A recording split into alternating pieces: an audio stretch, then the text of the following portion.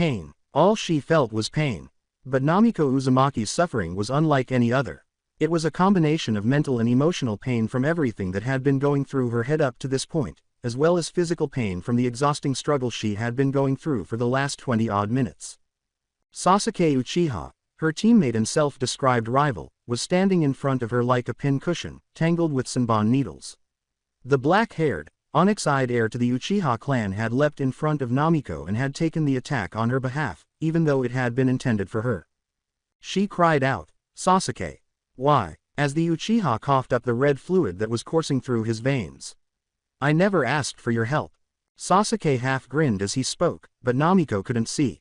"I don't know, my body just moved on its own, scaredy cat."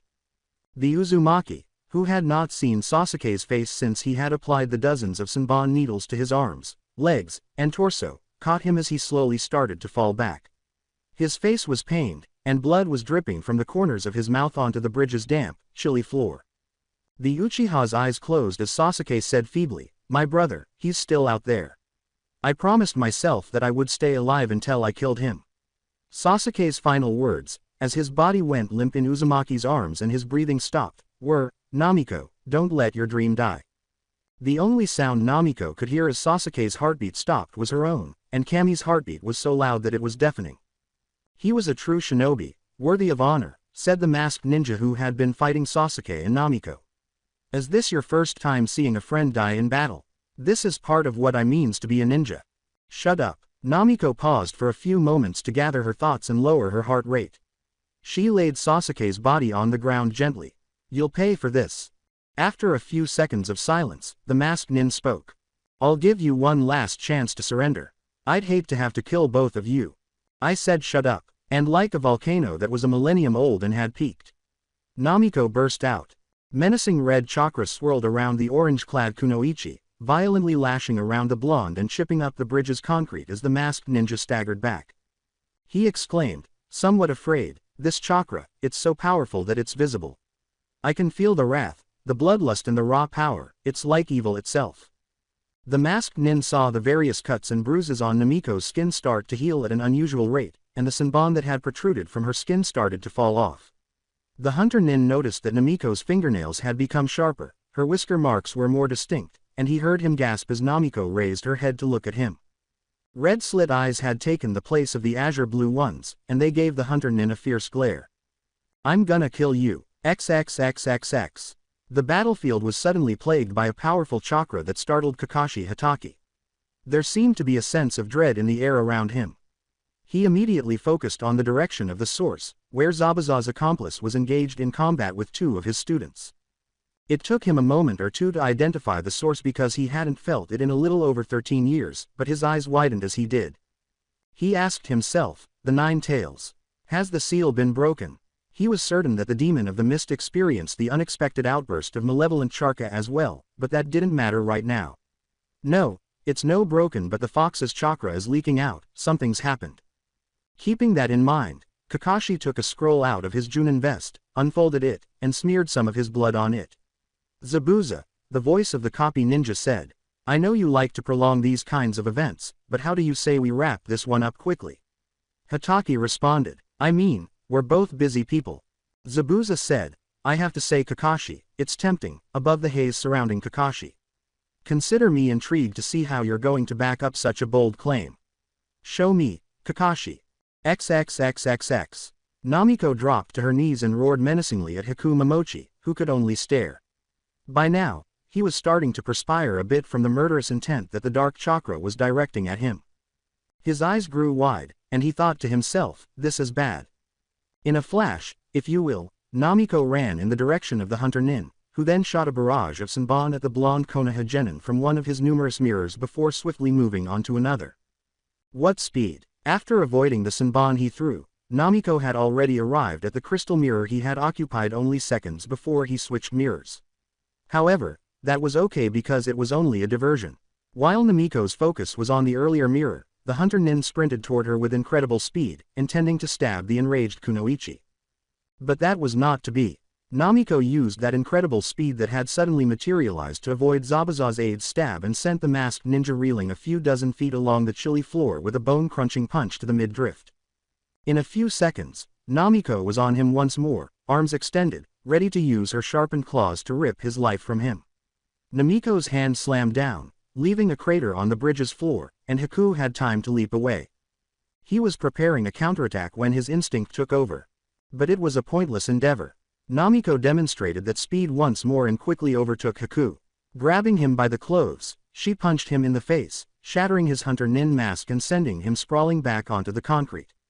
Namiko slammed her feet onto Haku's arm, causing him to grunt in pain as he attempted to strike back with his senbon. A few inches from his face, she stopped herself from delivering the fatal blow by slamming her fist into his face. Haku could see her red eyes turn back into the happy blue they had been as her consciousness gradually returned. Namiko said in a weak voice, "It's you, from the forest." The boy coughed, feeling the effects of Namiko's blows. With his dull black eyes fixed on Namiko's azure blue ones, Haku uttered a feeble, "I suppose you win this battle." Namiko whispered, "Why?" But her voice became more intense. "Why'd you kill Sasuke? Why are you working for scum like Zabuza?" Haku looked up at the gray sky instead of Namiko. "Because he's important to me," the hunter nin kicked off. "When I was all alone, Zabuza-sama was the one who took me in, and for that I owe him everything, even my life," he said again. "Do you know what that's like? To be alone, to not be wanted." Haku only needed to see Namiko's expression to conclude that she was aware of what that life was like. Haku's eyes closed and his breathing stopped, and he gave Namiko a feeble smile. XXXXX. Zabuza chastised Kakashi for using a jutsu after sensing it. Despite being a ninja, Kakashi and his jutsu were essentially powerless in the mist. Even the 7 swordsmen of the mist, who had fought alongside him throughout history, were no match for Zabuza and his silent killing technique, just like the numerous shinobi who had previously faced him. Here, where everyone but him was devoid of sight and sound, no one could match him. The demon of the mist sensed it and said, "Kakashi, you're right, it's time I finish this." Something was approaching him from underground. The ground beneath him suddenly cracked, revealing something unexpected. A dog. He only had to lift his foot to keep the dog from chomping his leg, but he was unable to avoid another dog's second set of teeth that came from below. Before more dogs of various breeds, including a bulldog the size of a human, tore through the ground, their barks and howls filling the air around him, this one made contact and he let out a cry of pain. He fought to escape, but his efforts were futile. 2 dogs were clinging to each of his legs, 1 dog was clinging to his right arm, and, last but not least, the bulldog bit into his shoulder and secured his left arm with its paws. "This is what happens when your eyes wander in fog," Kakashi's voice said to him. The fog had partially cleared by this point, and Kakashi's eyes locked with Zabuza's. "This is a summon jutsu designed for pursuit and these are my ninja hounds, their sense of smell is rivaled by none. You've played into my hands perfectly. I deliberately let you cut me so that my blood would be on your weapon so they would be able to track you." Zabuza gave a teeth click. "I've had enough of your bluffs. There's nothing you can do in this situation," Kakashi said. "The fog has already lifted. I can see your future, and it's death. All you do is talk Hatake, is that how you mean to kill me?" Kakashi disregarded the jab. "Do you think I've made it this far being a shinobi with just the Sharingan? Here's a just you I didn't copy, one of my own." After passing through a series of hand seals, Kakashi raised his palm. Zabuza's palm was brimming with lightning chakra, and he could see lightning flashing all around him. Reikiri. All Zabuza could do was watch as Kakashi's hand continued to spark with lightning. His disapproval was evident as he gave Zabuza a menacing glare and said, "This bridge is too important to the people of Wave, therefore I won't let you sacrifice Tazuna for your own goals. That's not the way of the ninja." After recovering from witnessing such a potent attack, Zabuza turned to face the silver-haired Jonin. "Does it look like I care, Kakashi? I couldn't care less about this petty village and their people. I have ambitions of my own, and I will make them reality." Kakashi kept staring while holding the fully alive orb of lightning. "I'll say it again, surrender. Over my dead body." As he charged the missing nin, Kakashi's only thought was the irony of the poor word choice. After struggling unsuccessfully to break free, Zabuza took the next best course of action. As usual, he hoped Haku would come to his aid and save him. However, assistance never materialized. As Kakashi's jutsu sliced through him like a hot knife through butter, all he could feel was pain in his chest. His eyes closed and his body went limp after he coughed up blood that stained the cloth he was using to cover his face. XXXXX. Namiko had left Haku's body to try to find Sasuke's body and get her bearings again. No pun intended, her mind was as foggy as the area they had been fighting in. Every step caused her face to contort in agony, and her feet burned as though she were walking on fire. She was also very irritated that she couldn't locate Sasuke's body. It was so bad that she might as well have been strolling through a pitch-black maze at night. In this foolish fog, I can hardly tell up from down. She let out a mental scream. I must locate. What the? At this moment, some light started to peek through as the mist started to clear. At last, she could see where she was on the bridge. After glancing around for a while, she noticed two tall figures standing inches apart in the fog, and she moved painfully in their direction. As they approached, she noticed her sensei's hand passing through Zabuza's body while being held by several dogs wearing Konoha insignia. She could tell their target was dead, so they didn't need to hold his body. Kakashi turned to face Namiko as he withdrew his hand from Zabuza's chest and the ninja dogs let go of his body, causing him to collapse in a heap on the ground. Kakashi-sensei. Before Kakashi signaled the ninja hounds to return to their original location, Namiko observed them all sitting submissively. Following their separation, Kakashi faced Namiko. The blonde girl's expression told him everything he needed to know. Namiko, I'm guessing it's done with on you end as well. I see. Grabbing Namiko's shoulder, Kakashi slid his Hitai over his Sharinganai and guided her toward Sakura and the elderly man they had been hired to protect. Sakura and Tazuna soon appeared and sprinted in their direction. Sakura said, Kakashi-sensei. Namiko, did you guys win? Her eyes met Namiko's before either could reply, and she saw that they were lifeless and cold, which was unusual for the brazen and knuckle-headed Kunoichi. Her first instinct was to assume the worst. Are you okay? Where's Sasuke-kun? A few tears welled up in Namiko's eyes, and all she could do was turn away. Kakashi started off in a different direction and motioned for everyone to follow him before Sakura could explain her worries.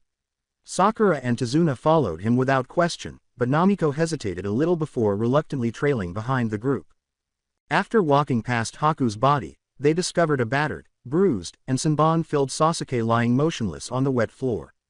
Sasuke-kun. She rushed past Kakashi as soon as she saw Sasuke and collapsed at the Uchiha's side. His body is so cold, and he's not breathing. Her thoughts unconsciously returned to the bell test from Team 7, when Kakashi had put her under a genjutsu that represented Sasuke's impending death. She muttered, mostly to herself, but people nearby could hear. It's not an illusion this time. Kakashi examined the two genin he still had. He reprimanded himself for carrying out the mission and allowing it to come this far, and as shinobi, this would likely not be the last time they saw a comrade perish. Namiko, Sakura, as ninja, we're taught to be emotionless tools for our village that need to do whatever needs to be done to complete the mission at hand, but I won't think any less of you if you cry. Kakashi watched as Sakura bent over Sasuke's body and started crying, calling his name as she did so. He saw Namiko drop to her knees and start crying out of the corner of his eye. At this moment, the Jonin saw that portions of her feet were red, as though they had been burned by chakra, including the area around her ankle, the heel, and the bridge of her foot.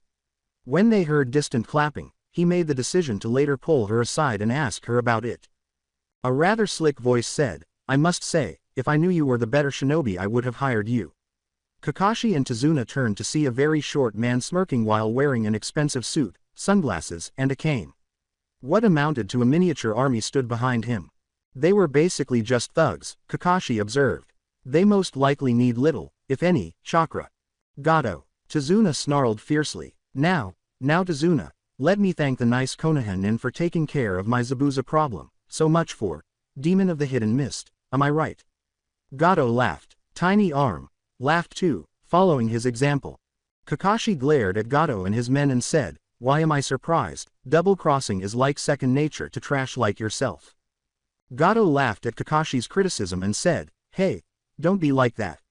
I had nothing personal with Zabuza or his sidekick, it's just business as usual. As we're on said topic, if you could take out a few of these guys before they finish you off that'd be great. Kakashi was shocked that none of the men disagreed with Gato's statement, though he wasn't sure why. He thought to himself, shows just how much scum these people are.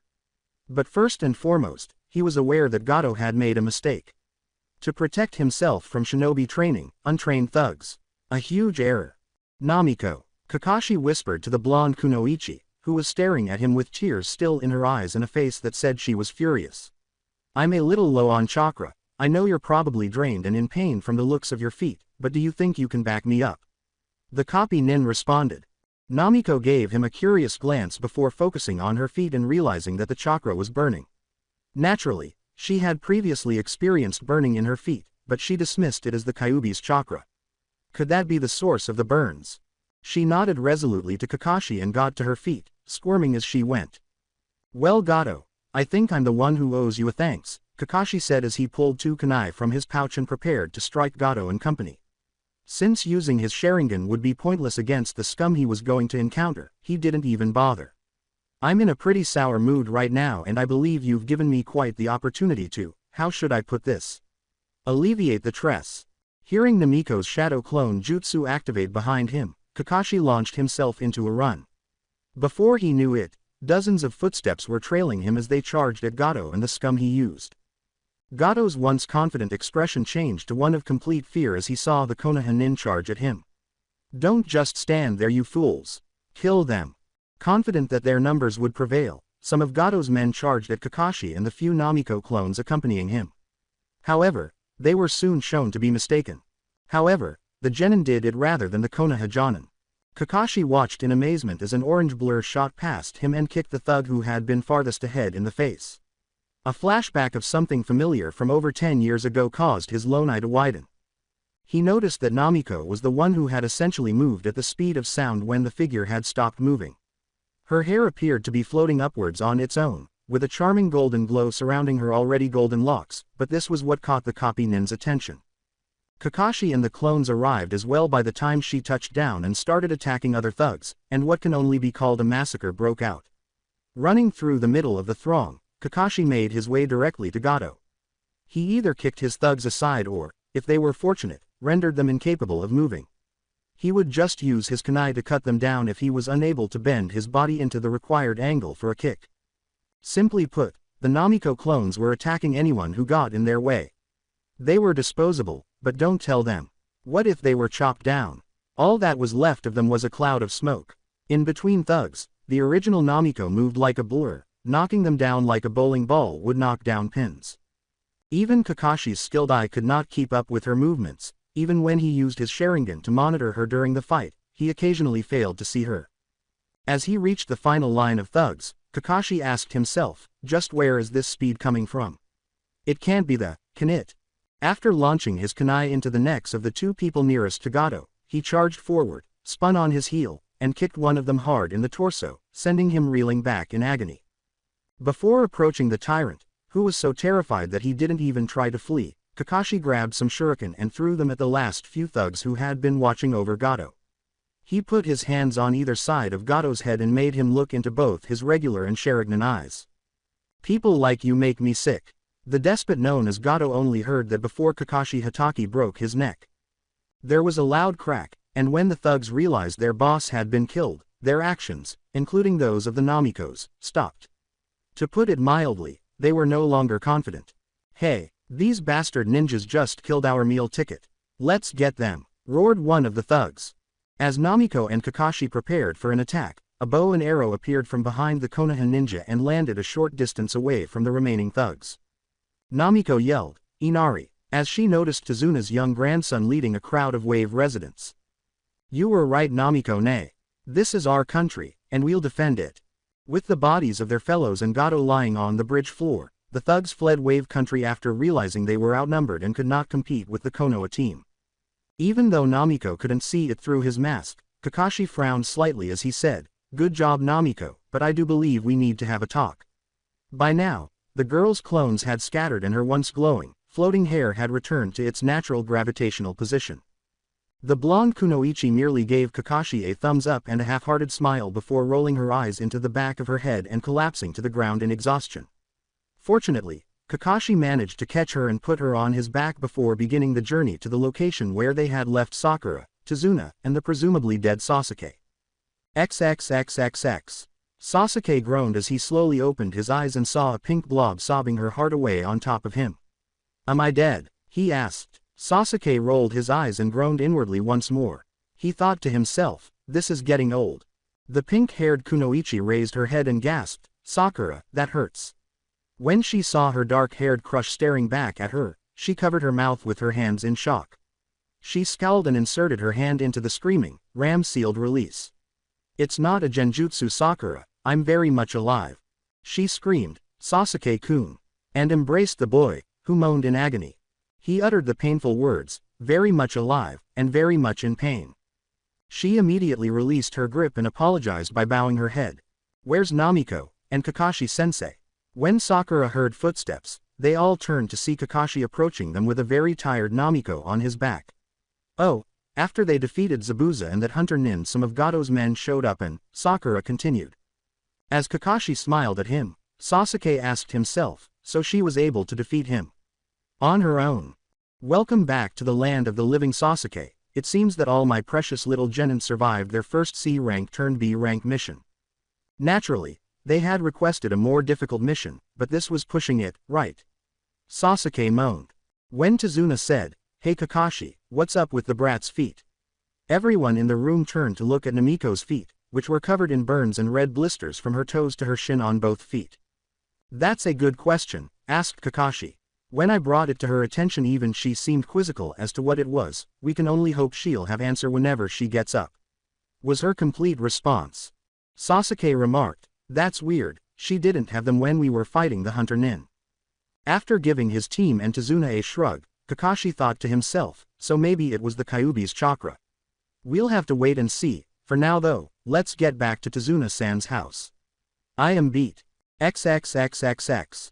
When Namiko opened her eyes, she was standing in a dimly lit hallway with a variety of pipes running along the roof and walls. She stood in ankle-deep water and looked at the ground. Among the things she observed was that her feet were no longer burning or hurting. Her mind was racing with a number of questions. To begin with, where was she? What was the duration of her absence? When she returned to Konoha, what type of ramen should she order? Where were her teammates and sensei? The blonde Kunoichi sheepishly scratched the back of her head before heading down the hallway, making a variety of haphazard turns along the way. Before long, she heard breathing coming down one of the halls, so she decided to follow it. Her eyes widened when she eventually found the source. Her Biju was seated in front of her, behind a massive cage with the kanji for seal in the middle. The fox with 9 tails. The blonde merely stared back at the fox after the fox languidly opened an eye and looked at her. Before speaking, the fox closed its eyes and remained silent for a short while. So the warden decided to pay a visit. Namiko took a single step back in surprise at the bass of his voice, which made the Kyuubi laugh. You can talk," Namiko exclaimed, completely taken aback. The fox roared, both eyes now focused on Namiko. "Of course I can talk, human. I am the Kyuubi, the 9-tailed fox. I am a being of prowess that knows no bounds." The blonde rolled her eyes after appearing unimpressed. "Way to toot your own horn." Darkly, the Kyuubi snarled.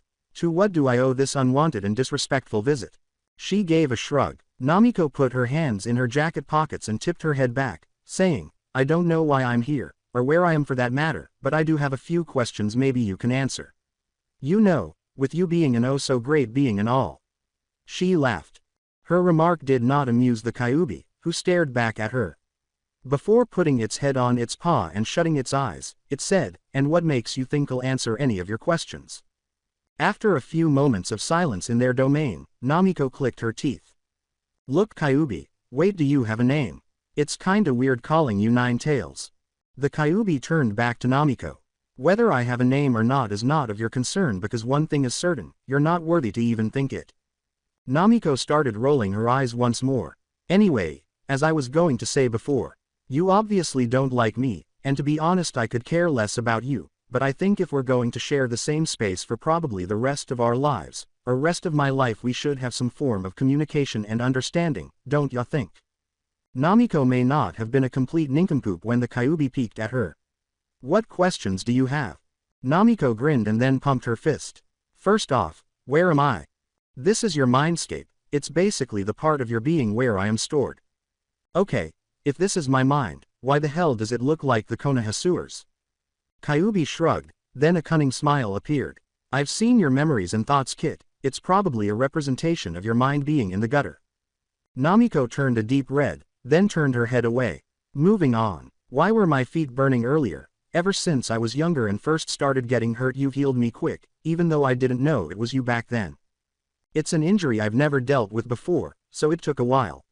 You used an ability that poured loads of chakra into your feet and frankly the Biju chakra couldn't keep up for a period of time. The fox clarified. Well then what ability was that, because that's never happened before. From what I could tell in her, it became active when you thought the Uchiha was dead. Namiko interrupted the Nine Tails. She asked excitedly, what do you mean when I thought he was dead, is the Tem alive? And the fox nodded, albeit a little angrily. Namiko nodded shamefully and sheepishly, saying, if you want answers, don't interrupt. As I was saying, it activated when you though the Uchiha was dead, and it seems to be pushing an alarming amount of chakra to your joints and body parts, amounts the human body shouldn't be able to handle, allowing you to move at crazy speeds it seems. Namiko tried directing her chakra toward her limbs as the fox had mentioned, and to her surprise, her hair began to float and glow with a golden aura. What is this? It's an ability I've never seen before in my 2,000 plus years of roaming this planet. In the end it could be a number of things contributing towards it, your chakra and life force mixed with my chakra is probably the most likely cause of it. The Kyuubi clarify. Namiko was a little confused by this. What was unique about her life force and chakra that allowed this to occur? She had some exploring to do, so she pushed that idea to the back of her mind for the time being. Namiko grinned, vanished in a flash of orange, and then reappeared in about 8 seconds. She said, wow, this is crazy. She was quite pleased with the Kyuubi's analysis of her. I just explored this entire place in less than 10 seconds, and I got lost. Congratulations Kit, looks like you have your very own Kekai Genkai. Where it came from is still a mystery but I'm sure we can deduce that soon enough. Oh wow, a Kekai Genkai, so I have my own unique ability just like Sasuke Tem has his Sharingan and Hinata-chan has her Byakugan. This child was as eager and outspoken as her mother, and the Kyuubi shook his head inwardly. He deduced that the apple did, in fact, fall close to the tree. When the fox said, being the first to possess a Kekai Genkai isn't something to take lightly Namiko turned to face him.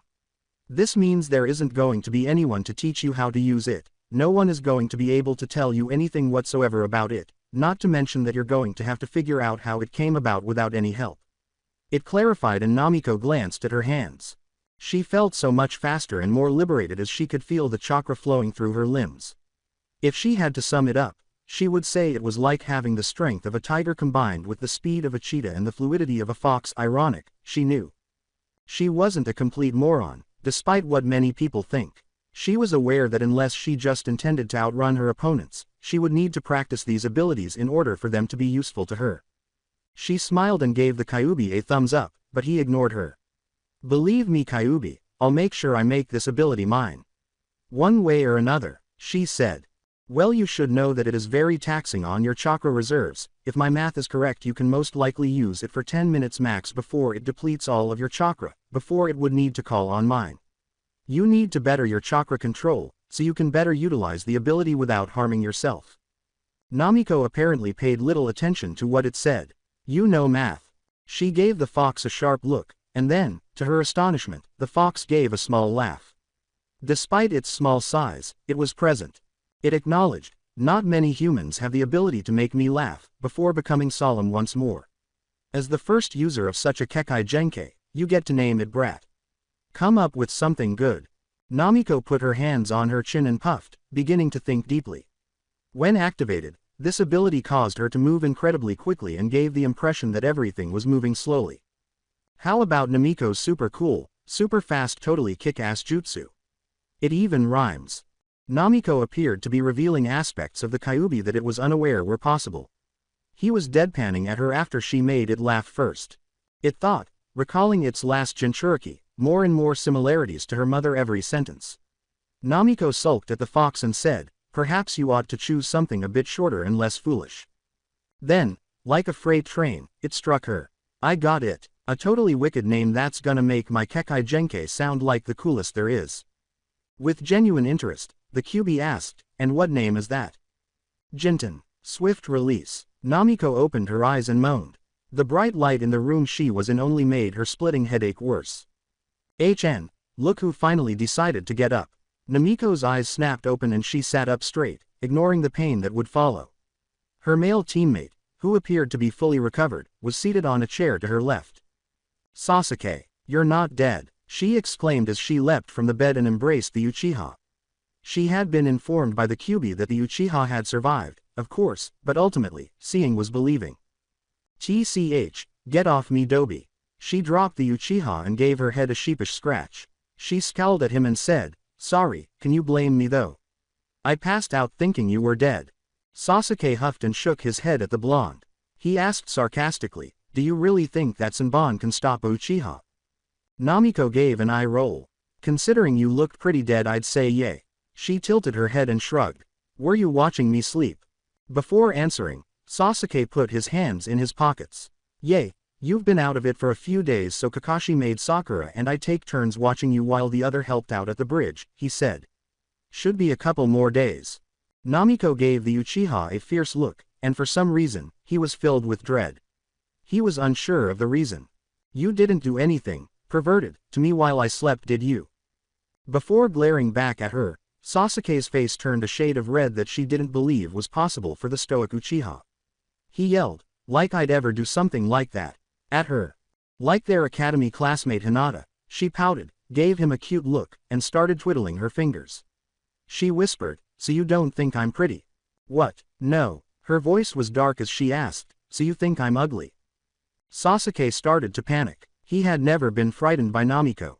Being from the renowned Uchiha clan, he always considered himself to be the superior ninja and, to be honest, the superior person, but for some reason, he was afraid of this aspect of Namiko. "Wait, he stammered out nonsense, and Namiko lost her cool and started laughing. In front of his crush, the incredibly amazing and calm Uchiha was stammering like a schoolboy. "Oh, you're too easy, Tem." Sasuke was only able to glare at her before he smirked and laughed. The blonde appears to have been unaffected by anything, as evidenced by the fact that she remained conscious for 3 days. Oh, he was reminded of that. Sasuke became solemn. "Namiko, just how did you manage to beat that hunter nin on your own?" Sasuke noticed that Namiko flinched a little. Her memories of the battle flooded back, particularly the final moments when the hunter nin was killed by her blows. Naturally, she had to fabricate a lie. She couldn't simply tell Sasuke that the demon fox inside of her was helping, and she wasn't sure how he would respond when he learned of her Kekkei Genkai. "When I saw you stop breathing, I went all out, and I think the adrenaline helped a lot." She was lying. Sasuke simply nodded. He could tell she was keeping something from him, but he decided it would not be prudent to ask right away. Instead, he would keep it in his head and bring it up later. His inner monologue was interrupted when Sakura and Kakashi entered the room. Sakura expressed her worry right away, saying, "Namiko, you're awake. How do you feel?" Namiko smiled at the rosette, who smiled back. "I'm feeling great, Sakura-chan.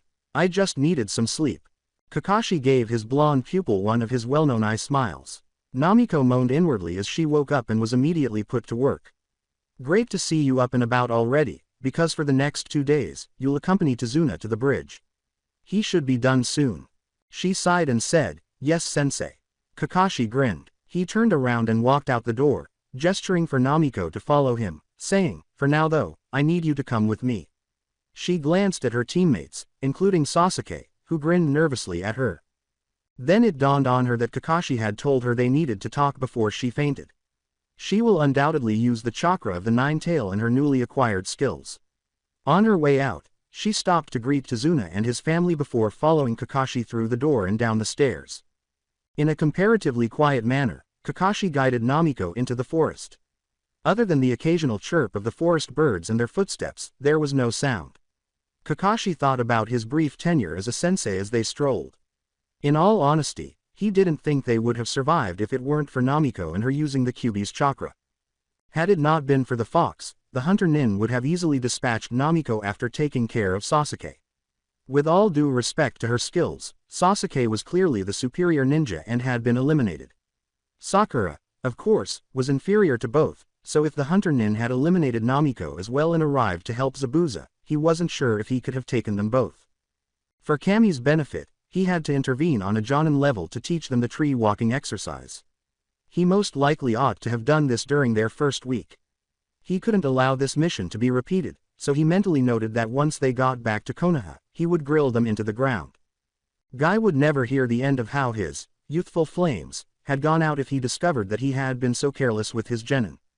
He shuddered inwardly. When Kakashi and Namiko arrived at a clearing, he put those ideas out of his head for the time being and would come back to them after he was finished. When Kakashi reached the middle of the clearing, he turned to face Namiko, who began to retaliate. Namiko was a little taken aback by Kakashi's question, "How do you feel?" She thought he was going to chastise her for using the fox's chakra or something similar. A ninja's first time killing is never easy, even the most hardened veterans had trouble with their first kill. Kakashi clarified. Namiko's gaze shifted to the floor, which had suddenly taken on greater interest. Since she remained silent, Kakashi went on. "Namiko, taking a life for the first time isn't a walk in the park. However, it is our reality as shinobi. It is something that all shinobi has to go through and deal with. Your first kill was inevitable." By now, Namiko's eyes were starting to well up with tears as the truth of what she had done began to sink in. Kakashi sighed and looked up at the sky as she softly choked out, Does it get easier? Does it get easier? No, but eventually you do learn to live with it. Like I said when we all thought Sasuke was dead, at the end of the day we are shinobi, but we're only human, Kakashi clarified as he moved toward Namiko. I still remember my first kill. It was on the cusp of the third great ninja war and all the nations were on edge. Missions were harder, and much more dangerous, because back then if you saw an enemy ninja there was conflict on sight. Nowadays enemy shinobi pass each other on a daily basis, there's no conflict unless there's interference with one another. Kakashi put a hand on Namiko's shoulder and squeezed it comfortingly, causing her to look up at him with tears in her eyes. Thank you Kakashi-sensei. Kakashi grinned. Of course, what's necessary is understanding and recognizing when killing is required, and to never take pleasure in it. That's how we as shinobi keep the balance between being human and being a tool. People like Zabuza are terrible examples of that. Kakashi responded. Namiko could only nod in agreement. And I have no doubt you felt worse when you woke up and saw that Sasuke was alive. Feel free to take however long to come to terms with what you did. I'm always here to talk and I already spoke with Sasuke and Sakura. They know what you did and don't see you any differently. I'm sure if you prefer to talk to them they'll listen within open ears. When the blonde-haired genin abruptly embraced Kakashi, his visible eye widened. He gave her hair a shake. The Jonin and his student hugged for a few minutes before Namiko withdrew in embarrassment. I'll always be here for you Namiko, it's the absolute least I owe Sensei and Kushina. Sorry, Kakashi-sensei. Kakashi laughed. It's quite alright Namiko, but there is more we need to discuss. Like, you using the Kyuubi's chakra and moving at inhumane speeds. Kakashi replied with seriousness. Right, she started while rubbing her head. I got access to the Kyuubi's chakra when I saw Sasuke die. Something inside of me snapped and all of a sudden this chakra that felt dark and sinister was pouring out of me, she told her sensei. When I saw the hunter nin's face that's when the chakra started to go away, and I was back to myself, and as for the speed thing, the Kyuubi said, Namiko was then separated from Kakashi. Wait, you spoke with the Kyuubi? When Namiko saw that Kakashi's entire manner had changed at the mention of speaking with the Kyuubi, she nodded slowly and scowled inwardly. She nodded in agreement as he said, We'll have to speak to Lord Third about this once we get back to the village, got it? Alright, carry on. It said that it was sort of a Kekai Genkai that most likely came from my chakra and life force mixing together with its chakra, and that seeing Sasuke die was the trigger for me. It explained that it lets me to push insane amounts of chakra to my limbs, amounts that shouldn't be possible, allowing me to move at super fast speeds. She concluded. Kakashi gave a nod. He had never heard of a Kekai Genkai that made its user incredibly fast. The Shunshin, which only one ninja had ever mastered to the point of moving nearly as quickly as Namiko, or the Hiraishin, a jutsu developed by the Nadaime Hokage and mastered by his sensei, were the only ways he knew shinobi could move that quickly. Can you activate it at will? To give me a demonstration.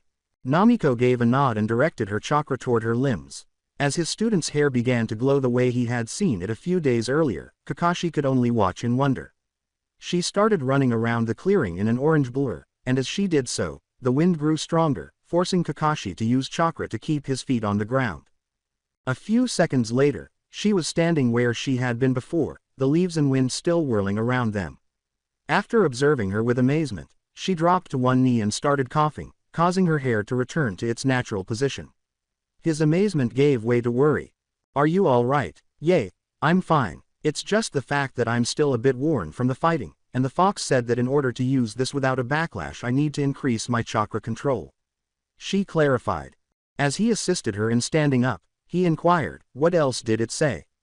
It told me that in all its years of existence, it's never seen or heard of an ability like this. Apparently I'm the first to ever wield an ability like this, and it told me to name it. And what name did you choose? Jinten, she said, grinning proudly, but her expression quickly changed to one of perplexity. But what I don't get is how my chakra and life force are special enough to create this ability. After a long moment of silent observation of Namiko, Kakashi cleared his throat. Namiko, have you ever noticed anything about the symbol Chunin and Jonin wear on their flak jackets? Have you noticed it's the same one your jumpsuit? Of course I have. I'm not that stupid. I just figured it was a Konoha symbol and Old Man Third had it sewn in when he gave me this jumpsuit. She clarified. Kakashi appeared confused. He asked himself, the Third gave her this atrocious jumpsuit? With astonishment. Ignoring that thought, he sat down on the forest floor and motioned for Namiko to follow suit. Kakashi inhaled deeply before looking Namiko in the eye. The mere mention of the words Uzumaki and clan together caused Namiko's eyes to turn into saucers. The reason you see Chunin and Jonin with this symbol on our back is in remembrance of an old ally of Konoha, the famed Uzumaki clan. Another part of it was that the Uzumaki were distant blood relatives of the Senju clan, one of Konoha's founding clans. Uzumaki clan. As he went on, Kakashi nodded. The Uzumaki were a strong ninja clan that were extremely proficient in kenjutsu, fuinjutsu, and were known to have extremely strong life forces. There was a place called Uzushiogakure where the Uzumakis had made a home and welcomed people from all over the elemental nations that were seeking refuge from other places. He clarified. Namiko scowled. You said we're sensei, what happened? During the Second Great Ninja War, Uzu was destroyed by a combined effort from Iwagakure and Kumogakure. At the time of that war, Konoha's forces were stretched thin and couldn't afford to send assistance to Uzu, and in the end Uzu was no match for both Iwa and Kumo. Not being able to help such an ally is one of the Konoha's biggest regrets, one of the few stains on Konoha's sheets. Kakashi stated with a gloomy expression before going on. The whereabouts of any remaining Uzumaki members, if any, are unknown. They could be far and wide across the elemental nations. Wow, she exclaimed, amazed at what she was discovering. Wow indeed, he said with a smile. Going back to your ability, I think what the QB said about your life force and chakra playing a part could be correct. You have the blood of two very powerful shinobi clans, the Senju and the Uzumaki, coursing through your veins. Mix that with some tailed beast chakra and the QB's hypothesis makes perfect sense. Namiko silently considered what she had been told before cocking her head in Kakashi's direction. So, I guess since I'm the only Uzumaki in Konoha, that either means my parents were the only Uzumakis in Konoha when the Kyuubi attacked, and the old man told me they died during the attack, or during the Kyuubi attack all the Uzumakis in Konoha died, right? Beneath his mask, Kakashi grinned at her. When Kakashi stated, there was only one Uzumaki in Konoha when the fox attack, Namiko was obviously on the edge of her seat. Your mother. When Kakashi brought up her mother, Namiko's eyes were as big as dinner plates, and Kakashi was fairly certain that she had set a world record for the biggest eyes. Her face was full of excitement as she leapt to her feet. You knew my mother, Kakashi-sensei, she said with excitement in her voice. Kakashi gave a nod. One of Konoha's best and brightest jonin, she was skilled in ninjutsu and fuinjutsu. At a young age she was sent to Konoha because of her special chakra, some of which no doubt was passed on to you during her pregnancy. Wait, why was she sent here just because her chakra was special? Namiko's eyes grew wide as she explained, she was sent here because Konoha needed a new Jinchuriki of the QB. Did you think that you were chosen at random to become the host for the fox? Being an Uzumaki played a big role in choosing you for the ceiling, because Uzumakis are the best candidates to be Jinchuriki because of their strong life force and special chakra. From what I learned from your mother, the first Hokage's wife, Mito Uzumaki, was the first Jinchuriki, then your mother the second, and now you the third. Namiko was enraged. To become a Jinchuriki, they abducted her mother from her home. I know what you're thinking, she said, turning to face Kakashi while he was speaking. I'm not defending what was done, but if your mother hadn't come to Konoha for the reason she did, she might not have survived Uzu's destruction, she most likely wouldn't have met your father and you wouldn't be here. Namiko became animated when her father was mentioned. You knew my father too, Kakashi-sensei. Kakashi nodded and got to his feet. He placed a hand on Namiko's shoulder, something he had been doing a lot lately. I did, however I'm not allowed to tell you about him. That responsibility belongs to Lord Third and only the Third, he said. For now, let's head back to Tezuna's house and get you some food, no doubt you're hungry. They started walking back to Tezuna's after she nodded. When we get on our way to Konoha, I want you to tell Sakura and Sasuke about your Jinten. This way you guys can better function as a team and work on covering each other's weaknesses, got it? The blonde nodded again. Her mind was racing, and she was at a loss for words to reply to Kakashi. She learned about her mother today in addition to learning that she belonged to a clan and was related to the influential Senju clan. But because she was primarily focused on one thing, all of that information was momentarily forgotten. Only the Third could tell her about her father's knowledge. Who the devil was her father? Make sure to come back and visit, exclaimed Inari, embracing Namiko. The blonde ran a hand through his hair and smiled back at him. Inari nodded joyfully as he released Namiko, saying, "Of course I will. You just be sure to keep being brave and protect Wave with all you got, alright?" The blonde missed Tezuna's decision to name the bridge the Great Namiko Bridge as she and the rest of her team bid farewell to the residents of Wave and started their journey back to their homeland.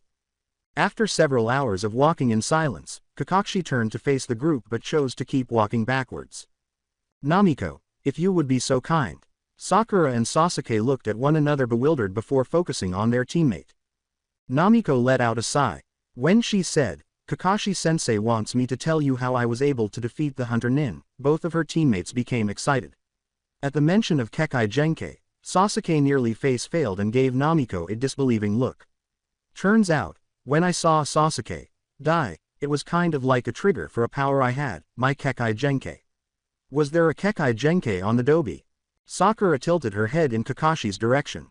"Anyo, sensei, I thought Kekkei Genkai were only passed down through clans. How can Namiko have a Kekkei Genkai if she's not from a clan?" Although Sasuke and Sakura were unaware of the Uzumaki clan, they were aware of the Senju clan. "I mean, who wasn't?" And Kakashi clarified, "Oh ho, but she is Sakura. She's from the Uzumaki clan of Uzushiogakure, a close ally of Konoha and distant relatives of the Senju clan."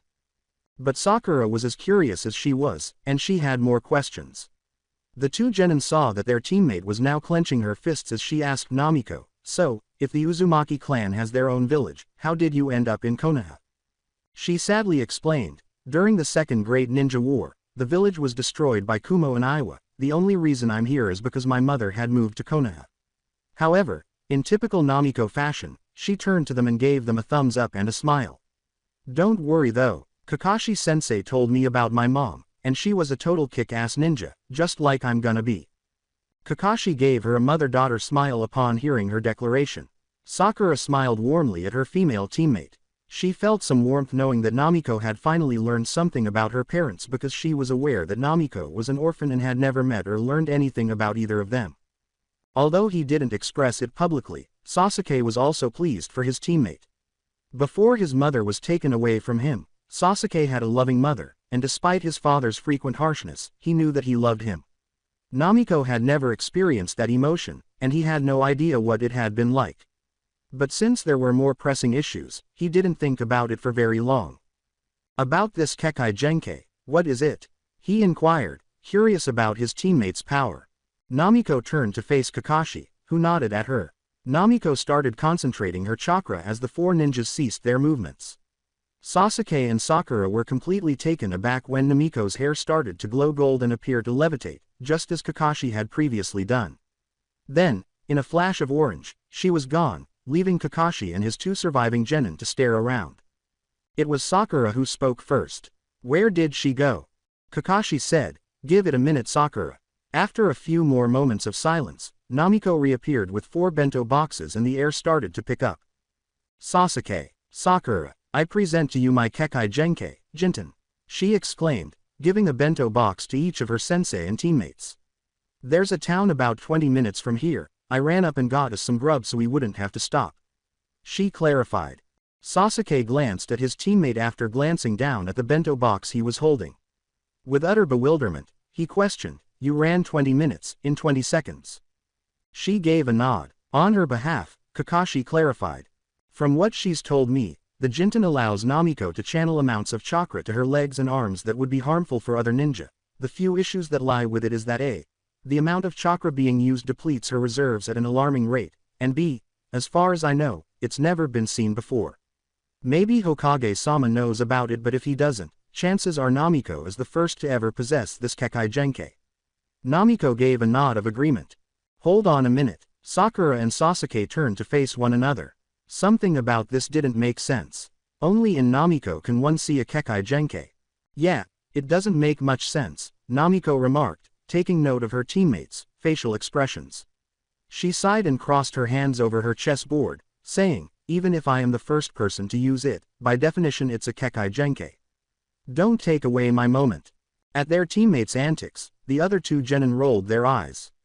Namiko is just Namiko. They were both secretly relieved that she was not being affected by their opponent's death. Well, I'm happy for you, Namiko, Sakura grinned. I'm glad you finally learned about your mom too. Namiko shouted, thanks Sakura-chan. And everyone looked at Sasuke. The Uchiha gave an eye roll. Sasuke grinned and remarked, HN, Kekkei Genkai or no Kekkei Genkai, I'm still the better ninja. No doubt about it. Kakashi turned on his heels and resumed walking after grinning at his students' interactions.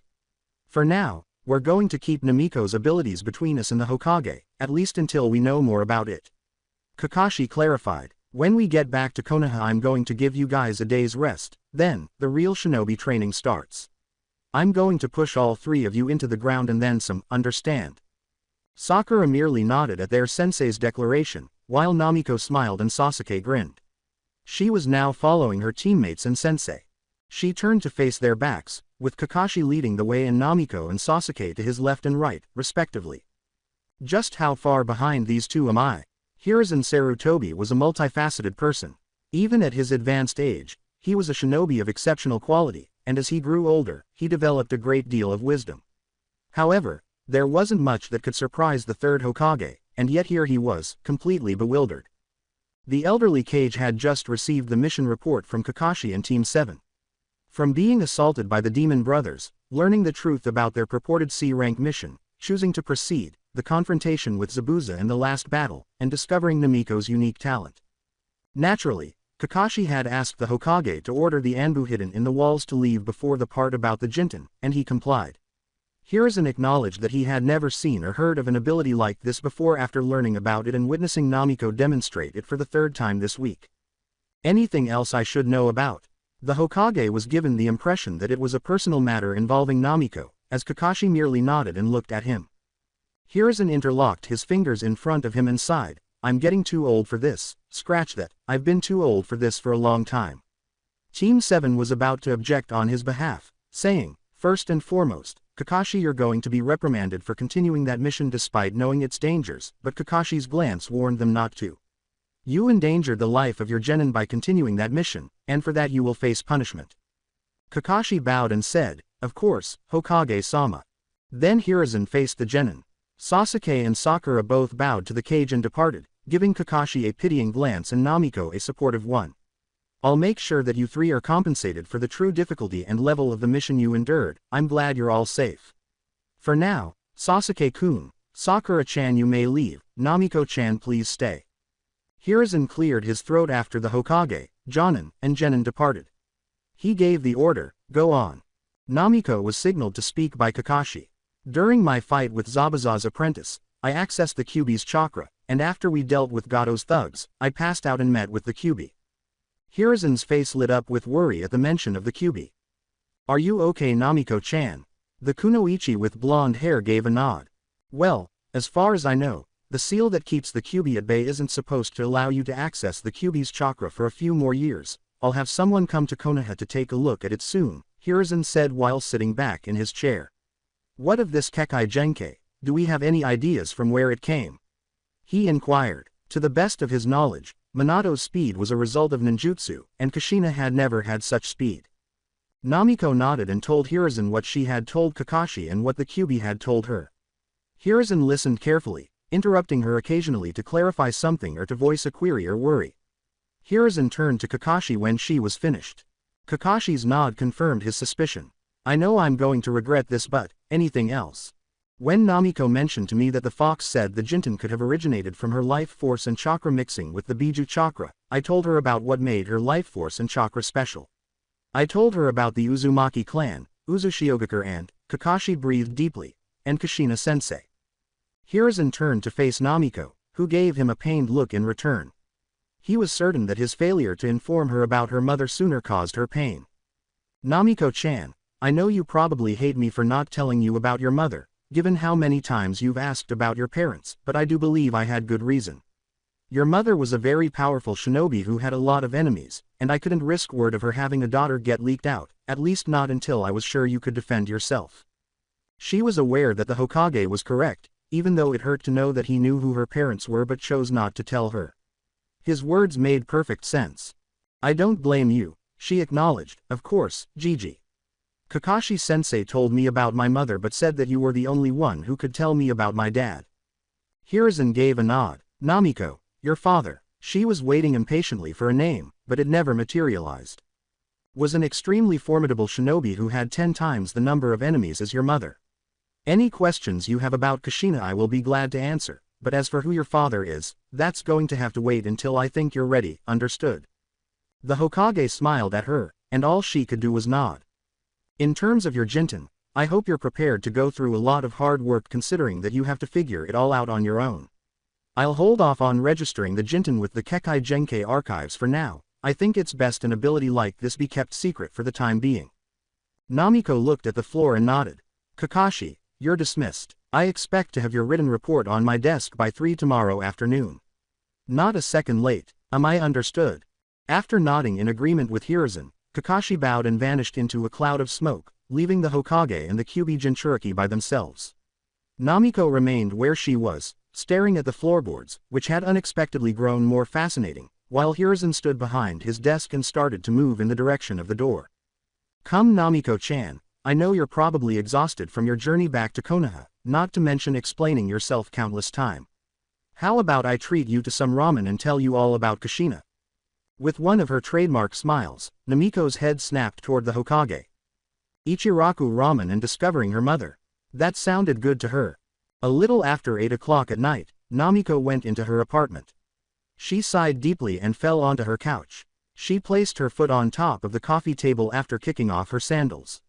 She was confident that the upcoming weeks would be just as eventful as the previous ones, if not more so. She had at last encountered the formidable tailed beast that inhabited her body, and she had unlocked a power that no one else possessed. She had learned a great deal about her mother and her clan from Kakashi-sensei and the old man. Her mother had blurted out that she would be the first female Hokage on her first day at the Konoha Ninja Academy, the third had explained. She also recalled saying something on her first day. Even though she was still a little upset that her mother had been removed from her home and transported to Konoha so that a tailed beast could be implanted in her, the Hokage's response to her worries stuck with her. He had claimed that the fact that all of the 9 Tails Jinchurikis were Uzumaki women simply demonstrated their strength. Namiko pulled a picture out of her jumpsuit pocket and grinned to herself. She and Hiruzen had doubled back to the Hokage Tower after eating ramen and discussing her mother. He spent a few minutes searching the office before he discovered the picture she was holding. Kushina was photographed on the Hokage monument. She was dressed in the traditional Konoha shinobi jonin, complete with blue hidaite and blue shinobi sandals. 2 long strands of her luscious red hair fell down either side of her face, and her hair was styled in a high ponytail. She had a thumbs up and an all too familiar smile on her face in the picture. Her mother was beautiful overall. Namiko took the picture and put it in her bedroom's small safe. She would make sure that this photo was always kept secure because it was now one of her most treasured possessions and the closest she would ever get to seeing her mother. After making a few shadow clones to clean up her apartment, which had been neglected for nearly a month, the blonde Uzumaki jumped in the shower. After cleaning up, she dressed normally and chose to spend some time lounging on the roof of her apartment. As soon as she was up there, she looked up at the night sky, which was filled with dozens upon dozens of stars. Then she looked toward the Hokage monument, which she could see clearly. The 4 Hokage, who had done everything within their power to guarantee that the residents of Konoha had a safe place to call home, were the 4 faces that watched over the village. All 4 of those faces resonated with her in some way. She was distantly related to the Shadaime and the Nadaime because she was an Uzumaki. The Sandaime was the first to show her that she mattered, and the Yondaime, her idol, was the last. The man who, 13.5 years ago, had sealed the nine-tailed fox inside her, sealing her fate. She hated the traitor Mizuki for a few days after learning that her hero and idol had sealed the demon fox inside of her. He didn't seal it inside of her out of spite, as the third told her. He did it in the hopes that she would be able to use its powers for good. Naturally, she now realized that serving as the Nine-Tails Jinchuriki was an unofficial position held by the Uzumaki clan. Namiko Uzumaki made a decision then and there as she looked around the areas of Konoha that she could see. She was going to change for the better and stop being the brash knucklehead who got herself into trouble. She had to live up to her mother's reputation as a formidable shinobi, not for anyone else, but for herself. She had a clan to represent on top of that. She wanted to fulfill her dream. Friends to defend. I have to get stronger, I have to be better. For my precious people, for the Ichirakus, for Iruka-sensei, for the old man, for my friends from the academy, heck even for the Tem. My mom couldn't live to fulfill her dream, so it's on me to do it for her. She reflected with resolve. She gave the Hokage monument a thumbs up after turning to face it. More of a whisper to herself, she declared, I'm going to be the first female Hokage. Then she became louder, you hear that Konoha, I'm gonna be the first female Hokage. She had decided on something. There would be a new Namiko Uzumaki starting tomorrow. It would be the start of something new tomorrow. Namiko slumped to the ground and let out a loud sigh of frustration. In typical Kakashi fashion, she and her teammates were waiting for their sensei to arrive at the bridge where they usually met. So far, he was 2.5 hours late. Whoosh. Knowing her pink-haired teammate was correct, Namiko turned to Sakura and rolled her eyes. That's not gonna make him get here any sooner, Namiko. After being as silent as a mouse since arriving, Sasuke turned to his teammates and spoke up. You'd think that after he told us we were going to be trained into the ground he'd have the decency to show up on time. PFF, please, Namiko said, wringing her arms. Her teammates had to concede that she was correct when she said, Kakashi-sensei and decency don't go together. Don't you see him walking around reading smut in public? Namiko put her hands in her pockets and complained. After about 20 more minutes of silence, the genin finally saw Kakashi. Both Namiko and Sakura gave him their opinions as soon as they were within speaking distance. You're late, they both exclaimed, and Sasuke agreed with his boisterous teammates despite his silence. Despite his ninja skills, he occasionally questioned how this man was a jonin. My bad, there were some black cats on my front porch, and in order to not attract bad luck I had to call a sage who lives on the other side of the village. Kakashi replied with a grin. After exchanging glances, Namiko, Sakura, and Sasuke all deadpanned simultaneously. Team 7 followed Kakashi to the training area where they had completed their actual genin test after they had recovered from their deadpans. When they arrived at the 3 tree stumps in the middle, Sakura sat on the ground in front of one, Sasuke just leaned against one, and Namiko chose to sit atop the stump. Kakashi was about to speak when he cleared his throat. Alright then, today's going to be pretty straightforward. We'll be moving on to a more advanced form of chakra control to start off, then we'll be breaking off and discussing your weaknesses and coming up with individual training plans for the 3 of you. Questions? Sakura held up her hand, and Kakashi signaled her to continue. How are you going to train us individually if there's 3 of us and 1 of you? Through his mask, Kakashi grinned. That's easy, shadow clones. Namiko smiled at her sensei when her signature technique was mentioned. She exclaimed, you know the Kage Bunshin too, sensei. Kakashi merely nodded in response. Now that that's out of the way, follow me, Kakashi said as he turned and started to move in the direction of the shallow river that took up space on the training ground. Like I said, today's not going to be anything over the top, but starting tomorrow we'll be following a strict schedule. From here on out, we'll meet up at 9 as usual and do a few missions around the village. Nothing too strenuous because once the missions are out of the way we'll be coming back here where we'll do both individual training, focusing on your weakness, and team training, so that you 3 will be able to fight and complement each other in battle. Kakashi clarified. The genin turned to face one another as they all followed Kakashi. They all knew that when Kakashi said they would meet at 9, it meant noon at the latest. Oh, and we'll have 1 off day a week so you guys can recuperate and be prepared for the week, got it? Kakashi asked, followed by 2 high senseis, and an enthusiastic HN. The genin watched as Kakashi stepped onto the river that ran through the training ground, saying, great, now this is what we'll be starting with today. Wow. Interestingly, Sakura, who appeared amazed as her sensei literally walked on water, was the one who said, "Wow," not Namiko. This is the water walking technique, and it will help greatly with your chakra control. However, keep in mind that it is much harder than the tree walking because with this, you need to constantly send the right amount of chakra to your feet, and due to the fluidity of water, you have to adjust the amount of chakra going to your feet constantly. Go on, give it a try. At the same moment, all three genin entered the water. Sakura nearly crossed the river halfway on her first attempt, which did not surprise Kakashi. Namiko only reached about a quarter of the way, whereas Sasuke had reached about a third before he started to sink.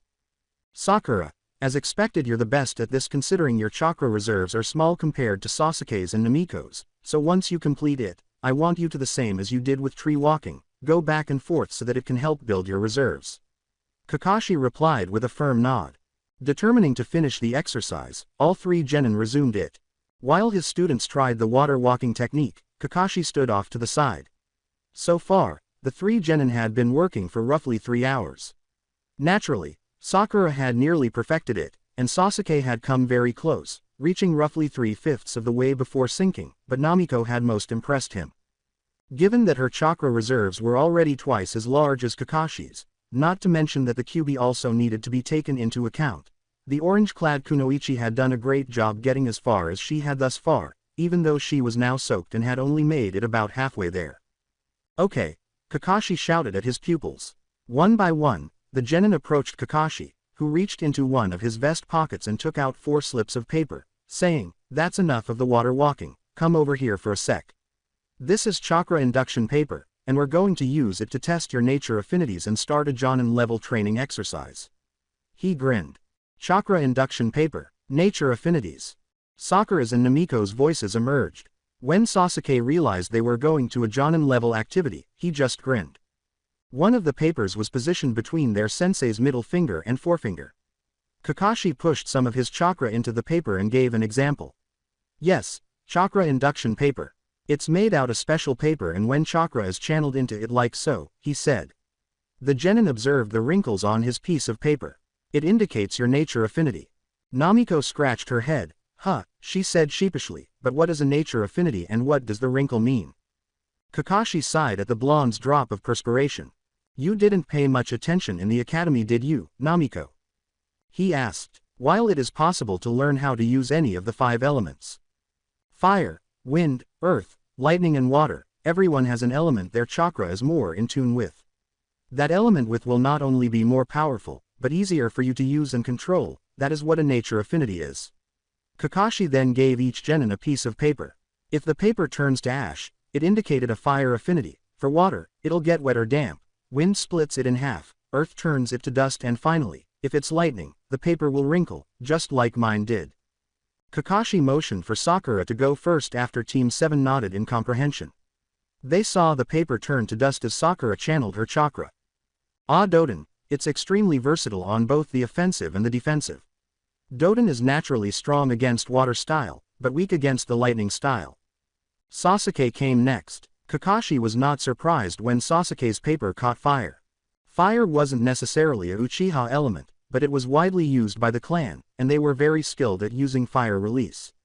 Naturally, an element of this caliber was associated with the Uchiha clan.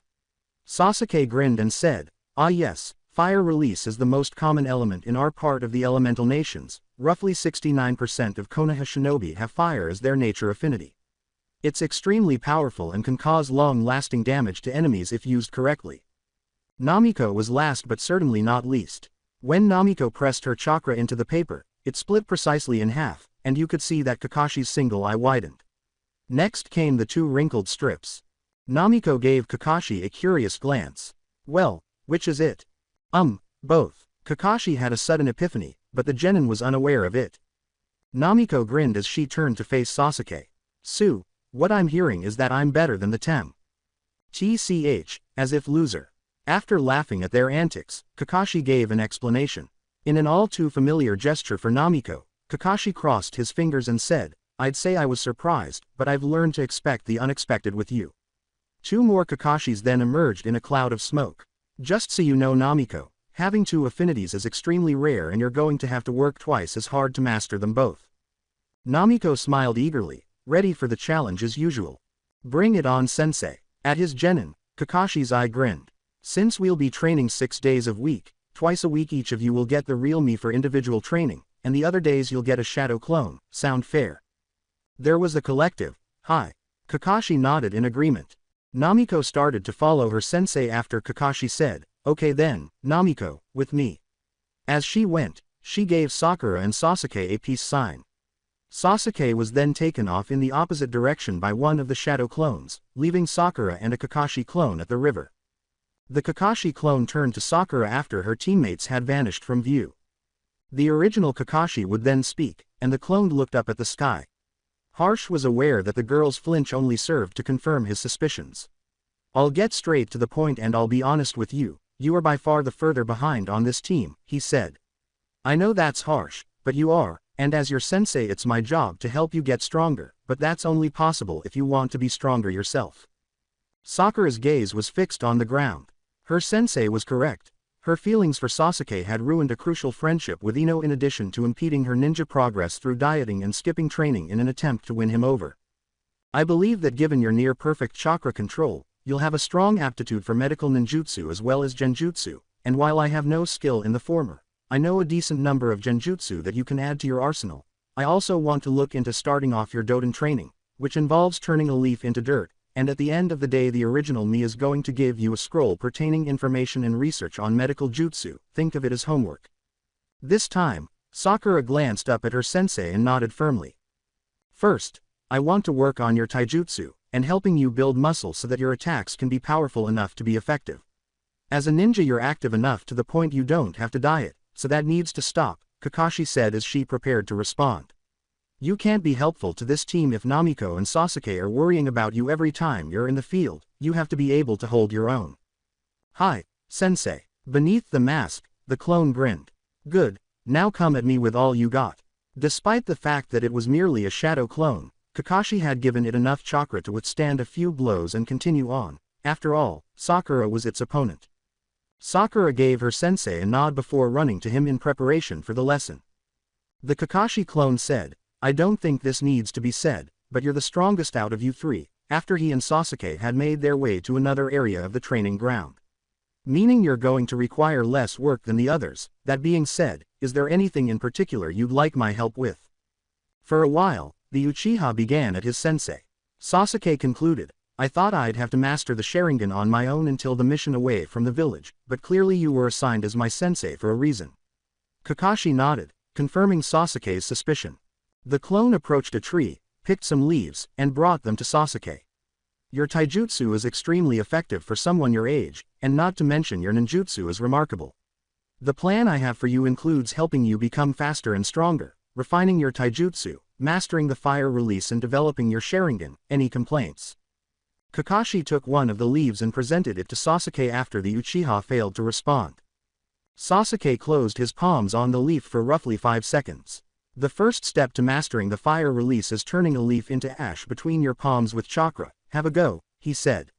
When he opened his palm, he discovered that only a small portion of the leaf had truly burned, and a tick mark had grown there. Sasuke gritted his teeth and tried the exercise again, but the outcome was the same. Kakashi grinned. "In order to turn the leaf to ash, try to picture sending a steady stream of fire throughout the leaf. That's the best way to accomplish this exercise." The Uchiha acknowledged Kakashi's tip with a grunt and tried to turn the leaf to ash once more. He covered the leaf with his palms while keeping his sensei's words in mind. When he opened them again, he discovered that slightly less than a quarter of the leaf had been burned. He grinned proudly. "What do you mean I have homework?" Namiko emphasized and loudened the final word of her question, making the original Kakashi wince. The blonde face criticized her sensei's bluntness at this point.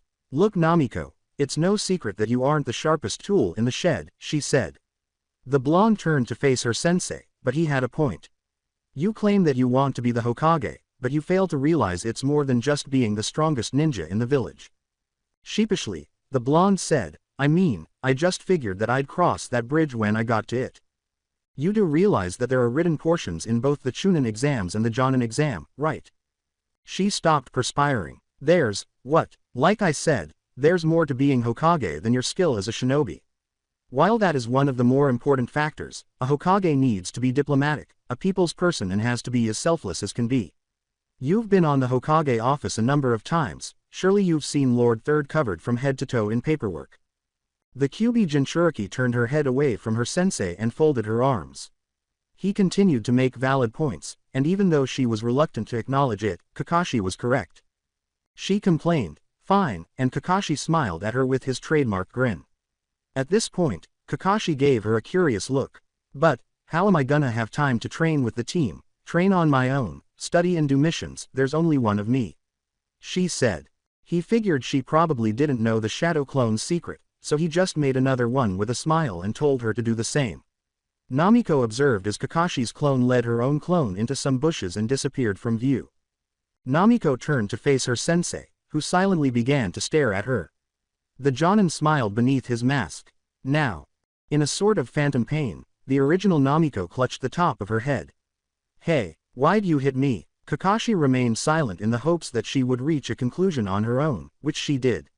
She had been observing Kakashi the entire time, and he hadn't made any movements, so why did she remember her sensei hitting her head? "Wait, what happened?" she asked. The Shadow Clone Jutsu was originally created by Lord Second for reconnaissance. They serve a lot of purposes in combat, but their main purpose is to report information to their original. So, when a shadow clone is dispelled, no matter the means, everything it learned is then transferred to the mind of the original. Namiko nodded in comprehension at Kakashi's explanation before asking a question. "So how come I never noticed it before?" In contemplation, Kakashi put his hand on his chin. "I figure it's because you always use them in abundance, and not to mention that you fight with your shadow clones, so you wouldn't have noticed the memories, because they were your memories at the time as well." She understood and nodded. With a rather cunning smirk, she said, "So, I can use my shadow clones to do the studying." Kakashi nodded, but cautiously held up a finger. "While the shadow clones can help with anything theoretical, all the physical training is going to be left up to you, and you need to use the shadow clones very warily, as the backlash from all the knowledge and memories coming back to you can overload your brain and be harmful, understood?" "Hi, sensei," Kakashi began. "Now, time to go over your weakness," and Namiko felt as though she was going to be chewed out, and boy, was she right. He had only said a few things, and she was clutching her heart to be dramatic. "You taijutsu shouldn't even be called taijutsu, you fight as if you're an underground street fighter, your tactical awareness non-existent. You look like a traffic cone and you throw kunai first and ask questions later." He smiled at the blonde and said, "All in all, you need a lot of work, but that's what I'm here for." She smiled. "All right, let's get down to business," she exclaimed, enthusiastically raising her fist. She dropped her fist to her side and looked up at Kakashi, who sounded serious, giving him her full attention. "Hold on, Namiko, there's something we need to discuss beforehand," she said. "Do you know about the first Hokage's Kekkei Genkei?" When Namiko first decided to be Hokage, she made it her goal to learn everything she could about each Hokage, especially their jutsu repertoire. Although she had never really paid attention in her academic classes, she was an expert on the 4 Hokage. "Yay, the wood release, right?" Kakashi gave a nod. Namiko acknowledged that Kakashi's explanation made sense. "From what I understand about the Mokuden, it is created by combining the chakra of the water release and the chakra of the earth release." She didn't understand why he was explaining this to her, but before she could ask, he went on. "The Mokuden was essentially what plants and vegetation grow when water is added to the earth. Look at Zabuza's accomplice as well," Kakashi continued, bringing back memories she had been attempting to suppress when the dead hunter Nin was mentioned. That ice release of theirs was the combination of wind release and water release, using the wind to get the water cold and create snow and ice. One more explanation that made perfect sense. "What are you getting at, Kaka-sensei?" "Ever since I saw the swift release I've had lingering thoughts about its origin, because while the Kyuubi's deduction of it being your chakra, your life force and its chakra, makes sense, it might be more than that," Kakashi said. Kakashi grinned and said, "After seeing your nature affinities, I think the swift release might be a combination of your wind release and lightning release affinities." Namiko's eyes widened at this statement.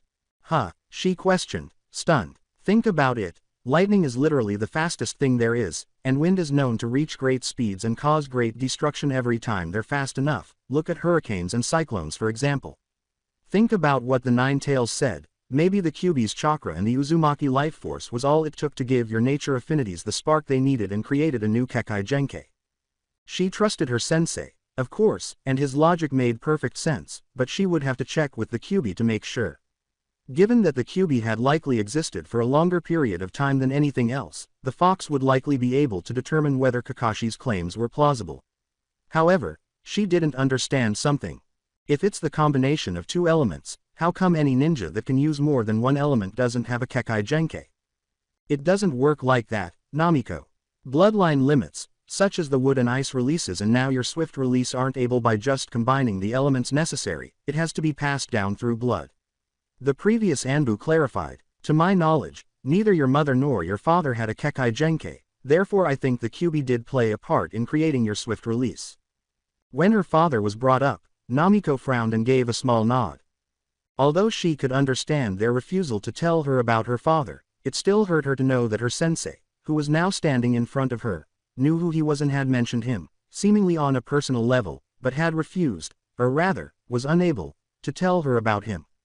Kakashi attempted to quickly change the topic with something he knew would cheer her up, figuring that the frown might have been brought on by his bringing up the father she was not yet permitted to know about.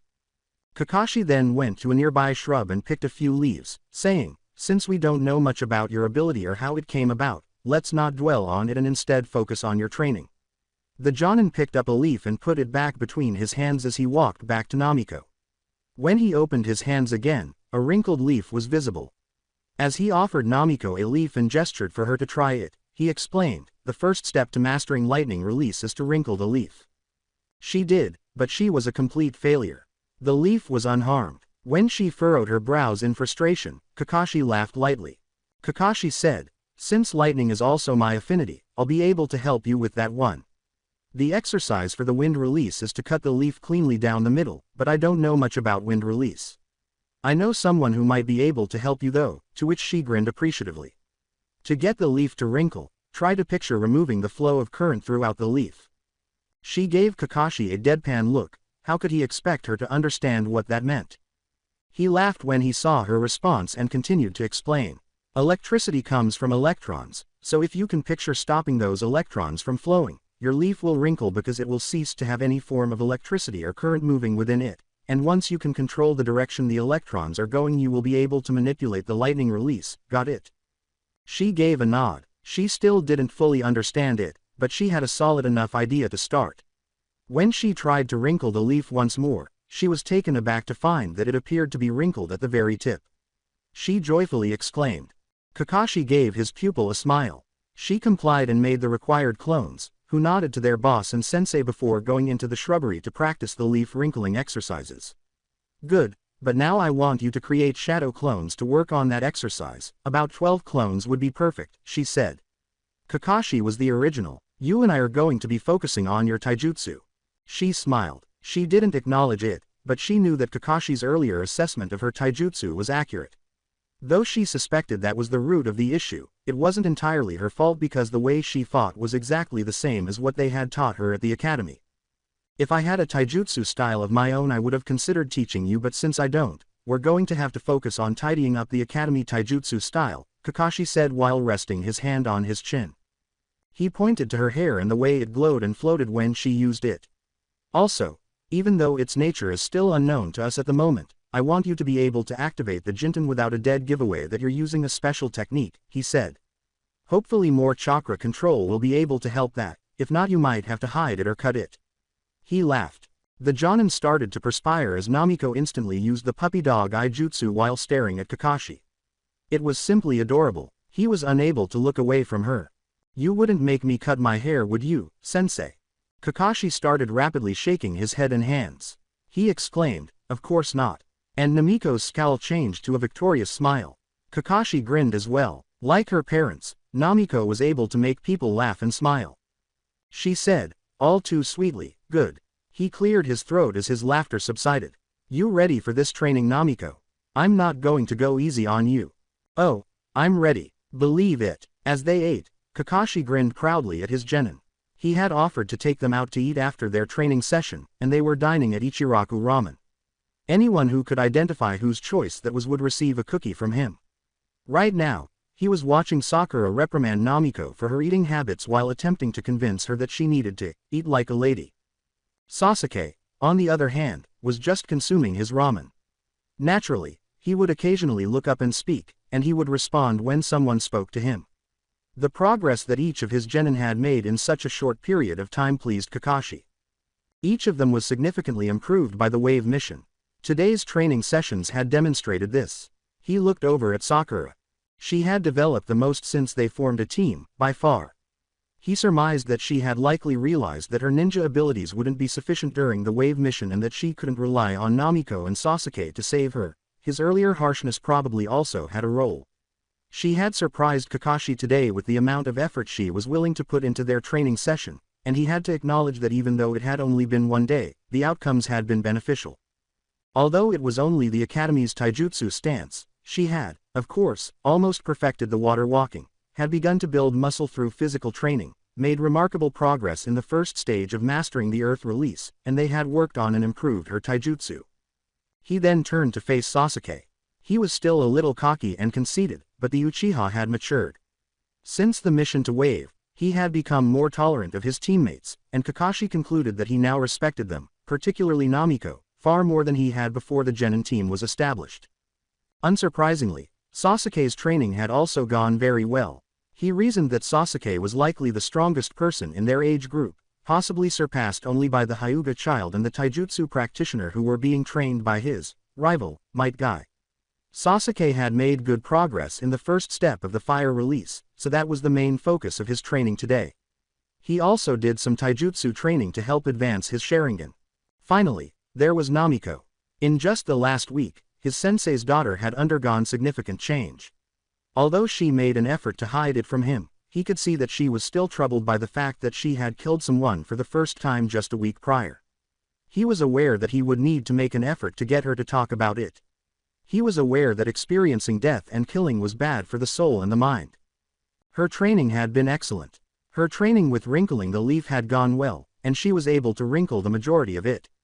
They had also made significant progress in correcting her taijutsu stance and the required katas.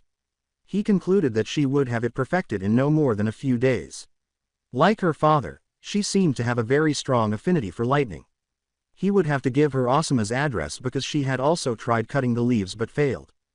He was certain that she inherited Kushina's tenacity and Minato's remarkable talent for surprising people. The sound of people clearing their throats startled Kakashi out of his reverie. He blinked and turned to face his genin, who were all staring at him with raised eyebrows. "You okay there, Kakashi-sensei?" "Ah yes, I'm fine, Namiko, just lost in thought thinking about the way of life." His pupils scoffed. Okay Kakashi-sensei," Namiko said icily. She used air quotations to emphasize points when necessary. "Well, if you weren't focusing on the way of life, maybe you'd hear us say we were done."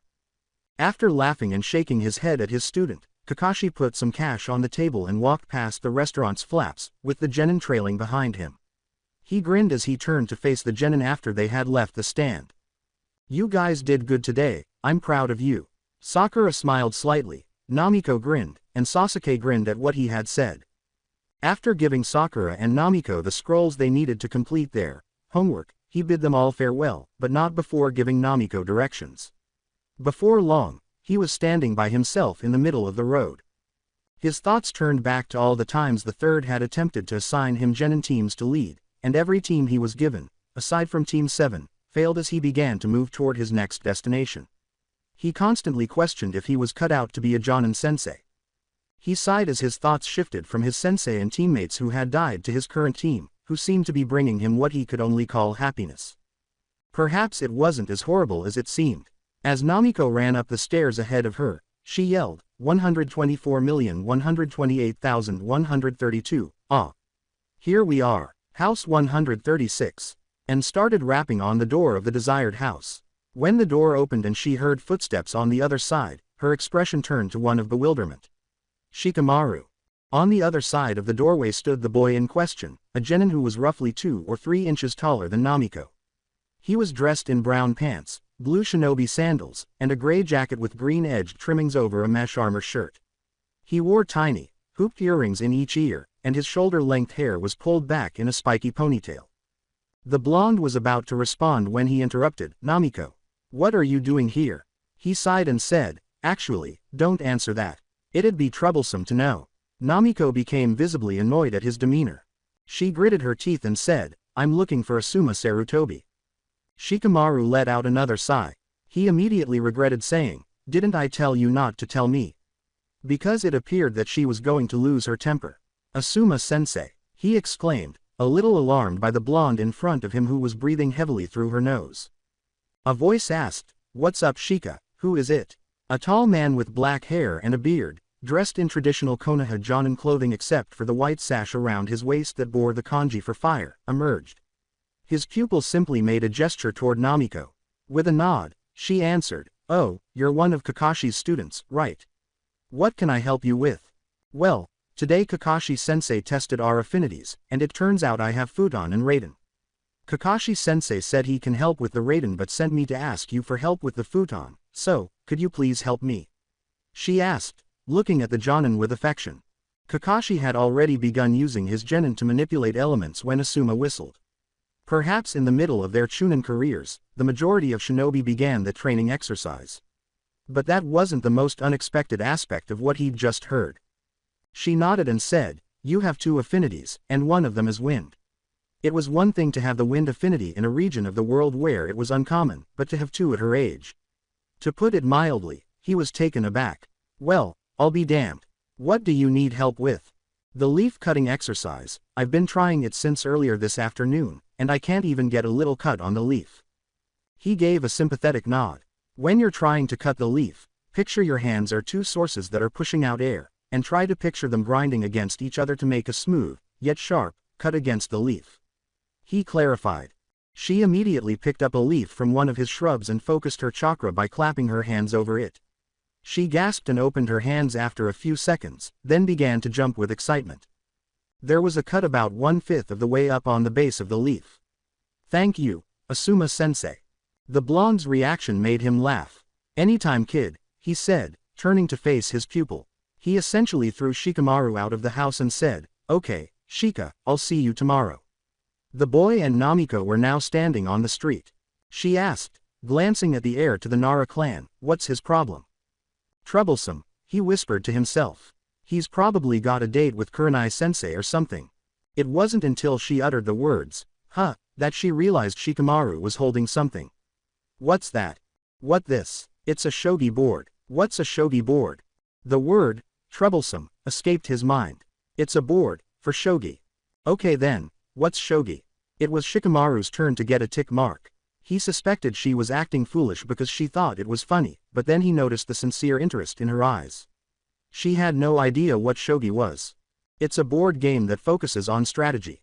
With her hands on her chin, the Uzumaki cocked her head in Shikamaru's direction. The Nara, who had a high IQ, was not sure why, but something made him perspire a little. With a slight blush on her face that even she was unsure of the cause of, she asked sweetly, could you teach me? She attributed it to embarrassment. Shikamaru raised his head. He didn't mind teaching her how to play, and there was still plenty of daylight left. Naturally, it would cause problems, but he didn't mind because Namiko had been a friend since before their time in the academy. He grinned as he turned to face the ninja's hyperactivity. Sure, so, what do you think Jiraiya? Jiraiya of the Sannin, the man in question, was a very tall man.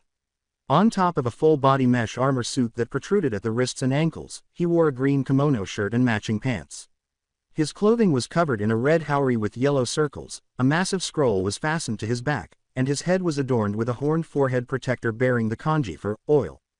Now he was in the Hokage's office, leaning against a wall. Along with his own sensei, Sandaime Hokage Hiruzen Sarutobi, he was in the office with his student, Kakashi Hatake. Jiraiya was a multifaceted man now. He was likely among the top 10 strongest ninjas in the elemental nations because he was a Sannin. In addition, he claimed to be a super pervert, and had fought in both the second and third great ninja wars. The white-haired Sannin, however, was not easily taken by surprise, duped, or misled. But now, as his sensei asked him what he thought of what he had just been told, he was staring at Kakashi as though he had grown a second head. What do I think? Jiraiya asked again, turning to face his sensei. I think the kid inherited more than just Minato's hair color and Kushina's eyes, she inherited that kami-forsaken ability to be as unpredictable as the weather. Jiraiya's comments caused the other two gentlemen in the Hokage's office to laugh. 2 weeks had passed since Kakashi and his group had returned to the village after the wave mission, and they had begun to take their training more seriously.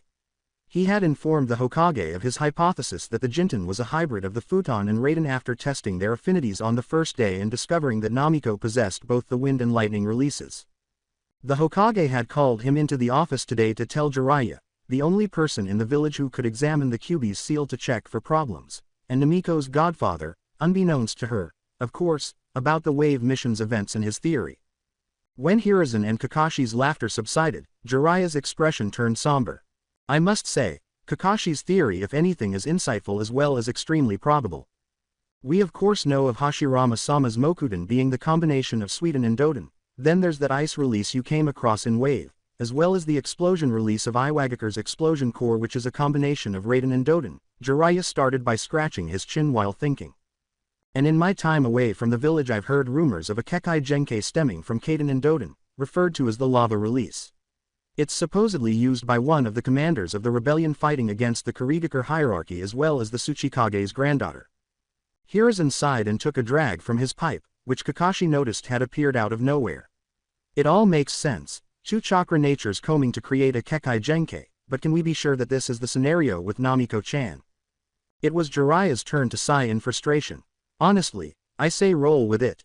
Like you said sensei, it makes sense and to be frank, it's the only answer we got. Jiraiya sighed. All Kekai Genkai start from somewhere, or rather someone, and maybe Namiko's just that someone this time around. It was Kakashi's turn to contribute. I agree with Jiraiya-sama. Namiko is half Uzumaki and by extension, part Senju. You add that to the fact that she inherited both Minato-sensei's lightning affinity and Kushina's wind affinity, as well as being the Kyuubi Jinchuriki, and something's bound to happen. Jiraiya turned to the third Hokage, who was caressing his beard with what could only be described as wisdom, and nodded in agreement with Kakashi's statement. Hiruzen was aware that Kakashi and Jiraiya were correct. But he had another angle he wanted to try. He looked over at Jiraiya. Jiraiya, how much do you know about the 8 trigrams seal? Not a lot honestly, the Sannin said, sheepishly scratching the back of his head. I know what Minato told me, which is basically it was designed by the Uzumaki clan and is a combination of 2 4 trigrams seal and can be used to seal large chakra masses into something or someone. Yes, of course, I knew that much as well, but do you think it's possible to seal multiple chakra signatures within that something or someone? Jiraiya's expression contorted into a focused one. In actuality, there was no upper limit on the amount of chakra or the number of chakra signatures that the 8 trigram seal could contain. Rather, the limit was determined by the item that was used to seal the chakra masses. His sensei was correct when he asked this question. Just what exactly are you getting at, sensei? Hiruzen remained silent for a moment, then cleared his throat. I was outside the barrier when Minato sealed the Kyuubi, and of course considering how potent the Kyuubi's chakra is, I was able to see it being sealed within Namiko-chan. However, after all of the Kyuubi's chakra had been sealed, for about another minute or so it seemed as though Minato was still performing the jutsu. What are you trying to say, Hokage-sama? I believe what I'm trying to say is that I think Minato sealed more than just the Kyuubi's chakra within Namiko. I suspect he also sealed some of his chakra, potentially some of Kushina's chakra in the seal as well, which would explain how she was able to do something as rare as inheriting the chakra affinities of both her parents. After Hiruzen's remarks, the Hokage's office was so silent you could hear a pin drop. The silence was broken first by Kakashi. Let's just say for a second that sensei did in fact do that, why would he? Jiraiya responded, you know how Minato was, always trying to play some sort of long game. Only he knows the reasons behind his actions. Then came the Hokage. Is there a way to test this theory? Because I was thinking along the lines that given how strong their affinities were, it may have been the spark that created the Jinten. Of course, I sparred quite a lot with both Minato and Kushina when they were alive, and I still remember the feeling of their chakra signatures. We can go to Namiko under the ruse that I'm just checking up on the Kyuubi's seal and I can check if their chakra signatures are within the seal as well. The Hokage gave a firm nod. Very well, however, if you do detect their chakra signatures within her, of course we will not be able to release that as the reason behind her Jinten, so as far as anyone outside this room is concerned, it's the combination of her Futon and Raiden, understood? While Kakashi cleared his throat, Jiraiya nodded. If I may, Hokage-sama, Would it be possible to have her Kekai Genkai kept under wraps until a future time? I think it may be best for her safety as well. Jiraiya interrupted the Hokage before he could respond. I have to agree with Kakashi here. I would prefer if Danzo did not know that my goddaughter, Konoha's Jinchuriki, had a Kekai Genkai of this caliber. Kami knows the lengths he'd go to get a hold of her. The Hokage nodded in response. He was well aware that Jiraiya and Kakashi both had valid points. Namiko would benefit from having a secret weapon, and he was aware that if Danzo learned about the swift release, he would be the first to fight for custody and train Namiko to be Konoha's weapon. You're right, the both of you. I'll leave it up to your discretion to allow her to use it publicly or not, Kakashi. Hi, Hokage-sama. Good, now that one problem is out of the way, on to the next, and Kakashi, you do well to stay for what Jiraiya has discovered, Kakashi said, observing with interest as the Hokage's entire manner transformed into one of utter seriousness. The Hokage was always serious, of course, but this was a whole new level he hadn't experienced since the Third Great Ninja War. Jiraiya, if you would. In response, the Sannin nodded. I've been hearing chatter from some of my spies about a mercenary organization composed of S-rank missing nins. So far they've been doing odd jobs here and there, and while a mercenary group isn't something Konoha would be worried about, it's their end goal that worries me. They plan on capturing all 9 of the Biju. Kakashi's eyes grew wide with astonishment. Do we know what they want with the tailed beast? Jiraiya gave a headshake. I have a few spies trying to get to the bottom of that, but so far, nothing. The Hokage sarcastically added, even then, we can only assume that if it involves the 9 Biju, it's not to bring world peace. Kakashi gave his cage's words a nod. Though it wasn't evident on his face, Kakashi was angry with himself. How long before they make a move for the Biju? He asked. After being so careless with his team's training, he now found out that a group of missing S-rank ninja wanted to seal the Biju inside his sensei's daughter. Well, there's some positive news on that end. According to my source, it could be anywhere between 3 and 5 years before they start hunting the Jinchuriki, which gives us some time to ensure the Namiko is prepared for what would literally be the fight of her life. Jiraiya clarified. The next person to discuss the issue was the Hokage. What about the whereabouts of the other 8 Biju? In response, Jiraiya clicked his teeth before continuing. From what I know, the Ikibi is in the possession of Suna, the Nibi and Hachibi are in Kumo, and the Sanbi is in Kurigakure, but as for 4, 5, 6 and 7, I'm still working on it. The Hokage sighed, realizing that there seemed to be a problem in the elemental nations every 15 years or so and that he was now too old to deal with it. What of the ninja of this group? You say S-rank, but do we have any names? Jiraiya gave a nod. I have a few names. Kisame Hoshigaki, one of the former 7 swordsmen of the Hidden Mist, Deidara of the Hidden Rock, a former member of Iwa's Explosion Corps, and one of our very own, Itachi Uchiha. Kakashi gave Jiraiya a blank stare. Before he had massacred the Uchiha clan, he had known Itachi while he was in the Anbu, and he had not anticipated that the Uchiha would join a mercenary group after his defection. But the Hokage appeared unconcerned. Anything else? Kakashi observed as Jiraiya's face darkened. At one point, that wretched snake was also a part of this organization, but according to my sources now, he's no longer with them but working on a project of his own, creating a hidden village. Orochimaru's forming a hidden village. Jiraiya gave a nod. Yup, somewhere in the land of sound. I'm still working on pinpointing his location. Hiruzen let out a sigh. When he said, if it's not one thing, it's another, Kakashi and Jiraiya both laughed. Thank you for the update, Jiraiya. You can come back this evening and I'll have Namiko here for you to inspect the seal and test our theory. If that is all, I do believe you have some research awaiting you. The next installment of Ika Ika won't write itself. At this point, every man in the room chuckled strangely. Of course, sensei. Jiraiya winked and started to climb through the window, which irritated Hiruzen. However, Kakashi stopped the Sannin before he could completely depart. Wait, Jiraiya-sama, does this S-rank group after the Biju have a name? Jiraiya grimaced inwardly. How could he have failed to mention the organization's name to them? Even though he was a skilled ninja, he occasionally acted rudely. Oh right, they're called the Akatsuki. Despite the Kyuubi's ability to heal, Namiko Uzumaki's right shoulder was slightly bruised and sore from yesterday's training session with Kakashi and the rest of Team 7. She winced as she woke up and grabbed for it. When it came to her training, she had been making what could only be called leaps and bounds. Her injured shoulder is proof that Kakashi wasn't joking when he predicted that they would be trained into the ground and beyond. She had mastered the first stage of her elemental manipulation for both affinities and was now working on the second stage, which included exercises that she found very challenging, cutting a boulder with pure wind chakra for Futon and creating a small storm cloud over a specific area for Raiden. They had placed a lot of emphasis on chakra control, as Kakashi had mentioned, and she had to acknowledge that the results were positive. The Shadow Clone Jutsu was now much simpler for her. Not to mention that the Kyuubi and Kakashi were correct when they predicted that she would be able to control the Jinten through chakra control. Don't get it wrong now. She had discovered that using the Jinten was far less taxing than when she had first used it, even though her hair continued to glow and float. Regarding her taijutsu, Kakashi had assisted her in improving the Academy taijutsu style to better fit her. He had assisted her in transforming the previously mentioned fundamental taijutsu stance into one that depended on quickness. On the offensive, strike the opponent with quick movements of the hands, feet, and elbows. On the defensive, use effective counter-attacking. She was pleased with her fighting style, knowing that once she had a firm grip on the Jinten, her taijutsu style would only improve, especially since she was finally able to give Sasuke a better run for his money than before. In relation to teammates, Namiko had to acknowledge that Kakashi was a pretty good sensei when he wanted to be. Naturally, she had made tremendous progress in the last 2 weeks, but it shouldn't have been overlooked how the scarecrow-like Jonin had changed her teammates.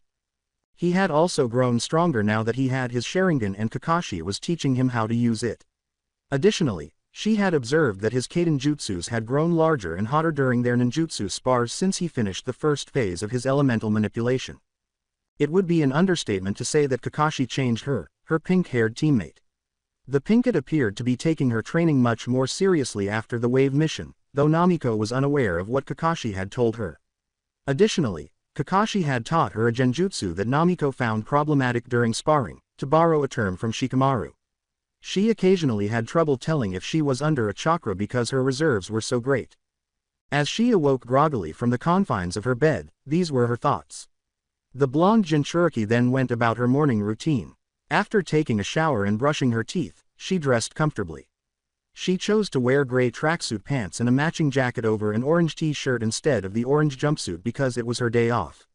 She simply couldn't go a day without wearing orange because it was her color. Namiko went to her kitchen and quickly ate some toast and eggs, deciding to forego wearing her forehead protector for the day. When she was content, she went to her living room and sat with a determined expression on her face while eating crisscross applesauce. She closed her eyes and inhaled deeply. Kyuubi. No response. Kyuubi. No response once more. Listen here, you Baka Fox. I need to talk to you. For Namiko, this had been the situation for the previous 2 weeks. Following her conversation with Kakashi regarding his theory that the Jinten was a hybrid of her two affinities, she had been attempting to get in touch with the fox to find out what it thought.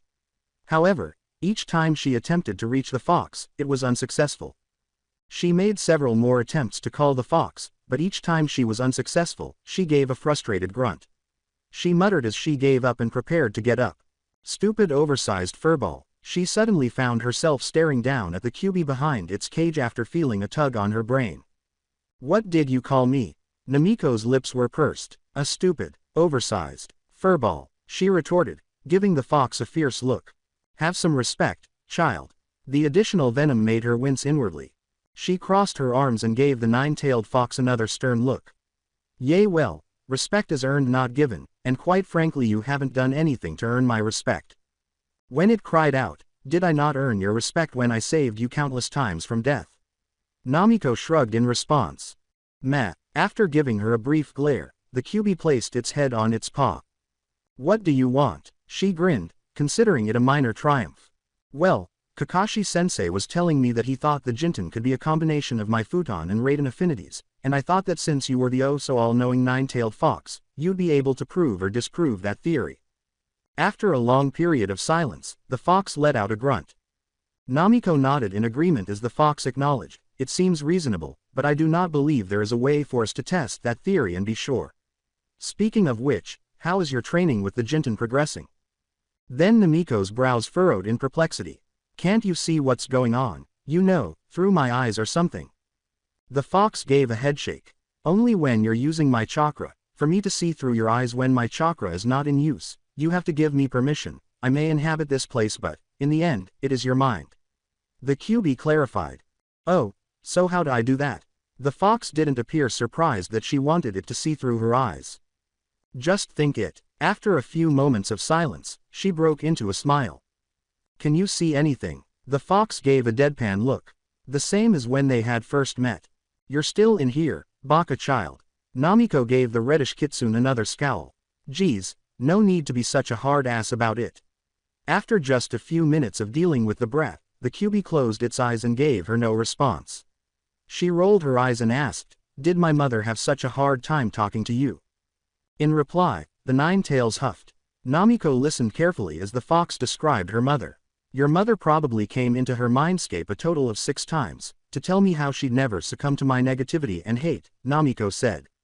And, she lived up to that statement, she never once used my chakra. Namiko's eyes grew wide at that. Despite having the QB's chakra sealed inside her for half of her life, her mother had never used it. She was only 13 and had already used it, to kill, so she looked down in what she could only describe as shame. Your mother, as well as the first Hokage's wife, saw me as nothing but a demon and a burden to their lives, rightfully so. Their goal was to stop me from roaming free and causing havoc, a goal they both accomplished. Both Namiko and the QB remained silent after it had finished speaking. While Namiko tried to fully understand what had been said to her, the nine-tails sat in silence, wondering what the young Uzumaki would do with the information she had been given. Namiko turned to face the QB after what felt like an eternity. Do you remember what I said when I first met you? The QB merely gave a slow nod. I meant that, you and I, we're stuck with each other, so we have to be a team. Kakashi-sensei told my team and I that those who betray their comrades are worse than scum, and I believe that includes you, QB. The fox appeared unchanged on the outside, but on the inside, it was completely taken aback. The QB was taken aback by the resolve in her eyes. Whatever issues Lady Mito and my mom had with you were in the past and have nothing to do with me. I am my own person, and I can make my own decisions, she said. And that's why I decide, for as long as you're in my body, I won't treat you with hatred, but strive to get rid of the hatred inside of you. This time, QB's shock was visible from the outside. For the Uzumaki, that was a daring statement. Then she turned to face the QB and gave it the thumbs up, her determined expression changing into a shit-eating grin. I promise you that, and I never go back on my word. That's my Nindo. The fox exclaimed, are you stupid? And Namiko was shocked. I am the nine-tailed fox. Hatred and destruction are all I know. Namiko tilted her head toward the fox and clicked her teeth. She shrugged and said, so what? The QB was shocked by yet another response. Given that she was still a child, did she simply not comprehend the lengths of those things? Or did she simply not care that it was a mass of negativity that thrived on suffering, anguish, and destruction? The QB remained silent for a while before resting its head on its paw with a face that resembled a smile. He had been taken aback by this brat in a number of ways. Kurama. Namiko's expression twisted into one of bewilderment. Was it a foreign language, jutsu, or something else? Quote, my name, it is Kurama. She smiled at the fox as her expression changed to one of realization. The two fell silent once more. Namiko turned on her heels and started to leave, waving a hand behind her back at the QB to prevent the already awkward silence from getting any worse. It was nice talking to you, Kurama, but I got to go do some training. She started to visualize removing herself from her mental landscape, but Kurama's voice interrupted her. You use too much chakra. She turned to look at her Biju. She had a puzzled expression on her face. What are you talking about? In here, I can see your entire chakra network, and when you use the Jinten you push the maximum amount of chakra your body can maintain to your arms, legs and even your head. That's why your hair glows and floats. You should try gradually sending small doses to your arms and legs only so that you can increase your speed, maintain the Jinten for a longer period and not have your hair do what it does. The QB actually laughed when he saw the expression on Namiko's face as the gears began to turn, because something in her head clicked. She had a sudden realization about the ninja in question. She needed to send the necessary amount of chakra to her arms and legs, but all this time she had been thinking of the Jinten as something with an on-off switch. Once more, she smiled at the fox. Thanks for the help, Kurama, but why? The fox let out a grunt. If it's one thing I can't have is a weak Jinchuriki. As the strongest Biju I need the strongest host, and knowing your idiotic tendencies I don't think you would have ever realized the true nature to that Kekai Genkai on your own, Namiko said with a grin. She was fairly certain that she would have eventually figured that out. It was Kurama's turn to startle her with its subsequent remarks, though. Plus, we are a team, after all. She gave the fox a smile and a peace sign. Thanks, Kurama, I'm gonna test that out right now, she said, feeling her body's consciousness return. When she opened her eyes, she was back in her living room, where she had been before. 5 minutes had gone by in the real world when she looked at the wall clock. Grinning, she leapt to her feet and put on her blue shinobi sandals. She decided to use the traditional, or, depending on who you were, unconventional, method of roof hopping, so she left her apartment, locked it behind her, and ran off to the training grounds. She still had some training to do, and the day was still very young. Damn it, one more time. In the center of training ground 13, Namiko lay on her back. She had bruises all over her skin and scuff marks all over her tracksuit. It was just after 5 o'clock at night, and she had been attempting to use the Jinten by sending small amounts as instructed by the QB. It was easier said than done, though. She had managed to activate the Jinten and use it without her hair floating and glowing, which was a minor victory, but she had struggled to send an even amount to her arms and legs, which would require a lot of practice to fully understand. She once sent more chakra to her legs than her arms, which caused her arms to become strained and unable to keep up with the movement. On a subsequent attempt, she sent too much chakra to her arms, and her momentum overexerted them.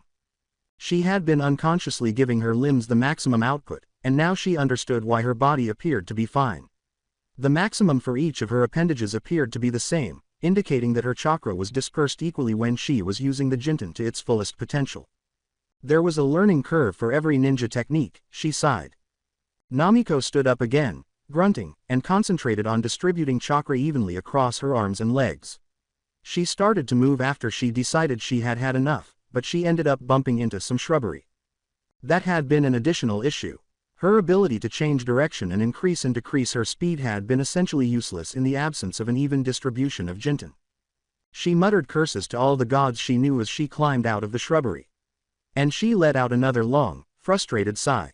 She made an effort to keep her temper in check because she was still unable to fully control the Jinten.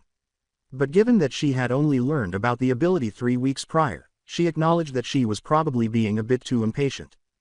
Namiko cracked a knot in her back as she bent back and stretched.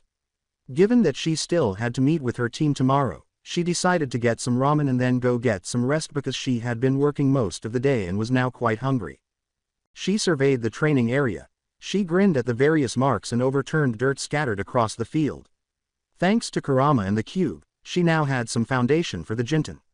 She was confident that she would be able to use the Jinten correctly and efficiently in due course. As she started to leave the training area, a female Anbu materialized in front of her. Lord Hokage demands your presence. All she could do was nod foolishly. You went when the Hokage called. With a step toward Namiko, the Anbu touched the Jinchuriki's shoulder. In a whirl of leaves, they both vanished, only to reappear in the Hokage's office. Namiko saw Kakashi, a tall white-haired ninja she had never seen before, and the third Hokage himself in the office. With serious expressions on their faces, the other 3 people in the room gazed at her. Namiko scratched the back of her head and laughed uneasily.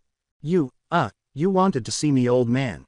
When the elderly Hokage gave Namiko a slight smile, her anxiety vanished. Hiruzen then pointed to the white-haired man she had never seen before, who raised his hand and grinned at her. Why yes, Namiko, this man here, she said, is one of my former students, Jiraiya, and he is a seal master. I would like for him to look at the seal restraining the Kyuubi. She had listened to the entire thing the Hokage had said, but for some reason, she kept thinking about one thing.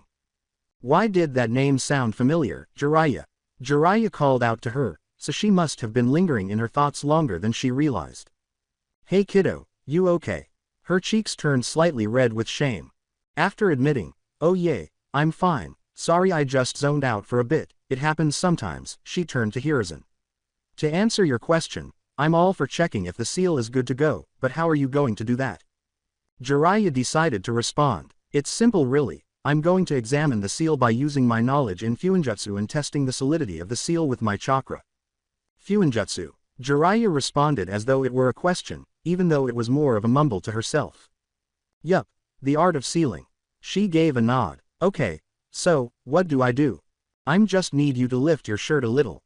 Namiko came to a realization at that point. She turned and glared at the Hokage, saying, "Wait. I know who you are. You're that pervert that writes those books Kakashi-sensei and the old man read. If you think I'm gonna lift my shirt for this pervert to check the seal, you got another thing coming." Jiraiya let out a startled gasp. He felt insulted. This kid, no, this brat, had the gall to call him a pervert when he was one of the strongest ninjas in the shinobi world. He yelled, "Listen here kid, I am not a pervert," and began to dance around the office. "I am the gallant Jiraiya of Mount Myoboku, the Toad Sage. And I am a super pervert." Namiko, Kakashi, and Hiruzen all gave Jiraiya deadpan looks. As the Hokage, Jonin, and Genin attempted to figure out what had truly happened, silence fell over the office. Jiraiya let out a sigh, as if he were no longer respected. "Don't worry kid, you're 2 decades too young for my liking, and that's just gross." Namiko squinted at the Sannin before turning to face Hiruzen, who smiled and assured her that everything would be alright.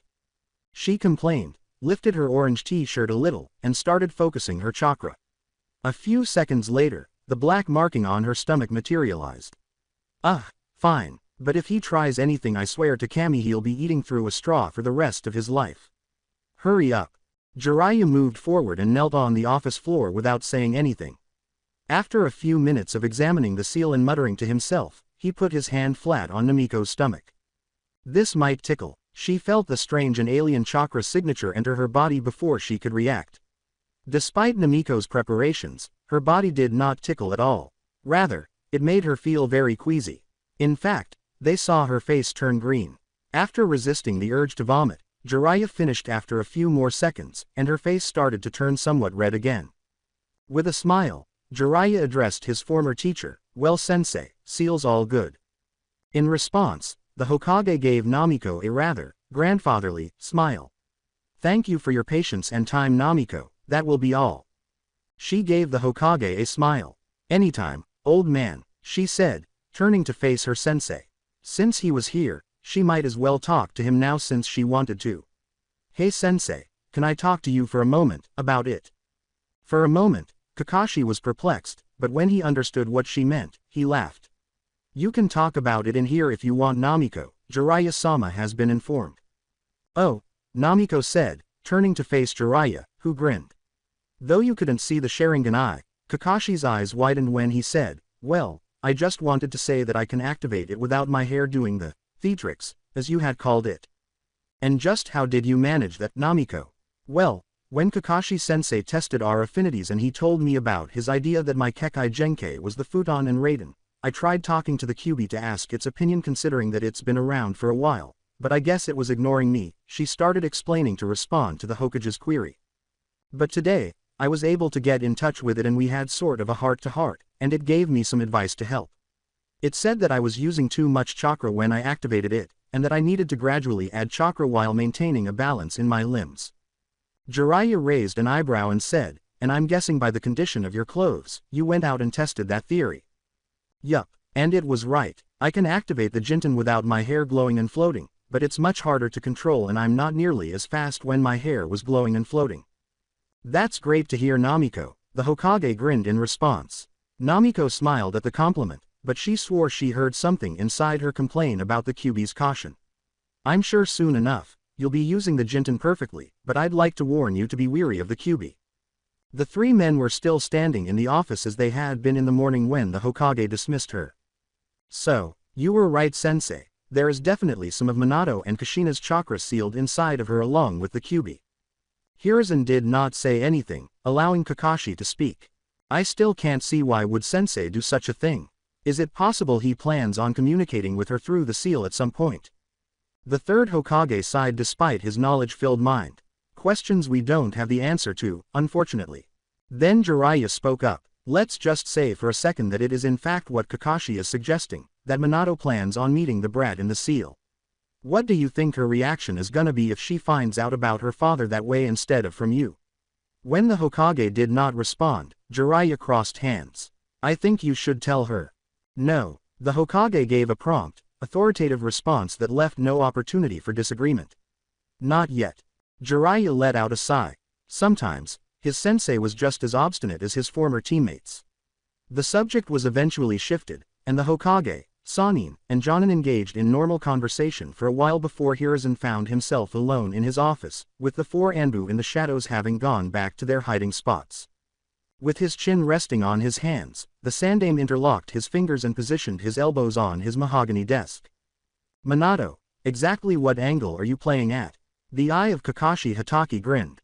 Ninja Tactic Number 1, Taijutsu. Kakashi observed his pupil transitioning into the modified Academy Taijutsu style that he had assisted her in mastering. He could see when she sent a burst of chakra to her arms and legs because his Sharingan eye was fully visible. The blonde student complied resolutely when the Jonin held up his hand and signaled for her to attack. Kakashi only saw an orange blur streak in his direction, and then all of a sudden, Namiko had gone 20 yards or so in a matter of seconds. She started by striking her sensei in the head with a right hook. He leaned aside and grabbed Namiko's wrist as his years of experience took over. He gave her wrist a tiny twist, just enough to elicit a response. He threw her across his body, taking advantage of the sudden pain as she winced. As agile as a cat, he was taken aback when she landed gracefully on the training ground's grass. But he didn't have much time to think about the accomplishment because she was soon back in front of him, prepared to fight.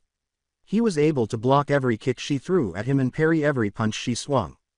Their spars training had become much more challenging for him now that she had managed to use the Jinten somewhat successfully. And when she had the Jinten activated, she was noticeably faster than the majority of the Jonin in the village, including himself, even though she was nowhere near as fast as when he had first seen the Jinten in Wave Country. He would not have been able to dodge and parry as he was doing now if it weren't for his borrowed Sharingan. Speaking of which, he wouldn't be able to parry and block. Namiko gave the Hatake a strong roundhouse kick to the midsection, causing him to grunt. But before she could take off her foot, he clamped her leg in place with his left arm, limiting her range of motion. Then he tried to bring a punch to her midsection with his right hand. Namiko had to catch Kakashi's blow with both hands. Namiko lost her balance and fell to the ground after Kakashi, who knew she was a little unsteady now, released her leg and used his right leg to sweep beneath her only foot for support. The sensation of cold metal against her neck came before she could rise to some sort of counterattack. Although she was aware that Kakashi would not hurt her with the kunai, she also understood that it meant she had lost the sparring. She acknowledged her defeat by lifting her hands above her head, and Kakashi assisted her in standing up. She muttered a complaint, cleaned herself up, and then faced her sensei. She rolled her eyes, asking, "What did I do wrong this time?" Kakashi laughed to himself. "Your taijutsu style relies on counterattacking, yet you left yourself open to a counterattack of my own by using both your hands to stop my punch," he said. He said, all too wisely, "Sometimes, in order to win you have to lose first." She deadpanned, "What does that even mean?" Kakashi let out a sigh. She was still, for want of a better term, slow, despite her tactical improvements since the wave mission 6 weeks prior. He was still proud of her, though. She still rushed into trouble, but now she at least gave it some thought because he had instilled in her the idea of needing discretion and patience. Even though it wasn't a significant victory, it was still progress. His response was, "You'll figure it out soon enough," as he ruffled her hair, something he knew she hated. "Don't be too down in the dumps though, you did good today." She let out a grunt. "That's what you say every time we spar, and I lose every time." She yelled in exasperation. "Namiko, it's been 6 weeks since we came back from Wave Country, do you think that's all it's going to take for a genin to beat a seasoned jonin like myself?" He raised his eyebrows. Namiko's reaction was a dramatic aversion. The blonde Jinchuriki gave him a fierce look as he ruffled her hair once more, and he laughed to himself. A smile tugged at his lips as he looked toward the horizon where the sun was setting. The daughter of his sensei was truly exceptional. She was more of a hands-on learner, so teaching her was a little more challenging, but in just 6 weeks, she progressed from a street fighter to a shinobi with a respectable taijutsu style, and from a huge ditz to a somewhat small ditz, having mastered both levels of futon and Raiden elemental manipulation. Her genjutsu skills were still useless, though, as she could only defeat low-level opponents. He must have been deep in contemplation because he soon became aware of Namiko's hand waving in front of him and her faint voice. What was that, Namiko?" Namiko smiled nervously and rubbed the back of her head. "Back in Wave, when you told me about the Uzumaki clan you said they were skilled in swords and sealing, so, I was wondering and sorta hoping if it would be possible for you to teach me kenjutsu and maybe some fuinjutsu." To claim that Kakashi was somewhat taken aback would be deception. Somehow, he had always imagined Namiko would follow in her father's footsteps and become a shinobi, utilizing ninjutsu and taijutsu instead of sword arts. However, it was understandable that she would want to learn the skills of her mother's clan given that she was unaware of her father's identity. Kakashi gave her a smile. It's been quite a while since I picked up a sword, but I'm pretty sure that I remember enough to teach you. As for Fuinjutsu, I only picked up a few things from the Yondaime during my time as his student. While I can give you some groundwork and teach you the basic stuff, someone like Jiraiya-sama might be a better Fuinjutsu teacher. He clarified. Namiko gave him a blank stare in return. The pervert, she asked in a rather sardonic tone. Kakashi just nodded his head, fighting the urge to laugh. The one and only, but he's not in Konoha at the moment. As a matter of fact, I think he left a few days after checking your seal. Kami knows when he'll be back. She shrugged back at Kakashi after turning her head to the ground. I really want to learn the stuff my clan was known for, so even if your lessons aren't much, I'll gladly take whatever you can give me. She replied. With a smile beneath his navy blue mask, Kakashi nodded his head. Sure thing. We can start as early as our next session incorporating Kenjutsu and Fuinjutsu into your training. I'll bring a few wooden decoy swords of different types so we can see which one would be better suited for you, and I'll see if I can find the beginner's sealing book the fourth gave me a while back. I should still have it. Namiko started bouncing up and down like a child who had just entered a chocolate factory as soon as Kakashi concluded his conversation. Yada. After laughing at what she was doing, Kakashi gestured for her to pay attention. You'll be able to use your shadow clones to learn the Kenjutsu stances, as well as use them to study Fuinjutsu. However, I should warn you that Fuinjutsu is extremely complicated and requires utmost concentration. Kakashi cautioned. Namiko had stopped jumping at this point and was beaming broadly at her sensei. Don't worry, Kakashi-sensei. I promise to do my absolute best and not waste the lessons you're going to give me. Kakashi let his face light up with a smile. When the blonde host of Nine Tails said, I have no doubt you will, Namiko, her smile never left her face. Kakashi inquired, by the way, how is your kanji calligraphy? She said, somewhat sheepishly, it's decent, in response. In order to do Fuinjutsu you need near-perfect calligraphy. One wrong stroke in Fuinjutsu can be the difference between a storage seal, a seal that stores items in other items, and a portal to the Shinigami's front porch. He warned with a serious expression. Kakashi chuckled to himself as Namiko began to perspire. Really? Kakashi shrugged, his expression changing to one of indifference. His response, which made Namiko take responsibility, was, I don't know, probably. Kakashi made fun of her once more. A chilly wind blew through the training area, making Jenin and Jonin shudder. I'm kidding, hopefully, they said. But, near-perfect calligraphy is actually very important in the art of sealing. Poor or wrong calligraphy would only make a seal defective. Namiko nodded obediently as she recovered from Kakashi's small, out-of-character joke. She said with a fiery determination, got it, Kakashi-sensei. I'll practice my calligraphy until I have the best handwriting in the elemental nations.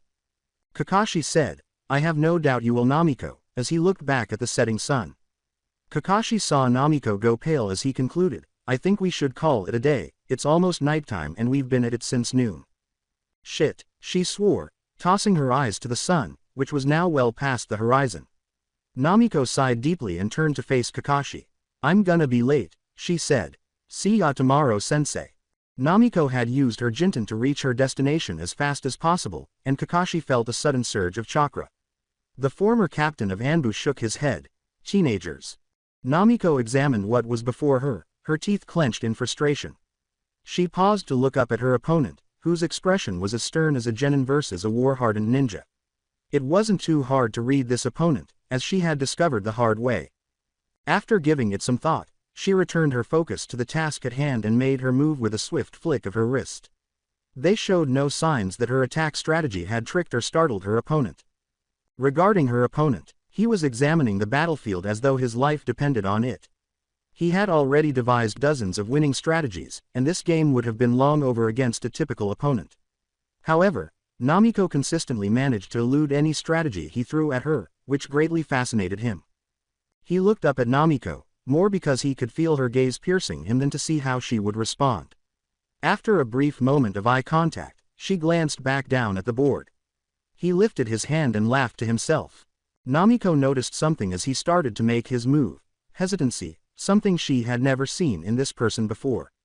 After finishing his turn, he turned to face her and motioned for her to approach. Namiko started looking at the board in front of them. She was certain that shogi was no exception to the rule that hesitation is frequently the death penalty in the shinobi profession. When they made eye contact, she turned back to face her opponent and didn't turn away. Brown eyes looked into azure blue ones. The intense eye contact soon caused Namiko's cheeks to heat up, and she soon noticed a slight flush. Without revealing anything, she scowled inwardly and returned her attention to the topic at hand. She knew she wasn't skilled enough at shogi to force him to start today, but Shikamaru had never hesitated before. Namiko sighed inwardly as she tried to figure out how to avoid the obvious trap that Shikamaru was going to set. She was exposed to two different attack strategies from the Nara clan heir due to the way he currently had his shogi pieces arranged. She was able to see a path that would lead her out of the two traps that Shikamaru had set after what felt like 5 hours but was actually only 5 minutes. Her hand instinctively moved to free herself from that trap, but sadly, she fell straight into another. Shikamaru turned to face her after shifting his piece. Checkmate. Shikamaru had his pieces arranged so that, with a few more moves, he would have her in checkmate for good, even though it wasn't quite checkmate yet. It was only fitting that he would announce victory ahead of schedule. After that, he put the pieces back where they belonged and showed her 8 different strategies for winning that match. Although she saw this as progress because there were fewer than the customary 12, she was still upset. With a playful pout and a cross of her arms across her chest, she muttered, "You're so annoying." The heir of the Nara clan gave her a casual shrug, a tiny smirk appearing on his face. Namiko merely rolled her eyes. The Uzumaki clan member had first gone home after training with Kakashi, taken a hot shower, and changed out of her orange jumpsuit for the gray fleece sweatsuit and orange t-shirt that she had apparently grown to love over the previous few weeks. Fleece had proven to be the best option because it was early September and cool air was starting to come in from the land of snow in the north. After that, she had traveled to the Nara clan compound, where Shikamaru had met her. When she first visited his clan's compound a few weeks ago to continue learning shogi from him, she wasn't sure how his parents and clansmen would have responded to her. She was relieved to find that Naras were generally calm and perceptive individuals who could distinguish between a tailed beast and its container. Overall, his clansmen didn't appear to mind her presence. In fact, when she first arrived, some of them were so courteous and kind as to smile and wave at her. Regarding his parents, well, that was a different story, but a good one. Flashback. A few weeks ago at Nara clan compound. About time. As Shikamaru passed through the 2 pillars that served as the entrance to the Nara clan's compound south of Konohagakure, Namiko had the grace to give her a blush of shame. Namiko had to admit that she was taken aback by the compound's simplicity and elegance as she entered. The entrance marked the start of a walkway that wound through dozens of smaller structures. Shops, utility stores, and even tiny homes made up a large portion of the small structures. She smiled slightly and apologized, saying, sorry about that. My training got a little hectic today." Nara appeared inert. With a sigh of his own, Shikamaru turned around and led her down the path while muttering a lazy, troublesome. She noticed that the path split off in different directions as they went along, creating new paths with more homes, stores, and what she could only assume were stables. It was evident that it belonged to one of Konoha's most illustrious clans, even though it wasn't the massive compound she had seen from the Hyuga or even the Uchiha. However, Namiko was truly taken aback by the warmth and friendliness of Shikamaru's clan. Nearly everyone they went by smiled at him and her. The 2 genin eventually went by a rather large house that was somewhat isolated from the others. Given that Shikamaru was the son of the head of the Nara clan, Namiko could only conclude that it was most likely his home. She also paused to consider the strange fact that she and the heirs of Konoha's most notable clans were all born in the same year. She felt compelled to include herself even though she wasn't the Uzumaki clan's heir, at least not that she was aware of, because they were a significant family in Konoha. "Ah, Shika-kun, who's your friend?" When Namiko noticed Shikamaru developing a tick mark on the back of his head due to the small moniker, she laughed at him. As they turned to face the big house, they noticed a woman sweeping the front porch. Shikamaru gave the woman a sigh. The lazy genin turned to Namiko after saying, "Would you stop calling me that, Ka-san? It's such a drag." "Namiko, this is my mother, Yoshino." "Mother, this is my friend from back at the academy, Namiko." Namiko waved to the woman and gave her a nervous smile. Yoshino was a stunning woman with 3 strands of long, dark brown hair framing her face in a low ponytail. Her eyes were dark, and her skin was fair. She was dressed in a dark-colored skirt, a pink blouse, and a white apron. She also wore tiny hoop earrings in her ears, just like Shikamaru. With trepidation, Namiko said, "Hello, Nara-sama." Yoshino dismissed Namiko's greeting with a wave. The woman explained, "Oh, please Namiko, call me Yoshino, it's perfectly fine. Honorifics aren't really my thing," before approaching Shikamaru. Shikamaru rolled his eyes in pretend rage as she said sweetly, "Unless they're for my little Shika-kun, of course." Namiko felt a twinge of jealousy as she grinned at the brief exchange between mother and son. But she didn't let it get to her. "Hi, Yoshino-san." Namiko was relieved that Shikamaru's mother didn't seem to despise her for what she possessed, even though she was still a little jealous. As a gentleman entered the house through the front door, Yoshino smiled back at Namiko. Namiko's jaw had dropped to the floor, figuratively speaking, due to the striking resemblance between the man and Shikamaru. "Oh Shikamaru, where are you off to?" The man's question made Shikamaru sigh. He thought it was unnecessary to ask so many questions. Shikamaru chose to start by introducing himself. "Namiko, this is my father Shikaku, and dad, this is Namiko, a classmate from the academy," he said. "And I've been teaching her how to play shogi. We're off to the hills so I can enjoy some clouds while she learns," he clarified. Shikaku waved and grinned at Namiko, nodding. "All right, well, have fun you too." As Namiko said goodbye and trailed behind Shikamaru, who had already begun to walk once more, Shikamaru waved off his father's words, "Yay, yay." Yoshino, Shikamaru's mother, said something that made both teenagers flush red just before they were out of earshots. They'd look so cute together. Knowing that his wife only did that to elicit a response from both of them, Shikaku laughed at her. Shikaku sighed and raised his gaze to the sky as they vanished into the distance. He looked from the clouds to where his son and Namiko were leaving. "I never paid back that 50 ryo I owed you, and you decide to punish me by somehow sending your daughter into my son's life, and by extension my life?" he asked. "I just know she's going to be as troublesome as you two were, Minato, Kushina." Recalling the brief encounter with Shikamaru's parents, she grinned. Moving on, they had been playing shogi at Shikamaru's favorite, Cloud Watching Hill, as he had referred to it, since she arrived at the compound earlier tonight. He had told her that this hill simply brought him peace, and he needed to be at peace when he was in her presence because trouble followed her like a magnet, even though there were no clouds to observe tonight due to the clear skies. This comment had earned him a playful tap. The tiny lamp Shikamaru had brought from home to light the shogi board was their only companion. He turned to look at Namiko as he let out a yawn. Namiko Uzumaki had always been, for want of a better term, interesting, even during their time at the academy. He was aware of the stares she received from strangers on the street as well as from parents at the academy. He was also aware that she was a bit of a prankster, a troublemaker, and a threat to society, but surely adults couldn't treat a 10-year-old with such contempt. He was aware that she was an orphan, but he was unsure if she was aware of her parents' identities. Perhaps the villagers were upset about something her parents had done in the past. However, what could her parents have done that would not only have an impact on a whole ninja village, but also be severe enough for their child to inherit that hatred? He looked at her briefly. Her golden hair was being blown by the wind, and her blue eyes were fixed on the moon. Konoha's greatest Hokage to date recognized the blonde hair and blue eyes all too well. With a sigh, he concluded that this was the extent to which he would allow his thoughts to stray. To be honest, the path his thoughts were taking was not only unimportant to him, but it would likely be problematic to possess. "You do that a lot, don't you?" He was startled out of his reverie by her voice and turned to face her. "Do what?" She rolled her eyes and said, "Sigh. I swear that was like the 42nd time, tonight."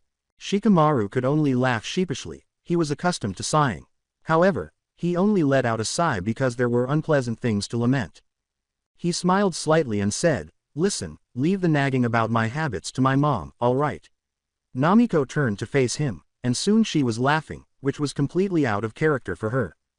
When Shikamaru heard the laughter, his chest constricted a little, but it passed quickly. He looked around, wondering what that was, after he had caught himself. But because of who he was, he chose not to think about it for too long and got to his feet. He said, "Well, Namiko," as she silently asked for his assistance to stand up while reaching out to him without extending her arms. He pulled her up and she shrugged back, saying, as much as I enjoy beating you in shogi, it's getting late, and my mom doesn't appreciate me being late to supper.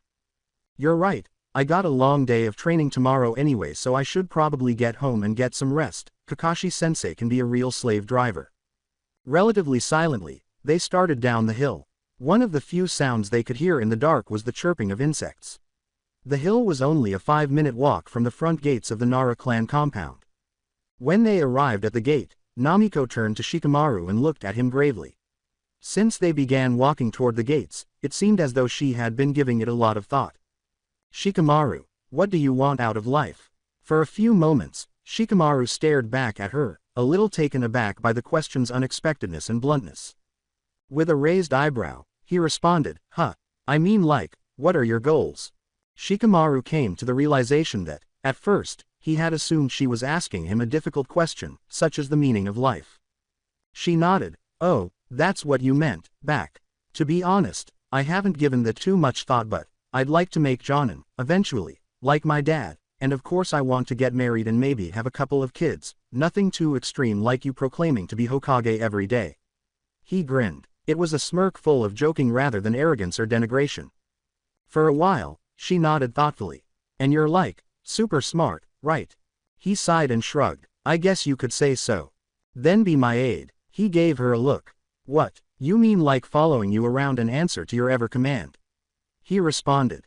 She rolled her eyes and shook her head. She declared, I want you to be my aide when I become Hokage. Shikamaru gave her a startled look in return. Did she really want him to help her with something as difficult as being Hokage? The boldness. Now he could really picture it. He would wind up handling mountains of paperwork while she went off to do something difficult. He sighed and said, that's such a troublesome job, Namiko. She gave him a playful glare. After looking into each other's eyes, Shikamaru raised his hands in the air and let out a defeated sigh. How about a compromise? How about when you make Hokage, then you ask me? Sound fair? When Namiko finally conceded, she gave her fellow genin a sympathetic nod. After saying their goodbyes, she started ninja hopping in the direction of where he thought her home was. Shikamaru started to reconsider as he watched her leave. She appeared more certain that she wanted to be Hokage, though he wasn't sure what had caused the change. Naturally, she claimed to be Hokage practically every day back in the academy, but she never made an effort to substantiate that claim. After all, she was the dead last in the academy, and the only people vying for her place were Kiba and himself. She appeared to prefer to spend her time in the academy pulling practical jokes, making noise, and simply attempting to attract attention, which genuinely motivated her to achieve the objective she had stated she wanted to. In fact, he had interpreted her declaration that she wanted to be Hokage as an attempt to attract attention in the academy. Perhaps not everyone shared this opinion, but his thinking was different from others. He wanted to let out another sigh. Compared to the Namiko Uzumaki he attended the academy and graduated with just 4 months prior, this one was unquestionably different. Asuma had informed him that their first C-rank mission outside the village had been both brutal and enlightening, based on what Kakashi had told Asuma. He closed his eyes and gritted his teeth. Namiko Uzumaki was undoubtedly a mystery, one that he both wanted to solve and knew would become more problematic once he did. Ru, he said in a voice that was all too familiar, and his eyes snapped open. He turned to see his mother giving him a bold look. Her expression was menacing as she said, "You're late." His mother grabbed him by the ear and started pulling him home, causing him to grunt in agony. He let out another sigh. All he was surrounded by were unruly women. Okay, you can just put this away for later. Kakashi offered Namiko a book, which she reached for and accepted. The book was actually titled A Beginner's Guide to Fuinjutsu. Instead, Namiko created a shadow clone with pre-existing orders without missing a beat. After stealing the book from the original, the clone started to move toward a remote area of the training area. Namiko grinned and turned back to Kakashi. The Jonin gave a deadpan look. Well, I guess that works too, he shrugged. That book, he said, pointing to the location where the clone had disappeared, has everything you need to know about the basics of Fuinjutsu, how it is best utilized and even some ways of how to make it effective in battle. However, I won't be able to teach you any real Fuinjutsu until I deem that your calligraphy is good enough, got it? Kakashi grinned when Namiko nodded. Then the silver-haired copy nin took a scroll out of his Jonin jacket, spread it out on the ground, and poured some chakra into it. When the smoke cleared from the scroll, Namiko saw a few wooden swords lying on the ground. He saw the expression of amazement on her face and clarified that right there was an example of fuinjutsu. He pointed to the blades in front of them and said, and these are the different type of swords that are compatible with Konoha's Kenjutsu style, the crescent moon. Firstly, we have to see which ones best suit you. Kakashi observed Namiko reaching out and grabbing one of the slightly curved wooden swords. She didn't understand how they did that with wood. After saying, that would be a katana, by far the most famous sword used in today's ninja world, Kakashi pointed to additional swords. This is a rapier, this one is a broadsword. If you ask me, they're not your type to be quite frank. Then of course we have a machete, and last but certainly not least, is this one, a tanto. Namiko had closely examined each sword, and although she thought they were all fascinating, the katana and tanto were the only two that truly caught her attention. She added that, aside from the longer blade and slight curve, the latter was very similar to the former. So, what are we thinking? She was silent for a few moments. Namiko's features briefly displayed a look of longing, which caused Kakashi to frown beneath his mask. Out of curiosity, did my mother use swords, or my father? She inquired. Her determined expression gave way to one of pleading. As though pondering, Kakashi put his hand on his chin. Your father? No. As for your mother, she did briefly wield a katana for a period of time during her late Shunin and early Jonin years.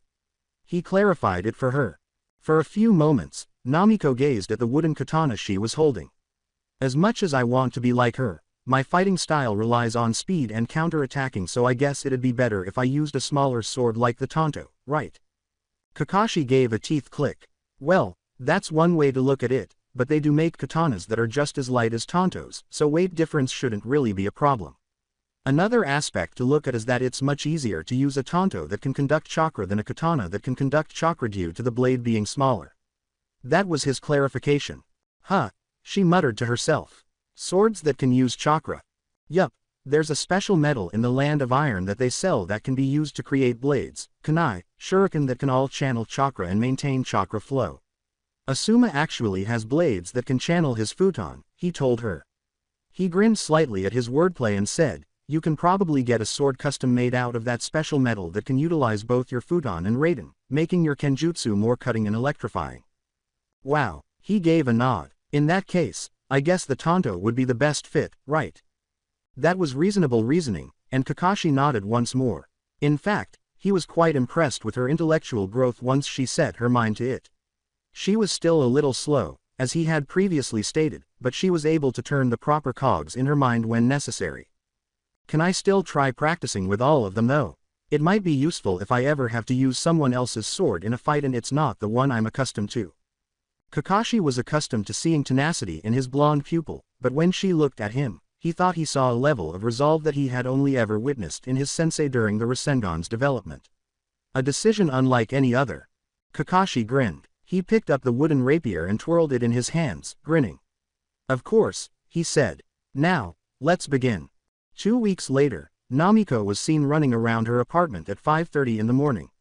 Right now, the 13-year-old genin was running around the apartment wearing an orange sports bra and black boy shorts. Her damp blonde hair made it obvious that she had just gotten out of the shower. Yesterday, Kakashi had told them that Team 7 would be participating in an unexpected B-rank mission to a cold location with an extra member today. They had completed several D-rank missions inside the village since the Wave mission, as well as some C ranks that required them to spend a day or less outside Konoha's walls. However, today's mission was expected to take a few weeks at most. The blonde Jinchuriki was currently eating a cup of ramen and searching for her new ninja outfit, which arrived in the mail the day before last. She had been looking around the village for weeks before finding a clothing store that also sold ninja appliances. The store was willing to sell her clothes and ninja gear for a reasonable price. She had chosen the outfit she wanted to wear, and since she needed the Uzumaki clan crest sewn in, it was scheduled for delivery when it was ready. The fact that a blacksmith owned the same ninja store is absurd. She had chosen to use the tanto as her preferred weapon after a demanding first day of kenjutsu training with Kakashi 2 weeks prior, and fortunately, the owner's blacksmith also produced custom weapons. He had agreed when she asked him to create a chakra channeling tanto for her, but she went pale when she learned how much it would cost. Namiko had learned kenjutsu more quickly than Kakashi would have thought possible. After just 2 weeks, Kakashi had stated that she could likely compete with most genin in a battle involving only Kenjutsu. It came naturally to her to learn Kenjutsu, just as Uchiha learned fire style or Naruto learned to think. Found it, Namiko exclaimed as she picked up the package, beaming broadly. 2 nights prior, she had put the package away after receiving it and gone out for ramen. She was also unable to recall where she had put it this morning. That ends well, though, so all is well. After giving her old orange and blue jumpsuit one last glance and silently saying goodbye to it, Namiko folded it and put it in a corner before heading to her room to change into her new attire. Namiko left the room a few minutes later. Her choice of attire was undoubtedly an improvement, even though she probably still stood out like a tree in Sunagaku. The Uzumaki clan member wore a cropped, mesh armor, fishnet-style shirt that reached her elbows over a short-sleeved orange kimono-like blouse with a dark embroidered border held closed by a black obi. The lower left portion of her blouse bore the Uzumaki clan emblem. She was wearing black shinobi sandals with stockings that ended just above her knee and black shorts that hung down to her mid-thighs bottoms. She wore fingerless black gloves on her hands. Along with her backpack and other essentials, she wore a black ninja pouch around her waist that held all of her ninja gear, including a sealing scroll. Additionally, Namiko had replaced her blue forehead protector with a black one that had much longer tails. When the blacksmith finished forging her tanto, she would place it horizontally in the small area just above the black ninja pouch. The 2 blonde pigtails were also gone. She now allowed her straight hair to fall just above her ninja pouch to its natural mid-back length. In order to prevent her hair from hiding the hidden leaf insignia on her hitayate, she chose to have 2 shoulder-length strands that framed both sides of her face. She also used a black clip to part her hair to the left. Additionally, she had a black band on her left wrist that she could use to style her hair if necessary. After that, the blonde went to her coffee table and grabbed a tiny bracelet case. She had received a tiny bracelet case from the Sandame a month prior, which had once belonged to Kushina. The bracelet case contained a plain silver band with a small silver linked chain holding a charm that resembled the red swirl of the Uzumaki clan. As Namiko removed the charm's chain from the silver band and put it back in the case, a tiny smile appeared on her lips. When she got it, she thought she would fasten it to the hilt of her tanto. Kushina put the silver band on her right wrist as a tribute to her mother because it was also engraved with her name. She had never been into jewelry, but this was unique, so she would wear it as best she could on the hand she would use to protect Konoha and achieve her goals. It made sense. After giving herself a final glance in the mirror, Namiko grinned and struck her left palm with her right fist. She had reached his moment after 8 weeks of intense training since the Wave mission. It was the first B-rank mission for her and her team, or more accurately, the first mission that would begin as a B rank. She was also aware that the Chunin exams were scheduled to take place in Konoha in 3 weeks. She hoped Kakashi would think about joining Team 7 if they could prove themselves on this mission. She smiled as she walked out of her apartment and locked the door. It was time for the game. It was time to kick some ass and take some names. Namiko arrived at an odd location at the north gate. Sakura and Sasuke, 2 of her teammates, were present, but they weren't by themselves. Although she was aware that they would have an additional member for this mission, she was somewhat taken aback by the identity of that additional member. Shikamaru was the one. While Sasuke engaged in his usual behavior, brooding, the Nara was idly gazing at the clouds. Sakura appeared to be reading a book about acupuncture. An old man with short, pale purple hair that spiked up in the back stood among them. He had a long beard, a bristling mustache, and a hat with a symbol she had never seen before, 4 tiny circles on the top, bottom, right, and left of a slightly larger circle. A much younger man, perhaps 5 or 6 years older than the genin, stood next to the elderly man with a backpack that appeared excessively heavy for his small stature. If the anxious expression was any indication, it was probably the elderly man's assistant. That wasn't the most odd thing, though. The presence of Kakashi received that honor. Kakashi Hatake arrived on time, right? When did that start to exist? Since Kakashi was always late, she had thought she was hurrying for nothing on the way here. She slowed her pace after having that thought, and she eventually showed up around 15 minutes after their scheduled meeting time. Sasuke, relieved that they could move forward, remarked, "TCH, about time." He was a little taken aback by his teammate's new outfit, but he didn't think much about it because it didn't worry him.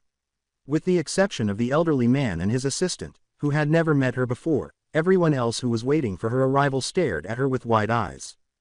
"Namiko, is that you?" Sakura had asked in a state of considerable surprise. She had never seen the blonde nod shyly before. She wasn't usually shy, but she did feel a little self-conscious about the way they were staring at her. Sakura said, "Wow, that orange jumpsuit did not do you any justice." After blushing in shame, Namiko finished on Shikamaru and greeted everyone. She said, "You're our extra member." The Nara gave a nod. "Yay, Asuma-sensei got called away for a mission that's probably going to take a while and Shoji and Ino are both with their parents training. My dad is busy with the Hokage this week, so I decided to take a mission with another squad. It was either this or sit at home with my troublesome mother," he stated with a lazy sigh. All Namiko could do was scoff at him. Was his mother so awful that he would rather go on a mission, AB rank 1, at that, than simply unwind at home with her? This mission was the only thing available, but from what was explained to me, it's a simple escort mission, so I decided why not. He continued, "Nice outfit by the way." She nodded after grinning at the compliment. Shikamaru's justification made sense. She concluded that the mission was only AB rank due to specific circumstances rather than being truly challenging. Given the amount of work required, Shikamaru would likely steer clear of any missions that were even close to AB rank. Everyone's eyes turned to Kakashi when he said, "Well," jolting them out of their reverie. "Now that we're all here," Namiko said, blushing slightly. "Our mission is as follows. This man here is Lord Hyokutsu, the daimyo of Frost Country, and it is our job to escort him back to his place of residence in the Land of Frost." Kakashi clarified, "Any questions?" Sakura held up her hand. Kakashi motioned her to stop asking. "If it's just an escort mission, why isn't it AC rank?" "Good question." This time it was Lord Hyokutsu who said, "This mission is ranked as AB rank only because of the political importance, as well as the implications it could have if we were to fail." "Anything else?" He pointed to the Jonin and questioned, "Is the Hokage sure that a group of children will be sufficient to support you?" Namiko and Sasuke glared at the man, each of them acting like the conceited jerk and hothead they were. Kakashi swiftly cleared the air to prevent a global incident in which the two genin got into a fight with a daimyo. "I assure you Hyokutsu-sama that this team was handpicked by Lord Hokage. These four are some of our best and brightest." With a calculating gaze, the Frost daimyo surveyed the four genin. "If you say so, Hitaki-san." As soon as there were no more queries or worries, the Frost daimyo, his assistant, and the Jonin-sensei signed out of the village and started walking north.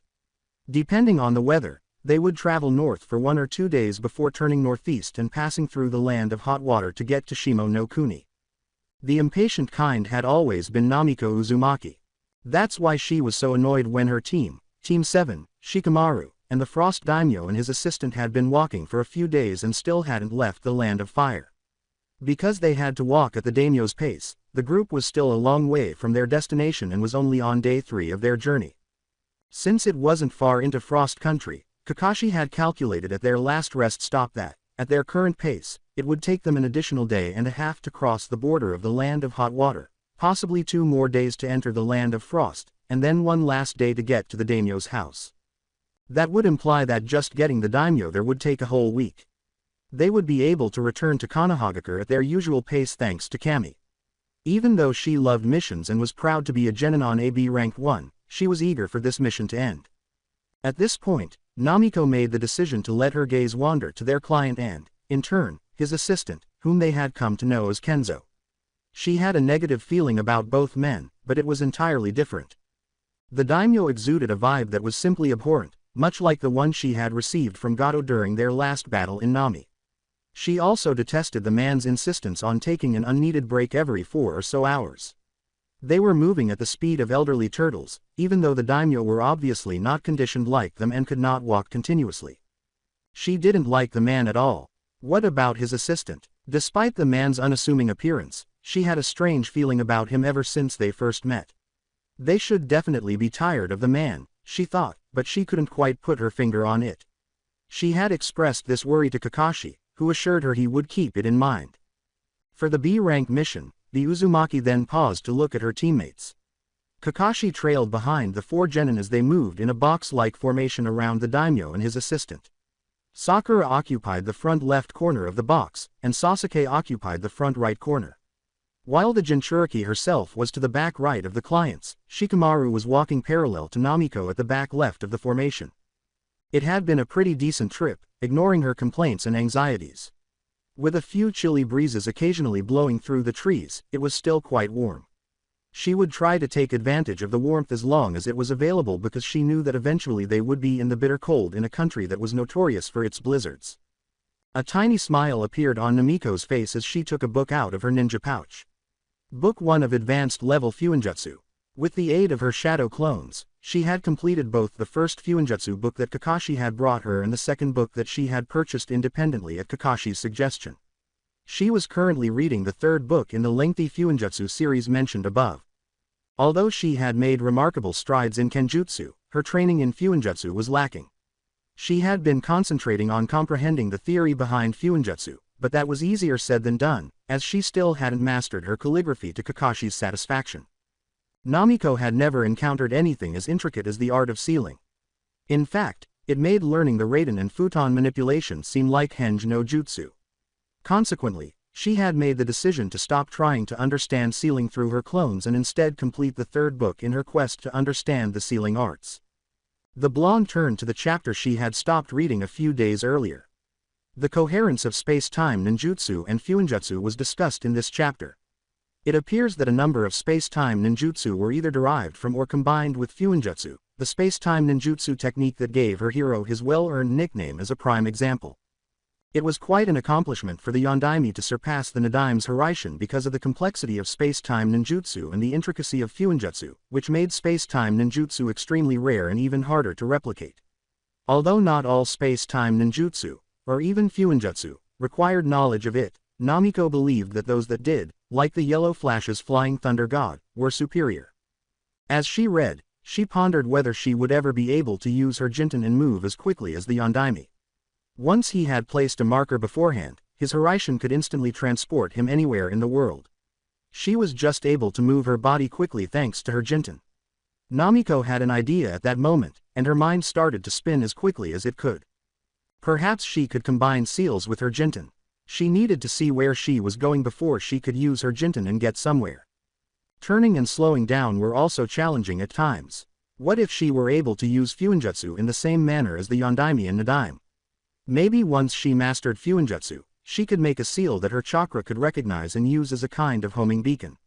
She would then be able to run without hesitation wherever she had put a seal, which might save time, ultimately save lives, and make it simpler for her to protect her priceless people. Then she had another thought. What if there was a seal that others could use to alert her to danger? Without knowing their precise location, she could apply both that seal and her homing seal to her beloved people, enabling her to save them if necessary. As the book that good, Uzumaki-san. Now Namiko was smiling like a lunatic who had just gotten out of a mental institution. She had the grace to blush a deep scarlet from embarrassment and swiftly replaced the smile with a sheepish one. Then she turned to face Kenzo, Frost Daimyo's assistant, who was the source of the voice.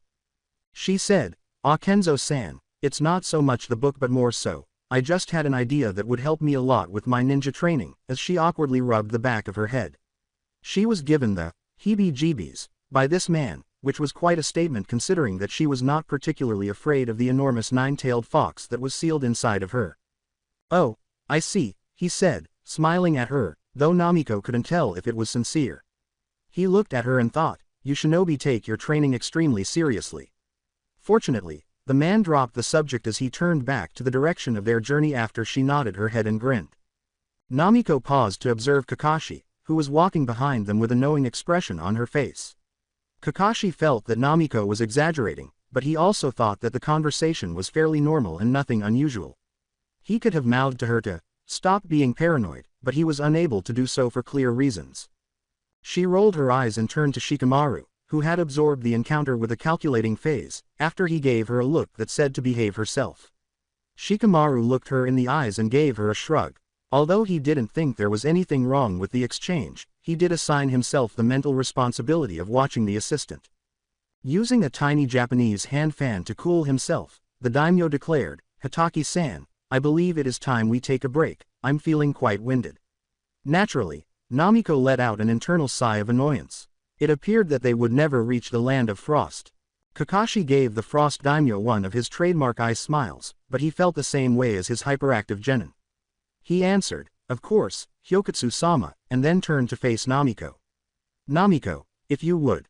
Before crossing her fingers and creating a shadow clone with the same irritated expression on its face, the blonde genin shot her sensei another knowing glance. Namiko grasped the clone and used its hands to spin it around before throwing it into the air.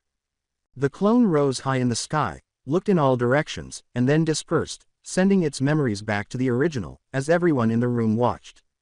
The original Namiko pointed eastward and said, "There's a clearing this way, maybe about a 10-minute walk." With a nod, Kakashi instructed them to turn east and proceed to the clearing Namiko had scouted. In compliance, the group moved east. And as Namiko mentioned, they arrived at a small clearing 10 or so minutes later. Even though they were irritated by how many breaks the daimyo wanted to take, the genin all dropped their packs and stretched, with the exception of Namiko, who had her belongings in a scroll. It was good to unwind for a while. Namiko turned to her sensei, still irritated. She pointed to the stream and said, "There's a stream a little way that way, I'm gonna fill up my canteen, and anyone else's too for that matter." Kakashi nodded and smiled at her.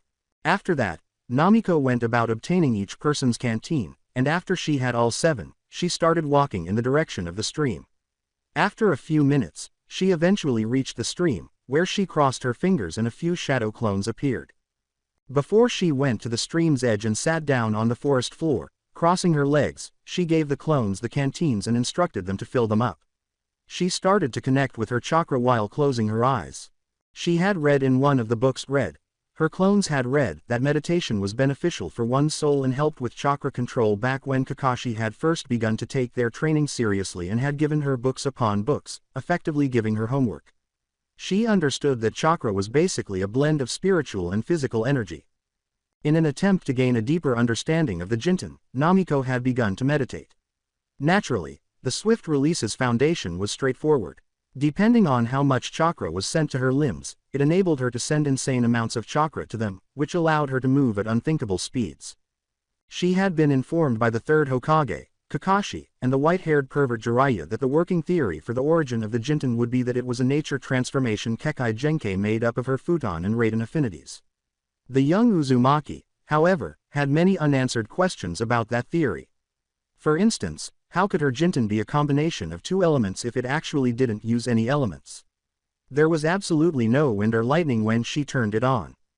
She recalled that Kakashi had told her that it would make sense for the Jinten to be futon and Raiden because wind could be dangerously fast and lightning was literally the fastest thing in the world, and the Kyuubi had confirmed this notion as well, though that had not yet been demonstrated. The only distinction was that Kurama also credited the Jinten's creation to her Uzumaki life force and its chakra. Considering everything, she didn't understand a lot of things about her Kekkei Genkai. Even though she was aware that it was her duty to grow and comprehend her abilities, she fervently hoped that there was another Jinten out there to mentor her. However, we don't always get what we want for a reason, she reasoned. But she meditated for more than just understanding the Jinten. She cherished the sensation of her chakra as well. A kind of fuzzy feeling, it was warm. But when she reached too far, she frequently discovered a darker chakra, which she assumed to be Kurama's. The Kyuubi's chakra was rich, powerful, and brimming with dread from thousands of years of animosity. Naturally, she had promised the 9 Tails that she would get rid of that hatred, and although she was determined to keep her word, she realized it would be difficult after realizing how much hatred the fox harbored. What the? She started to feel as though something was attempting to reach out to her as she was reaching for her chakra. It was a strange feeling that had never occurred to me before. It was, to put it mildly, different, even though it felt like chakra. Before long, it seemed as though she was losing a tug-of-war battle with whatever this weird feeling was. Namiko attempted to stop the flow of chakra to get rid of the strange feeling so she wouldn't give in to whatever it was she was losing against. But it was already too late. When Namiko's eyes opened, she was not in her mindscape with the Kyuubi, nor was she in the stream where she had been. A white void filled with nothingness would be a good way to describe her location. Namiko started to look around, but all she saw was white. The Uzumaki started to move around the emptiness, but eventually it appeared as though she was moving in circles or not at all. To be honest, she was unable to distinguish between the two. Namiko saw something appear in the distance at that point. It was quite a distance away, but she started to run in its direction. Her eyes grew wide as soon as it was within sight. In essence, what she was seeing was a duplicate of herself, or at least a duplicate of half of herself. The other, Namiko, was only half as good looking, with the difference being equally distributed. With the exception of a tiny black dot on top of the whiteness, the other half was nearly entirely white. The copy of Namiko gave her a tiny smile, or half smile, since that was all she could manage, before Namiko abruptly snapped back to reality before the real Namiko had a chance to question it. What in Kami's name was that? Boss. Namiko noticed that every shadow clone she had made was staring at her strangely as she turned to face the source of the voice, one of her clones. However, Namiko's eyes widened at what she saw when the clone that had called out to her hanged into a mirror before she could question it. As usual, when the Jinten was turned on at full power, her hair was glowing and floating. She was certain, though, that her Jinten was not turned on to its full potential. Additionally, her azure orbs, which she referred to as eyes, had orange pupils rather than the typical black ones. This time, Namiko permanently stopped the chakra flow and saw her appearance return to normal. Her eyes went back to normal, and her hair fell back to its resting place. Still lost in thought, Namiko merely motioned her clones, who had completed restocking the canteens, to leave, but not before glancing at their creator in confusion. Namiko began to stare thoughtfully at her reflection in the stream after she was by herself. Her mind was still troubled by what she saw in that white void. She thought there was only one location that could possibly explain what she had seen, but before she could do so, she heard a voice she recognized calling out to her. "Over here, Sakura." When Namiko turned around, her pink-haired teammate emerged from the tree line. Sakura asked, "Are you all done, Namiko?" and grinned when the Kyuubi Jinchuriki nodded in response. "Well, the daimyo's ready to get a move on again, so Kakashi-sensei sent me to find you," she clarified. Sakura picked up the rest of the canteen after Namiko nodded and got up. With a broad smile on her face, Namiko said, "All right, back to the mission." Before the two kunoichi started returning to the team, Sakura laughed at her teammate. With a comforting sigh, Namiko observed her breath condense before her. That had finally arrived in the land of frost after a protracted journey. With the frost daimyo by their side, it was as simple as it could be to cross into frost country, and their journey thus far had been uneventful and clearly a breeze as they entered the land of hot water without any problems. About 2 hours ago, they had completed the required customs and were now making their way to the daimyo's home. They had all put on white winter cloaks just before they had entered the border, and they were now moving down the snow-covered road, blending in with their surroundings. As they strolled, Namiko's thoughts about the daimyo and his assistant started to fade. Even though they hadn't proven to be, in Shikamaru's words, bothersome, she still felt uneasy about the assistant. Subconsciously, her mind returned to the scene she had seen while meditating by the stream. As Kakashi had predicted, it had been 3.5 days since then, so what she had witnessed was still fresh in her mind and she was at a loss for words. She had contacted Kurama and asked it about the subject, but the response had been unfavorable. She also thought that if she told Kakashi about it, he would actually tell Hokage, which would put her in the hot seat. She looked at her teammates for a few moments. Is there any way she could tell them what she saw? Would they be able to assist her in finding a solution even if she did? Perhaps not. Another moment was spent looking at Shikamaru, who appeared irritated due to the cold. She was grateful that she had a giant demon fox inside of her that kept her body temperature high during these kinds of situations. Even though the fox was acting in its own best interests, it ultimately benefited her. In her opinion, a victory. The pineapple-haired Genin's misfortune made her laugh inwardly, and then she went back to what she had been thinking about. She had seen a partial replica of herself, and there was the strange feeling that tugged at her chakra. Was the half-clone she saw the source of that feeling? And why, if it was? Why did the clone only have half of her features? What did the clone's white portion represent? In an attempt to clear her mind, the Kyuubi Jinchuriki shook her head and unintentionally complained aloud. The 6 other people she was walking with, however, turned to face her as she did so. Fortunately, they didn't ask any questions, probably dismissing her annoyance. The group kept walking in silence, and everything was quiet until they saw 2 figures approaching them, completely wrapped in black winter cloaks. The 5 Konoha shinobi instinctively kept their weapons ready under their cloaks in case that was what it came down to, because it was difficult to distinguish the appearance of either of the figures. When the enigmatic people were about 20 feet away from the daimyo's group, they stopped moving, which prompted the Konoha shinobi to do the same, and raised their heads to meet the Konoha nin's gaze. Namiko and company raised their heads, revealing the faces of their possible enemies. One of the two men had yellow eyes, long green hair, fair skin, and a tiny scar beneath his left eye. With long red hair and rather pale lips, the other man was as fair as his companion. Kakashi called from the rear of the group. His beloved Ika Paradise was already hidden in his ninja pouch, and his hand was at his hip, ready to reach out and reveal his Sharingan if necessary. "Can we help you, gentlemen?" he asked. Not necessarily," the man with green hair said, turning to face the Frost Daimyo, who appeared to have lost all color. With a menacing grin, the man acknowledged, the Frost Daimyo on the other hand, he could help greatly. The daimyo's aide spoke before Kakashi could respond with a joke of his own. "What business do you have with Hyokutsu-sama?" The other man, the one with the pale lips and red hair, made the decision to speak. The man claimed, "Well, you see, good old Daimyo-sama, here is quite the character when it comes to wealth, drawing interest from those in his immediate vicinity." The man shrugged and said, "In layman's terms, he has too much wealth, so we've decided to relieve him of some of his unnecessary wealth."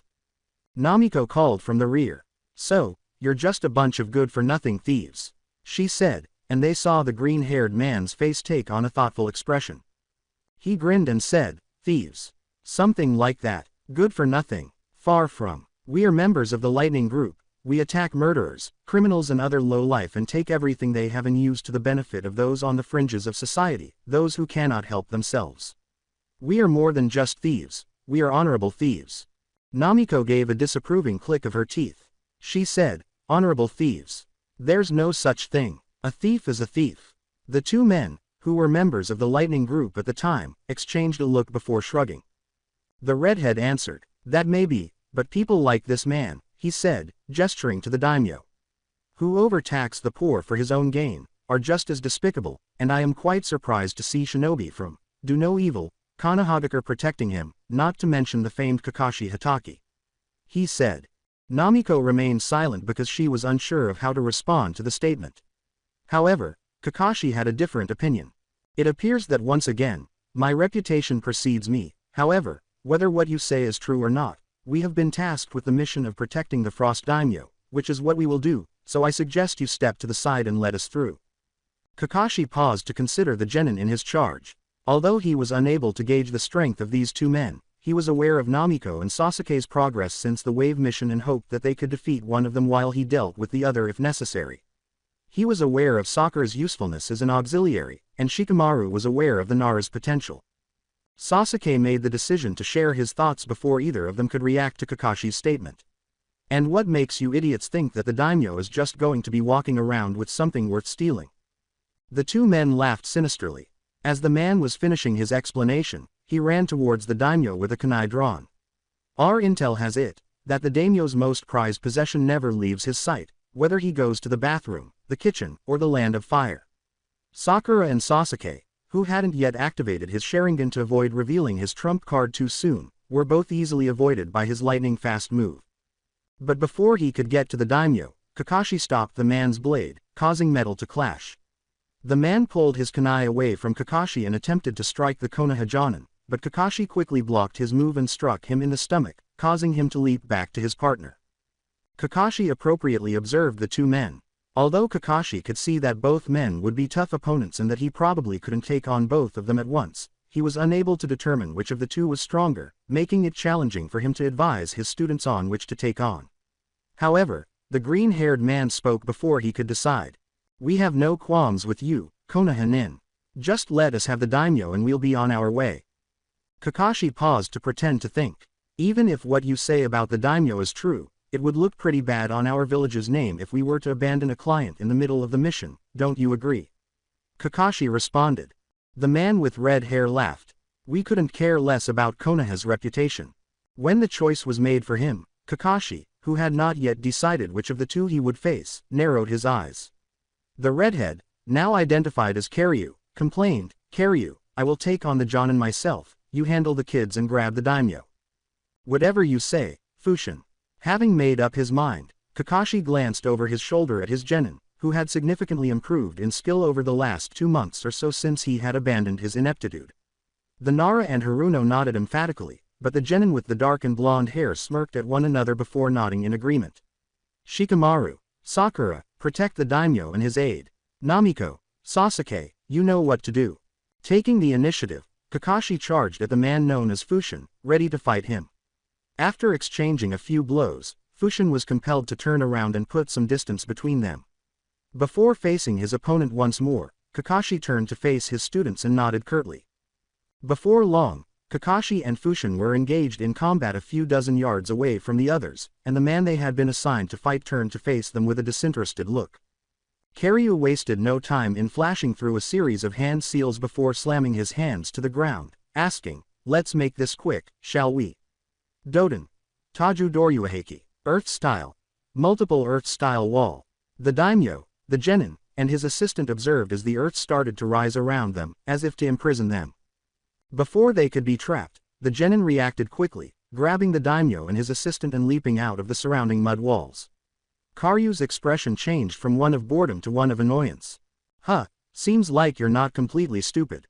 The genin disregarded what he had said, and Namiko turned to face Sasuke, grinning. "Let's do this, Sasuke." HN. Namiko withdrew a kunai and ran at the lightning group member after deadpanned her teammate's smug and lazy response. Kiryu pulled out his own kunai and got ready to stop Namiko, but he was shocked to see that the blonde's speed had doubled. What in the... Before he could react, Namiko was on him in an orange blur.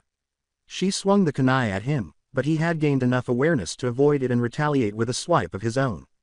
With the Jinten engaged, Namiko easily sidestepped the blow and kicked the man in the back, propelling him forward into Sasuke's path, who had already completed a series of hand seals. Kaden. Gukaku no Jutsu. Fire style. Great fireball technique.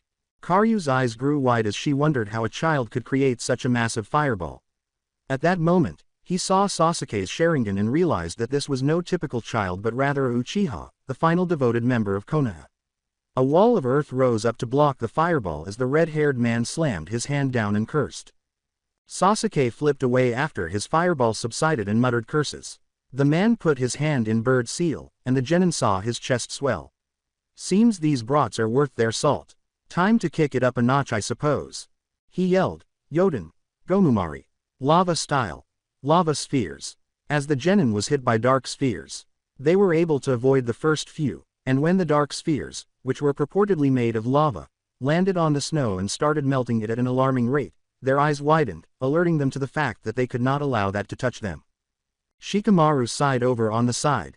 It appeared that he had a Kekai Genkei, and he could already tell that this shinobi was beyond their level. He pointed out that the four genin would most likely be able to capture the man, or at the very least occupy him until Kakashi could complete his battle, if they weren't required to defend the daimyo and his assistant. However, he was taken aback by how well Namiko and Sasuke collaborated, even though he was not fully aware of Team 7's abilities. They had managed to plan an attack without speaking to the man in their initial assault. Namiko did a good job of pushing the man into Sasuke's path, and Sasuke knew when to release his fireball so that Namiko would not be caught in the blast. Sakura, the aide, and the daimyo all gave Shikamaru perplexed looks as he pursed his lips and held his hand in an odd position. As he set to work, he thought, "We need a plan, and fast." As he and Kakashi observed a massive fireball colliding with an earth wall in the distance, Fushin remarked, "Seems like those kids of yours aren't half bad." With a sigh, the man with green hair returned his focus to Kakashi. The man pulled out an oddly shaped kunai, twirled it in his hand, and threw it at Kakashi, saying, "Such a shame you had to get in our way." The silver-haired Jonin leapt back to avoid the kunai, but as it exploded upon impact, his eyes widened and he was launched across the snow-covered ground behind him. After the smoke subsided, Kakashi squinted at his opponent. "We didn't so much get in your way, it's quite the opposite really." Fushin gave the Konoha Jonin a wary look and then shrugged. "Good point," the man said before channeling chakra and placing his hands in the Tora hand seal. Kakashi sensed the man's chakra flare. "Then I suppose it would do me and my partner good to do what we need to and get out of your way as soon as we can." Taiden. Mofu Derpa. Typhoon style. Severe wind destruction. When Kakashi heard the name of the jutsu, his eyes grew wide. "Typhoon release," he exclaimed, his eyes widening as a massive tornado appeared between him and Fushin, a natural transformation he had never heard of before. The tornado spun violently in the direction of the silver-haired Jonin, tearing up the surrounding ground as it whipped around menacingly. With a curse, Kakashi started to turn away from what appeared to be his impending demise. The Jonin tested his resolve as soon as he had enough room to buy himself some time to reflect. He had a few choices, but some of them were either bad concepts or would be too difficult to implement. Kakashi wondered about the science underlying tornadoes. They were created when cold, dry air collided with warm, humid air. Thus, he would have to either cool the air until it overtook the hot air, or vice versa, to prevent the malevolent chakra-based, natural, disaster. He didn't know any ice release techniques, which was unfortunate, or fortunate, depending on your point of view, and he thought it would be bad news to add fire to the tornado. As he had to avoid another exploding projectile, Kakashi moaned, "This is so unlike you, Hitaki." He saw Fushin through the violent winds as he touched down, holding a few more of the oddly shaped kunai. "I've heard great stories about you, the man with over 1,000 jutsu, the hero of Kanabi Bridge, the Yondaime Hokage's prized student. Where is that tremendous valor you're known for?" Kakashi decided not to answer the man. Rather, he pulled out a couple of his own kunai and hurled them at Fushin, enhancing their speed and cutting ability with chakra. Fushin merely grinned as he flicked his wrist and hurled his kunai, which exploded and added flames to the tornado when it struck Kakashi's head. As he attempted to determine the best course of action, the Jonin let out another curse. He had no choice but to reverse the airflow because heating and cooling the tornado-fueling air was not an option. But he needed something moving quickly in the opposite direction in order to accomplish that. He looked at his genin for a moment. If Namiko hadn't been fighting herself, she would have been ideal. She could have easily stopped the tornado by running in the opposite direction while her Jinten was activated. Suddenly, a bright, loud explosion shook the earth, forcing Kakashi to cover his eye. His eyes widened as he recognized Namiko and the others as the source of that explosion once the brightness no longer threatened them. With a snap decision, Kakashi unveiled his Sharingan while spinning wildly. He quickly produced a second shadow clone, and they both boldly eyed Fushin down. He had to finish this and make sure his genin, his aide, and the daimyo were all right. He had to get this over with. Namiko, Sasuke, the two summoned genin were battered and breathing heavily, as a result of their rather taxing battle with the man known as Karyu. Glancing over their shoulder, the aforementioned genin saw Shikamaru's face covered in an unfamiliar feature. Resolve. "I have a plan," they said. It was a straightforward strategy that, if carried out flawlessly, would guarantee their triumph. Then he looked over at Sakura. She only nodded, but he couldn't tell how determined she was. "I'm going to help Namiko and Sasuke get rid of this bothersome guy, okay?" he asked. Shikamaru jogged over to Sasuke and Namiko, and they had a brief conversation in whispers. Seeing what they were attempting, Karyu launched a barrage of shuriken at the genin. Sasuke, who was proficient in shuriken jutsu, was able to stop the enemy in their tracks by launching his own volley and striking them in the head.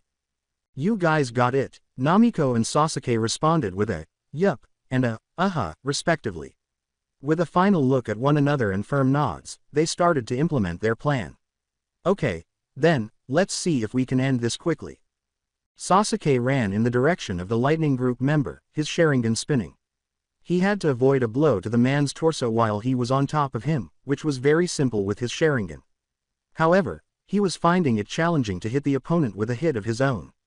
Sasuke had more of a target to hit because of the man's larger frame, but he was very adept at moving his body away from Sasuke's blows. The Uchiha were able to determine that perhaps taijutsu wasn't this man's strong suit when Sasuke became aware of how evenly they were competing in the taijutsu battle. However, that was okay because the man was merely a distraction and Sasuke didn't need to defeat him in a taijutsu fight. For a brief moment, Karyu caught a glimpse of the blonde-haired genin sprinting toward him with her incredible speed out of the corner of his eye. He prepared to retaliate, but as soon as she got close to him, she grinned and leapt over him, landing gracefully about a dozen feet away from the Yoden user. Karyu turned, gave her a fierce look, and was about to hurl a few lava spheres in her direction when he became aware that he was immobile. He struggled and managed to turn slightly, seeing a long black line connecting them, or more precisely, their shadows, and the child with the pineapple hairstyle holding a hand seal. The genin had concealed Shikamaru's shadow possession by using Namiko's and Sasuke as a diversion.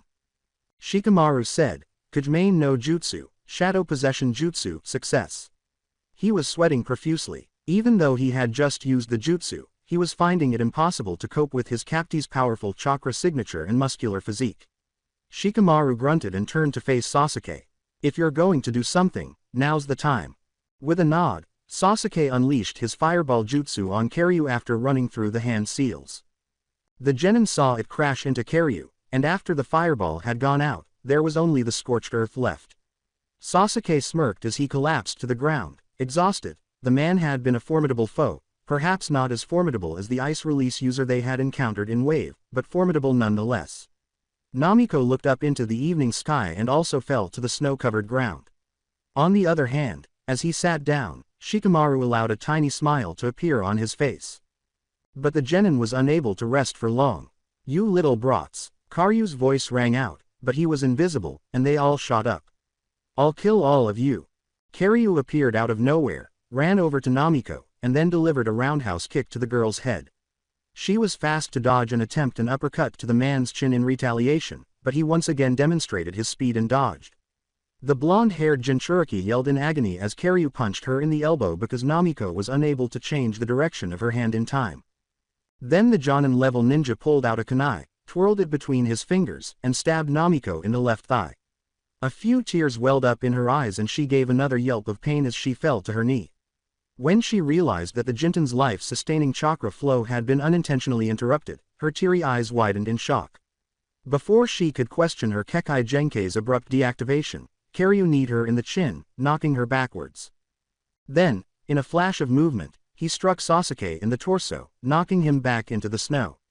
The Uchiha rolled until his head struck a snow-covered rock, causing him to become confused.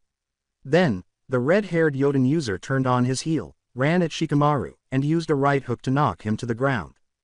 After letting out a painful groan, Shikamaru felt his hands being seized behind his back and bound with what he could only surmise was ninja wire. Then he witnessed Karyu kick him in the face and send him back after slapping a piece of paper against his chest. This'll teach you. When Shikamaru looked down, he saw that his fishnet shirt had an exploding tag stuck to it. Then he looked up and saw Karyu's hand in the half-rammed seal, grinning menacingly.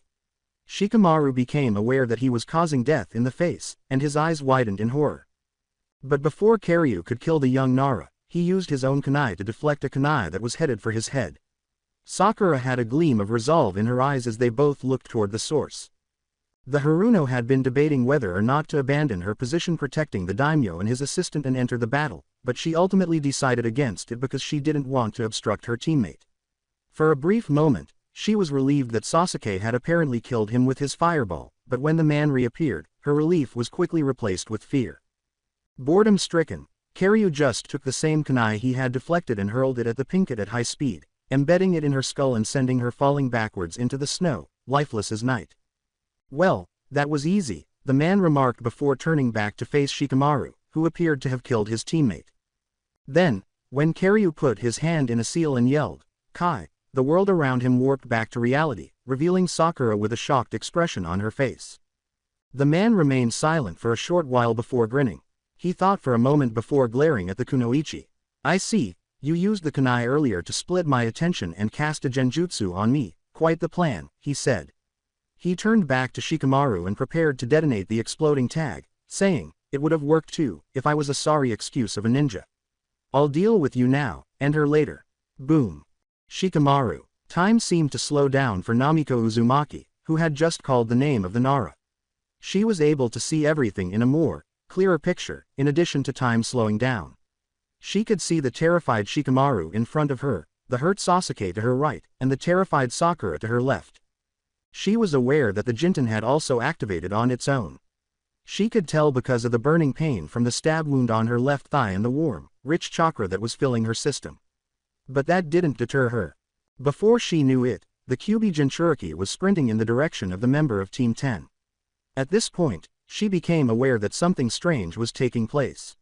Everything around her appeared to be moving slowly, but she appeared to be running at a steady pace. Sakura's scream reverberated through the atmosphere, and she could clearly hear the paper bomb's sizzling sound. But whatever was going on, she would deal with it later. There were more pressing matters at hand at the moment. When she finally got to Shikamaru, she tried to dive to the ground with him, ripping the exploding tag off his chest and throwing it backwards towards their enemy. At this point, Time seemed to catch up with itself and things started moving at their usual pace. However, the paper bomb only reached a distance of 2.5 feet before it exploded, rocking Namiko and Shikamaru's battlefield with a loud and bright explosion. Shikamaru detested headaches in particular. According to him, they were bothersome, but that was the least of it. His analytical nature meant that even when he wasn't trying, his brain was constantly working, albeit sluggishly, trying to process whatever information it encountered, both consciously and unconsciously. Additionally, the likelihood of headaches increased with the amount of information and processing stress in your brain. But he had never experienced a headache like the one he was currently having. He considered headaches to be merely an annoyance in terms of discomfort. Although they had never caused him much pain, he had grown to hate them because they were brief and persistent aches. On the other hand, this headache made him feel as though a dull kunai was being used to stab his brain. When the Nara saw the sun rising, he tried to open his eyes but quickly closed them and winced in agony. To make matters worse, the rising sun caused his mind to begin analyzing and formulating explanations for why it was rising at the middle of the night, right after he had just been in combat. At this point, Shikamaru's headache grew worse and he groaned in agony as the events of the previous day began to flood his mind. His final memory was of Namiko removing the paper bomb from his chest and discarding it just before it exploded. Even though he was grateful for her, what he had witnessed right before she appeared in front of him overshadowed his gratitude. When he looked at her after hearing her call his name, he saw that she was glowing, or at least that her hair was. Then she had materialized before him and done the thing that saved his life in what he could only call a flash. When he realized what was happening, he would thank her for saving his life, but she would undoubtedly have some questions to answer. Fortunately for the Nara, it would happen much sooner than he had anticipated. At last, Shikamaru managed to open his eyes a little to try to sense his surroundings. That paper bomb had a lot more kick to it than a normal one, as he realized he was nowhere close to where he had been during the fight. At this point, the Nara saw that dark patches were scattered across the clear white snow he had been lying on, and that his backpack had come along for the ride, and was not too far from his person. Shikamaru's eyes followed the dark patches until they widened uncontrollably. Namiko lay a few feet away from him, unconscious. The young Nara noticed a trail of blood running from his former classmate's ear, and although the stab wound in her thigh had mostly healed, it was still evident that she was injured there. It appeared as though the explosion they had just experienced had affected her more than him. Shikamaru quickly put his own discomfort aside and walked over to Namiko, kneeling beside her while attempting to determine what shape she was in. Naturally, he was aware of her remarkable capacity for quick healing, something he had personally experienced in the academy, but he would prefer to be safe than sorry. He tried to ascertain whether any of her injuries would eventually cause her problems using what little medical knowledge he had, and he was relieved when the results of his quick examination were satisfactory. Then he started tending to her injuries. Shikamaru tied her thigh with a piece of his winter cloak, which he still wore despite it being singed at the bottom. She might experience discomfort if she put too much pressure on the stab wound because it might reopen. The Nara then turned to face the blonde-haired Genin's ears and gave himself a slightly disgusted grimace. He berated himself for not being able to move quickly enough to escape the predicament on his own. Rather, Namiko had to save him, and now she was lying in the chilly snow with a stab wound to her thigh and possibly a ruptured eardrum. Shikamaru glared into the snow-covered ground, his fist clenched in rage. He had no idea what had hit him. Normally, he was such a calm and collected person, but when he saw Namiko lying there like a dead body, he became angry in ways he was unaware of. A groan startled him out of his rage just as he was about to fall to the ground. He turned to Namiko, who was opening her eyes slowly and attempting to blink away the pain that was clearly visible to her. She asked, "Shikamaru, did we make it?" Before he could think of a reply. "Or did we both die?" The Nara Genin had the self-control to give her a small laugh. She was still capable of illuminating the atmosphere. "Somehow, we both made it," Shikamaru remarked, grinning slightly. Then he pointed to her ears and thigh and said, "Though, you could have been better off." She appeared to be able to hear him, which was a positive indication that her eardrums were still functional. Namiko gave him a bewildered look as she reached for her ears and felt dried blood. After that, she looked at her thigh, but to Shikamaru's surprise, she dismissed it. Shikamaru gave her a slightly curious look as she said, "I'm fine, I'm usually a pretty fast healer, which is why I'm surprised that my thigh isn't healed 100% yet." She seemed to be speaking to someone else. However, He chose to set that aside for the time being due to the situation and the growing number of questions he was already having. He said, "Can you walk?" Shikamaru sighed after Namiko shook her head disapprovingly. Before bending down with his back to her, he picked up his backpack and hung it in front of him. He said, "Hop on." Namiko was relieved that he wasn't facing her because he could have seen her face turn the most vivid pink. Well, you can't walk, and we need to first of all get cleaned up and secondly we have to find Kakashi-sensei and the rest of your team," he said. "As banged up as we are, we still have a mission to finish, plus, we could use the body heat to warm up." She swallowed the lump in her throat and climbed onto Shikamaru's back after saying, "Right." It was Shikamaru's turn to blush as two orbs pressed against his back and her warm breath touched the back of his neck. Namiko expressed concern once they were both prepared to move on. "Which way do we go?" Shikamaru remained silent for a while, thinking, and then he spoke. "Well, we were originally heading east towards the daimyo's residence, so I think it's best we continue that way. We can only hope that Kakashi was able to deal with our two attackers and figure something out." He clarified and she nodded. Shikamaru prepared himself and started walking toward the east. They strolled silently for a considerable amount of time before Shikamaru felt compelled to raise an issue. "Hey, Namiko." The blonde kunoichi appeared to have been deep in thought, but she was startled out of it by Shikamaru's voice. "Yay," was her response. "Thank you." A puzzled expression spread across Namiko's face. "For the second time today," she said, "Thank you for saving me. If you hadn't done what you did, I'd probably be a goner right now."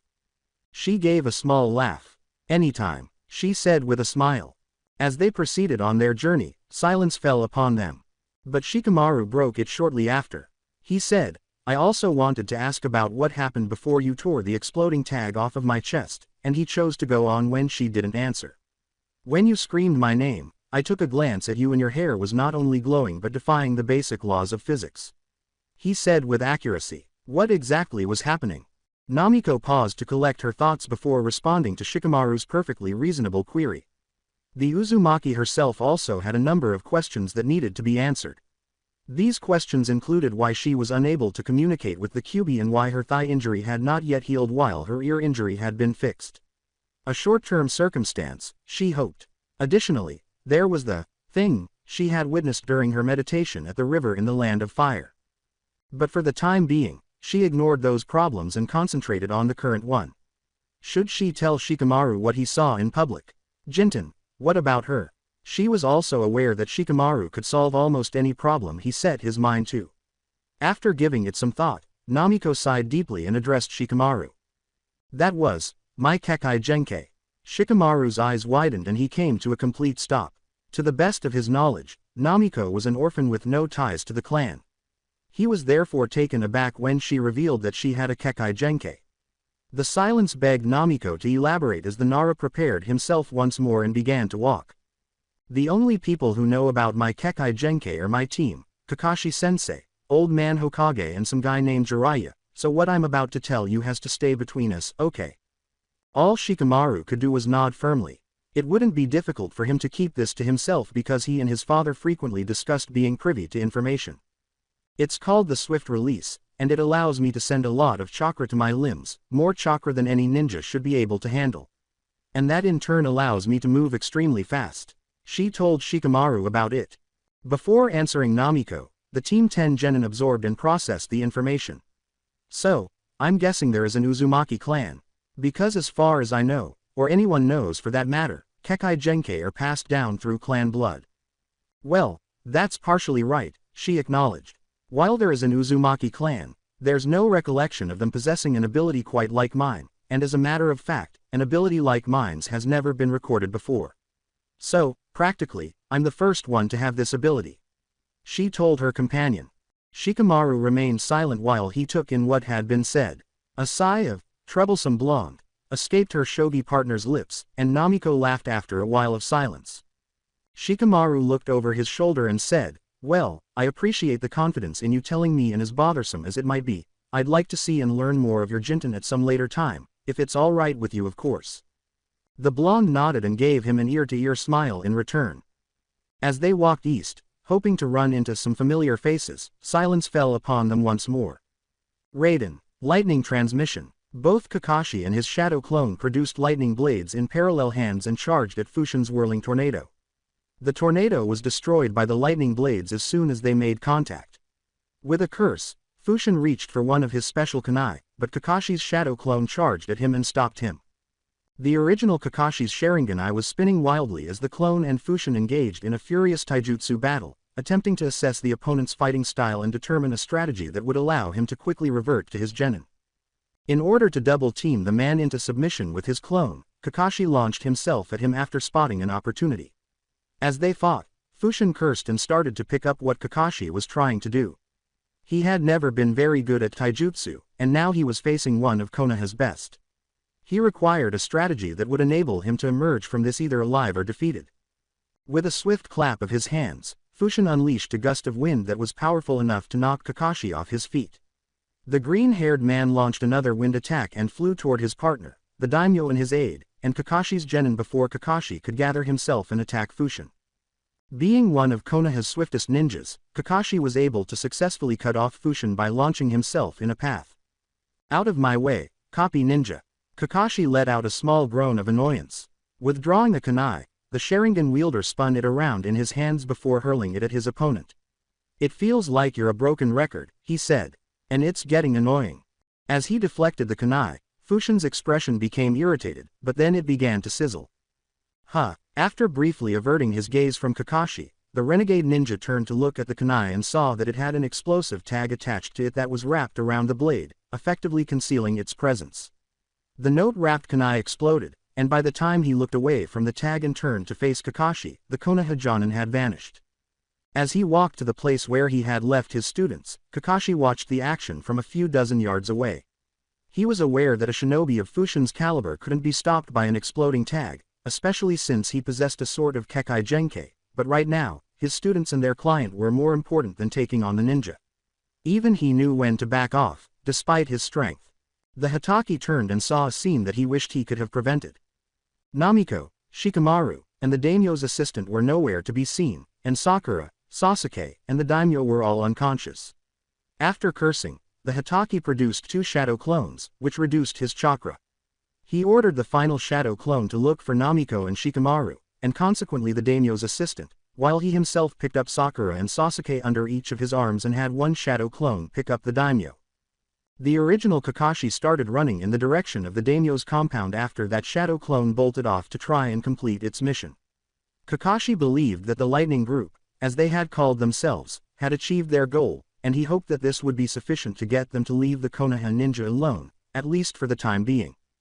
It would be useless to fight after they had achieved their objective, and he fervently hoped that the Lightning Group felt the same way, given that he was limited by carrying 2 of his genin while the other 2 were absent from action. With a note of relief in his voice, Shikamaru said, "I think there's a village coming up." Even though he was a shinobi with strength training to handle the physical demands of his job and survival training to handle the harshest weather conditions, he had to admit that carrying Namiko on his back for the previous 4 hours was starting to wear him out. But since Namiko was a woman, a blonde, short-tempered one at that, he would never bring up her weight with her, much less risk being skinned alive. What did that say? Hell doesn't have the same rage as a scorned woman. Finally, moaned Namiko, frustrated. Considering that she had been on his back the entire time, Shikamaru deadpanned at that point but remained silent. "I am starving." Shikamaru laughed at her antics before addressing a more important issue. "How's your leg?" Namiko noticed that her leg was much better than it had been before, albeit not completely healed. She took a moment to flex the muscles in her leg. She would need to see the QB as soon as possible because it appeared that her advanced healing from the QB was progressing, albeit slowly. But she didn't currently have a mindscape connection to the great-tailed beast, and she didn't choose to have one. "It's getting better. I think I'll be fine after I get some food," she said, grinning. She continued, "I also think I can walk now, if you're getting tired of carrying me." Shikamaru paused, but before Namiko could get off, the Nara readjusted her with his forearms, which were supporting her beneath her thighs, and then he resumed his stride. Namiko grinned in response to his statement, "It's okay, we're almost there, and it would be problematic if I put you down and you're still unable to walk." She remarked, "I appreciate this, Shikamaru," as they proceeded on their adventure. "Lunch on me at the village, okay." As they made their way to the village, Shikamaru merely gave a nod of comprehension. To put it mildly, their stroll into the village was uneventful. However, they were unable to pinpoint the reason behind the village's overwhelming sense of melancholy and oppression. They couldn't help but notice the odd looks they were receiving from the locals as they strolled through the village in search of an inn where they could get a decent night's sleep and perhaps even some food to satisfy their raging hunger.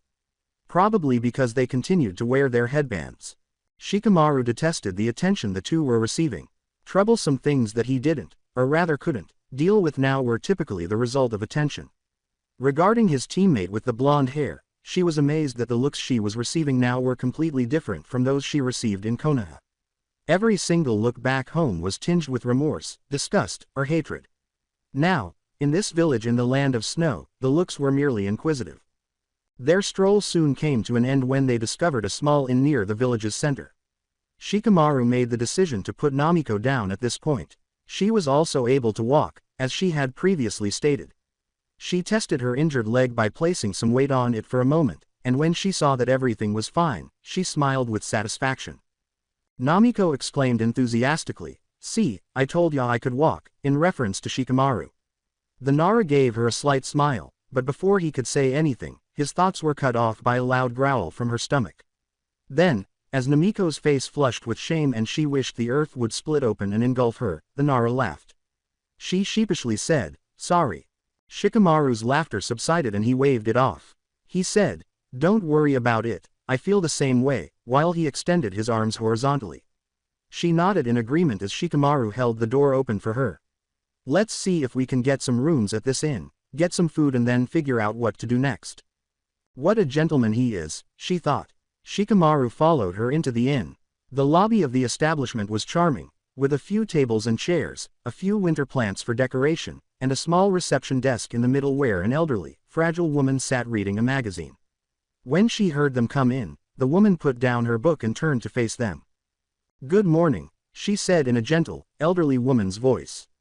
"My name is Osaka. How may I help you two today?" she inquired. Good morning to you too, Osaka-san. We'd just like a couple rooms and a good recommendation for a place to eat," Namiko said. The woman said, "Of course," and then she turned a few pages of a book that the two genin thought was a ledger. She asked, "How long would your stay be?" "Most likely just until tomorrow," Shikamaru replied.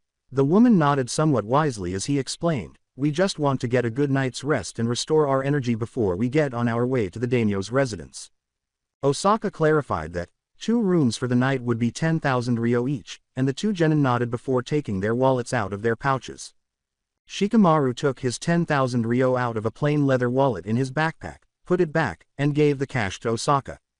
Namiko, on the other hand, turned pale as she pulled her cherished Gama-chan from her ninja pouch. Spending money always hurt, even though she had more than enough to pay for the room. Before returning her Gama-chan to its proper place, she gave Osaka the 10,000 ryo and Shikamaru a few hundred ryo for food. Then Osaka pulled out 2 keys. Room number 307 and room number 309. They're opposite each other on the 3rd floor. As for food, there is a cafe down the road on the left-hand side with great food. The Konoha genin turned to one another and smiled as they expressed their gratitude. Shikamaru, who was aware of Namiko's frequent visits to the Konoha ramen spot, said, "You can go get settled in your room. I'll head to the cafe and get some food. I'm assuming if they have ramen that's what you want." He wasn't shocked when Namiko started shaking her head enthusiastically. The Nara then faced the elderly woman once more. "Thank you, Osaka-san." The old woman smiled at them and went back to her magazine. Once more, the genin exchanged glances and nodded before Shikamaru left the inn and headed for the cafe, while Namiko headed for the stairs leading to her room. She was going to clean herself up and take a shower first. After that, she needed to figure out what on earth was wrong with her tailed beast. "I'm sorry Hataki-san, but no other ninja has come here." Speaking to a guard at the daimyo's mansion, Kakashi cursed in his head. He had placed Sakura and Sasuke in their proper beds to rest when he had first arrived in the early hours of the morning before settling into a bed himself. He was awakened to the memories of his shadow clone, which had run out of chakra before it could find Shikamaru and Namiko. "Thank you." He thanked the guard and started to return to their quarters, hoping that his other 2 genin would be awake and able to explain what had happened when the lightning group had split them up. He had thought that Namiko and Shikamaru would have traveled to the daimyo's mansion if Fushin's partner hadn't taken them. Because they weren't present, it was possible that they had been taken prisoner, hadn't considered visiting the mansion, were detained somewhere, or, worse yet, were dead. The son of Konoha's White Fang was unable to accurately determine a reasonable conclusion on his own because there were too many variables in the situation. Relieved to see Sasuke awake, the Jonin returned to where Sakura and Sasuke were sleeping. Without delay, the team leader took a seat across from Sasuke. He instructed Sasuke to tell him what had transpired during their altercation with the man known as Karyu after confirming that he was healthy and uninjured. For the next 10 or so minutes, the Uchiha relived the ass-kicking that the man named Karyu had given the genin. When he was finished, Kakashi sighed deeply and sat back. Based on what Sasuke had told him, he surmised that Namiko and Shikamaru had likely been blasted away by the explosion rather than captured. On the one hand, he believed that Namiko would hopefully avoid trouble with Shikamaru if his remaining genin had not been captured or seriously injured by the explosion. On the other hand, Namiko was a wildcard that trouble tended to gravitate toward. However, one of the daimyo's guards entered the room before Kakashi could proceed. After nodding in comprehension, Kakashi turned to Sasuke and gave him a comforting nod before glancing at Sakura, who was still asleep, and leaving with the daimyo's guard. Apologies for interrupting Hataki-san, but Daimyo-sama requests your presence. After a few minutes of following the guard, Kakashi was led into an office where the Frost Daimyo was sitting and sipping tea. The silver-haired Jonin obeyed the daimyo's smile and motioned for him to take a seat. You wished to see me, Daimyo-sama. The Frost Country daimyo cleared his throat and set his teacup on the wooden table before him. Yes, Kakashi-san. First and foremost, I would like to extend my thanks to you for escorting me safely to my residence. The daimyo replied. While I am pleased with your thanks, in my books this mission was much more a failure than it was a success, Kakashi started to explain. We were attacked, and you were robbed, as well as 2 of my students and your aide are missing. Kakashi concluded. The daimyo cleared his throat for a moment. It is quite more complicated than that, Kakashi-san. Kakashi gave the daimyo a curious glance at this declaration. Allow me to explain. After your blonde-haired and pineapple-haired students were blasted away from the scene, and your other 2 students were incapacitated, my aide then proceeded to take what the thieves were after from me himself. Kakashi's solely discernible eye widened at this. What, was all he said? The daimyo explained solemnly. Yes, it appears that my aide was involved in collusion with the so-called lightning group. The daimyo shook his head sorrowfully and looked back at the Konoha Jonin. Kenzo has been my aide for almost 5 years, to think that he would be an accomplice to a theft on my belongings, he said. The daimyo bowed his head slightly to Kakashi and said, please accept my apologies and extend my apologies to your village for getting your students hurt. Kakashi smiled with his signatory eyes at the Frost Lord. No need to apologies, daimyo-sama, you had no idea that your aide would turn on you like that. In response to Kakashi's remarks, the daimyo nodded. You and your team are relieved of your duties. You can report this mission a success to your cage, and if you require Frost Country's assistance to locate your genin, please note that my guards are at your disposal. The daimyo clarified. What about the matter with your aide and your belongings that were taken? Kakashi inquired. That will be dealt with as an internal matter. Believe me when I say that Frost Country will take care of that problem on our own, said the daimyo. Then Kakashi got up and bowed to daimyo. After daimyo nodded, Kakashi left the office and headed back to the room where Sakura and Sasuke were sleeping. Thank you once again, daimyo-sama, and if you'll excuse me. The Jonin decided that he would remain at the daimyo's house for a few more days so that Shikamaru and Namiko could get there before him. Sasuke and Sakura left to look for them. While this was going on, the former Anbu crossed his fingers, watched as 2 shadow clones appeared, and then hurried off to start looking for his missing pupils. You baka kitsune, do you know how long I've been trying to get into contact with you? As the Kyuubi heard Namiko's chiding, a tick mark appeared on its body. The blonde loudmouth's yelling was the first sound it heard when it woke up from one of the most enjoyable naps of its life. The fox scoffed and said, not long enough it seems. With her hands on her hips for dramatic effect, Namiko glared at the fox and said, you think you're funny, huh? What happened? The fox gave its Jinchuriki a mental eye roll. I was healing you, baka, according to Kurama. The kitsune surprised Namiko by saying, when you saved the pineapple-headed mortal from death, you used more of the Jinten than your body could handle, and I had to save you, again. You used so much of the Jinten's power in your emotional state that you started to tear your muscles and the ligaments that connects your bones. It took quite a bit of my power to heal you, and after that I went to sleep and didn't want to be disturbed. Huh, so, you locked me out of my mindscape. Can you even do that? The fox gave a menacing laugh. Have you forgotten who I am? The Gray. Namiko rolled her eyes and said, yeah, the great nine-tailed fox, yada, yada.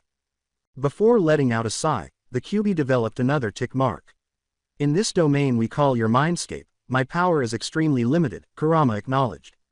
After I succeeded in healing your torn muscles and damaged ligaments, I attempted to heal the stab wound in your thigh. I was able to cauterize the wound, but I couldn't heal it completely until recently. Kurama concluded his account. The fox gave her a tentative nod in response to her question. Huh, so does that mean that my healing ability which I get from your has its limits?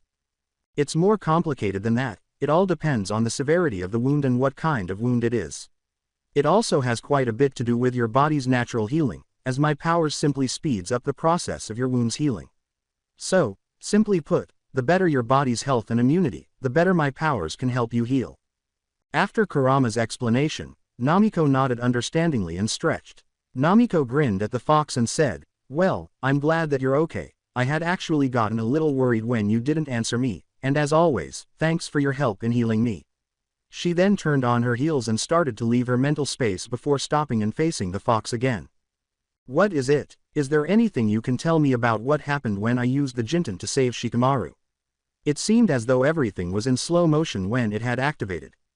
After a long moment of silence, the fox rested its head on its paws. Namiko glanced at the fox in mild bewilderment before it went on. Since we have discovered your ability, we've worked with the theory of sending chakra to your arms and legs. I believe that in your poignant state, you sent your chakra everywhere. Instead of speeding up your arms, legs and the necessary joints to deal with the Jinten, it seems as though you sped up your entire body, which made it seem as though things around you were moving extremely slow, when it was just you who was moving extremely fast. Wow, was all she could say. Who would have thought that was feasible? But like you said, it's dangerous, right? The fox gave a cunning nod. Your body is years too early to handle that kind of physical stress, and even if it was, using something like that for extended periods of time would destroy your body from the inside out. She replied, noted. Thanks again, Kurama. As Namiko vanished from her mindscape, the fox merely acknowledged with a grunt, just in time to hear a knock on her room's door. Now wearing new warm clothes, the Uzumaki hopped off the bed and peered through the peephole to see Shikamaru carrying food. With a shit-eating smile on her face, she quickly opened the door. She moved aside, making room for the Nara heir to enter. In a matter of minutes, they were eating their respective meals in relative silence while seated across from one another on the bed. Namiko, Shikamaru had brought a couple bowls of miso ramen from the cafe, and Nara was consuming a dish of grilled mackerel with other ingredients. Namiko sighed deeply as she finished and collapsed back onto the bed. She said, oh man, that hit the spot. The Nara seated opposite her gave a small laugh as he completed his meal as well. With a slight smirk, he answered, can't argue with that statement. After that, the Uzumaki Jinchuriki stretched and sat up. She said, so, what's the plan? And Shikamaru was silent for a short while. He scratched at his chin and said, well, first and foremost we need to get some rest, then we can always head out for the daimyo's residence at first light in the morning. There isn't much to it, but we have to hope that Kakashi-sensei was able to make it there safely with the others. He clarified. She posed the question doubtfully, and if they didn't? Well, worst case scenario we get to the residence, and they aren't there, we'll just have to go out and look for them. Unfortunately there are only two of us, so it'll take us longer times to cover ground. Namiko pondered silently for a long moment before speaking. Not necessarily, we can always use my shadow clones to increase our numbers and help with the search. She clarified. Confusion, a rare trait, appeared on Shikamaru's face. Shadow clones, right, the physical copies of yourself that can transmit their memories back to you. Shikamaru reiterated what she had previously told him about the clones. Where'd you learn that jutsu anyway? He inquired. Namiko swallowed at that question and averted her gaze, perspiration trickling down her brow. She smiled uneasily and said, it's complicated. Shikamaru got up and said, you know what, never mind, I don't want to know. Let me guess, too troublesome. Shikamaru grinned at the blonde and strode over to the door. You got that right, he said, opening Namiko's room door with the intention of entering his own quarters. The Uzumaki nodded as he explained, I'm going to take a shower and get a change of clothes. After that we should probably do some recon in the village. It'd be troublesome if we were to be caught off guard by any surprises. After waiting for Shikamaru in her room, Namiko started to meditate. Eventually, someone knocked on her door. Namiko got out of bed and opened the door, eager to see the village they had discovered. She questioned her teammate, should we go with our headbands? After giving it some thought, Shikamaru shrugged. We might as well, we came into the village with them, and word probably already spread about Konoha ninja in the village, just keep in mind we have to be careful. He grumbled. She nodded while fastening her hitai to her forehead. Got it. After that, the two genin entered the village's streets and started to observe the sights as well as anything that might prove to be too problematic to handle, in Shikamaru's words. They were walking when a young girl with light brown eyes and dirty blonde hair abruptly stopped them in their tracks. She said softly, Excuse me, are you ninja? With raised eyebrows, Shikamaru and Namiko turned to face each other, and Namiko bent down to look the girl in the eye. Yes, we are, why do you ask? Can you save my two-chan? Both Konoha genin were taken aback by this outburst. Akina, leave those ninjas alone. Abruptly, an average-height woman with hair and eyes that resembled the young girl's appeared and took the girl, who was presumably named Akina, in her arms. But Ka-chan. No buts Aki-chan, they are probably busy and don't have time for our problems, now apologize. The young girl turned back to Namiko and Shikamaru after giving her mother a puppy eye look. Something about the way she said it made Namiko's heart skip a beat. I'm sorry, Mr. and Miss Ninja. It's quite all right, the blonde said, turning to face the man. What happened to your husband, miss? She asked. Before speaking, the woman hesitated for some time. It isn't just my husband, it's quite a few villagers, she said. The woman gestured toward a mountain range not far from the village, saying, this village is pretty secluded, and the only way for us villagers to get usable water in the colder months is a spring up in those mountains over there. But lately, whenever a villager goes to fetch water, they never come back. My husband is the most recent villager to do so. How much time has this been ongoing? Namiko inquired. With a tiny tear forming in the corner of her eye, she remarked, for a few months now, the trip usually takes half a day, one day at most, but my husband has been gone for 2 weeks. How about the shinobi of Shimogakure? Shikamaru asked the question. Their exact words were, we don't have time for problems like that. Shimo is a struggling shinobi village at the moment, and they choose to only take on missions that pay a tremendous amount of funds this village does not have. She continued. The daimyo, what about them? Can't you bring up the matter with him so he can address it? Perhaps he can get the Shimonin to look into it, Namiko inquired. We've tried that. He seems to be more concerned with his public persona and wealth than his people. Instead of begging Shimogakure to assist us, he would prefer that we suffer. Namiko and Shikamaru frowned at each other at this point because what the woman had just said about the daimyo matched the accusations made against him by the Lightning Group. Namiko did not know her father, but she did know that if the roles were reversed, she would want someone to help her. For a while, the group was silent, allowing Namiko's eyes to meet the eyes of the young child whose father was missing. I'll help you, free of charge. Akina, the young girl, squealed with delight at this announcement, and Shikamaru and the mother's eyes widened. Hey, Namiko. After saying this and giving his friend a disbelieving look, the Nara drew Namiko aside and said in a low voice, remember that we're already on a mission. I am aware of Shikamaru, but Kakashi-sensei and the others are capable of taking care of themselves. Do you know anyone who is incapable of doing so? Here are the villagers. Namiko told Shikamaru, do you know who can't handle themselves? That little girl in her mother's arms. Kakashi-sensei once told my team and me that those who break the rules are scum, but those who abandon their friends are worse than scum. I know it may seem like I'm abandoning my team to help some strangers right now, but that's not what I'm doing. Sometimes the right thing to do isn't always the right thing, Uzumaki said, meeting Nara's gaze. When did she turn into such a prophet, damn it? Shikamaru looked away from Namiko's blue eyes, but he could see what she was trying to say even though it didn't make much sense on the surface. As ninja, they were supposed to put the mission first, but here Namiko was attempting to pause their mission in order to assist a village full of strangers. After glancing at the young child in her mother's arms, Shikamaru returned his attention to the Jinchuriki. But Namiko, we can't just. Namiko interrupted him. She firmly stated, you're right, we can't, but I will. How about we split up? I look into this, and you try to find Kakashi-sensei and the others. After a long period of silence, Shikamaru moaned, I can't just leave you to do that alone, you'll probably only make things worse on your own. So, you'll assist me in solving this? Her face was plastered with a smile as she asked. Yes, I'll help, but if this turns out to be more than we can handle, promise me we'll leave it alone for those more capable. Shikamaru sighed deeply and longly, and she smiled even more broadly, something he didn't know was possible. No assurances. As she made her way back to the mother and her daughter to ask if they had any additional information, she exclaimed. The dark-haired shinobi let out another sigh. Troublesome blonde. Shikamaru and Namiko strolled silently. The Konoha pair restocked on everything they might need after getting some much-needed rest and a picture of the man they were searching for. Then, they got new winter cloaks and set out towards the mountains to unravel the mystery that had been plaguing the village. Shikamaru, slightly behind her and off to the right, gave his partner a sharp look. It was the longest Namiko had ever been silent. She had only spoken when someone spoke to her since they had left the village and started traveling to the mountains. Furthermore, even though he was the type of person who liked silence, it didn't seem appropriate when Namiko was involved. Shikamaru sighed, realizing that he would likely regret what was about to happen. He raised one eyebrow and asked, Are you okay, Namiko? When he received no answer, the other eyebrow went up. Oi, Namiko, he called, but the outcome remained the same.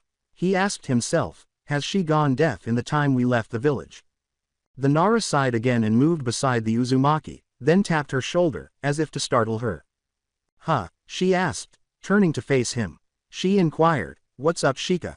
He inquired sincerely, I've been calling you forever. Are you okay? Namiko scratched the back of her head sheepishly and gave him one of her trademark cheeky smiles. She said, Aye, I'm fine, and then looked straight ahead. After a few moments of silence, Namiko said, I was just thinking about the village, and little Akina-chan. I was thinking about how much it must suck to lose a parent. You know, being an orphan is one thing. I never met my parents, so I don't know the pain of losing them, and even now, I only know my mother's name, and what she looked like, but I never endured the pain of losing a parent. She told her Nara teammate who was paying close attention. Shikamaru saw Namiko clench her fist before her eyes took on a determined expression. We have to get them back, or at least get answers, no matter what. A tiny smile appeared on Shikamaru's face. That kind of statement was typical of someone like Namiko, who would always prioritize the needs of others over her own. She'd been shouting at the top of her lungs that she would be Hokage ever since they started the academy, and now Shikamaru could actually see that happening. He had more work ahead of him because she was still a bit of a ditz and would likely need someone like him to accompany her while she ran the village. It was troublesome, he muttered to himself. Having not heard him, she questioned, what was that? Shikamaru smiled at her, then shook his head. Nothing, it was nothing. Namiko gave him a close look and then shrugged. At this point, Shikamaru realized he still had some questions. Hey Namiko, she said as she glanced over her shoulder at him. He said, I still have a few more questions about your ability, if you're okay with that. She shrugged and gestured for him to go on. Well, first and foremost, you said that it allows you to enhance your speed with chakra, just like almost every shinobi can do, but you can simply send tenfold the amount compared to the rest, but is that all there is to it? He inquired. Well, the Jinten is a combination of my two affinities, Futon and Raiden, and so far, that's pretty much all I've been able to do with it. She replied sheepishly. At the surface level it's really just a speed boost, but incorporating it into my taijutsu as well as shurikenjutsu has given me some pretty good results. Shikamaru nodded before continuing to think about what Namiko had told him, and as he did so, his thoughts returned to their conflict with Karyu. During our fight against the Lightning Group guy, were you using the Jinten even before you saved me? She gave a nod. She started by showing the required number of fingers. Basically, there are 3 ways for me to utilize the Jinten, she said. From what I have learned, it's best to think of my limbs, my head included, as containers with an even amount of capacity and my chakra as a liquid. When all 5 containers have an equal amount of my chakra, the Jinten is most effective, as it is less chakra consumptive and my hair doesn't float. Also, the more liquid, the faster I can move, you know what. I think I'm going to call that stage 1. She laughed. When Namiko sent as much chakra as she could to her head, arms, and legs, Shikamaru saw her hair start to float, just as it had when she had saved him. The next way to utilize it is sending the maximum amount of chakra my limbs can handle, like so, Namiko said. She grinned and said, "This, I'm going to call Jinten, ni no Dan." After cutting the chakra floor, she allowed her hair to return to its natural position. She had learned that bit from the Nine Tails, but she would not discuss it with anyone. And finally, would be the Jinten, San no Dan, which would be what I used to save you, that allows me to speed up my entire body, all of my organs, and what I noticed about it is that it sped up my metabolism, which is why I slept so long. As he absorbed what she had explained, Shikamaru nodded, but he couldn't help but deadpan. He said, "Ichi no Dan, ni no Dan, and San no Dan." And she grinned triumphantly as she nodded. He laughed and she gave him a fake annoyed look. "I swear, you are absolutely terrible at coming up with jutsu names. I don't think I've ever seen somebody come up with names that bad. But I do have to admit, that is a pretty cool ability. Does it have any drawbacks?" She gave a serious nod. "If I overload one limb with too much chakra, and the other limbs aren't able to keep up, I can break bones, tear ligaments and pull muscles. I also have to be very careful with my head and neck area, otherwise I'd suffer from whiplash and probably snap my neck." The idea made her slightly shiver. He laughed a little at her antics. "Okay, one more question. Once it's activated, do you always move fast?" In denial, she shook her head. "I can have it activated and move at a normal pace, but that would just basically be an extreme waste of chakra. I suppose I'd only do something like that if I was on standby for a fight or situation or something." She laughed. Shikamaru responded, "I see," after focusing his thoughts for a short while. He grinned and snickered at the few jokes he slipped into the statement, saying, "Honestly, like I said, that is quite the ability. I'm sure that once you master it, and learn to have some patience as well as get some diplomatic sense, you'll definitely become Hokage." The young Nara's heart seemed to skip a beat or two when she turned around and pretended to glare at him while pouting. Namiko saw Shikamaru's expression abruptly become serious before she could respond. Her eyes narrowed at what Shikamaru had been staring at as she turned and followed his line of sight. When they finally arrived at the forestry section of the mountains, they discovered a variety of clothing items, buckets, and other tools scattered across the forest floor. But Shikamaru was immediately drawn to a kettle that was suspended over an improvised fire pit. He hurried over to check if the kettle was still warm by feeling it. Namiko quickly raised her hands in a cross seal after he informed her of this. Taju Kage Bunshin no Jutsu. Multi-shadow clone technique. Suddenly, they were encircled by at least 5 dozen replicas of Konoha's blonde, orange-clad Jinchuriki. Having already received their instructions, the clones scattered in different directions, searching for any sign of the person who had been there just moments before. The likelihood was that it was either the person they were searching for, the individuals in charge of the missing individuals they were trying to find, or someone who could provide them with some sort of clue to help them solve their small side quest. Namiko was waiting for memories from her clones to return while Shikamaru carried on exploring the area.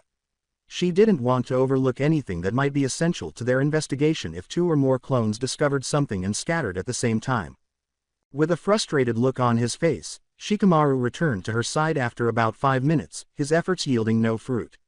Namiko's expression abruptly changed to one of bewilderment at this point. Shikamaru gave her a questioning glance when he saw this. His straightforward question was, "Everything okay?" She frowned as she turned to face him. He nodded in response to her question. "Well, you know how that when my shadow clones disperse, I get feedback of their memories, right?" "Well, one of them got dispersed, but I couldn't see by what." She clarified. Shikamaru pondered for a long time. He speculated, maybe it fell and dispersed itself, or something. "My shadow clones aren't that stupid," she scowled. "Maybe it might lead to something, wanna check it out?" Namiko responded. Before nodding, Shikamaru closed his eyes in contemplation for a while. It might be nothing, but it might also be something that would help them solve their problems. He nodded, and he and Namiko ran in the direction of the shadow clone. After a few minutes of running, Namiko was suddenly immobile. When she finally managed to turn her head around, she saw Shikamaru with a relieved look on his face while holding a signature hand seal. But he spoke before she could ask him any questions. "Quick question, Namiko. When your clone dispersed, was it tree hopping or running along the floor like we just were?" Before responding, she appeared confused by the question and believed it was unnecessary. "Running, why?" With a sigh, Shikamaru used the shadow possession to make her look downward and forward, and she turned pale at what she saw. It was a pit about 10 feet deep, with what appeared to be wooden spikes sticking out from both the sides and the bottom. Shikamaru moved beside her after letting go of his jutsu. I didn't know there were spikes down there, but I did notice the hole, and when I realized that, like your shadow clone, you hadn't seen it, I used my shadow possession to stop your movements. Namiko looked away, blushing with shame. She didn't really know which way it worked, but it seemed like she was more like her clones than she wanted to acknowledge. She recovered from her embarrassment and went back to the issue. She questioned the resident lazy genius of Konoha. Do you think this has something to do with the missing villagers? With a click of his teeth, he acknowledged, most likely, it could also be some sort of animal trap to catch bears or something. Namiko gave a nod of agreement, then directed some chakra to her feet's soles before descending the pit's side to examine the wooden spikes. Before coming to a decision, she carefully considered them. These were made with chakra Shikamaru, so chances are if these do have something to do with the villagers, we're dealing with ninja, she informed him as she returned to the top of the pit, where Shikamaru was searching the forest floor for any clue as to where the trap's makers might have gone. Usually wearing a lazy, irritated smile, he said, which means that we can really be biting off more than we can chew here, Namiko. I'd love to help the village as much as you, but maybe we should leave this for some more capable shinobi. He said.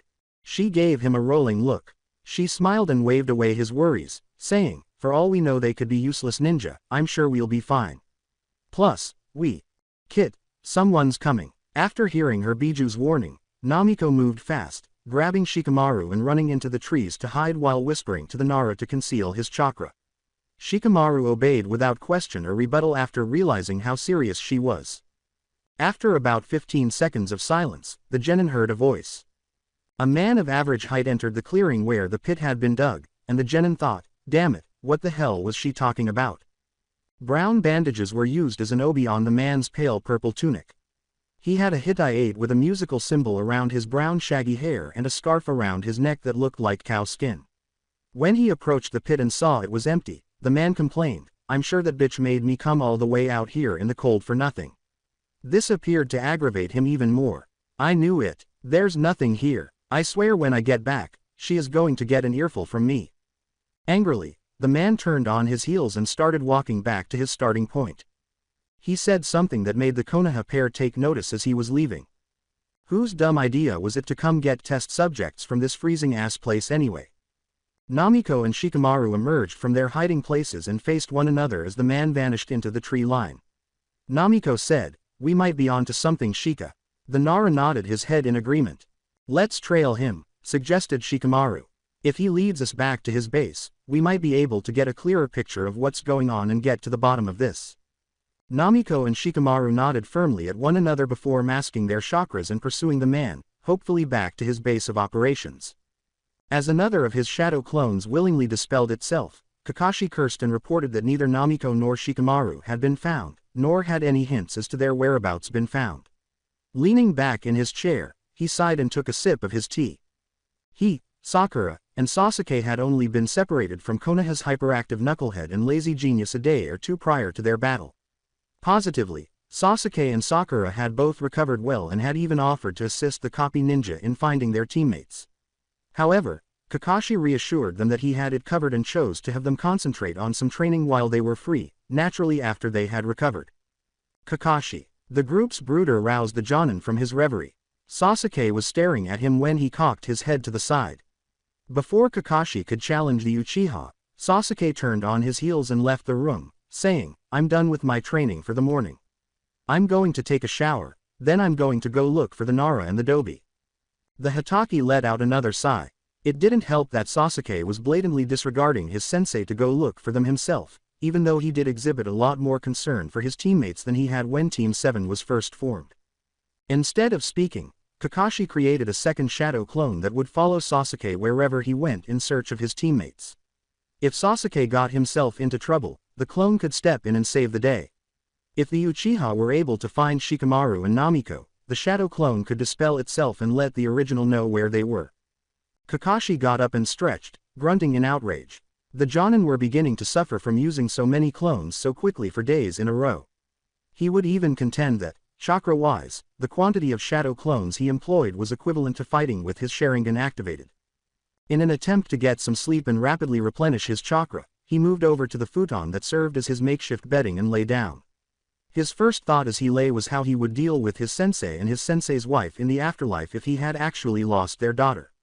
Additionally, he was aware of how frightening Shikakau Nara, the Jonin commander of Konoha, could be when he was angry. To Kakashi at least, it appeared that he was simply incredibly unlucky in terms of allies.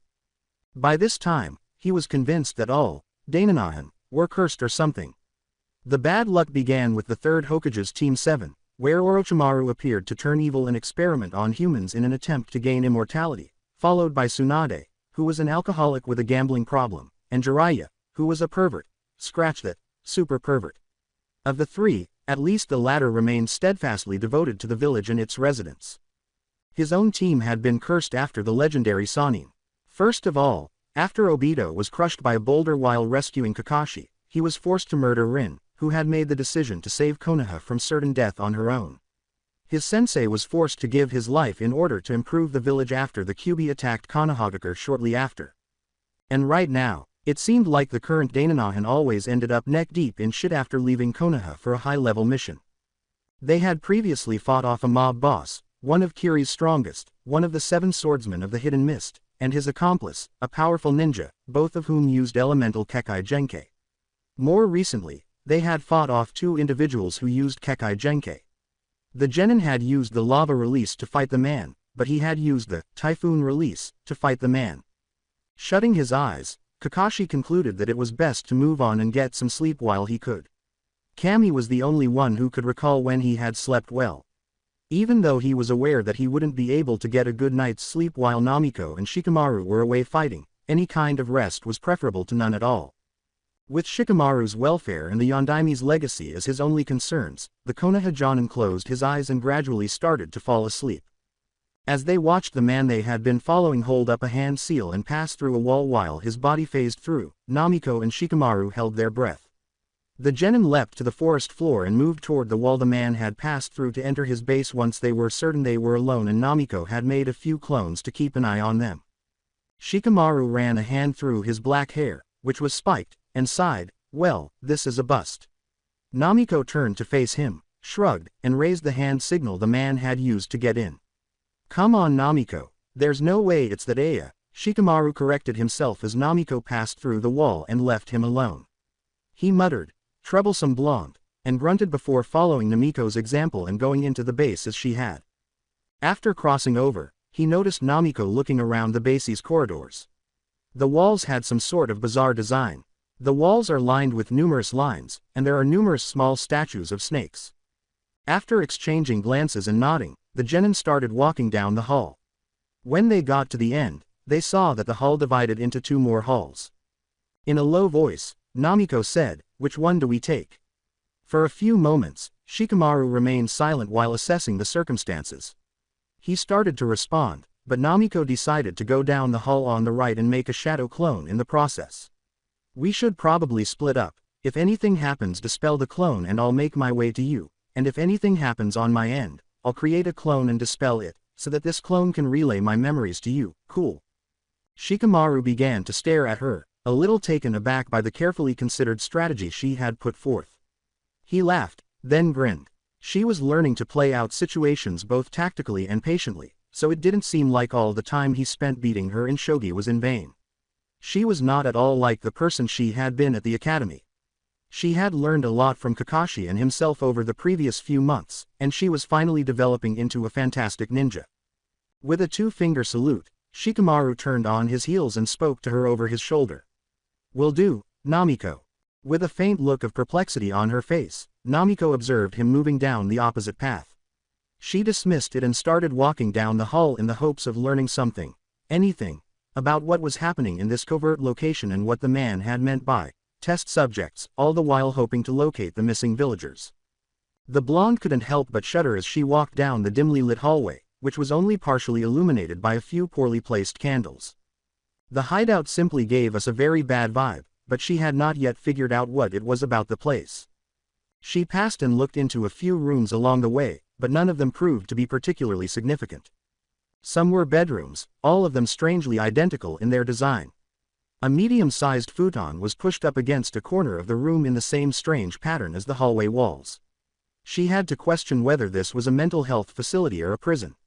The other rooms she came across were either standard storage spaces with cleaning materials and laboratory apparatus, or some kind of lab. And as time passed, the Uzumaki began to feel irritated and frustrated. She was irritated by the base's reputation and frustrated that she couldn't find anything that would help her solve her mystery. Although she had only been walking down the hallway for 10 or so minutes, it seemed like she had been doing so for hours on end. "What do you mean?" Namiko froze when she heard two sets of footsteps and a very loud voice approaching. By their stride and the way their foot reverberated throughout the hall, the Jinchuriki could tell one was masculine and the other was feminine. Her mind went into panic mode as soon as she recognized the voice as that of the man she and Shikamaru had followed from the forest.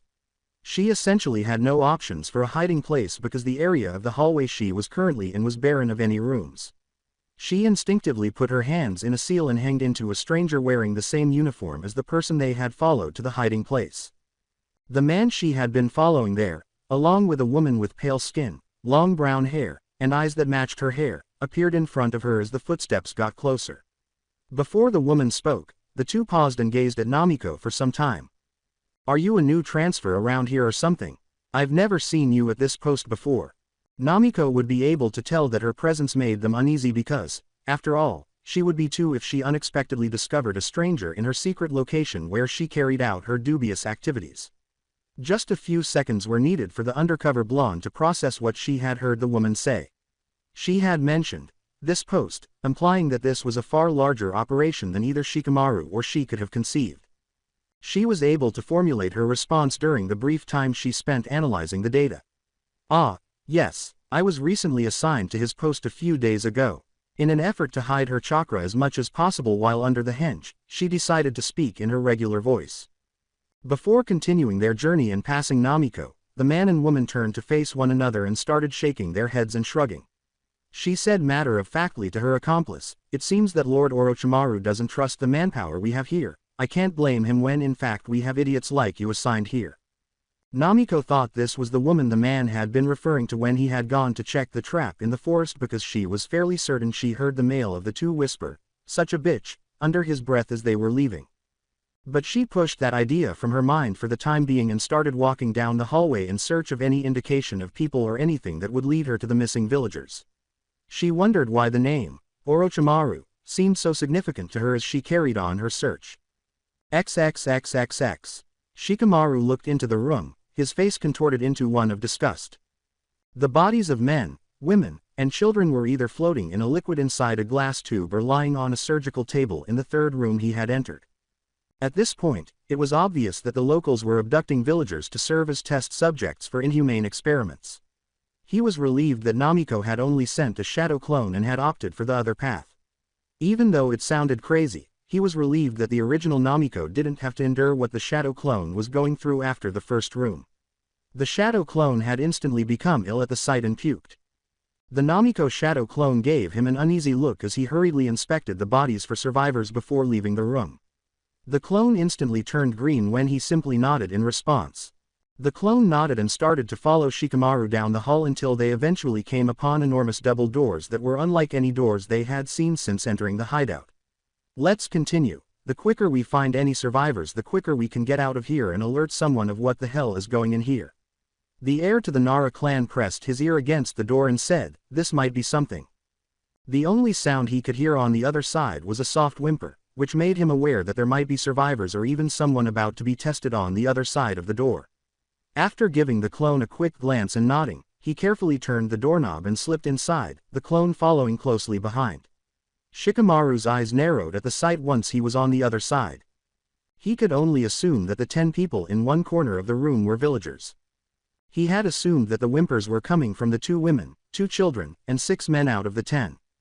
There were about 5 men off to his right, and they were all dressed similarly to the one they had followed.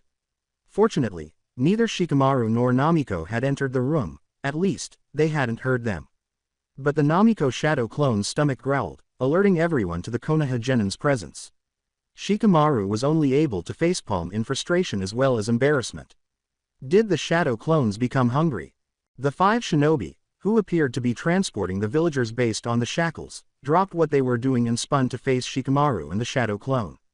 He could have easily used his shadow possession jutsu and used the element of surprise to restrain all 5 men before having Namiko's shadow clone disarm and quickly disable them. The Namiko clone gave Shikamaru a sweat drop and an elevated eyebrow as he said, "Hey there, anyone know where we can find the bathroom?" When did Shikamaru start providing comedic relief? After exchanging glances, the 5 men squinted and withdrew their kunai. With a grunt, Shikamaru inserted his hand into the rat seal. "I guess that's a no," Namiko observed as Shikamaru's shadow stretched out and clung to the 5 attackers' shadows. The clone then made eye contact with Shikamaru and nodded slightly before getting to work. The clone materialized in front of the 5 men in a blur, making it impossible for Shikamaru to determine whether it was the Jinten or not. After 5 swift chops, all 5 men were rendered unconscious, leaving Namiko to turn to Shikamaru and smile. Shikamaru turned to face the men, women, and children who were being held captive, grinning as he removed his hands from the hand seal. "You guys are safe now. We'll work on getting you guys out of here." One of the men responded, "Thank you, so much." The sound of his voice told Shikamaru and Namiko that he was thirsty, suggesting that he had been a hostage for some time.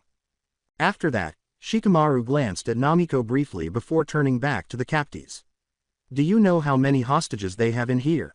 Out of the 2 women, one decided to speak. "I heard a few of those men talking," she remarked, pointing to the group of men Namiko had rendered incapable of speaking. "They were saying that they had 11 people at the base to be tested on. I also overheard one saying that they were over the number, because they usually only hold 8 people at a time." After swiftly confirming the number of people in front of him, Shikamaru turned to face the Namiko clone. The clone simply nodded before vanishing into a cloud of smoke. "You need to disperse and inform the original Namiko of this new development. Let her know that I'll get these 10 out of here, and that she needs to find the 11th and get out of here too." After the clone left, Shikamaru hurried to the disabled men and started examining their bodies. He grunted with relief after the 10 hostages observed him for a few moments. Then he approached them and started to remove the shackles that held them together. He nodded to the unconscious men and said, "We're going to make our way out of here. I need you guys to keep low, and keep close to me. I can't guarantee your safety if you stray too far if we were to run into more of these fools." Shika noticed the contradictory expressions on their faces as he concluded his brief speech. "Don't worry, I'll get you out of here in one piece. All you have to do stay close and trust me, got it?" He gave a few nods in response, and then he nodded himself before slowly opening the door and peeking out. When he was certain that everything was okay, he left in motion for them to follow him. After obtaining them all, he set out with the Namiko clone to return the way he had come. "The rest is up to you, Namiko." When Namiko's memories of her shadow clone flooded back to her, she froze. She let a tiny smile appear on her face after she had had time to take it all in. Namiko put her hands in the cross seal needed for the shadow clone jutsu after dropping her henge with a new goal in mind. 3 exact replicas of her materialized in a few puffs of smoke. "Clone 1, one of the clones said with a loud, "Yes boss," and a salute. The clone nodded firmly and started running back the way Namiko had come from, saying, "I need you to double back and make sure Shikamaru as well as the hostages he has make it out of here safely and get them a safe distance away from here. Dispel once that's done." Then she looked at another clone. Clone 2. This clone didn't even give Namiko a verbal response, and its reaction was more uninterested than its counterparts. It appeared more bored than anything else. If the original Namiko was offended by the slight disrespect, she didn't show it by taking out a handful of explosive tags from her ninja pouch. The clone merely took the tags from Namiko and started working, sprinting back up the hall. "I need you to plant these tags from here, go back to where we came from, as well as down the route Shikamaru went, but don't put them in plain sight. Once we have all the hostages and are a safe distance away, I'm going to blow this place off the map." Then she retrieved some more explosive tags from her pouch and glanced at the final shadow clone. "And finally, I need to plant these tags from here, go forward with me. This entire place needs to come down, and remember, not in plain sight." "You got it boss." Namiko nodded as the last shadow clone started tagging the area where they were now, and then she started walking down the hallway to find the 11th and last hostage the sound ninja were holding here. Namiko started searching by breaking into every room she could find, but she was unable to locate the final hostage or any enemies. She really wanted to punch something to vent her frustrations because, to be honest, it was getting on her nerves. Her luck finally turned out to be on her side at this point. Her eyes narrowed as she kicked open a door. 2 men in lab coats were inside the room, each holding a surgical instrument of some kind. A large, burly man with brown eyes and black hair sat on a surgical table in the middle of the room. She knew right away that he was the father of Akina-chan, the young child. In addition to being precisely as they had described him, he looked as though he had copied and pasted little Akina. The men in lab coats turned to look at her with shock on their faces as the door flew open. But before they had time to gather their thoughts or defend themselves, Namiko's hair was already glowing that dazzling gold. Both men, who she assumed had no shinobi training, were unconscious on the ground in an instant. She turned to face the man and started removing the shackles that held him to the bed right away. His voice sounded strained and dehydrated as he asked, "Who are you?" He accepted Namiko's offer of her canteen with gratitude after she reached into her pouch and pulled it out. When he finished drinking and handed the canteen back to Namiko, the man grinned and muttered, "Thank you. My name's Namiko Uzumaki, and I'm here to rescue you and get you back to your family. They've been waiting on you." Namiko then asked, "Can you walk?" To which he nodded and stood up. Namiko nodded and walked out of the room, followed by Akina's father. She swore as she swung her head to check her left, then her right, and then her left again. 7 shinobi had rounded the corner by the time she turned left once more. They all had the sound symbol on their hitayate and were dressed in matching cow skins. Even with her shadow clones, Namiko wasn't sure if she could defeat all 7 shinobi and save the man they had come to save. She was about to put her hands in the cage bunch and seal when she remembered her second and third shadow clones. All of the explosive tags had been placed throughout the base by the clones, and they were prepared for detonation. Furthermore, it appears that the third clone had discovered a different way out. She completed her hand seals, grinning, and at least 2 dozen Namikos materialized. "Give 'em hell, girls!" The clones cried out as they charged the 7 Oto Nin, accompanied by war cries. After everything was in order, Namiko took Akina's father's hand and started walking toward the other exit. They discovered the alternate exit after about 3 minutes of running. It was essentially a massive hole beneath a waterfall in the side of a mountain. She was about to say something when she turned to face Akina's father when she heard clapping behind them. They turned to confront the criminal, who turned out to be both the woman she had seen him with earlier and the man she and Shikamaru had followed from the forest. The woman uttered the words, "I must say, I am impressed," with only a trace of bitterness. "Orochimaru-sama would be glad to have someone like you within his ranks. You were able to slip beneath the nose of a jonin like myself, as well as create dozens of shadow clones, meaning your chakra pool is quite something." She continued to extend her hand to Namiko. She stepped forward and said, "All you have to do is hand over our test subjects, and I'm sure we can work something out with our master." Namiko and Akina's father retreated with each step she took until they were literally unable to move back. Abruptly, she was reminded of a shadow clone. It was the one she had dispatched to meet Shikamaru, and the recollections showed that both Shikamaru and the hostages he had rescued were quite far from the base. Namiko whispered to Akina's father, "Mister, I never got to ask your name." It's Kenji, but do you seriously think now is a good time for that?" Namiko asked one of her own questions, ignoring Kenji's. "Do you trust me, Kenji?" Kenji was surprisingly quick to respond. "You came all the way up here to rescue me, I trust you with my life." "Good, on the count of 3, we jump." "What?" he exclaimed before lowering his voice back to a whisper. "That water is probably freezing." Abruptly, the female Oto Nin let out a curse. She angrily asked, "What are you whispering about, you little bitch?" and started walking in their direction. Namiko gave the woman a fierce glare for using derogatory language, and then he looked Kenji in the eyes. "Trust me, even though I've never experienced either, I'm 100% sure that hypothermia is better than death. Now, 3. As Namiko and Kenji leapt backwards off the cliff and headed towards the body of water at the bottom of the cliff, which was most likely below freezing, Orochimaru's goons watched in disbelief. Namiko held her hands in the snake seal and grinned as they watched them fall. "Release!" she exclaimed, and the explosive tags Namiko had the clones plant start to create a hole in the mountainside. This was followed by a series of loud explosions. Kakashi Hatake, Konoha's copy ninja, was difficult to startle, surprise, or perplex. But trust him, this was the best. Perplexed, Sakura and Sasuke stood on either side of the silver-haired Jonin. Shikamaru and Namiko were standing in front of the three people mentioned earlier. The Nara was wearing his typical slack expression, tilting his head and staring off in any direction, while Namiko was grinning broadly. It was Sakura who spoke first. With a facepalm, she uttered, "Leave it to Namiko to finish a side mission during an actual mission."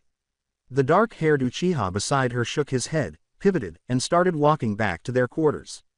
Although it wasn't visible on his face, he was a little relieved that his rival, teammate, and friend was unharmed.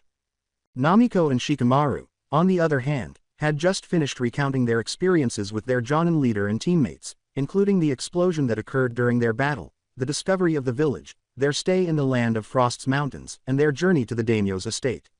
However, they omitted a few details, like the special power Namiko had used to save Shikamaru's life. Kakashi laughed heartily after he recovered from his shock. "Well, I'm glad that my cute little genin made it back to me whole.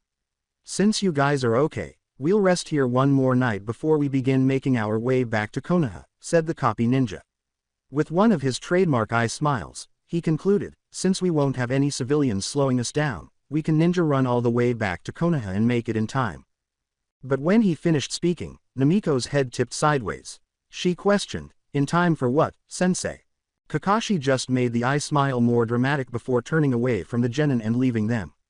"For the fun, Namiko, in time for the fun." Sakura, Shikamaru, and Namiko could only stare at one another in bewilderment as he left. 3 days later, Team 7+1 found themselves staring down the enormous gates of Konohagakure no Sato's north entrance following a recommendation to the Frost Daimyo to strengthen his security following the betrayal of his aide, the attempt on his belongings, the entire ordeal Namiko and Shikamaru had with Orochimaru's goons, and chiding from Namiko to the Frost Daimyo to help his citizens more, an action Kakashi profusely apologized, even though he agreed. 1. Hi sensei. And, HN. Later, Kakashi stood alongside Namiko and Shikamaru. "Right, Sasuke, Sakura, you guys are dismissed. Take a few days off and Team 7 will meet again in 3 days in our usual spot, alright?" They both nodded and started walking to the Hokage Tower with Kakashi. "Due to the fact that you had a run-in with people working for Orochimaru, we need to give Lord Hokage a detailed summary as soon as possible, so come with me."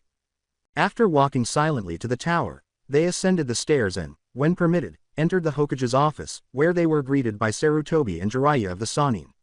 Earlier, Kakashi had communicated through his dog summons that the group dispatched to accompany the Frost Daimyo had encountered some highly skilled bandits and some Orochimaru henchmen. As the door shut behind Shikamaru, Kakashi, and Namiko, the Sandaime said, "Ah, Kakashi. I trust your return travel went well." With a small bow in deference to his cage, Kakashi said, "Hi, Hokage-sama, we all made it back in one piece.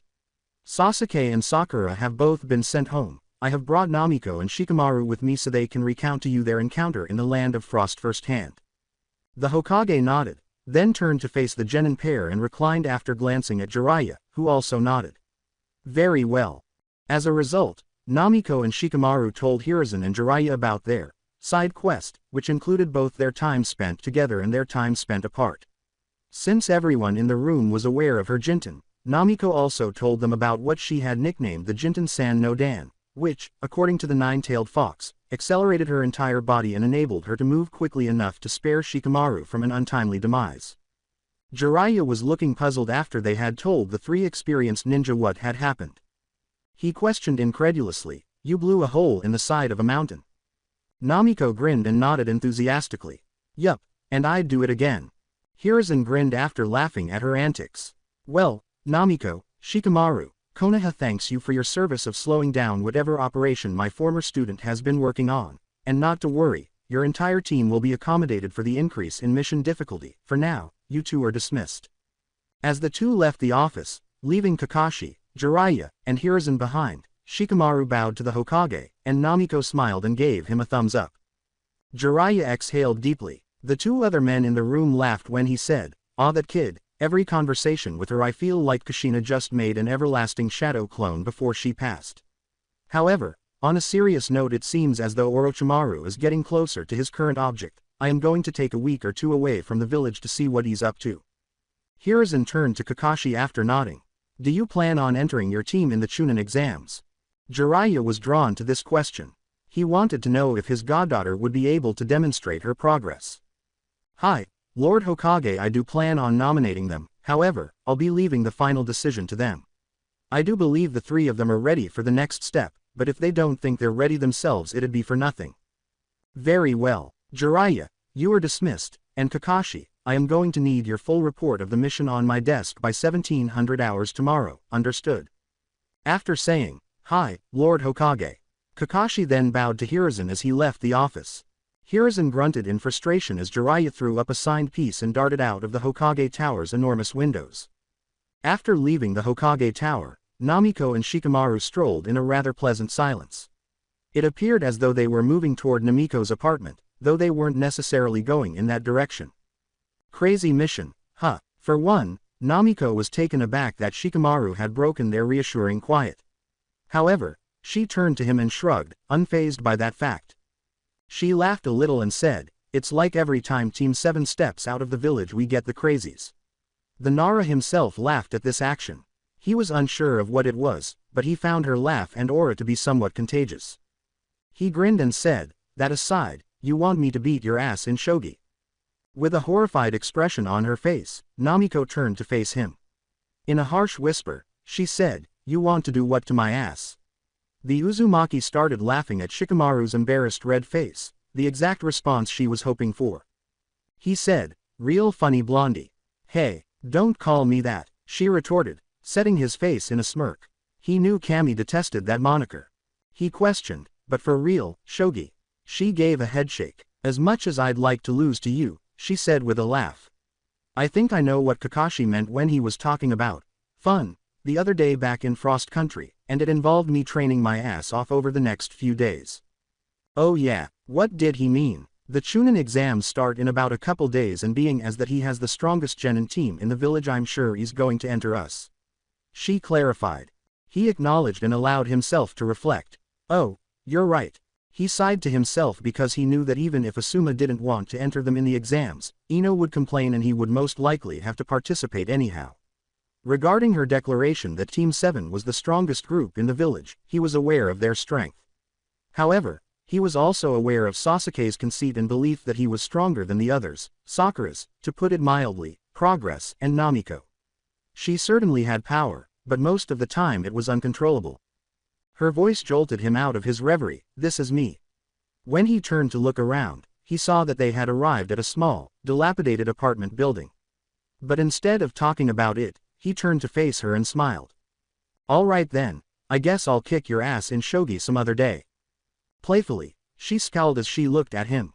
"Seriously, Shika, what is your obsession with my butt?" His cheeks turned red and a tick mark appeared on them. "You know very well I didn't mean anything by that."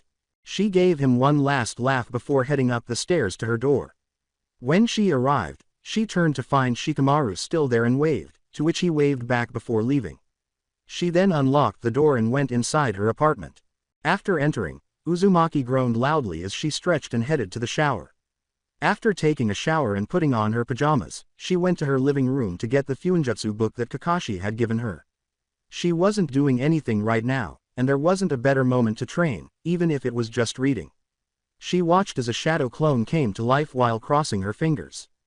"Would you be a doll and practice some calligraphy? Tomorrow, I want to show Kakashi the progress and see if he's ready for me to start learning some actual Fuinjutsu, but we were on that mission for like a month so it might be a little rusty." The shadow clone nodded at her before leaving to gather the materials needed to complete its mission. With a forced sigh, Namiko opened the Fuinjutsu book and started reading the final 3 chapters. Namiko yawned and stretched when she woke up the following morning. She got out of bed, made a shadow clone to make the bed, shook her head, and went to the shower. Later, she appeared in her ninja uniform. After restocking her ninja pouches, she set out. Her first destination would be the ninja tool shop, which should have finished her custom Tonto blade by now. After that, she would go to Kakashi's and train for the remainder of the day.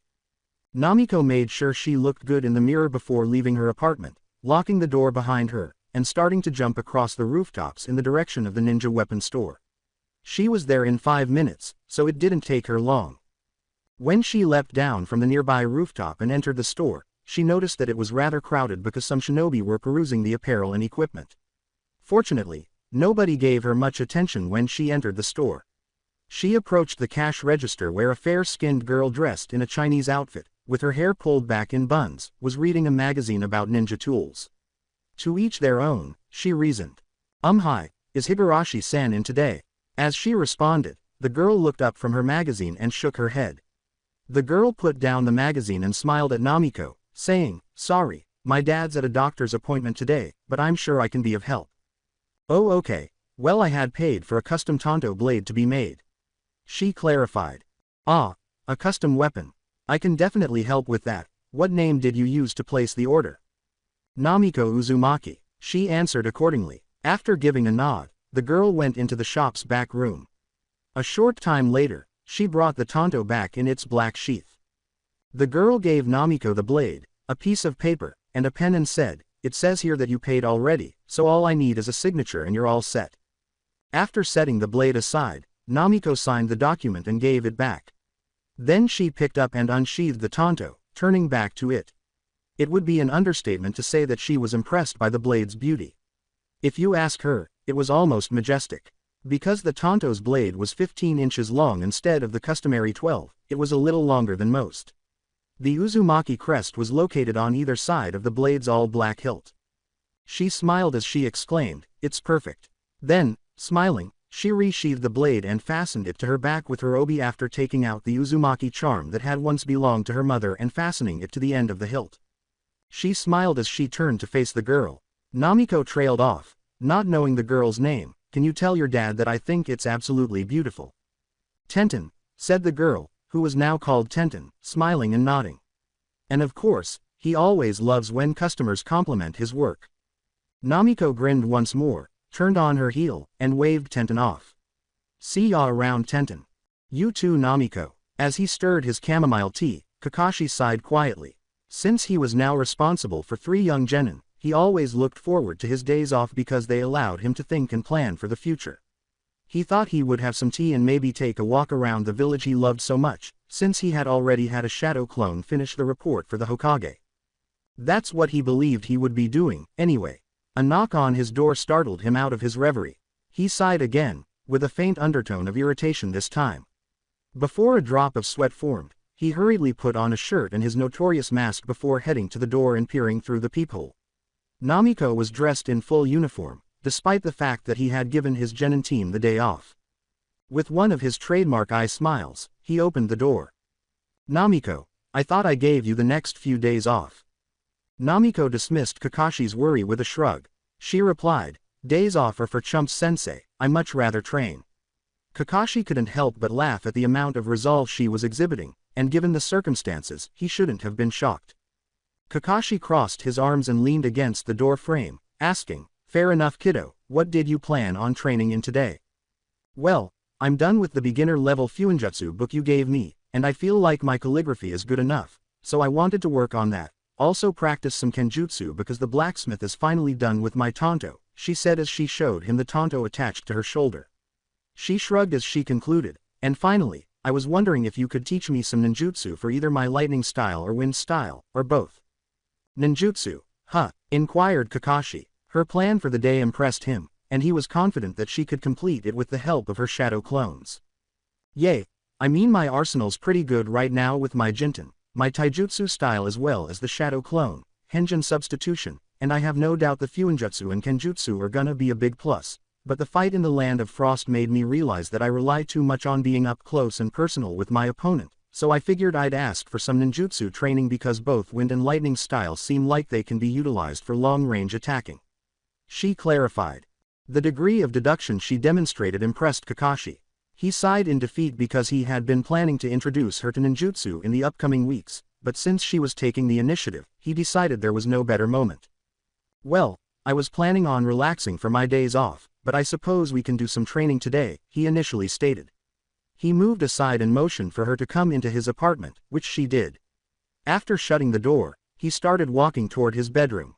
"Give me 5 minutes to get changed and we'll head over to the training grounds. Oh, and Namiko, please don't touch anything." He smiled with an eye. Namiko sulked. "I'm not a child, Kakashi-sensei."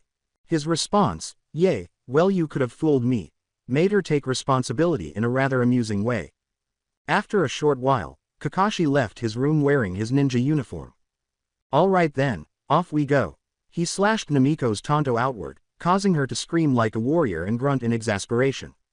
The sun's position at this time suggested that it was early afternoon, and to be exact, it was 1500 hours.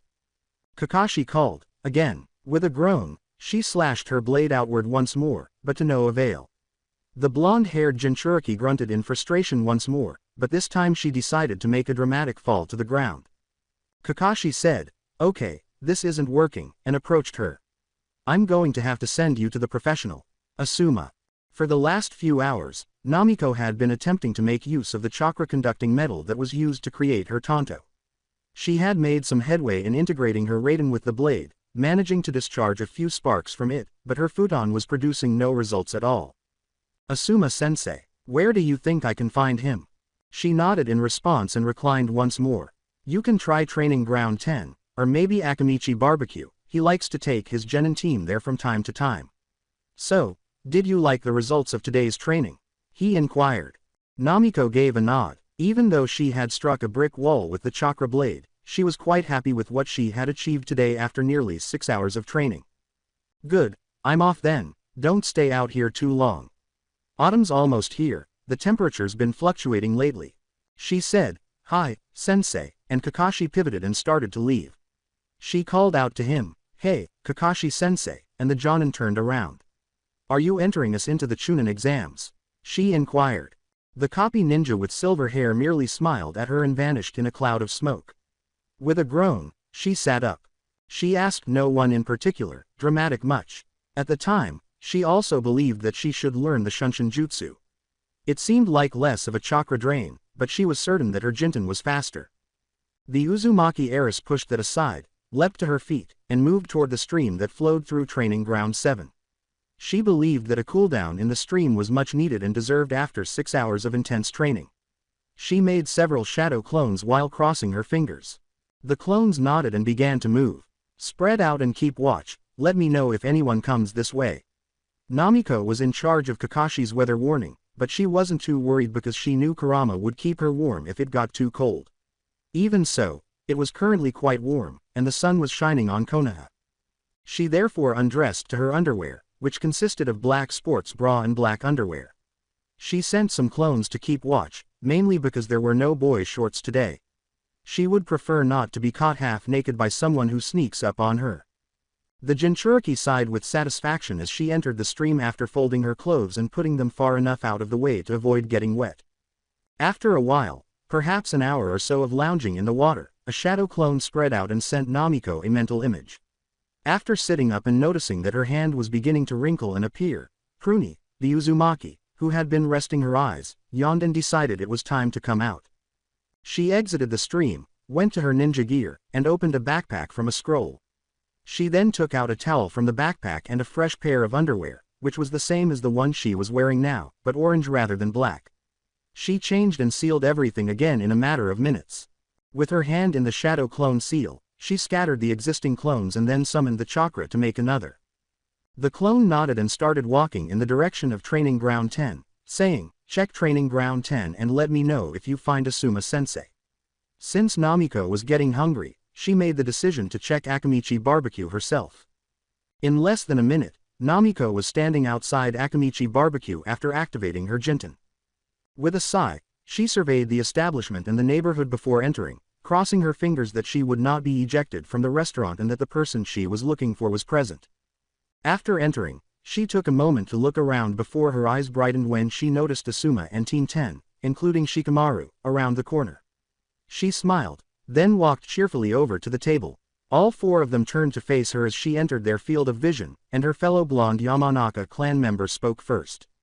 "Namiko, wow, you look different." Ino splashed her face with a napkin. The Uzumaki smiled gently at Ino. "Thanks, Ino, I went through a bit of a change after the academy. I figured it was time to grow up." She grinned. Before she turned to their sensei, the boys waved to her, saying, "Hey Shika, hey Choji." "Hi Asuma-sensei." He took a puff of his cigarette and said, "What's up Namiko? What can we do you for?" Namiko asked her question while grinning at him. "Well, I picked up Kenjutsu, she said, gesturing to the tanto that was fastened around her waist. However, I'm having trouble channeling my wind chakra through the chakra-conducting metal they used for the blade. Kakashi-sensei was wondering if you could give me some pointers being as this was your area of expertise, I guess. She clarified. Asuma took another drag from the cigarette and pulled out two strange-looking blades from his ninja pouch. The genin watched as the Jonin-sensei channeled his chakra through his blades and the wind chakra emerged and extended from the blade. Of course, kid, it takes some practice as most things do, but it's actually similar to leaf-cutting exercise. Think of the wind as a sharp force grinding against each other, except in a more linear motion as the purpose is to have it protrude from the blade. Although Team 10 had undoubtedly seen this before, Namiko was completely amazed because it was her first time. All she could say was, wow. However, she smiled after emerging from her daze. Thanks, Asuma-sensei, I'll definitely put that wisdom to practice. Anytime, kid. Namiko then threw up a peace sign while facing her fellow genin. As she ran away, she waved, deuces guys. With a laugh, Asuma reclined his head and took another drag from his devoted cancer stick. Everyone turned as Shikamaru got up from his seat and put his hands in his pockets before walking away. Well guys, I'm off as well. As he continued in Namiko's direction, the other members of Team 10 turned to face one another before turning back to the fading Shikamaru in the distance. The silence was broken by Ino. Huh, the lazy bum and the hyperactive knucklehead, who would have though? When all else failed, he headed to her apartment after searching the immediate area of the village and discovering where she had fled to. After inhaling, he rapped on the door. Before the door opened slightly and a blonde head peered through, he heard the pitter-patter of footsteps. Shika, she inquired, bewildered by the appearance of the Nara heir. Hey Namiko, you doing anything? The blonde turned to look inside her apartment and trailed off. She blushed slightly in embarrassment and said, not really, just some reading and writing. Oh cool, can I come in? She gave him a brief glance before squinting her eyes in what he took to be thought. Soon after, she gave him a smile, fully opened the door, and moved aside to let him in. When Shikamaru entered her apartment, he noticed that she was being literal. The floor of her living room was covered in books, scrolls, and paper. Shikamaru said, "Ya know, I never really took you for much of a reader," as he walked past papers and scrolls to the couch in her living room. "Yay, well, it never really mattered to me before this point. Reading is a major part of Fuinjutsu. The simplest error can have huge consequences when it comes to Fuinjutsu, and I'd rather not meet the Shinigami." When the Shinigami was brought up, Shikamaru gave her a rather perplexed expression. Her only answer was, "Don't ask." He didn't need to hear it twice. She sat down on the floor across from him and asked, "What brings you to my humble abode though?" When he said, "Oh nothing, just bored to be honest," the blonde kunoichi gave him a titled head look. "Was wondering if you'd wanna play shogi or do something." He sighed. As she responded, Namiko leaned back on her hands. "Shogi sounds like fun. I mean I have yet to beat you but I'm always up for a challenge, but what else did you have in mind?" "What's, do something?" Once more, the Nara heir shrugged and said, "No idea. I'm down for whatever to be honest. I only planned on studying some Fuinjutsu for the rest of the night," Namiko said, shrugging as she laughed at Shikamaru. "I had planned to wait until tomorrow to test Asuma-sensei's advice." "Cool," Shikamaru said, pulling a foldable shogi board and a few pieces from his ninja pouch strapped to his leg. "Shogi it is then." He smirked as he said this, but the blonde's stomach growled as well. Shikamaru deadpanned Namiko for stating the obvious, saying, "Or, with a smile on her face, I'm kind of hungry. How about we go get something to eat then we can play some shogi?" Shikamaru sighed as she made the offer. "I just ate." "Well, you can either eat some more or sit and watch me, either way I'm heading to Ichiraku Ramen," she said, rolling her eyes and shrugging at him. The Nara heir let out another sigh and said, "Fine." He conceded defeat. After locking up her apartment, Namiko and Shikamaru went to Ichiraku Ramen, where the blonde would eat 5 bowls of ramen before they left. The two genin then just strolled around Konoha, chatting about training, the impending Chunin exams, and pretty much anything that came to mind. Everything was fine and quiet until, "Hey, you jerk, put me down." Namiko and Shikamaru turned to see what was, to put it mildly, an intriguing sight. A man wearing a black onesie with a headband from another village and makeup on his face was grabbing Konohamaru. There had been a woman in the alleyway as well. She saw Namiko's appearance and reached for what appeared to be a giant fan on her back, but she was suddenly stuck in place. A few feet away, Shikamaru had his hands in his clan's renowned seal, indicating he had captured the woman in his shadow technique. Namiko quickly withdrew a kunai and ran over to the man, giving him a quick kick to the torso that caused him to release Konohamaru before she placed the kunai against his neck. "Namiko ne-san," Konohamaru cried out. She smiled at him and then glared at the man she was holding at kunai point, but before she could say anything, the woman wearing the foreign hitai spoke. Namiko thought, "Oh, so that's where the headbands were from. Okay, let's just calm down for a second there, blondie, you two pineapple," she said to Namiko and then Shikamaru. "It wouldn't look too good on your village's part if you attack two shinobi from a foreign village, a foreign ally village no less, that could spark some kind of international incident between Konoha and Suna." Then Namiko glared at the woman, saying, "Oh yay. And you don't believe that the rough treatment of the Sandaime Hokage's grandson by two foreign shinobi, from an ally nation, no less, doesn't qualify as an international incident?" That was her reply. The makeup artist turned pale when he mentioned that the child he had seized was the Hokage's grandson. "Kankuro, you fool," the woman reprimanded. "How could I have known the brat was the Hokage's grandchild, geez Tamari. Listen, this is just some kind of misunderstanding, I can assure you it won't happen again," he said, turning to face Namiko. Shikamaru simultaneously released his jutsu as Namiko slowly moved the kunai away from the man's neck, saying, "It better not." "It won't." A red-headed shinobi stood on a tree farther down the alley with a gourd of some sort on his back, and Namiko, Shikamaru, and Konohamaru stopped dead in their tracks. "Tamari, Kankuro," all he said as he leapt away was, "You embarrass me." "What the heck?" Namiko trailed off, shook it off, and turned to face Tamari and Kankuro. "I take it that you two are here for the Chunin exams." Tamari nodded in response. "All right, as long as you're in Konoha, try not to do anything that'll constitute an international incident." After saying, "Come on, Konohamaru," Namiko, Shikamaru, and Konohamaru left the alley. After they emerged from the alley, Namiko gave Konohamaru an upside-down head smack, saying, "You baka. What did you do?" "Oh no," he yelled. "I just bumped into him while playing ninja with my friends, I didn't do anything. It was an accident," he said in defense. "And I may have asked him why he was a guy wearing makeup," the blonde-haired genin said in a whisper, making Namiko sigh and facepalm. "In any case, just be cautious." She smiled and said, "Now get out of here, brat." Konohamaru smiled back at her and fled, and she shook her head, saying, "That kid man. It kind of reminds you of yourself, doesn't it?" Shikamaru laughed. The Uzumaki gave him a glare when he asked. The second time she rolled her eyes at him that day, he actually thought it was cute. "Whatever," she said, "jokes aside, that redhead kid gave me the creeps, I didn't even hear, see, or sense him appear, he was just there." "Yay, I know, they're in the Chunin exams too, so we'll have to keep an eye out for them." Namiko agreed, nodding, "For sure." A few days later, Namiko, Sasuke, and Sakura waited on the bridge close to Training Ground 7, which was the unofficial meeting place for Team 7. After the three genin arrived this morning, Namiko expressed her belief that Kakashi intended to enroll them in the Chunin exams, which were scheduled to begin tomorrow. Sakura appeared a little anxious, but Sasuke seemed up to the challenge, according to the Uzumaki. Once Namiko realized this, she reassured the Haruno that they would be all right and that since they were the strongest genin team in Konoha, the tests would be easy for them. Namiko attracted the attention of her teammates by saying, "You know what's funny? We know he's always going to be late, yet we still show up on time." After exchanging glances, the three of them sighed. Kakashi then poofed into being as if on cue. With his characteristic smile, he said, "Hello my cute little genin soldiers." Kakashi grinned and simply withdrew three forms from what appeared to be out of thin air, while the three genin simply stared at him.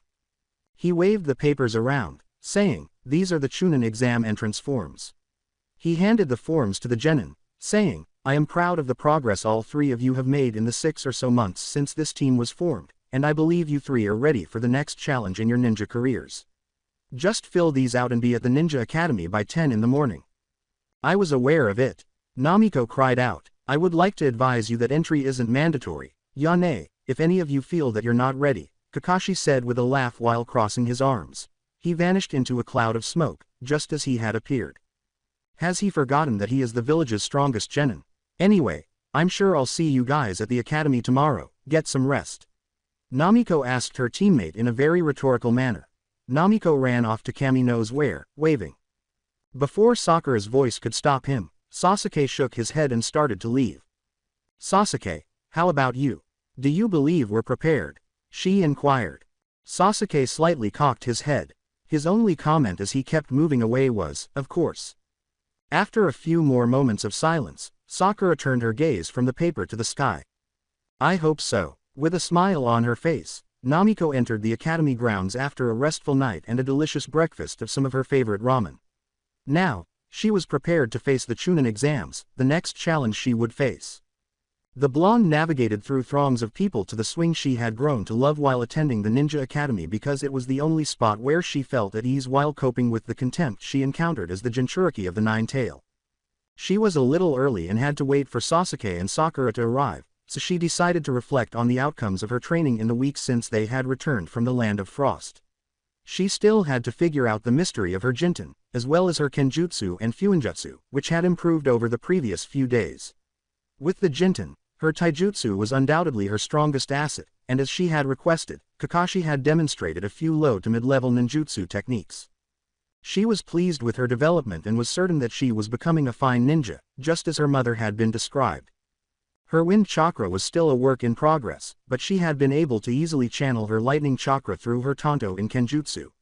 She and Kakashi had also concentrated on integrating the Kenjutsu into her taijutsu rather than using the two techniques separately, and the ninjutsu technique he had taught her was unexpected. Most significantly, though, she was making interesting progress with her Kekai Genkai, the Jinten. She had, of course, practiced the first two stages of the Jinten, the Ichi no Dan and Ni no Dan, but had avoided using the San no Dan due to the risks involved. Overall, she was confident that the exams would be easy for her and the rest of Dainanahan because she felt like she could handle any challenge. She was thinking about her teammates when she noticed that Sasuke was the first person to arrive. She watched him enter the gates and glance around before his gaze found her, so he approached her. Unable to contain her excitement for the impending challenge, she greeted him with a huge smile. With a smirk on his lips, he quickly replied, Dobi. Namiko crossed her arms over her chest and said, now we just wait on Sakura.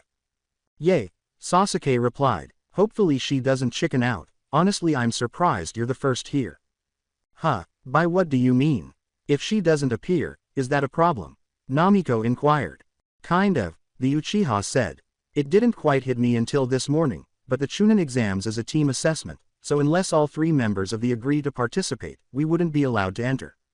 Huh, Namiko's stunned expression appeared. He simply nodded. I assume Kakashi didn't want to say anything to avoid us pressuring her if she wasn't up to it, but hopefully she shows up.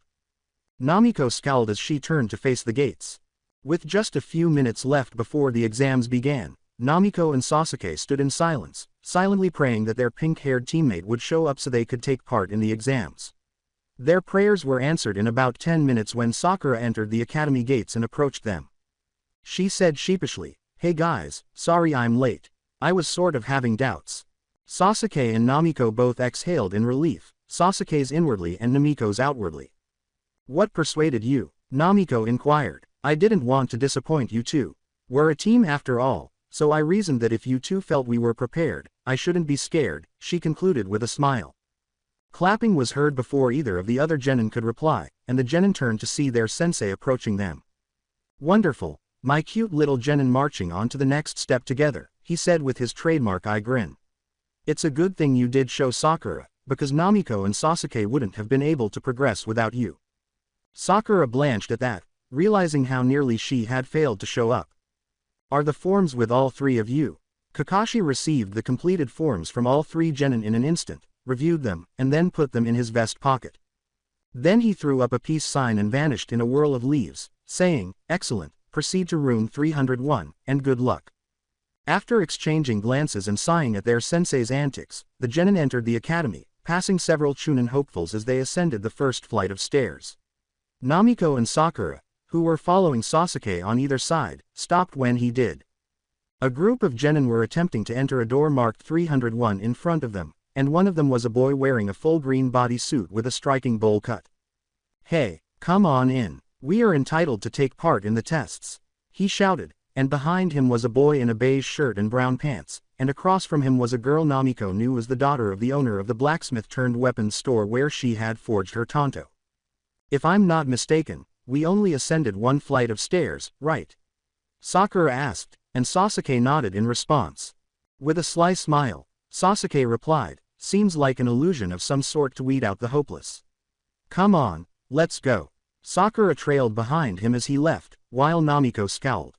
She turned to face the disturbance and said, you guys go on ahead, I'll catch up. Namiko, what are you doing? Sasuke, should we stop her? Sakura inquired, but the blonde Kunoichi waved her away. After glancing at his blonde teammate, Uchiha shrugged and shook his head, saying, she'll catch up.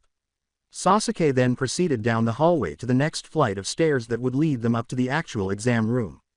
She had returned to Tenten with Namiko. Tenten turned to see Namiko approaching her. Namiko, how are you? You appear to be taking the tests as well. Namiko nodded and said, yup, turning to face the two ninjas wearing Konoha headbands at the door's entrance. Are you two attempting to dissuade people for amusement? Using this pathetic genjutsu, they both scowled a little before turning to face one another when she pointed to the sign that said 301. As he brought his hands in the release seal and the dozen or so people around them watched as the 301 changed into a 201, one said to the other, I guess the jig is up. Thanks for selling us out, brat. Now we got a couple teams extra that were too complacent to notice a weak genjutsu like that one, the other guy said, trailing off before kicking Namiko. Let's see if you're up for the challenge, he said. Namiko quickly raised her own leg in retaliation, but when the green-clad ninja caught both of their legs, both she and the other man who had kicked first widened their eyes. Please, both of us are Konoha ninja. Let's avoid fighting. As they dropped their legs, he declared, let's demonstrate our genuine youthful flames through unity. Namiko began to perspire. She turned to Tenten and trailed off, anyway, good luck on the tests. I need to go catch up with my team. But before she left, she saw that Tenten's teammate was glancing at her. She wasn't sure if this was out of caution, curiosity, or contempt because he had those white eyes, or Byakugan, as she thought they were called, that her old classmate Hinata had. Is there an issue? She inquired. As he turned away, Namiko felt another drop of sweat appear on her forehead. Was his only reply. Does he always have a stick up his ass? Tenten whispered as the Uzumaki leaned closer to her. Tenten merely sighed in response, providing Namiko with the information she required before shaking her head and leaving in an attempt to catch up with Sakura and Sasuke. Namiko left the third-floor stairwell to see her teammates and her sensei once more, trying to forget what had just happened. Kakashi-sensei. They all turned to face her. Namiko, nice of you to join us, he said. And now that you're all here, I just wanted to see you off before you entered the room for the first stage. Namiko deadpanned, but you just saw us outside. Before vanishing in a cloud of smoke, he grinned and said, true, but I had to make sure that you would be able to pass Kotetsu and Izumo's deception first. The real test starts now though, make me proud. With a sigh and a facepalm, Namiko remarked, it wasn't even him, it was a damn shadow clone. Kakashi-sensei aside, you guys ready? She inquired. Sasuke gave her a HN. Sakura nodded, and the blonde genin pushed open the exam room doors. They were shocked to see how packed the room was with Chunin hopefuls wearing various village insignias on their headbands. Namiko started to say, holy shish, but was interrupted. Sasuke-kun. When a purple-clad genin leapt onto the back of the final devoted Uchiha to Konoha, visible tick marks appeared. I'm so happy I can see you after so long. Have you missed me? Did that forehead over here really irritate you? Sakura said, lay off Ino, as the pinkett began to flush. As Shikamaru and Choji headed over to Team 7 plus Ino, Namiko just sighed. With a sigh, or was that a yawn? Shikamaru remarked, looks like you were right about the Chunin exams, Namiko. At this point, she was unable to distinguish between her Nara clan friend and the others. Yup, she nodded as she looked around the room again. And boy oh boy are there a lot of teams here. This time, she let out a sigh. All right, the gangs appear to be present. As Kiba Inuzuka, Shino Aburame, and Hinata Hyuga from Team 8 approached them, Team 7 and Team 10 turned to watch. Just what I needed to see, dog breath. You blonde idiot, what did you say? Kiba responded with a seemingly frothing mouth. You heard me, Kiba and the blonde Uzumaki were now practically touching foreheads. Now, it seems that you guys are drawing a lot of attention to yourselves. As they turned to look around the room, the rookies of this year's exam saw that a man of average height, with onyx eyes behind glasses and ash-gray hair tied in a ponytail, was approaching them. They realized that he was correct and that Namiko and Kiba had attracted a lot of attention from the other exam takers. Naturally, Namiko was more intrigued by the Konoha ninja that had stalked up to them than she was by this. Are you, too? Her eyes narrowed as she asked. Namiko. Sakura reprimanded her teammate, saying, behave, he's a fellow Konoha ninja. However, the man in question raised his hands in surrender. Oh no, it's quite alright, I can't blame her after all. Village Alliance aside, the only people you can trust in these exams are your teammates. He clarified. Namiko's expression was a combination of a deadpan and a drop of sweat. You still haven't answered my question, she said. Yes, Kabuto Yakushi is my name. Additionally, I would like to caution you against trying to draw too much attention to yourself because these tests are already challenging enough. You don't need any more stress, particularly considering that you 9 are actually the newbies for this round of the Chunin exams. After graduating from the Ninja Academy, of course. I take it that this isn't the first time. The other 8 rookies were a little taken aback when Sasuke posed the query. Oh, far from. As a matter of fact, it's actually my 7th time partaking in the exams. 7th. Either the Chunin exams are actually difficult, or you just suck. He nodded in response to Namiko's question. I'd say that's a matter of perspective and opinion, but it's not like I've been completely wasting my time. I've spent the past 3.5 years gathering information, so maybe I can offer you some insight, the gray-haired man said, smiling and taking some cards out of his ninja pouch. What sort of understanding? Shikamaru asked. Like Namiko, I was a little tired of the young genin ninja. These are my ninfo cards, and with them I can find out various things about different ninja, their mission record, their teammates and their skills. See, the cards appear blank, but if I funnel a little chakra into them like so, I can reveal all their secrets. He replied with a smirk that appeared somewhat ominous to Namiko. For example, my cards tell me that there are 56 teams total in these exams, 24 from Konohagakure, 10 from Sunagakure, and get this 2 from Iwagakure and 3 from Kumogakure, which is surprisingly because they aren't on the best terms with Konoha right now. Moving on though, we also have 7 from the Omegakure, 4 from Takigakure, 1 from Odogakure, a fairly new ninja village so I might not have much on them, and finally, 5 from Kusagakure. Do those cards of yours have information on individuals? The rookie 9 were impressed. Shikamaru eyed Namiko as she asked. With another menacing grin that adored his features, he said, of course, tell me anything you know about them, even the slightest description would do. Namiko turned to Shikamaru, who gave her a look in return, and said, redhead from Sunagakure, walks around with a giant gourd on his back. They did mention that they would need to watch out for him. Very well, said Kabuto, channeling chakra into his ninfo cards. Whoa, look at this. Name's Gara no Sabaku, he's completed 8 C ranks and, whoa, 1 B rank without getting scratched. I'm not sure how many D rank missions he's been on. Additionally, Tamari and Konkuro, 2 of his teammates, are his siblings. Not only did the rookie 9 perform flawlessly, but they all had white eyes and a B rank as genin. Namiko, who the devil is this guy? Sasuke inquired. She scowled and said, Shikamaru and I encountered him the other day, he snuck up on us effortlessly, we didn't even know if he was there or how long he had been there until he chose to make his presence known. Her peers gave her a worried look. Who else? Kabuto inquired. Namiko hummed for a long time before turning to face Hinata. Hinata, I saw someone earlier who had eyes just like yours and his teammate's name is Tenten. Do you know him? She inquired. With a nod, Hinata said, hi, that's my cousin, and Neji. Turning back to Kabuto and his cards, Namiko said, yay, him. Kabuto said, channeling chakra into another card. Neji Hyuga, teammates are Rock Lee and Tenten, as you mentioned. Since they graduated from the academy last year, they've been on 20 D ranks and 11 C ranks.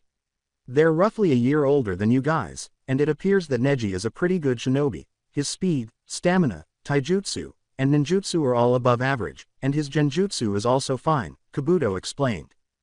Thanks, was all Namiko said, pursing her lips.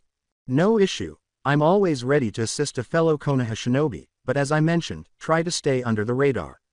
He shrugged and said, Most of these teams won't be a problem for you, like that Odo team for example, being from a recently established village they can't be that good. Suddenly, everything changed. One of the Odo ninjas lunged at Kabuto, who managed to avoid the blow but then abruptly fell to his knees as his glasses broke and fell off his face, causing him to clutch his ears. What the heck? When a group of people appeared in smoke clouds in front of the classroom, Namiko had to stop herself from retaliating.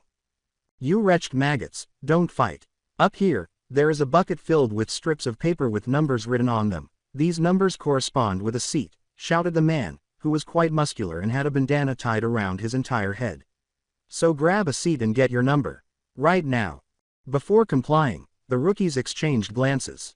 After 10 or so minutes, all 168 exam takers were seated, and the man wearing the bandana started his monologue. All right, so this is how the first part of the Chunin exams will go. My name is Ibiki Morino, and I will be your proctor for the first of the 3 sections of this edition. It is a written exam with a point deduction system. Each of the 10 questions is worth 1 point, and you will lose 1 point for each question you answer incorrectly. You will also lose 2 points for each instance of cheating. You and your team will be scored as 1 unit, so if one member of the team receives a 0, the entire team is disqualified, he said, pausing for dramatic effect. Additionally, you and your team will be immediately disqualified if you are found to have cheated 3 times. Sasuke and Sakura, whose hopes of advancing to the next round depended on Namiko, who wasn't the sharpest kunai in the pouch, and Namiko, who understood that she would be dead meat if she was the reason Team 7 failed, all paled at the mention of that. 9 of the 10 questions are on the paper in front of you. The 10th question won't be revealed until the allotted hour has elapsed. Any questions? A few hands went up. Tough luck, Ibiki said, glancing at the room's clock. Your time begins, now. Namiko gave the man a long look after he started the test, allowing him to notice and look at her. She then focused on her test paper, her eyebrows furrowed after he had been looking at her for about 30 seconds. What the fuck is going on? She trailed off as a kunai flew past her head and landed in a shinobi's exam paper to her right and behind, frightening the living daylights out of the intended target. That's -2 points. Ibiki's voice came. Namiko sighed inwardly. Even though she wasn't the smartest person, she was certain that these questions were nearly impossible, at least for genin and possibly even some shunin. The questions appeared to be based on physics and geometry, subjects that weren't taught at the academy, or at least she doesn't recall being taught. Apart from the fact that the proctor gave them several opportunities to be caught cheating before they were completely disqualified, she could hear the taps and scribbles of pencils moving around her and wondered how anyone could possibly answer these. Something about this exam just didn't add up. Namiko looked back at her paper, and then, as if a light bulb had suddenly gone off in her brain, everything made sense. They were ninja, and they were supposed to be able to gather information without being caught. This led her to conclude that the exam's purpose was to cheat and gather information. She grinned to herself, because sometimes her brilliance was almost frightening. She then noticed something in the room. Ibiki had come in with 6 chunin, but now there were only 3 of them dispersed throughout the room, watching the genin take the test. Had they slipped in during the chaos of people finding seats? It made some sense to her that if the exam's goal was to obtain the answers through cheating, they had most likely positioned a chunin with the answers among the crowd. The genin smirked as she inhaled deeply and exhaled. She thought he was one of the plants with the answers when she caught a glimpse of someone writing phonily on their exam paper out of the corner of her eye. She immediately came up with a plan, but she needed a diversion before she could carry it out. Her hands were moving and writing the answers to each question one after the other before she realized she had lost all control of her body before she could come up with anything. Damn Shikamaru not letting me be great, she said, growing a tick mark. It wasn't until she appeared to have answered every question that Shikamaru released the jutsu, allowing her to regain control over her actions. She then turned her paper over and reclined in the seat, crossing her arms behind her head. Once under control, she looked around the room for the young man with the pineapple hair, and when she found him, they made eye contact, and he just gave her a smug smile. She glared at him, then rolled her eyes at the Nara, crossed her arms, and added a cute pout to her features. Shika and Jinten had to ruin her fun before she could even start because she was about to do something really awesome with her. Teams were found to be cheating and eliminated as the remainder of the exam passed swiftly as individual students. Ibiki smirked and said, "All right, time for the last question. But I have to caution you about this one. You have a choice. You will be disqualified from this year's Chunin exams and will never be able to take them again if you answer the 10th question incorrectly. On the other hand, if you choose to skip the question, you will be disqualified but will be able to retake the exams in the future. Kiba had screamed, "Bullshit. There are people here who have taken the exams more than once." "Yes, but I've never served as their proctor. My rules, my tests. Who wants to give up this opportunity and live to retake the exams?" Did he ask? With a dejected expression on his face, the person sitting next to Namiko raised his hand to declare that he would not be answering the 10th question. One by one, others followed suit, and the class proceeded to eliminate one team at a time. Damn it, Sakura sat a few rows behind Namiko, terrified at the idea of staying a genin forever.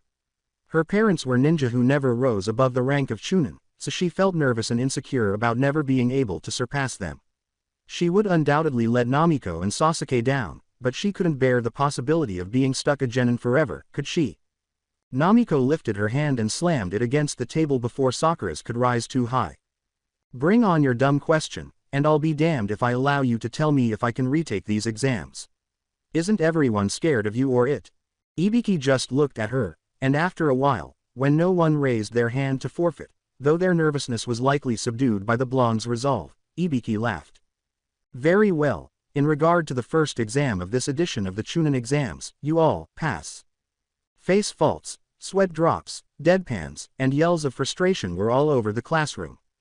"What? Let me clarify, I was merely attempting to place unfathomable pressure on the individual by grading your group as a whole. The exam's objective was to assess your ability to gather information as a ninja, a Chunin ninja, at that, by sending you on missions that call for you to gather information in high-stress situations without being discovered.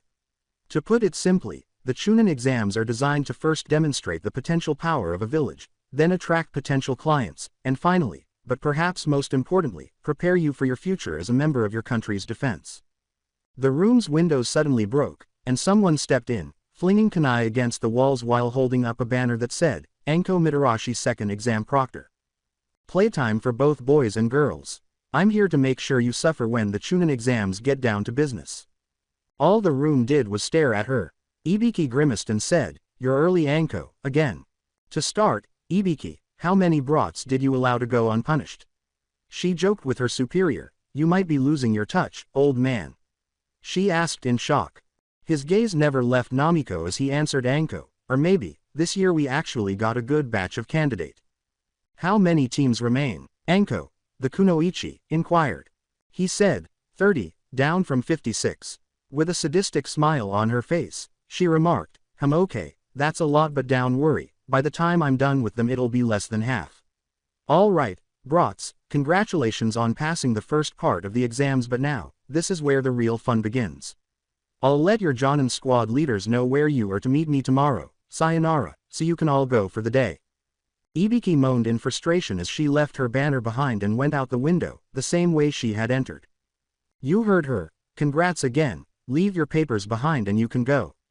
Ibiki and his subordinates were left behind as the genin began to pour out of the class. "I swear, Anko always does way too much." The Chunin merely nodded in agreement and laughed. XXXXX.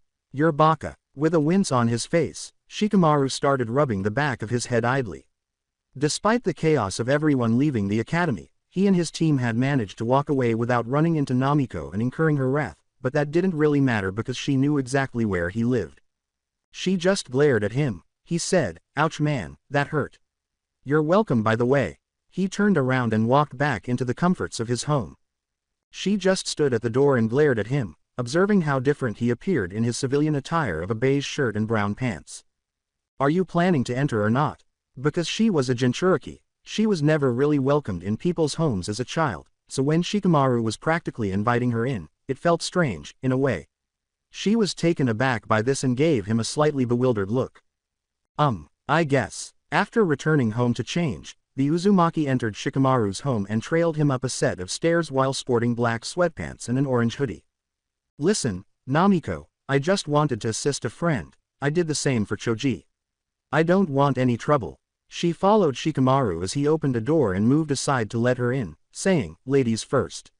I would have done the same for Ino, but she has her family's mind techniques to rely on." "Yay, but Shika," Ino and Choji are your teammates, plus I was about to do something cool with my Jinten and you had to ruin it. She sighed. Stop being a brat, Namiko, she said, realizing that she had entered Nara's room as he shut the door, stalked over to a bean bag, and plopped down on it. I saw one of my best friends in need of help, so I helped. He shrugged and picked up the magazine he had been reading before she arrived. To begin with, I wasn't in need of assistance, and secondly, I'm among your closest friends, she asked, tilting her head to look at him. She had been standing in the same place since she entered, so Shikamaru glanced at her over the magazine and motioned for her to take a seat on the bean bag across from him. Of course, we were always friends in the academy, and I feel like ever since we've become ninja we've gotten closer, so yeah, I think you're one of my best friends. He repeated his shrug. Oh wow, thanks Shika. She sat down in the bean bag. No problem. After a brief period of silence, Namiko expressed concern, saying, aren't your parents going to have a fit because you have a girl in your room? She inquired. His only response was, I doubt. He was so casual about it that Namiko gave him a tick mark for it. How do you anticipate the second exam? No idea. One more checkmark. Aren't you worried about the outcome? Not really. Another checkmark. What's wrong with you, Shika? Damn it. A peek of his head emerged from the magazine. What are you saying? It seems like you don't give a damn about what the tests have in store for us. I really don't want to be completely honest with you, Namiko. For instance, if I asked about this or worried about it, it would get too complicated too quickly, you know. She could only sigh as he explained, so I rather keep my mind clear than to worry about troublemaking things. He returned to his magazine. She gave a headshake. Shogi. Smirking at her, he set down the magazine. Now you're talking. After playing shogi for a while, Namiko and Shikamaru talked about their training, their daily lives, and Namiko even got him to share his thoughts about the next round of the Chunin exams. Suddenly, there was a knock on Shikamaru's door. As he waited for Namiko to move, he called back, come in. His mother entered while using a kitchen towel to dry her hands. Shika, oh Shika, the two 13-year-olds blushed as Yoshino smiled and said, I didn't know you had your little girlfriend over. Namiko began to stammer in shame, but Shikamaru, being the composed man he was, overcame his blush and answered. He snapped his fingers to rouse Namiko from her reverie, saying, Mother stop, that's not what's going on, we're just two friends playing shogi. All she could do was nod foolishly. Yoshino winked at Namiko, who turned even redder than the cube's fur, and said, of course. Namiko darling, would you care to join us for dinner? I'm making mashed potatoes and fried mackerel, Shika-kun's favorite. Would you please stop using the nickname, Mom? Shikamaru pleaded, and Namiko gave a cute little laugh. I appreciate the offer, however, I don't want to intrude Yoshino-san. Oh nonsense child, Shikaku, Shika and I would be thrilled to have you. Shikamaru spoke up before Namiko could reply. She's not going to take no for an answer Namiko. After letting out a sigh, Namiko grinned and said, I'd love to stay for dinner, Yoshino-san. Great, everything will be ready when you arrive in 5. She left the room after the two genin nodded. As Namiko laughed and made a move, Shikamaru sighed and said, always embarrassing me that woman. Before Shikamaru's mother decided to come get them, they decided to put the game on hold and go eat dinner, and Shikamaru made one last move before Namiko playfully stretched her arms out, pretending to be distressed and requesting assistance. How troublesome. When he pulled her up, he was surprised to see that she was lighter than he had anticipated, and she flew closer to him than he had anticipated. The two genins were looking into each other's eyes, and it was only then that Shikamaru noticed that the blonde's eyes weren't just blue, but rather had a tint of violet in them, giving them a cerulean appearance. Regarding the blonde, she saw that his eyes were so captivatingly deep brown that they resembled the fur of a deer, which the Uzumaki found amusing. Namiko gave him a smile and burst out laughing. She was adept at breaking the ice, saying, I never noticed how taller you are than me. Shikamaru laughed too. I'm only a couple inches taller than you, that's nothing. He observed her doing what he enjoyed, rolling her eyes. Yeah, but still, thank you for getting me up. Let's get to work. Shikamaru trailed closely behind her as she smiled and made her way to the door. On the outside, he was laughing, but on the inside, he was apathetic. What exactly did he feel for his friend with the blonde hair? XXXXX. At precisely 10 in the morning, Namiko, Sasuke, and Sakura approached Training Ground 44, also known as the Forest of Death, as Kakashi had forewarned them, and stood apart, Sasuke brooding alone while Namiko and Sakura engaged in their usual girlish conversation. After 15 or 20 minutes, the Anko woman showed up. Good, now that everyone's here, let's get down to business. She pulled out what appeared to be several forms from the pocket of her trench coat and said, "These are consent forms for the next stage of the exam, they must be signed in order to proceed." "What's the reason for that?" One of the Iwagakure shinobi taking part in the exams asked the question, and Namiko took a moment to take it in. He was about their age, perhaps a few years older, with black spiky hair and a red poncho-like outfit. Sasuke listened as his teammate cautiously examined the man. "Well, quite frankly, from here on out death might be a possibility, and this little piece of paper is gonna stop me from getting in trouble." She laughed sadistically before passing the forms to the nearest genin and telling them to pass them on once they had won. "Now, while these are being passed out, I'll explain a few things about Stage 2 of the Chunin exams. As the name suggests, the Forest of Death is gated and encircled by 44 entrances. A river flows through the center of the forest, and a tower stands in the precise center of the training area, which is where you should aim to arrive." A hand was raised by someone in the crowd. "Brat, wait until I'm finished. As I was saying, the point of this exam is a survival mixed in with a full-on scrolls battle," Anko shouted, pulling 2 blue and white scrolls from her coat. "Half of you will be given an earth scroll," she said, holding up the blue scroll, "and the other half will be given a heaven scroll," she said, holding up the white scroll. "Your goal is to make it to the tower with one of each scroll within 5 days' time." 5 days. It was Ino's shout. "How about food?" Choji was worried. With another sadistic smile on her face, Anko shrugged and said, "You're going to have to figure it out. The Forest of Death is filled with all kinds of edible animals, among other things such as giant snakes, crocodiles and bugs. You'll be just fine." "I won't lie, it sounds like it's going to be tough," Namiko said, turning to face Sakura and Sasuke. "We have to contend not only with beasts that devour humans but also with other shinobi who will be vying for our scroll. Even getting some sleep could be difficult." Sakura and Sasuke nodded in agreement with their blonde teammate. "Now let's move on to the terms for disqualification," Anko said, regaining their focus. "If all 3 members fail to arrive at the tower with the 2 scrolls within the allotted time, that is also grounds for disqualification. If a team loses a member or a member becomes incapacitated, that is also grounds for disqualification. And finally, opening the scrolls before you arrive at the tower is also a disqualification. You understand?" A few nods and loud "Hi-s" were given to her. "Any questions? Can someone quit in the middle of the exam?" Shikamaru asked, raising his hand off to the side. Shikamaru sighed, drawing a glance from Ino, who asked if he intended to leave. "Anyway, that does it for the explanation. Over at that stall, we'll trade you 3 signed consent forms for either a heaven or earth scroll, then you can choose a gate and get ready," Anko smiled. "Nope, you'll be in there for 5 days or until you get to the tower, like it or not. The exam begins in 20 minutes. Namiko, Sasuke, and Sakura stood behind a curtain a few minutes later, with some of the Chunin helping with the examination. After the 3 genin signed consent forms, the Chunin gave Namiko a scroll of heaven. "Who among us will carry it?" she inquired. "Well, perhaps Sasuke ought to do it," Sakura inquired, her mind racing with ideas. Sasuke retorted, dying inside at complimenting his rival teammate, "I think Namiko should hold it. Push comes to shove, she's the fastest if we need to get it out of the area, plus she's also the sneakiest." Sakura nodded in agreement, and they watched as Namiko pulled out a blank scroll and sealed the heaven scroll inside of it. Her teammates nodded as she explained, "I have an idea, let's wait till we start though." After about 10 more minutes, Team 7 was standing outside Gate 23 of the Forest of Death's 44 gates when they heard Anko say, "Very well, my little snakelets, begin." When the gates in front of Team 7 opened, they dashed in and ran for a few minutes before Namiko motioned for them to stop. When Team 7 got close to one another, Namiko crossed her fingers and a shadow clone appeared. She then took out a blank scroll and sealed the heaven scroll inside of it, and the shadow clone transformed into a heaven scroll. Namiko smiled and extended her hand to her teammates, saying, "This way we buy a little time if shit hits the fan."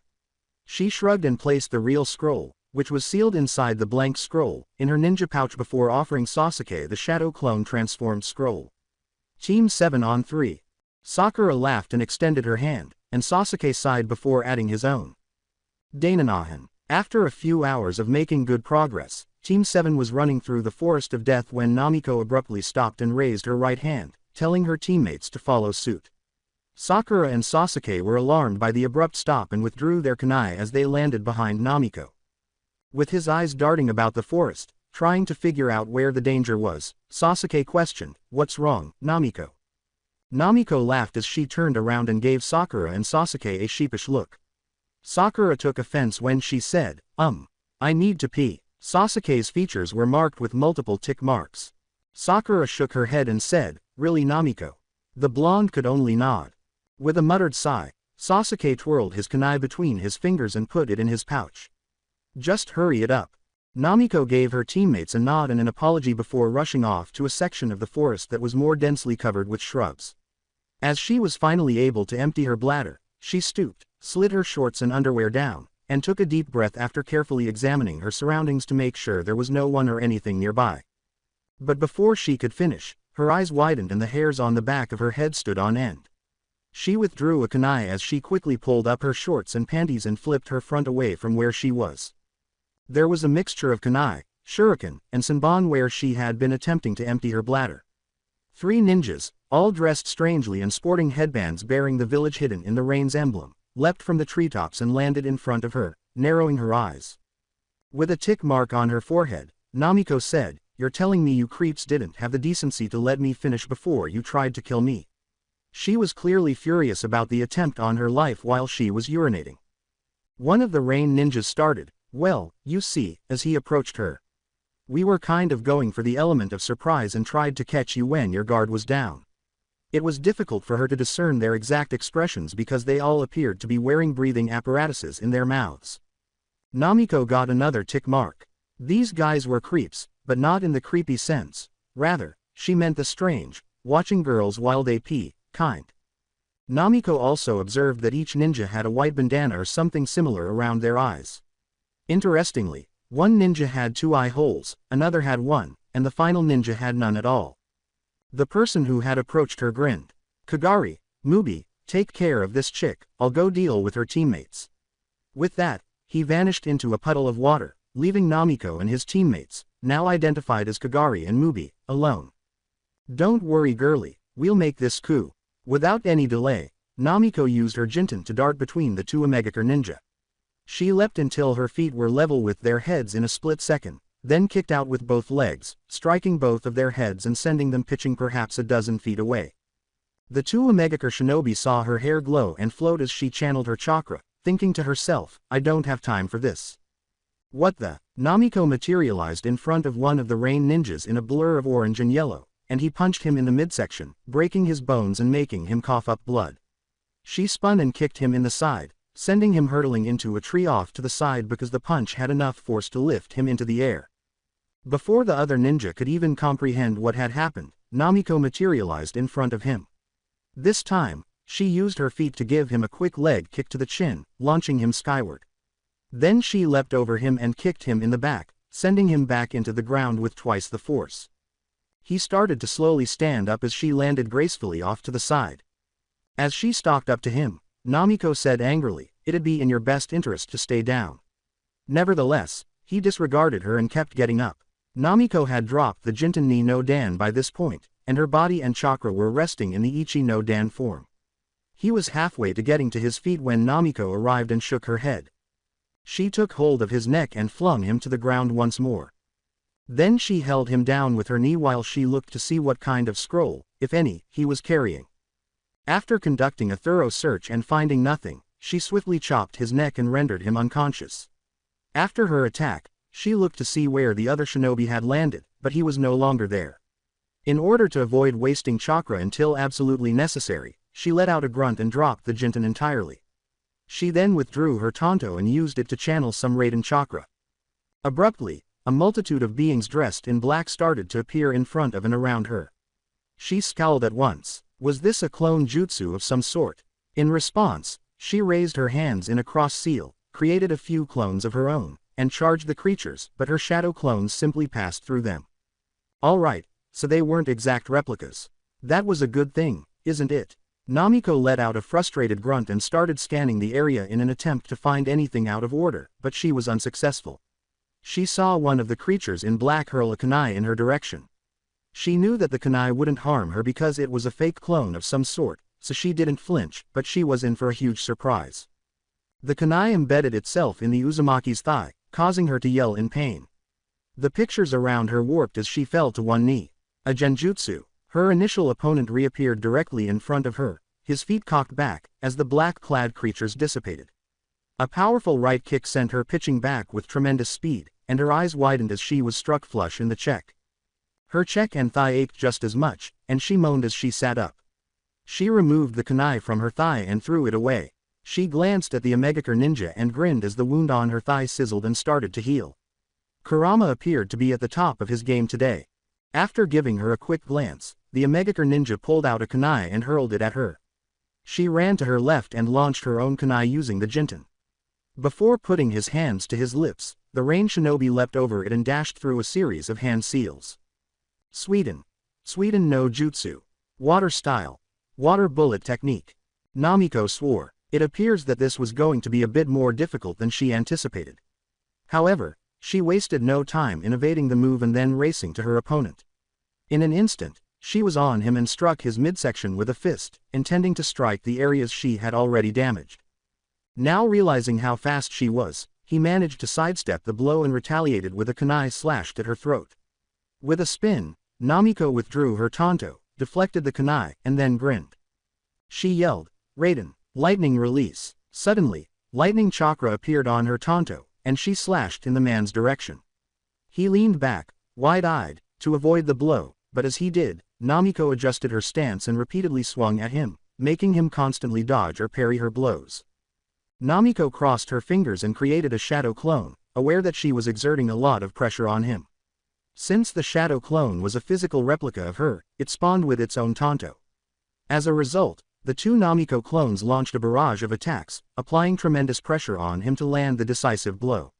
Suddenly, she saw her window. The Uzumaki was able to reach out, grab the AIM ninja by his ninja outfit, and pull him towards her as he stumbled back slightly and lost his footing in order to avoid a double attack by her and the shadow clone. The shadow clone cocked her fist back and punched him in the nose as she did so. With a painful yelp, he stumbled back. "Ah, you bitch, you broke my nose." As the shadow clone poofed its way out of existence, Namiko grinned. Namiko approached him and extended her tanto to his neck, saying, "In all honesty, your nose should be the least of your worries." With a serious expression that made it clear she wasn't playing around, she said, "Give me your scroll and you'll live, I'll even forget that bitch comment." Still holding his nose in agony, he snarled back at her, "I'm not giving you shit." She cocked back her arm and swung the tanto at him, changing her hand's position at the last second and striking him with the hilt to the side of his head, effectively knocking him out. "Very well," was all she said. She moaned in exasperation after conducting a thorough search once more and finding nothing. This implied that the scroll was carried by the Omegakure shinobi who had departed to face Sasuke and Sakura. With a sigh, she sheathed her tanto and formed more shadow clones, telling them to gag and bind the two shinobi she had vanquished before turning to face Sakura and Sasuke. Before she froze, she took a few steps. She still needed to urinate. Sasuke and Sakura would have to wait. Sakura exclaimed, "Sasuke-kun," as she saw her crush and teammate send the other member of Team 7 hurtling back with a quick backhand. Horrified, she questioned, "What's gotten into you?" Namiko rubbed her cheek and winced, asking, "What the hell was that for Sasuke?" Sasuke asked, his face taking on a serious expression, "Where's the real Namiko?" Sakura, clearly sandwiched between her two teammates, gasped and turned to face Namiko, in disbelief. What precisely was happening? Namiko stood up and scowled. "I don't know what the heck you're talking about, Sasuke," she replied. "Two Namiko's kunai holder," Sasuke gestured. With a smirk on his face, Sasuke said, "Your kunai holder is on your left leg, but Namiko's right-handed. Honestly, you're terrible at the henge, you phony." After putting Sasuke down for a few seconds, Namiko grinned. "Quite perceptive of you. Well, in that case." Namiko was revealed to be an Omegakure ninja in a cloud of smoke. As he started to run in the direction of Sasuke and Sakura, the AIM shinobi remarked, "Since things have come to this, looks like I'll have to resort to force." Sasuke started running through hand seals and leapt into the air. Kaden. Hosenka no Jutsu. Fire style. Phoenix flower technique. The AIM shinobi was able to avoid Sasuke's arc-shaped barrage of tiny fireballs, and the two met in the air, kunai to kunai. Sasuke landed on a tree branch close by as they pushed past one another. A few kunai that were embedded in the branch were hurled at him by the AIM shinobi. Then Sasuke heard the sound of something sizzling. Paper bombs. Sasuke's eyes grew wide as an orange blur materialized in front of him, grabbed him, and pulled him to safety. Near Sakura, Sasuke and the real Namiko touched down on the forest floor. As he brushed off his clothes, Sasuke shot back, "TCH, about time you showed up, Dobi." Namiko scowled at her arrogant teammate and developed a tick mark. She pointed to the AIM ninja who was staring at them with a calculating expression and said, "I'm sorry Sasuke, but I had to deal with this fool's teammates. These morons jumped me while I was peeing," she exclaimed, clearly still upset that she had been attacked when she was in a humiliatingly vulnerable position. The AIM shinobi withdrew a few kunai and remarked, "Huh, seems you were able to handle the other two on your own. It seems I underestimated you, Blondie." After giving him a quick glance, Namiko whispered something to Sakura and Sasuke. "This idiot has the scroll by the way, and he's coming right to you guys." Namiko's final statement was unclear to Sasuke and Sakura, but it all became clear when her hair started to glow and she abruptly reappeared behind the AIM shinobi. He felt her presence behind him, and his eyes widened even more as she kicked him in the back, sending him toward Sakura and Sasuke. He shot with a fierce speed in the direction of Sakura and Sasuke. Sakura stepped up and performed some of her own hand seals, surprising Sasuke, who was about to throw a fireball at him. Doden. Doryuheiki. Earth style. Mud wall. The enemy shinobi face planted into a massive wall of mud that rose out of the ground before collapsing. The AIM ninja stood up as fast as he could, clearly in pain as he held his back. He glanced in the direction of Sakura and Sasuke, then over his shoulder to Namiko. As he disappeared into a puddle of water, Dainanahan said, "We'll have to finish this at some other time, I suppose." With a muttered curse, Namiko leapt to where her teammate was. "I defeated his teammates over in that direction," she said, gesturing to her starting point. "Maybe he went back that way. We can go get him and finish this. Hopefully he has the scroll we need," she suggested. Sakura and Sasuke nodded, but before they could pursue that course of action, a massive wind tunnel of sorts blasted through their area, launching the three of them into the air. Sakura was a few feet away from Sasuke when the wind tunnel calmed down, but Namiko was nowhere to be seen. With a frustrated grunt, he turned to face the location of the wind tunnel and saw the Kusa ninja who had run into the proctor prior to the exam. Sakura to his right caught Sasuke's attention. He stood up and withdrew a kunai and some shuriken, asking, "Sakura, you alright?" Sakura stood up as well, saying, "Yes, I'm fine." With a sly lick of his tongue outside his mouth, the Kusa ninja remarked, "Kukuku, it looks like you have quite the fighting spirit today, Sasuke-kun." Sasuke prepared his chakra and squinted his eyes. Sasuke and Sakura reacted as the Kusa ninja pulled an earth scroll from his pocket and said, "This will be quite fun." The Team 7 genin felt uneasy as they watched the ninja's tongue encircle and swallow the scroll, saying, "Oh ho, it seems that this is the scroll you need. Why don't you come, get it from me?" She concluded with a threatening look, "I won't lie, you're gonna have to fight me for it, to the death." Sasuke was suddenly overcome with a sense of dread, and his heart began to beat faster. Images of him and Sakura dying horribly repeatedly flashed through his mind.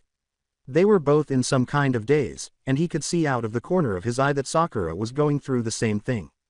Then Sasuke collapsed and started puking. He initially thought it was genjutsu, but this seemed to be far more powerful than any genjutsu he had ever encountered, apart from, of course, the genjutsu his brother had put him in so long ago. Sakura was crying when he turned to face her. Sasuke observed the smirk on the Kusa ninja's face and thought, "We have no choice but to run. If we don't, the only thing waiting on us is death." Namiko sat up with a groan. Her body and head ached, and she was extremely irritated. She got up and started dusting her clothes when all of a sudden it became dark, not at night, but as though something was blocking the sun. The sight of a snake the size of the Hokage Tower staring down at her caused her to perspire. It was by far the biggest snake she had ever seen. But before she could continue to think, the snake lunged at her, making her leap for a nearby branch. Following her, the snake successfully wrapped its tail around her and reached out. She struggled to break free and let out a frustrated scream. She gave the snake a fierce look, but it soon changed to one of horror as it opened its mouth and devoured her whole. Namiko felt repulsed inside the snake's stomach. It smelled like she had snake insides all over her. She let out a long sigh and closed her eyes. Because she was strangely wedged in the snake's belly, she was unable to form any hand seals with both of her hands to summon a jutsu that would rescue her. She was also aware that she needed to work fast because the snake's digestive juices would eventually start to break down her body and turn her into snake waste. She was relieved that Kakashi-sensei had somewhat indirectly prepared her for something like this when she suddenly had an idea from a flashback. Namiko said, "So sensei, I have a question." After another training session, she and Kakashi rested. They had been concentrating on honing Namiko's ninjutsu today. In order to prepare her for specific situations, Kakashi had chosen to keep things simple and only teach her 2 low-level Raiden and 2 low-level Futon techniques. Kakashi asked, never taking his eyes off his book, "What's that, Namiko?" Back in Wave, the hunter Nin, Haku, was able to use jutsu while only forming hand seals with one hand. Was that something relating to her bloodline? She inquired. Kakashi did put down his book this time. Not necessarily. Anyone really can perform ninja techniques with one hand. It just takes practice, patience, and a great deal of chakra control. Is it perhaps something you're interested in? He inquired. She smiled and added, maybe, you never know when it can come in handy, plus it's pretty cool. After putting his book in his pocket, Kakashi got up. Namiko grinned as he said, very well then, let's see what we can work on. Namiko raised her right hand and inhaled deeply. It was worth a try, even though she was still far from perfect with both the one-handed hand seals and the technique she was about to employ. Because of the way one-handed hand seals operated, she had to use only one hand to complete the seals for the jutsu in particular before finishing with the iconic one-handed hand seal for one of the 5 elements. Since the just use she intended to use only had 3 hand seals, she practiced the one-handed rat, tiger, and boar seals before putting her hand in the lightning release one-handed seal, which required her to extend her index and little fingers while holding down her middle and ring fingers with her thumb. Nothing took place. With a moan, she repeated the action.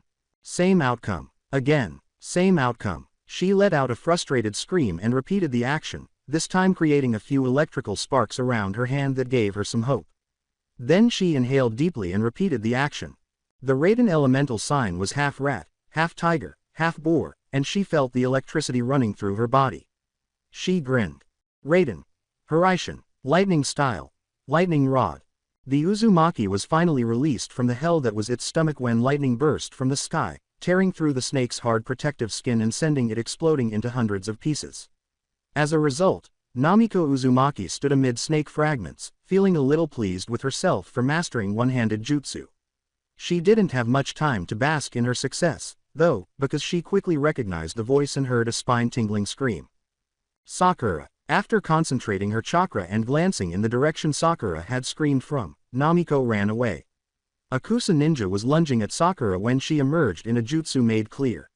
Off to the side, clutching the left side of his neck, Sasuke writhed in agony.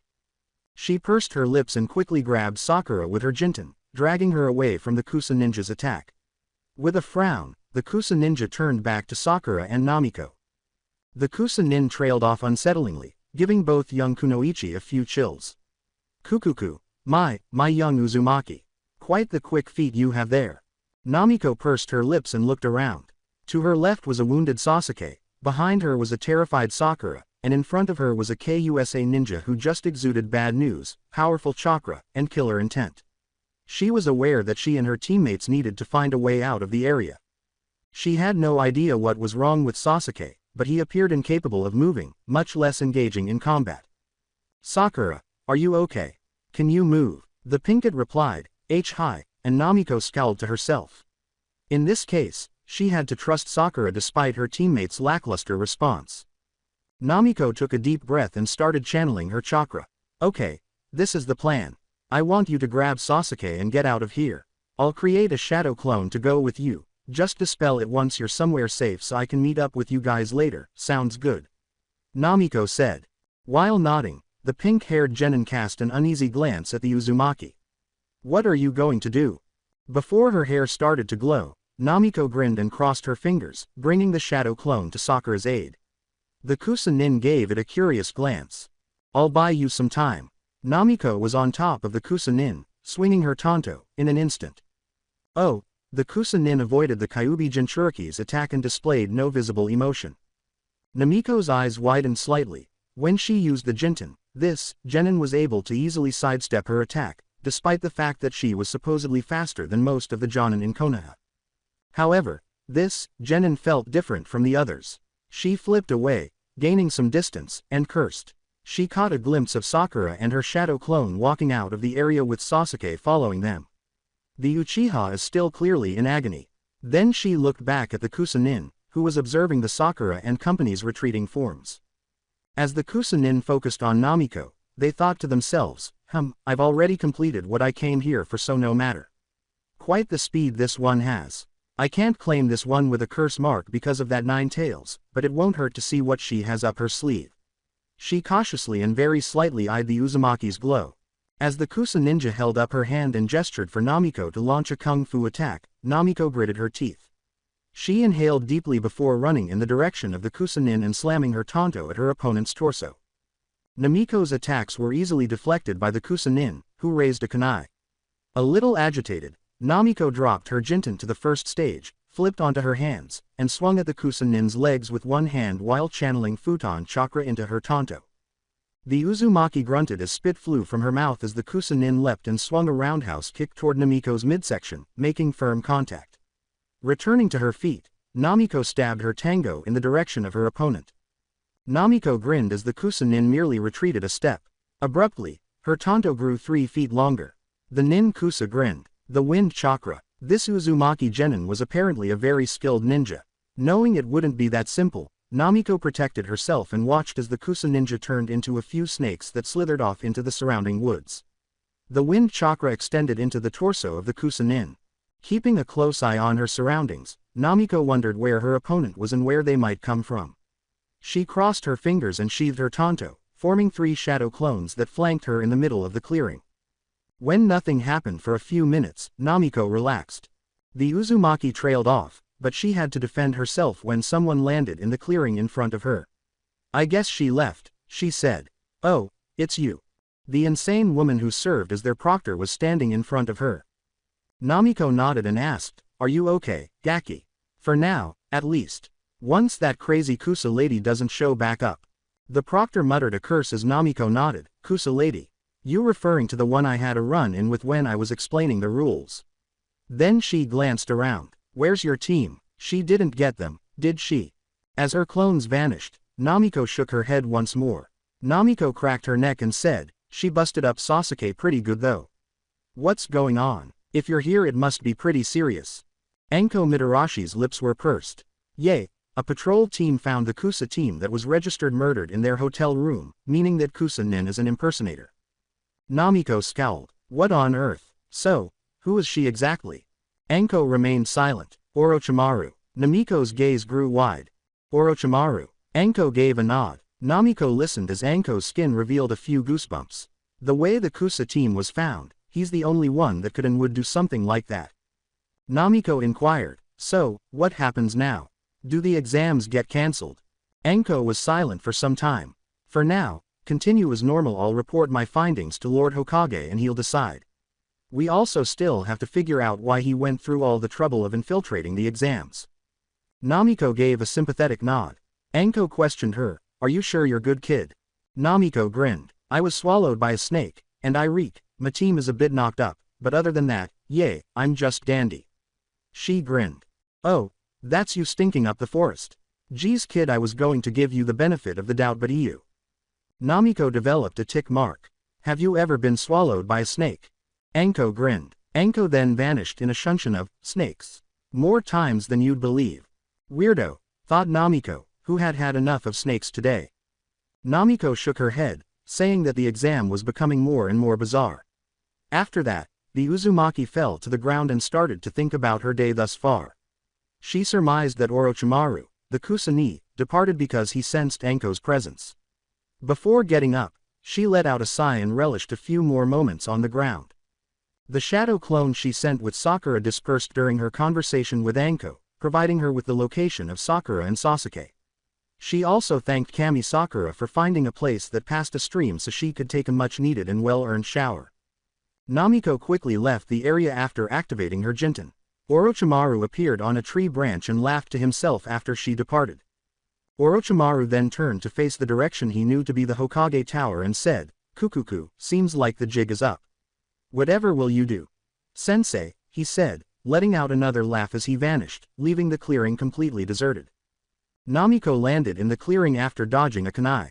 She yelled, "Geez Sakura, it's me," at her teammate, who sighed and apologized. "Sorry Namiko, I'm running low on sleep, and I've just been on high alert since we got attacked," Sakura clarified. Namiko sighed as she turned to face Sakura. She was correct. Team 7 had had an extremely demanding day. Namiko sighed as she sat beside the Pinkett, who was nursing the apparently ill Sasuke, who was groaning and grunting in pain while he slept, and waved her away. With her gaze fixed on her injured teammate, Namiko questioned, "What exactly happened before I got there?" Sakura pushed Sasuke's hair aside and pointed out the mark she was referring to Namiko, saying, "That crazy ninja bit him on the neck and gave him some kind of mark."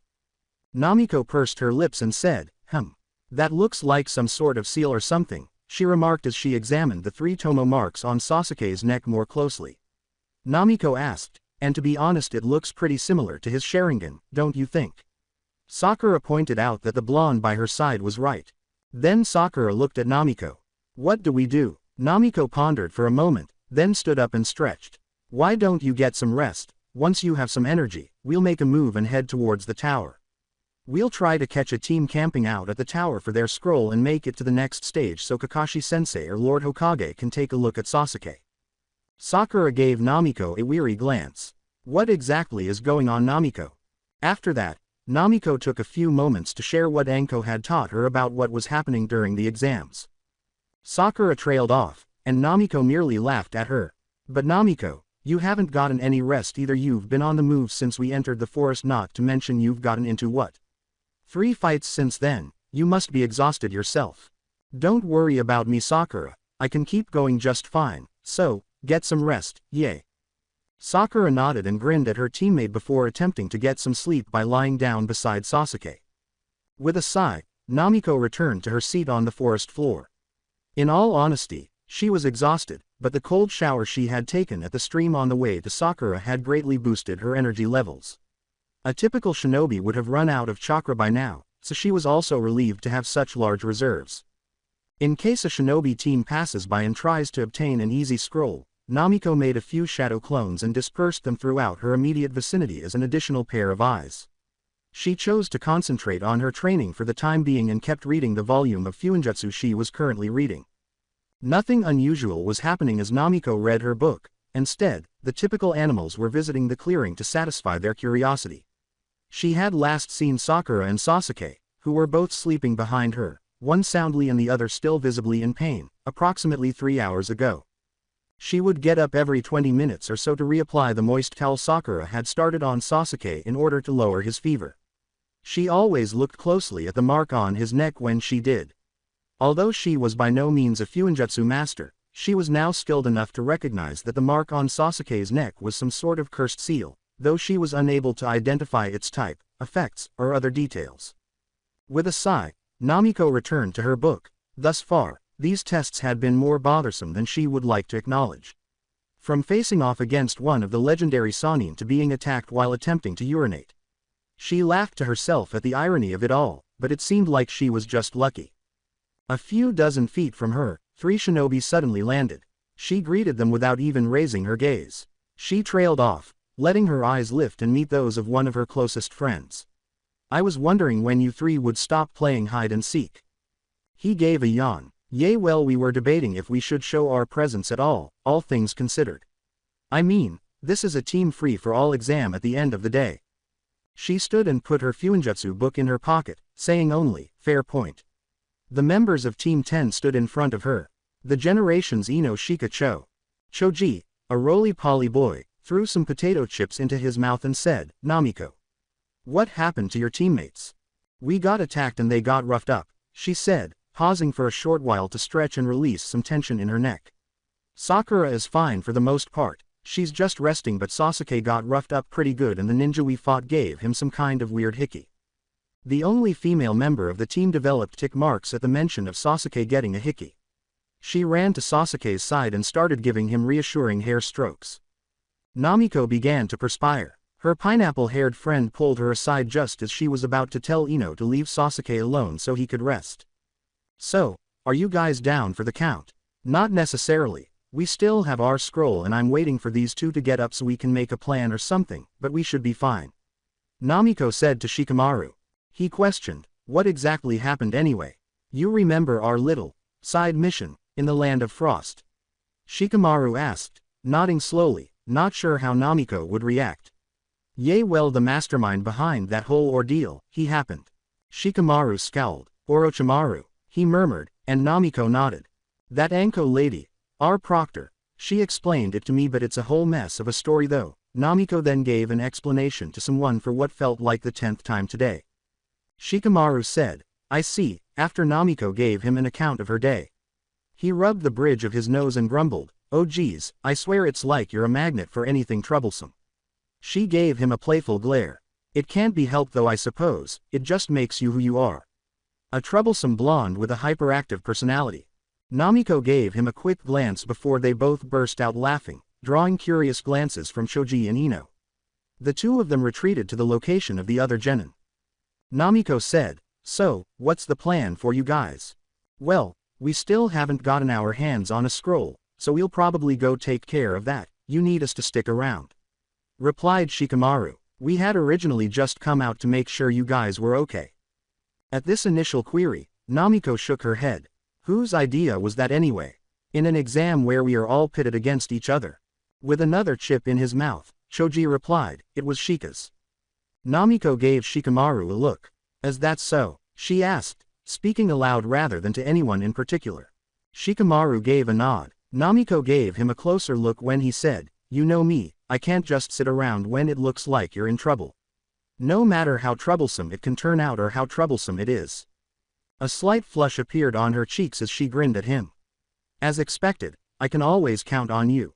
With a sly smile, Shikamaru extended his fist to Namiko. "Always." She gave him a fist bump. "Always," she said again. Suddenly Namiko felt a chill go through her body, and when she turned around, she saw Ino grinning with a devilish smile that begged for trouble. She clasped her hands and grinned smugly, saying, "Aren't you two just the sweetest?" Shikamaru gave Ino a perplexed glance. But Namiko frantically waved her hands, knowing where she was going with this. She argued, "That's not what's happening." But Ino disregarded her. Then Ino started a strange little dance. Namiko and Shika, sitting in a tree, kissi. The hairs on the back of Namiko's neck stood up post-haste before Ino could continue her teasing. She quickly pulled back a shuriken parry and threw them into the bushes. The Team 10 member abruptly pulled out their own weapons upon realizing Namiko's urgency.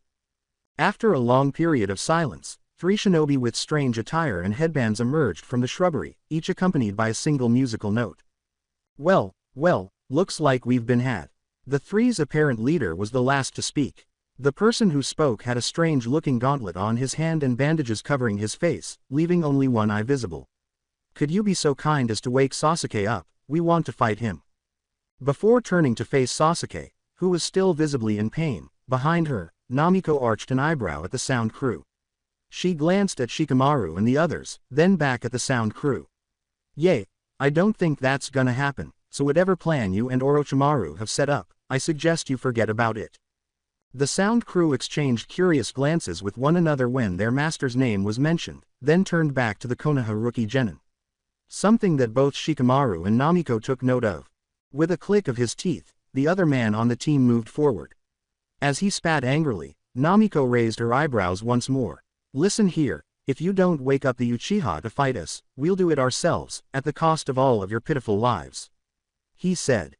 "Is that so? And how exactly are you gonna do that?" "I'll show you." Ignoring the yells of, "Zaku wait," and, "You idiot," from his male and female teammates, respectively, the sound ninja flashed through a few hand seals before extending his hand in Namiko's direction. Zankaha. Decapitating airwaves. Team 10 and Namiko reacted swiftly as the sound ninja's hands released a blast of wind-like chakra, and they all ran out of the way. But Namiko became aware of the other problem when they were standing.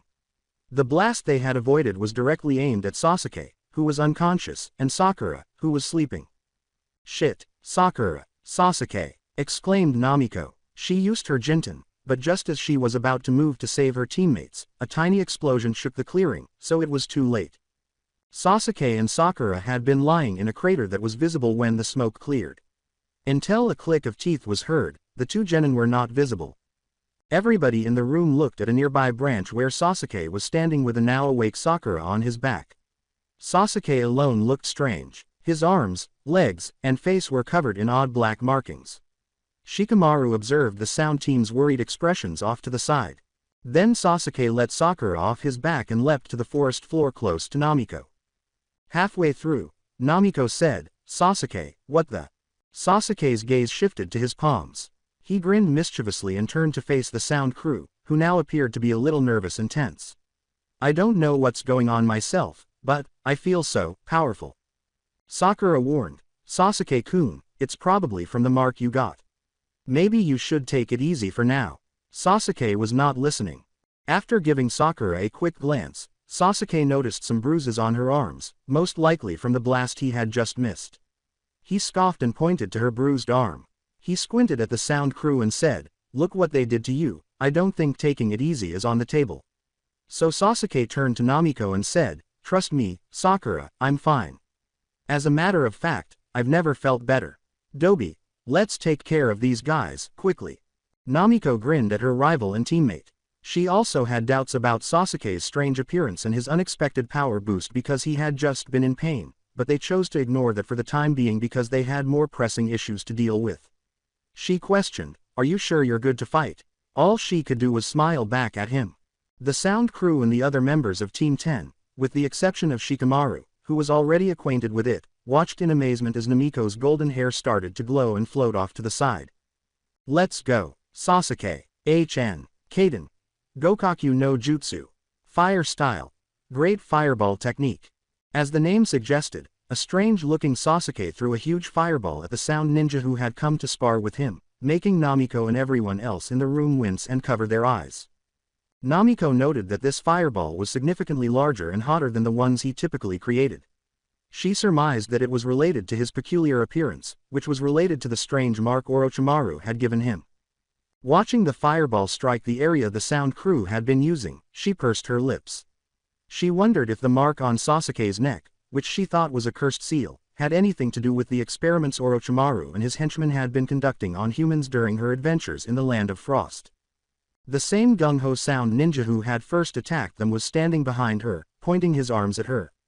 "Pay attention, Blondie," he said. She just sighed and told herself that she would think more about Sasuke's situation later and concentrate more on the task at hand. She used her Jinten in a flash and then abruptly reappeared behind her assailant. His face took on a horrified expression as he sensed Namiko's presence behind him. She flashed through a series of hand seals, clapped her hands together, and held out her right hand, palm facing him, saying, "By the way, two can play at that game. Futon. Repusho. Wind style. Gale palm." Zaku, the sound ninja, was attacked by a huge blast of wind that came from her hand and sent him pitching into some trees. While he was distracted by trees, Namiko focused on Sasuke, who remained in the same location and was getting ready to launch another fireball at the other two sound ninja who had avoided the previous one and were perched on a tree branch. When the person she thought was the group leader landed off to the side, she ran towards him. Sasuke then launched the fireball, which they avoided once more. He saw her out of the corner of his eye and grinned beneath his bandages. When Namiko was just a few feet away from him, her Jinten suddenly fell, and she fell to the ground, clutching her ears and moaning in agony. He pulled out a kunai and was ready to stab her when his body abruptly froze. The sound ninja spun on his heel and kicked her cheek quickly, sending her to the ground. Success with Kajimane no Jutsu, Shadow Possession Technique. Ino grinned to herself as she saw Shikamaru's technique capture the ninja, but she was particularly struck by the angry expression in his typically stoic Nara eyes. It appeared that the Nara heir didn't play around with their hyperactive friend. Not so quickly. It was Sakura's turn to contribute when the female member of the sound team materialized above them and launched a volley of Senbon towards Team 10 plus Sakura. She slammed her hands on the ground, and a dirt pillar rose from the ground and blocked the Senbon, causing the Kunoichi to curse as she hit the ground, and that's when she lost consciousness. Then she shouted at random, "Choji now." Sakura turned to see Ino lying on the ground after the plush boy nodded and used his family jutsu to turn into a giant ball and roll over the Kunoichi, swiftly and successfully removing her from the battle. After a few moments, Sakura opened her eyes and grinned. Yeah, the Ino Shika Cho formation accomplishes this. Sakura laughed when she said, "I don't know when Team 10 arrived, but boy, am I glad they did," and held up 2 fingers in a cute pose. It was Shikamaru's turn to react, and he leapt back, which made the leader of the sound team jump back as well, moving them away from Namiko, who was finally able to release her ears, and she stumbled to her feet, backtracking a few steps toward Shikamaru and the others. It was only at this moment that Namiko realized why the ninja who had dealt her damage seemed so familiar. He was the same one who had attacked Kabuto during the first exam stage without appearing to touch him. She cursed to herself for allowing herself to be defeated by his attack when she should have known what kind of ability he had because she had seen it briefly before. "Shikamaru," she gasped, and the boy with black hair turned to face her. "How much longer can you hold him?" she inquired. With a shrug, the Nara said, "Maybe 5 minutes or so." Namiko grinned as he continued. "Perfect, I only need 1. In an instant, Namiko created 2 shadow clones, activated her Jinten, and charged at the sound ninja, sending him flying with a quick uppercut. She then leapt high into the air, and as she did, the 2 shadow clones joined the parley, each kicking the sound ninja higher into the air to meet Namiko. And when he reached her desired location, Namiko whirled around and gave him a heel to the back, sending him hurtling to the ground. Uzumaki barrage. As she touched his body, she screamed. The leader of the sound team moaned as he made hard contact with the ground and appeared terrified when he saw that she wasn't finished yet. As she descended, she went through a series of hand seals above him and punched him in the stomach while shouting a jutsu name. Horaishin, Raiden, style of lighting, lightning rod. The user's body was used as a pseudo-lightning rod, as the name suggested, and lightning struck from the sky, passed through her body, and emerged through her fist, where she had made contact with the sound generator. Namiko sighed in relief as she slumped to the ground, feeling as though she was at her limit. Her chakra levels were fairly average, at least for her at this point, but the exhaustion and lack of sleep were likely beginning to take their toll on her. He yelled in pain before passing out from the agony. "Kin, Dosu." Everyone turned to watch Zaku emerge from the bushes and return to the clearing. "I'm going to kill you all," he said. He yelled, seeing his defeated teammates. He then turned menacingly towards Sasuke, who was looking at him amusingly. "Starting with you." Namiko let out a loud groan, beginning to grow tired of this one-trick pony. Zankakyokua, airwaves that decapitate extremely. This version of his jutsu was more extreme than its name suggests, as evidenced by the amount of earth it tore apart en route to Sasuke. When the jutsu subsided, nothing remained where Sasuke had been standing. "Kun Sasuke." Sakura and Ino both shouted at once. "Hey, he was blown into dust, so hold on to your breath." Zaku shouted triumphantly.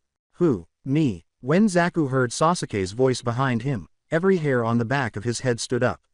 However, before he could do anything to brace himself, Sasuke grabbed his arm, kicked him in the back, and held him to the ground. Sasuke broke Zaku's left arm, causing him to scream in agony. "You seem very proud of these special arms of yours. It would be a shame if something were to happen to them." "Ah, all right, I give in, I give up," Zaku screamed, but Sasuke, who was far from over, broke Zaku's other arm as a menacing grin appeared on his face. The other Konoha ninja in attendance looked horrified at Sasuke's display of complete lack of regret. "Okay Sasuke, that's enough," Namiko said as she got to her feet. Beating a dead horse wasn't how Konoha ninja did things, and she wasn't going to let Sasuke go too far even if the sound team wasn't just their enemy but also Orochimaru's goons. Sasuke grinned and turned to Namiko. "Enough, Dobi, don't be so naive." Then he reached into his pouch, pulled out a kunai, twirled it on his fingers, and pointed it at Zaku, who was writhing in agony on the ground, tears welling up in his eyes. They got a lot more coming.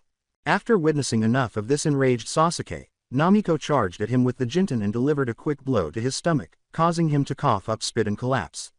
As he was hunched over in agony, she struck the back of his neck, rendering him unconscious.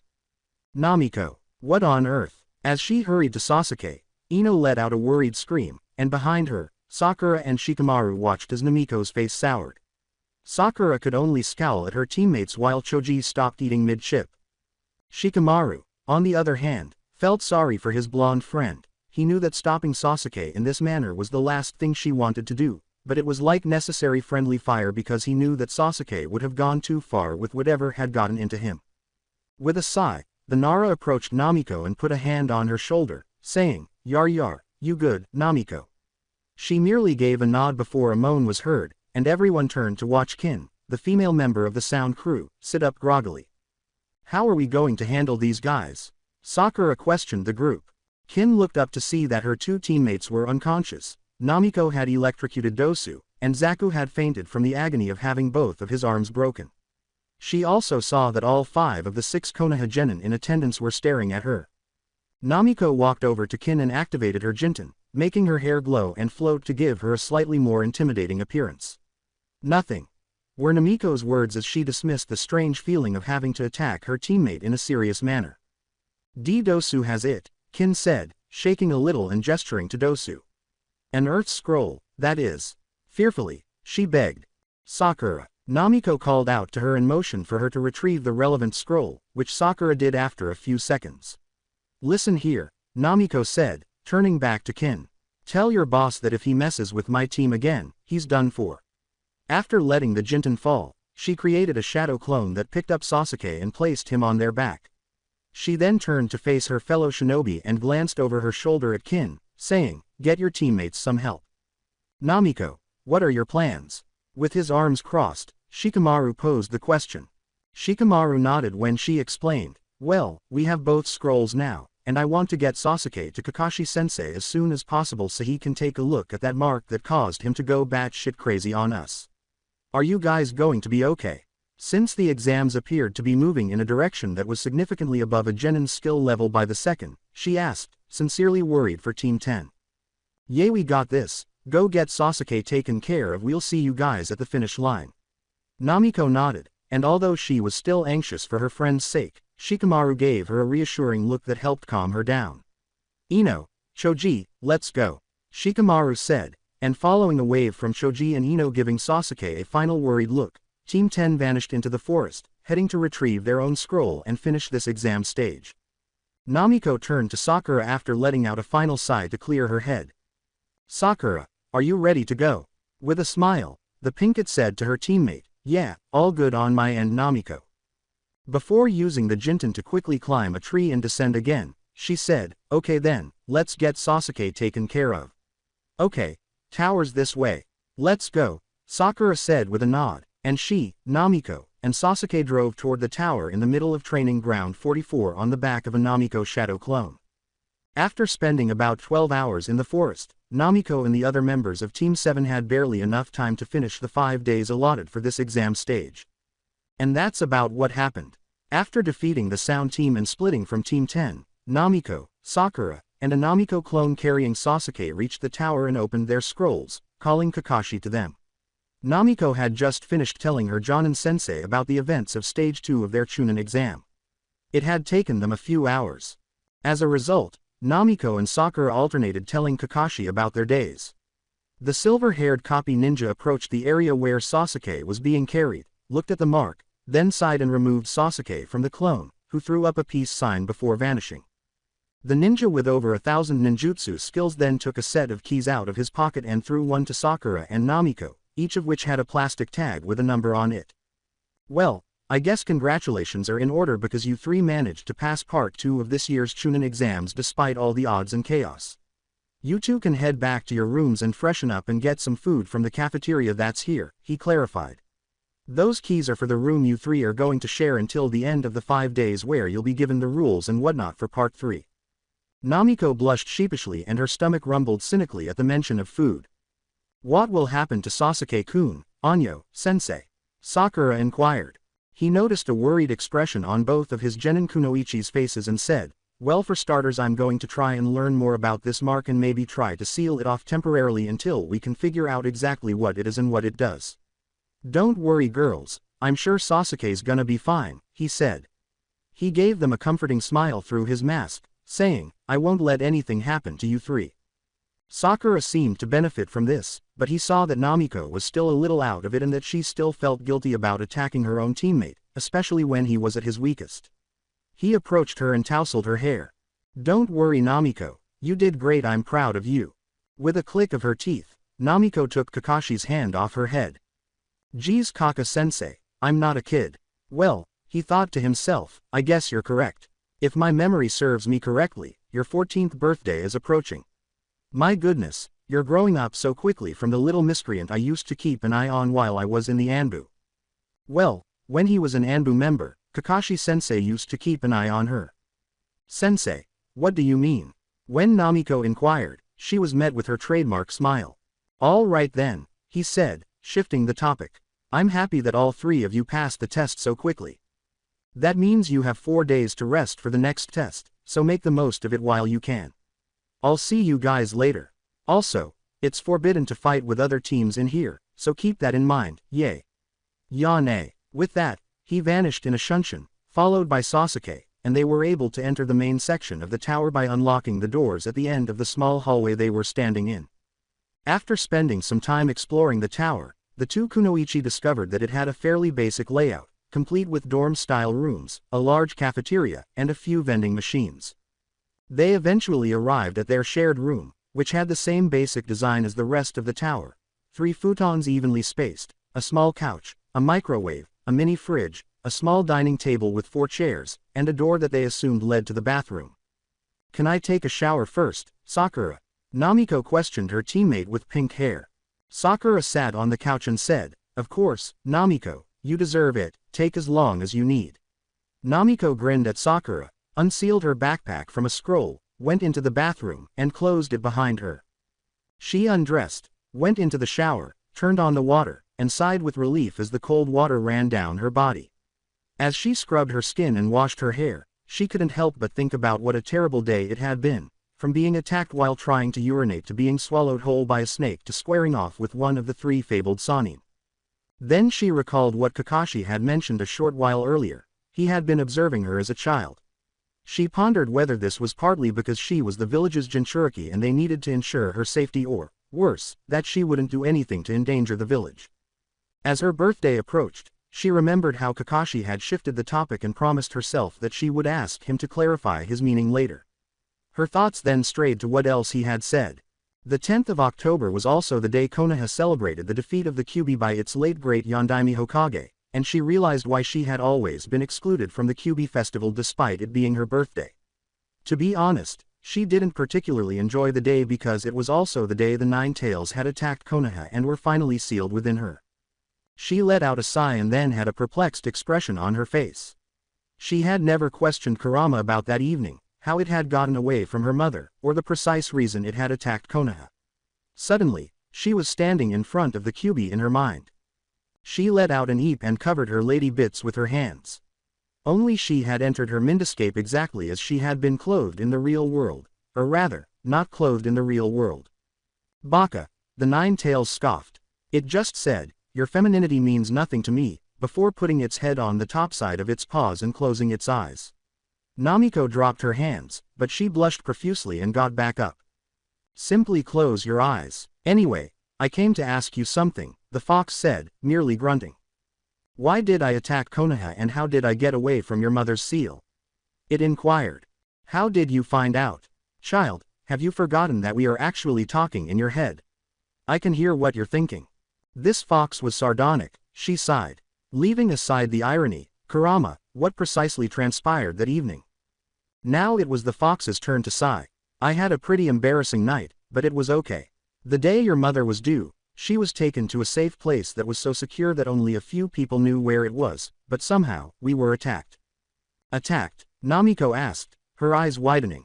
Yes, the person not only knew where to find your mother but also knew that the seal used to hold me at bay would weaken during childbirth and they used this knowledge and moment to forcefully extract me from your mother. So you blamed Konoha for keeping you imprisoned for so long? She inquired. The fox scoffed and shook its head. You think that wasting another second of my free time on this pitiful village would be my first course of action after being imprisoned for so long? It snarled, and Namiko scowled. Actually, I do, you said it yourself, you're the nine-tailed fox, hatred and destruction are all you know. The fox sighed. However, I'd like to give you the benefit of the doubt, so tell me how you ended up attacking the village. Kurama remained silent for a moment. The person that attacked your mother while she was giving birth to you, it was a Uchiha, and their dojutsu, that accursed Sharingan has the ability to control me, once it's been mastered. Namiko appeared even more taken aback by that small detail. Until that night, when your Shodai Hokage battled that wretched Uchiha who founded this village, I had only ever been under control once. Kurama clarified, I couldn't tell if it was him again the night you were born, but the feeling was eerily familiar. What was the name of the Uchiha who assisted in founding the village? Oh no, she ought to have paid more attention in the academy's history class. Anyo, remember his name? She asked in a sheepish tone. Madara Uchiha, he had founded the village with their first Hokage, Hashirama Senju. God, she thought to herself, this whole thing was beginning to give her a headache. Yes, she remembered now. How did the location of her mother get leaked? Who was the man who attacked her? What was his goal? She was certain that if she could have spoken to anyone else involved, it might have given her a little more insight, but that wasn't something that could be done. A lot of it didn't really make sense, and of course she was only learning about Kurama's perspective. At last, she let go of her embarrassment, lowered her hands, and rubbed the bridge of her nose. Hold on. How long have you been sealed, Kurama? She inquired. The great nine-tailed fox appeared to ponder for a short while. Including the almost 14 years within you, I'd say about 50 to 55 years, give or take, acknowledged Kurama. Damn, she muttered. A pity, yes, but I've somewhat grown used to it. Namiko gave it a sorrowful smile. From her perspective, the fox was still an animal at the end of the day, even though it was a huge creature made entirely of chakra. As such, it likely relished its freedom rather than being imprisoned in her mind. Anyo, she said, so how did you get stopped by the fourth Hokage? Well, your friend the fourth Hokage fought and vanquished the Uchiha to the extent that he withdrew and called forth the Shinigami. He used that Kinjutsu, the Shiki Fujin Reaper Death Seal, in conjunction with a Fuinjutsu to seal me inside of you while your mother helped to restrain me. Like many things today, she pushed that to the back of her mind for the moment. Well, thanks for the explanation, Kurama, I'll let you rest. She thought, what was that strange pause about? Then she went back to the shower. After taking a shower, she changed into fresh clothes and left the restroom. As she continued to dry her gorgeous blonde hair, Namiko said, all yours, Sakura. Sakura grinned at her teammate and left Namiko in the room, leaving her to sit on the edge of one of the beds and sigh deeply and for a long time. As she eventually finished drying her hair and hung the towel on the nearby rack, she thought to herself, I wonder if Gigi knows anything about that Uchiha Kurama was talking about. Seems like my birthday is a real mess, huh? And it's coming up in a month, she said with a dry laugh. Oh, suddenly she had an idea. Shikamaru's birthday was practically approaching if hers was approaching in a month or so. He was just a few weeks her senior. She pondered whether she ought to get him a present because, despite his stoicism and simplicity, he didn't seem to be the kind to appreciate gifts or celebrate his birthday. She closed her eyes and collapsed back onto the bed. She was experiencing so much confusion today that she was beginning to experience migraines. After learning about her birthday nearly 14 years ago, Kakashi said he used to watch over her as a child. Now, he has to worry about approaching birthdays.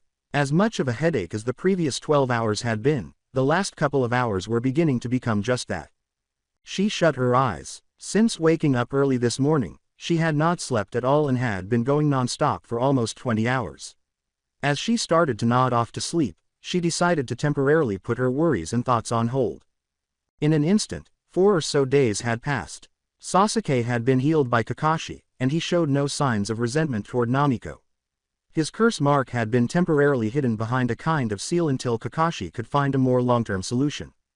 In order to prepare for the next phase of the Chunin exams, Team 7 stood in the hall. The hall was a typical size, with 2 catwalks on either side and 2 enormous arms forming a hand seal in front. The Sandaime Hokage, the 2 Stage 1 and 2 proctors, and every Jonin sensei from every qualified team were positioned in front of the seal. There were 8 qualified teams, including Team 7. Kabuto's team, the Sand Trio, Teams 7, 8, 10, and 9, as well as a team from each of the Iwagakure and Kumogakure. Namiko also couldn't help but notice that the Kumo and Iwa teams seemed to occasionally steal glances at her, though she wasn't sure why. The fact that 4 of the 5 Konoha teams that had advanced to the second round of the Chunin exams were rookies from her graduation year and a team from the previous year also caught her attention. She was surprised that none of the more seasoned teams had arrived. Although she had done a far better job, it appears that the Crazy Snake Lady was correct when she predicted that she would cut them down by at least half. Then the third interrupted Namiko in the middle of her thoughts. Before he spoke, he cleared his throat. The Hokage stopped to smoke his pipe and said, "Welcome, and congratulations to all of you for passing the second part of this volume of the Chunin exams. I know it was not an easy road for most of you. It seems as though this batch of Chunin hopefuls is quite the tough cookie to crack, which is why before stage 3 of the exams, we'll be having a preliminary battle round." A few of the genins in attendance began to whisper in response to this statement. Before he could say anything more, a man appeared in a cloud of smoke wearing full Konoha Jonin attire. "Could you allow me, Hokage-sama?" The Hokage nodded curtly to the Jonin. "Very well." The genin, who perspired at the cough every few words, watched a screen on the wall come to life with all of their names. "All, I am Hayate Gecko, and I will be the proctor for both this preliminary round as well as the final stage. Please pay attention as I am going to explain the rules for both rounds. With 24 genin remaining in the exam, we will have a preliminary battle round, meaning you all will be randomly selected to partake in one-on-one battles until the amount of genin are cut down to 12, with the 12 winners moving on to the final stage, which is going to be a bracket-style tournament. Hayate, the man in question, clarified. Any questions so far? Quiet. His hand indicated the screen behind him. Good. For the preliminary battles, your names will be selected at random. For the 12 of you that make it on to the final stage, 4 of you will get automatic buys into the quarterfinals of the final stage, with the remaining 8 squaring off for a chance to fill in the remaining 4 spots of the quarterfinals. The automatic buys will be determined today during the preliminaries as you are going to be graded by the 3 proctors on a variety of aspects, including overall ability. Namiko raised her hand as he concluded his explanation, and he gestured in her direction. Is there a possibility of facing off against our teammates during either the preliminaries or the final stage? The blonde Jinchuriki, who is usually knuckleheaded, asked in a rather perceptive manner. Hi, from here on out the Chunin exams are no longer a team exam. He clarified. Namiko smirked and leaned back a little when she heard this. She whispered to her Uchiha teammate, "You hear that, Tem? I might get the chance to pummel you on the big stage." She could feel Sasuke smirking behind her, despite the fact that she wasn't facing him. Perfect, I owe you some payback for that sneak attack in the forest. Both teammates laughed as the conversation came to an end, and Sakura could only smile at their antics from behind them.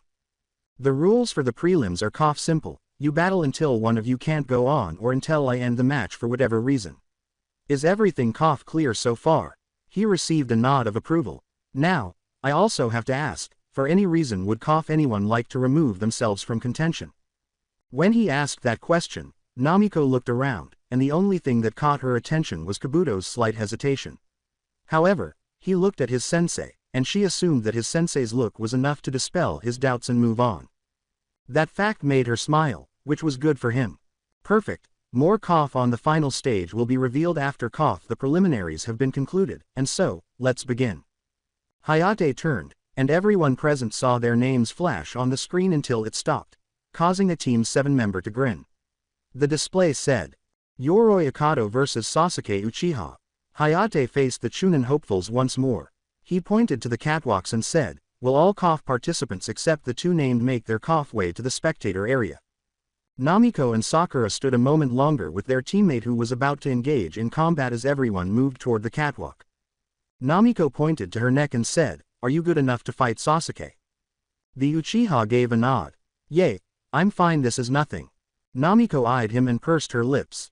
Kakashi had only returned him a few days prior, and she was aware from her understanding of Fuinjutsu that the seal Kakashi had applied to the seal he had received from Orochimaru was merely a stopgap measure that could malfunction at any time. She sighed inwardly, though, because nothing would prevent Sasuke from taking the tests despite her worries. After wishing him luck, Sakura and she went up to the catwalk where their sensei and the other Konoha teams were waiting. The catwalk next to theirs was where the other 3 teams from the other villages decided to watch. Kakashi saw the worried expression on his Genin Kunoichi's face as they walked the catwalk with Team 7. "Don't worry girls, he'll be fine. I've already spoken to him. If the seal acts up, I'll remove him from the exams." Namiko nodded as she turned to face her sensei. Hayate stood between Sasuke and Yoroi, a member of Kabuto's team, as they faced off on the ground. With a nod from Yoroi and a "HN" from Sasuke, Hayate gestured to both Genin and asked if they were prepared. Hayate exclaimed, "Very well Hajime," and leapt back. Yoroi, a Konoha ninja, suddenly hurled a few shuriken in Sasuke's direction. After dodging 2 of the shuriken with his own kunai, Sasuke ricocheted the final one back in Yoroi's direction. But as he did so, he grabbed his neck and collapsed to the ground. Even though he sealed it, while he waited for this portion of the exams to start, he had only done some light exercise and training. Although he occasionally felt a tingle, it appeared that the slight overexertion of handling the shuriken affected him more than he had anticipated. Since the seal had reacted to his chakra use in the first place, Kakashi had cautioned that he couldn't use it excessively. Sasuke felt a presence in front of him, and his eyes widened abruptly. When he looked up, Yoroi was swinging a fist in his direction. With a curse, he leapt aside, slowing his pace by driving the kunai he was still holding into the ground. Now in a favorable position, Sasuke used his legs to keep Yoroi in place while using his feet to trip him up and bring him to the ground. This was short-lived, though, as Sasuke suddenly began to feel weak as Yoroi grinned and grabbed onto him. "What the, my chakra?" However, Sasuke was unable to focus on the unexpected power outage for very long. He noticed Yoroi grinning at him when he looked up.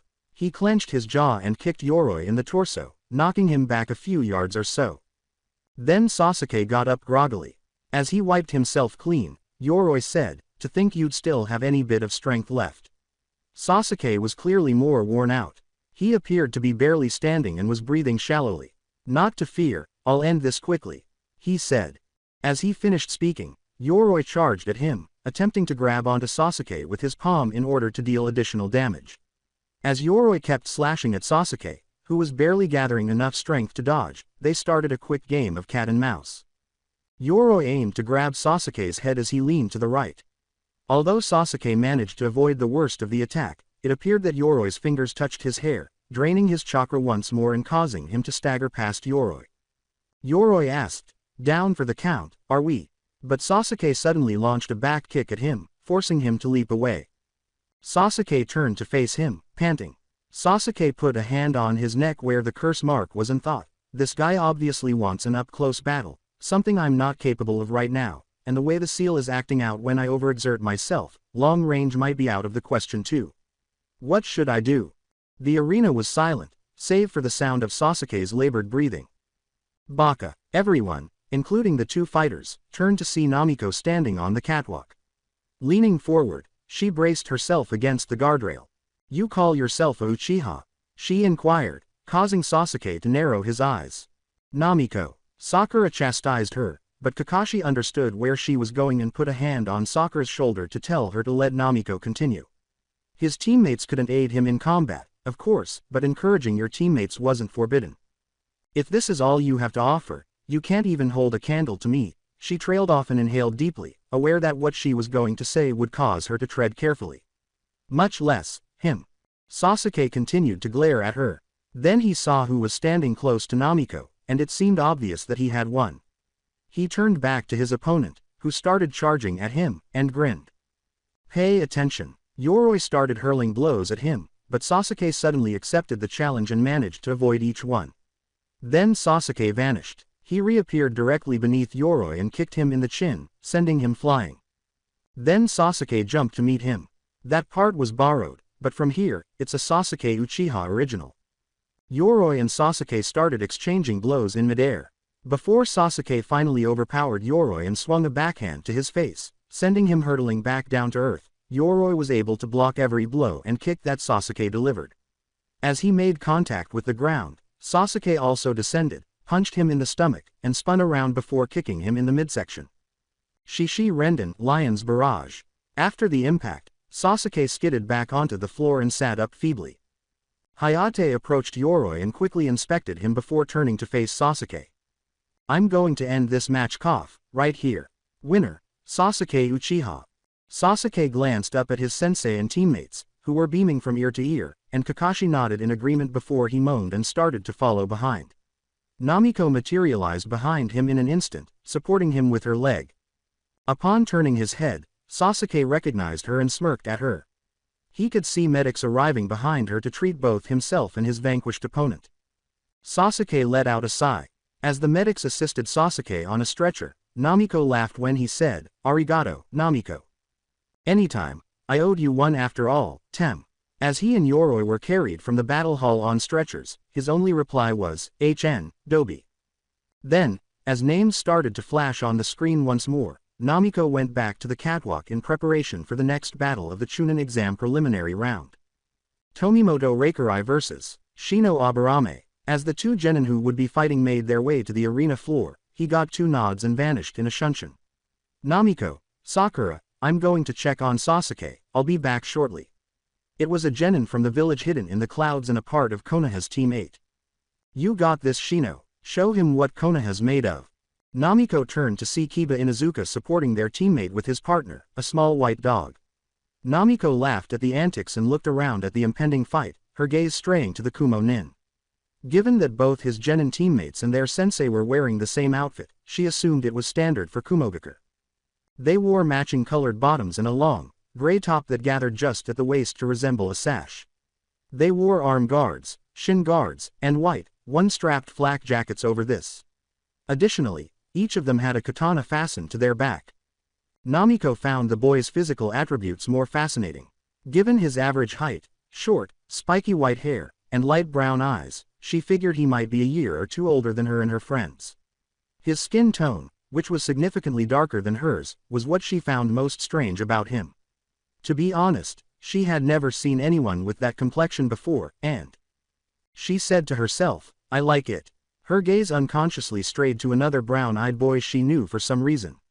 He was standing with his teammates off to the side, wearing his typical bored expression. She blushed slightly as she continued to stare at him, but she was unsure of the cause. Her thoughts were abruptly interrupted when the third proctor, Hayate, announced the start of the match between Shino and Tomimoto. After a few seconds of neither shinobi moving, Tomimoto reached into his kunai pouch and pulled out gum. Shino was sweating across from him when his opponent put a piece of gum in his mouth and started chewing. He took a moment to stop chewing and extended the gum to Shino. The battle stage was filled with sweat drops and facepalms as he asked, "Where are my manners, want some?" To be fair, Shino was a little out of character when he asked, "You're seriously chewing gum, right now?" Tomimoto gave a shrug. He pocketed the gum and reached forward, cracking his knuckles, saying, "What? I like gum. Very well then." Tomimoto quickly pulled out his katana and charged Shino.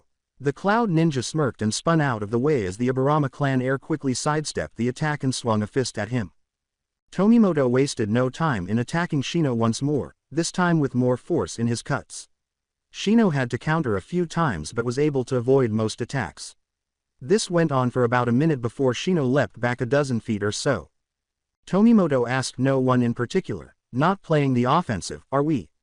He was about to continue his tirade against Shino when he abruptly went down on one knee, causing some of the onlookers above, especially his teammates, to gasp.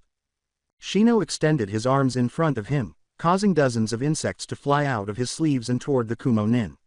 The insects landed on him and appeared to do something, as he was seen growing weaker by the moment. "What the bugs?" inquired Namiko. Kurenai, the sensei of Team 8, told those who were listening, "Hi, Namiko-san, Shino's clan specializes in the utilization of a variety of special species of bugs to attack." Namiko abruptly hid behind Sakura after going pale.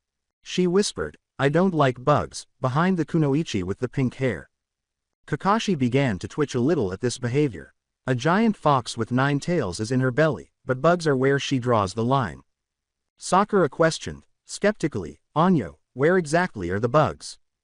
Kurenai answered, "Inside his body." Namiko screamed, "Nani," and somehow shrank behind Sakura. Back on the arena floor, Tomimoto's appearance was beginning to deteriorate. "I advise you to forfeit. My Kikaichu bugs will continue to drain your chakra until you have none left."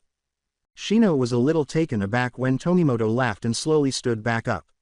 Haha, very interesting technique, you Konoha ninja have, but I don't think it would best be used against me. Then Tomimoto joined his hands in a clasp. Raiden. Obadoribu, lightning style. Overdrive. The Kumo Nin started to emit lightning, which eliminated all of Shino's insects. They consumed chakra, but too much of it was harmful to both people and things. With a sly smile, Tomimoto vanished and then reappeared directly in front of Shino. He punched Shino several times in quick succession, sending him hurtling backward. He then vanished once more, repapered in Shino's path as he flew, spun in midair, and kicked Shino in the back, sending him hurtling back the way he had come and into the arena wall. Tomimoto let go of his jutsu and used his gum to blow a bubble. As the bubble burst, he glanced up at his teammates. Too much, he said arrogantly. After checking on Shino, Hayate extended a hand to Tomimoto. Winner of the second match, Tomimoto Reikurai. Teammate and their sensei hurried to the floor to see how their other member was doing after making that announcement. Namiko leaned over the railing and peered at the Kumo Nin after removing her disguise behind Sakura to get a clear view of the battle. Their gazes locked when he turned to face her. He winked and grinned at her before returning to his sensei and teammates, who gave him high fives in appreciation. She looked at one of his teammates, another man, and the final member, a girl. She was skeptical of the Kumo and Iwa teams from the start when she learned that they were taking part. She wasn't sure if they were there primarily for the exams or if the two villages that detested Konoha the most were planning something. Namiko. Sakura tapped Namiko's shoulder, interrupting her train of thought. The screen had flashed through names once more while she was thinking to herself. Sakura gestured to the screen, and Namiko grinned as her eyes followed her finger. As she read what the screen showed, she thought to herself, all right. Uzumaki Namiko vs. Lee Rock. Just as one of his students' names flashed across the large screen, Kakashi Hatake materialized in a swirl of leaves. He sighed inwardly. It appeared that Kami had no intention of making things simple for his genin during this test because he had a lot of faith in his student and knew that Guy's student was anything but a slouch. Kakashi grabbed Namiko's arm to stop her just as she was ready to leap over the guardrail to face her opponent. Unaware that he had come back, Namiko turned to face him and grinned. She smiled and said, "Oh, Kakashi-sensei, you're back just in time." With an eye smile, Kakashi leaned in to whisper something to her. "Namiko, please don't be so dramatic with the Jinten." He trailed off, and she scowled at him. Specifically, why did he want her to be gentle with the Jinten? She assumed that by no theatrics, he simply meant that she should not enter the second form that would make her hair glow, but he wasn't entirely prohibiting her from using it. "Anyo, but sensei," she started to object, but his severe expression interrupted her. When his eye level shifted, she surreptitiously glanced in his direction and noticed that he was staring toward the three foreign teams across the street. He begged her, "I know you can beat Guy's student without needing to go all out, so, please just trust me Namiko, I'll explain at a later time." She sighed but nodded sympathetically. He released her arm and let her jump to the ground after saying, "Very well then, do your best and good luck." Guy stalked up to Kakashi as she was about to fall. Guy exclaimed with joy, "Well, Kakashi, this is what it has come to. We've always been rivals, and now finally, for the first time, our students can let their true flames of youth show and follow in our footsteps." Sakura and the unfamiliar genins of Team 8 and 10 laughed heartily. Kakashi, who had returned his focus to his book following his conversation with Namiko, glanced at Guy. He said, "Sorry, did you say something, Guy?" Guy abruptly fell to his knees in typical Guy fashion. "Curse you Kakashi," he cried, turning to face his pupil below. When he yelled, "Lee, let your flames of you scorch the earth. Show them what you can do, Lee." His pupil started to cry what appeared to be happy tears. Lee shouted, "Always, Guy-sensei," before turning to face Namiko, who was not really listening. "Namiko-san, let us do our best." Shikamaru blinked stupidly as he began to get a headache. He asked himself, what the hell is going on with those two? Additionally, Namiko was presently engrossed in her own thoughts as she attempted to figure out why Kakashi was exercising caution when using the Jinten in front of the teams from the foreign villages. There was something about the way he had eyed the Kumo, Iwa, and Suna teams that made her wonder. Of course, she considered the possibility that he simply didn't want her to flaunt her trump card during the preliminary round when she would have the final stage to worry about. "Uzumaki-san, Hayate's call to Namiko finally roused her from her inner monologue. She gave him a thumbs up and shook her head to get rid of any last-minute thoughts before asking, "Are you ready?" There was something in the present that required her full focus, but she would have to think about it later.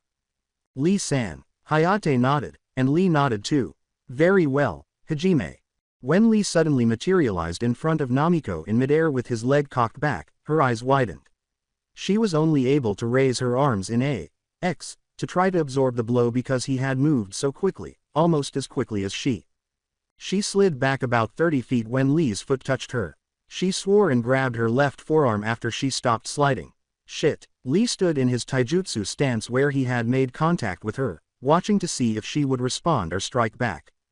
Namiko attempted to move her left hand, but her attempts were unsuccessful. "Did he break my arm?" she exclaimed, feeling a mixture of pain, shock, and terror. "Not quite," her Biju's voice said. "Kurama," she exclaimed, shocked to hear the fox. "The one and only Kit. The walking broccoli stem over there gave you a hairline fracture on your ulna in your forearm. I'll have it healed in a minute or so. You need to try and buy some time and not move your arm, understood?" She said. "Hi." Namiko inhaled deeply before grinning at her rival. She said, "Quite the kick you got there, Lee."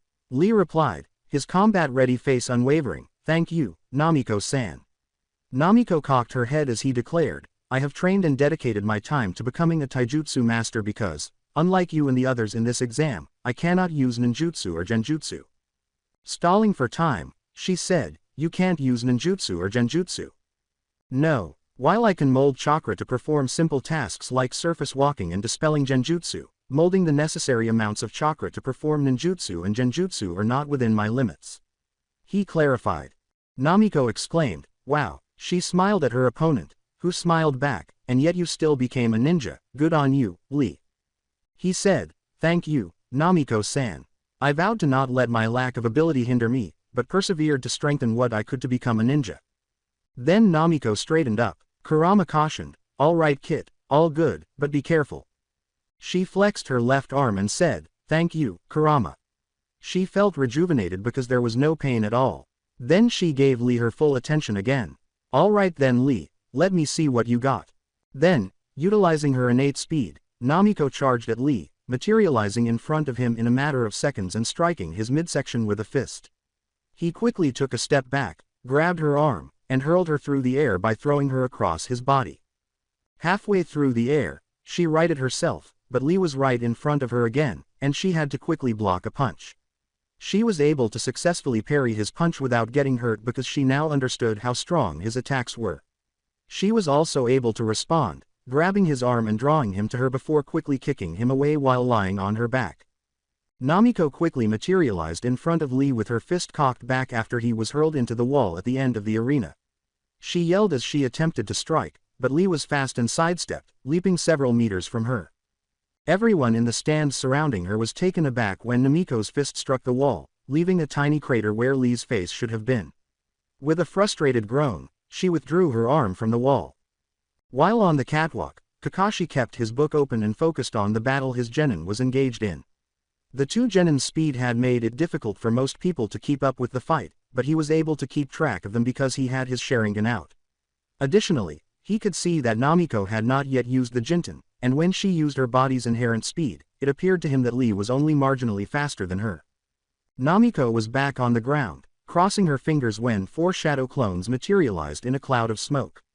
In an attempt to hide the true Namiko, 4 of the 5 ran in Lee's direction, weaving their paths together as they did so through the smoke. The first Namiko to reach Lee swung a fist, but Lee ducked and swatted her away with his back hand, causing her to detonate in a puff of smoke. This time, the second Namiko attempted to sweep Lee off his feet by going low. Lee's only reaction was to leap and kick Namiko in the face, creating yet another cloud of smoke. But the third Namiko to attempt an axe kick emerged through the smoke. Lee yelled in pain as he had to parry her kick, grabbed her foot, and slammed her into the ground.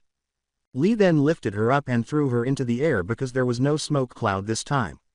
As she flew through the air, Lee glanced at his sensei, who nodded firmly. Lee then leapt into the air above Namiko, ready to end the altercation, and punched her in the middle, but she vanished in a puff of smoke. His eyes, which were already wide, grew even wider. "Nani," he thought to himself. A smirking Namiko, who had just sprinted through a set of hand seals and clasped her hands, greeted the now disoriented Lee after he was abruptly struck in the back by a Namiko clone that had scattered after the attack. Futon. Repusho. Wind style. Gale palm. Lee was launched into the wall containing the two enormous arms and the enormous screen when she struck him with her now open palm. His impact caused the fighting grounds to tremble a little, and everyone in the arena, especially the other members of Team 9, looked shocked. Guy asked softly, mostly to himself, how was that clone able to withstand the first attack? One of his other pupils, a boy with lavender eyes and some veins sticking out of the side of his face, was watching the fight. She performed a substitution with the clone that had stayed back when she initially attacked.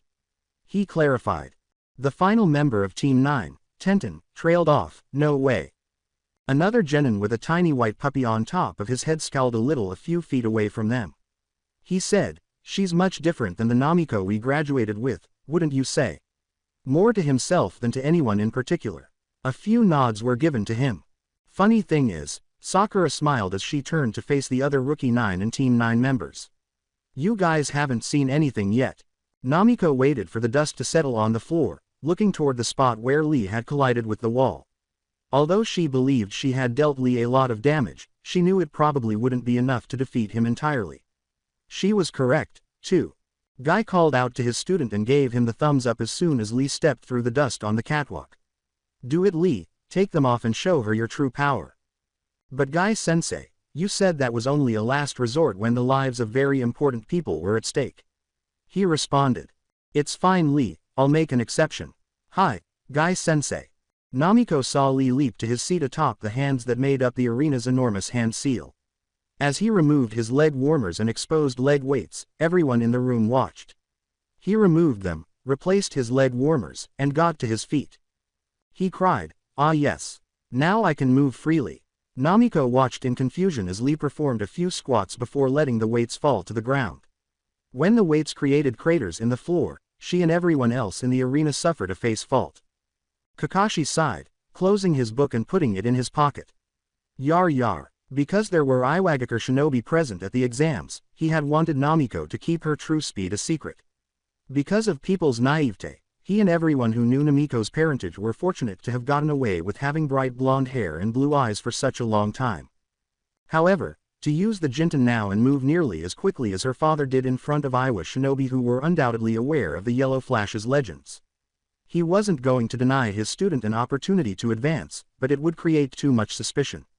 He glanced slyly at the Sandame, who was already aware of his worries, and saw the cage merely nod slightly without even turning to face him. Kakashi let out another sigh before yelling at his pupil. Namiko. She nodded curtly at him after looking up at him and seeing him raise his index finger. That was all she needed to see. She turned back to Lee and prepared for an attack, but in a flash, moving nearly twice as quickly as he had previously, Lee materialized behind her and struck the back of her head with a fist. For the second time in the previous 5 minutes, Lee's eyes widened as she used the first form of the Jinten and spun around, grabbing his fist. She responded to the attack so fast that even the spectators were taken aback. She lifted her free hand and performed some one-handed seals while still gripping his fist. Raiden. Horaishin. Lightning style. Lightning rod. After lightning flashed around her, Lee was startled, both literally and figuratively, and he let out a painful scream. Then Namiko dragged him in her direction and sent him flying with a punch to the stomach. Then she summoned several shadow clones, who then attacked him with the Uzumaki barrage. Tomimoto, the Kumo nin who had battled Shino, whistled as Lee hit the ground. He muttered to his teammates and sensei, who nodded in agreement, wow, not bad. For her to use the Raiden Horaishin indoors is no easy feat, her chakra reserves are probably through the roof. Not to mention she pulled it off with one-handed hand seals. For the first time in this battle, Namiko breathed a sigh of relief, thinking that her final blow would be sufficient to beat Lee. However, boy oh boy. When she saw him slowly stand up with a faint smile on his face, she deadpanned. He glanced at Guy before turning back to Namiko and saying, Namiko-san, you have proven a worthy opponent, but I am sorry to say, that this is the end of the line for you. Forgive me Guy-sensei, but I need to use that.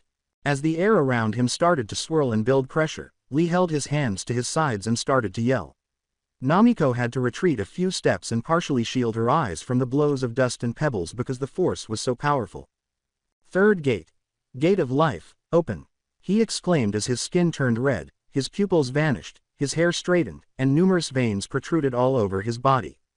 Kakashi cursed inwardly. You taught him the 8 inner gates, guy. How irresponsible. He's years too young to even think about learning a technique like that. Kakashi lashed out at his fellow Jonin. The boy has no aptitude for ninjutsu or genjutsu. Kakashi, I did what I had to in order to keep my promise and help him become the greatest taijutsu user ever.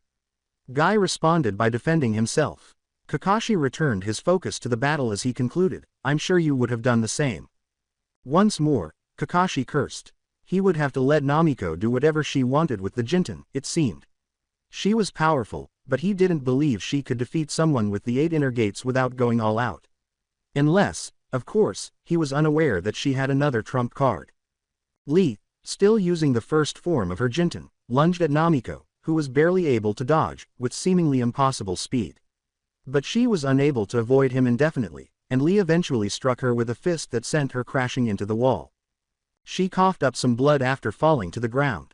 Namiko laughed rather dryly as Lee begged, Namiko-san, you have remarkable speed, you are quite possibly the fastest person I've ever fought, but I am afraid not even your speed can match mine in this form, please forfeit. She stood up and wiped some blood from her mouth before asking, give up. She crossed her fingers and said, I'm sorry, but those words aren't a part of my vocabulary. 2 shadow clones were then created, running to either side of Lee. She had been growing a little irritated while she was down.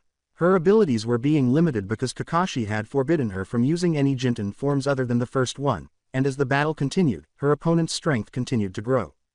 To tell the truth, she was becoming more than just irritated, she was becoming furious. Lee prepared to strike in front of her, possibly delivering the game-winning blow.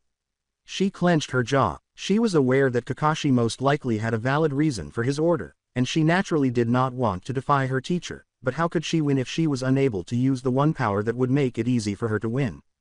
She heard her sensei's voice at that moment. Namiko, go ahead. Though it wasn't the only sound she heard, she could clearly hear him. She could hear Kiba and even Lee's teammate Neji whispering to each other up in the stands. They began discussing with their teams how Lee never had a chance in the first place after witnessing her go all out. And they both said something that kept coming back to her. They had said those things. Those were the words that had been used for so long to describe her. Dead. Finally, she clenched her jaw. She would demonstrate. Her goal was to become the Hokage. Her mother had had the same dream before her. The same dream that her mother was unable to fulfill prior to her passing. Although she had never met her mother and most likely never would, she was certain of one thing based on the stories she had heard. Namiko Uzumaki wasn't going to give up here because she was just as obstinate as Kushina Uzumaki. She could see that she was genuinely her mother's daughter. She looked up as Lee lunged at her in front of her, completely ignoring the 2 shadow clones. When he was only a few feet away, she yelled in a mixture of rage and frustration, and everyone watched in amazement as a gold chain shot out from her stomach area and wrapped around Lee, successfully limiting his movements. I'll be damned. The third Hokage threw down his smoking pipe as he was thinking these things. Namiko punched Lee in the midsection with the chain wrapped around him, sending him flying back to where he had been before. She and the 2 shadow clones she had made then ran through a brief set of seals before clasping hands. A Jutsushiki, or sealing formula, materialized beneath each Namiko's feet as the audience watched. After that, lines extended to join them, effectively encircling Lee in a massive triangle. Lee was abruptly surrounded by a tetrahedral pyramid of chakra when chakra became visible. Even with the third gate open, he was unable to escape the chain that was securing him. Lee, obstinate as an ox, opened the 4th gate, the gate of pain, but was unable to escape. According to Namiko, give up Lee, I don't wanna hurt you. Do what you must Namiko-san, because I will never give up. Namiko let out a sigh. If that was his desire, then all right. Fuinjutsu. Sanpo Fuin, sealing technique. Triangle seal. The pyramid emitted a dazzling light that blasted straight up to the ceiling. Lee lay unconscious in a massive triangle-shaped crater on the arena floor after the technique subsided. The gold chain retreated into Namiko's body as she moaned and went down on all fours. She thought to herself, shit, I'm still overusing my chakra. Then, In the back of her mind, she heard someone laughing. "Don't sweat it, Kit, you did good, and you'll get better." It was her turn to laugh now. "Kurama," she remembered, "was that you, with the chains?" She sensed the fox's internal shake of its head. "Nope, that was an ability your mother possessed. I remember it all too well." "Really?" she exclaimed, thrilled that she had unconsciously summoned a talent her mother had once employed. "Correct. If memory serves, it is an Uzumaki trait, so I'm not all too surprised you can wield it as well," Kurama clarified. The proctor jolted her out of her reverie before she could reply to Kurama. After seeing how Lee was doing, Hayate declared, "Winner, Namiko Uzumaki." Kakashi leapt to the ground and assisted Namiko in standing up. "Namiko, that was incredible. You did good, even with the handicap I imposed on you, and, that technique, it was," she cut him off. "I know, my mother's." He asked her inquisitively how she knew, but she only patted her stomach to confirm that the fox had told her. As she watched Lee being stretched off by the medics, she said, "As for the sealing technique, I picked it up from a more advanced volume of the series of sealing books I've been working with." She acknowledged, "It's far from perfect, but it got the job done."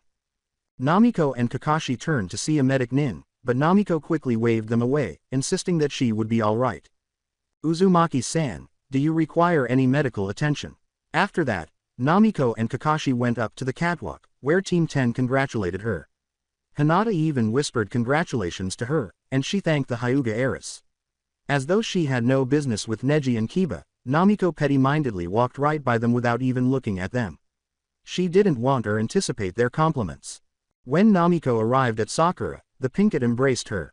"Namiko, you were amazing." Namiko moaned a little and said, "Ah, thank you Sakura. But Anyo, that hurts." With a sheepish laugh, Sakura said, "Oh sorry," and released Namiko. While Sakura and Namiko were still discussing the battle, Kakashi was simply relieved that she had won without making full use of the Jinten. Having that wild card in her back pocket was a good thing. As the tests went on, Hayate repaired the battle floor with Dodenjutsu, and the screen flickered through more names before settling on a pair. Tenten Higurashi vs. Tamari no Sabaku. Namiko was a little uncomfortable when she happened to glance at the sand ninja she had run into before the exams even began. She saw that members of the Kumo and Iwa teams were glancing at her and then talking among themselves. She didn't really give a damn about what other villages' shinobi thought of her, but she was tired of those two teams for a number of reasons, chief among them being Kakashi's reluctance with her Jinten. Thus, the examinations proceeded as usual. Namiko was not surprised that Tamari had easily defeated Tenten. When Tenten faced Tamari, who was skilled in futon jutsu and had that enormous fan on her back to help her with her efforts, her weapons expertise was useless. Namiko had kept watching the exams, surreptitiously glancing at the Kumo and Iwa teams every few minutes or so. The next battle flashed across the screen after Tamari had vanquished Tenten. Tsurugi Masumi vs. Ishii Kurokes. She was paying close attention because it was her first opportunity to witness an Iwa ninja in action. For the most part, the fight was dull.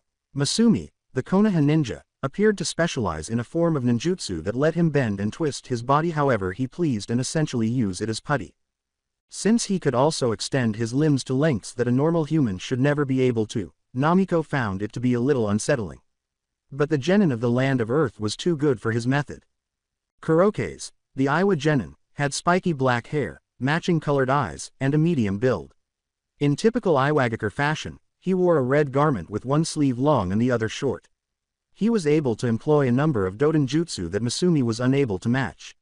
The most famous of these was Doden Dorodomu, Earth Style, Earth Prison, which enveloped Masumi in a rock formation and depleted his chakra, enabling Kurokes to advance to the next level.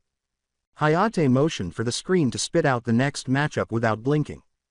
Neji Hyuga vs. Ayasoramura. Namiko sensed that the room was suddenly becoming, for want of a better term, stuffy as the names appeared on the screen. She was unable to fully explain why, but it seemed like everyone in the room, including the higher-ups, was suddenly being extremely cautious.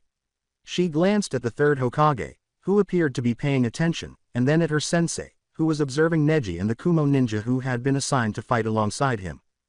Although her hair was curly and dark brown, nearly matching her skin tone, she shared the same dark complexion as her teammate who had previously engaged in combat.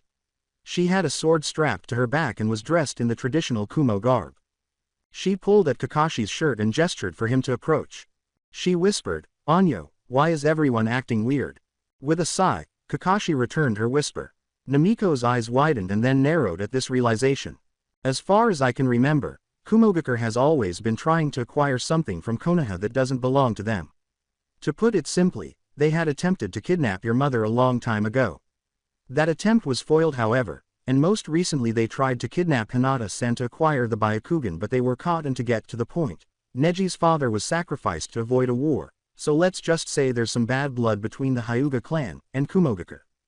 As stoic as ever, Neji continued to stare at his opponent down on the battle floor. All she did was start back at him. Hayate asked the Kumo genin, "Ready?" "Yes," a straightforward answer. Neji simply nodded when he turned to face him and asked him the same question. The Kumo Kunoichi gave a tongue click. She raised an eyebrow and said, "What? You're too good to say words." As Neji disregarded her, the tension in the room only increased. She squinted at the Hyuga clan member, taking this as a disrespectful gesture. She said, "Hey, I'm talking to you." Neji then activated his dojutsu while slipping into the gentle fist, the taijutsu stance of his clan. He answered, "I have nothing to say to a Kumo shinobi." As Hayate announced the start of the match, this appeared to aggravate her even more. After drawing her sword, she ran over to him and slashed her katana across his body. He moved quickly, stepped back a few paces, and held out his palm to her. She whirled, aiming a kick at his face while deflecting his fist with the flat side of her katana. She let out a cry of agony and dropped her sword as Neji leaned back and made contact with her forearm. Then he grabbed her now injured arm, twisted it, and spun her around before kicking her in the back into the wall in front of her. Neji didn't waste any time in charging at her, launching a barrage of precise blows to different parts of her body before slamming his open palm into her stomach, sending her sprawling to the ground and coughing up a lot of blood. Neji turned around, happy with his work, and started walking toward the catwalks. The match was called in favor of the Konoha genin after Hayate approached the Kumo shinobi, who was in worse shape. After saying that, Aya's teammates and sensei hurried to her side to check on her situation. The other team member whispered to Tomimoto and his sensei, "Damn." Tomimoto scowled at his female teammate on the ground as medical personnel raced to her aid, saying, "She didn't stand a chance, didn't even get to fire off an ninjutsu technique." He then turned to face Neji, who was now standing in the stands and calmly staring at them. Tomimoto turned back to his injured teammate after cursing. His sensei then gave him the order to accompany his other teammate, who had not yet engaged in combat, back to the spectator point. With his sensei trailing closely behind, Tomimoto reluctantly complied and watched as the medics removed Aya. The screen performed its function once more after everyone had left the battlefield. Shikamaru Nara vs. Kiba Inuzuka. Shikamaru sighed, "How troublesome." He whispered to his sensei, "Can I just forfeit? I don't really feel like doing this." Sweat trickled down Namiko's face as she turned to face Shikamaru and approached him, taking him by the collar. "Stop being a lazy bum, you lazy bum," she exclaimed, literally throwing him over the railing and onto the ground. "It's Kiba, for crying out loud, you're probably going to be able to finish him off in 10 minutes tops." Kiba gave her a glare for making that remark.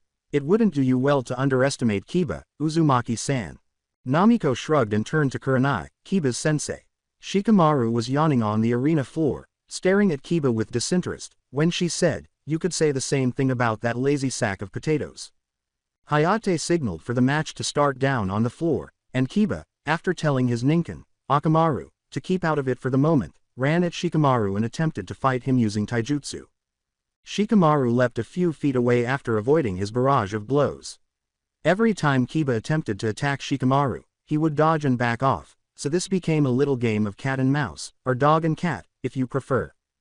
Kiba exclaimed, "Is that all you're going to do?" With frustration, "Akamaru, come." The tiny white puppy ran to Kiba's side, yapping. Akamaru changed into a duplicate of Kiba in a cloud of smoke, and they both charged at Shikamaru.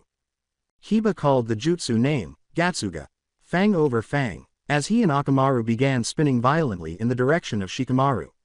Shikamaru grinned, put his hand in the rat hand seal, and let his shadow stretch and connect with Kiba and Akamaru's shadow, violently stopping their jutsu and sending them both crashing into the ground. Then Shikamaru made them both stand up by using his jutsu. "What the?" Kiba exclaimed, but he abruptly lost consciousness after he leaned back and struck his head against the wall behind him. After Hayate declared him the winner, Shikamaru walked back to where he had been before and leaned against the wall, effectively ending the battle. What happened? Kurenai inquired, perplexed as to how her pupil had been defeated with such ease. Namiko sighed and smiled at Shikamaru, who sheepishly rubbed the back of his head. Told you not to underestimate him. I just wore him down a little and let him attack to get him to where I needed him in the arena, where I could knock him out as well as use the lighting in here to extend my shadow, nothing major. Shikamaru clarified, and Kurenai sighed. She seemed to have a lot more work to do with her genin. Asuma raised the stakes and nominated his team in response to Kakashi's enthusiasm, which was the only reason she had actually entered them into the exam. And she thought that if those two thought their teams were prepared, hers might have been too, but as it happened, perhaps not. Namiko shifted to stand beside Shikamaru as the names on the screen started to change at random once more. The screen had already made its choice when she reached him. Kenpachi Takeru vs. Hinata Hyuga. Shikamaru laughed a little when she said, I guess I was wrong, took you 12 minutes, not 10. She rubbed her forearm shyly and said softly, and sorry for forcing you down there, I just didn't want to see you throw away your chance like that. Shikamaru let out a sigh.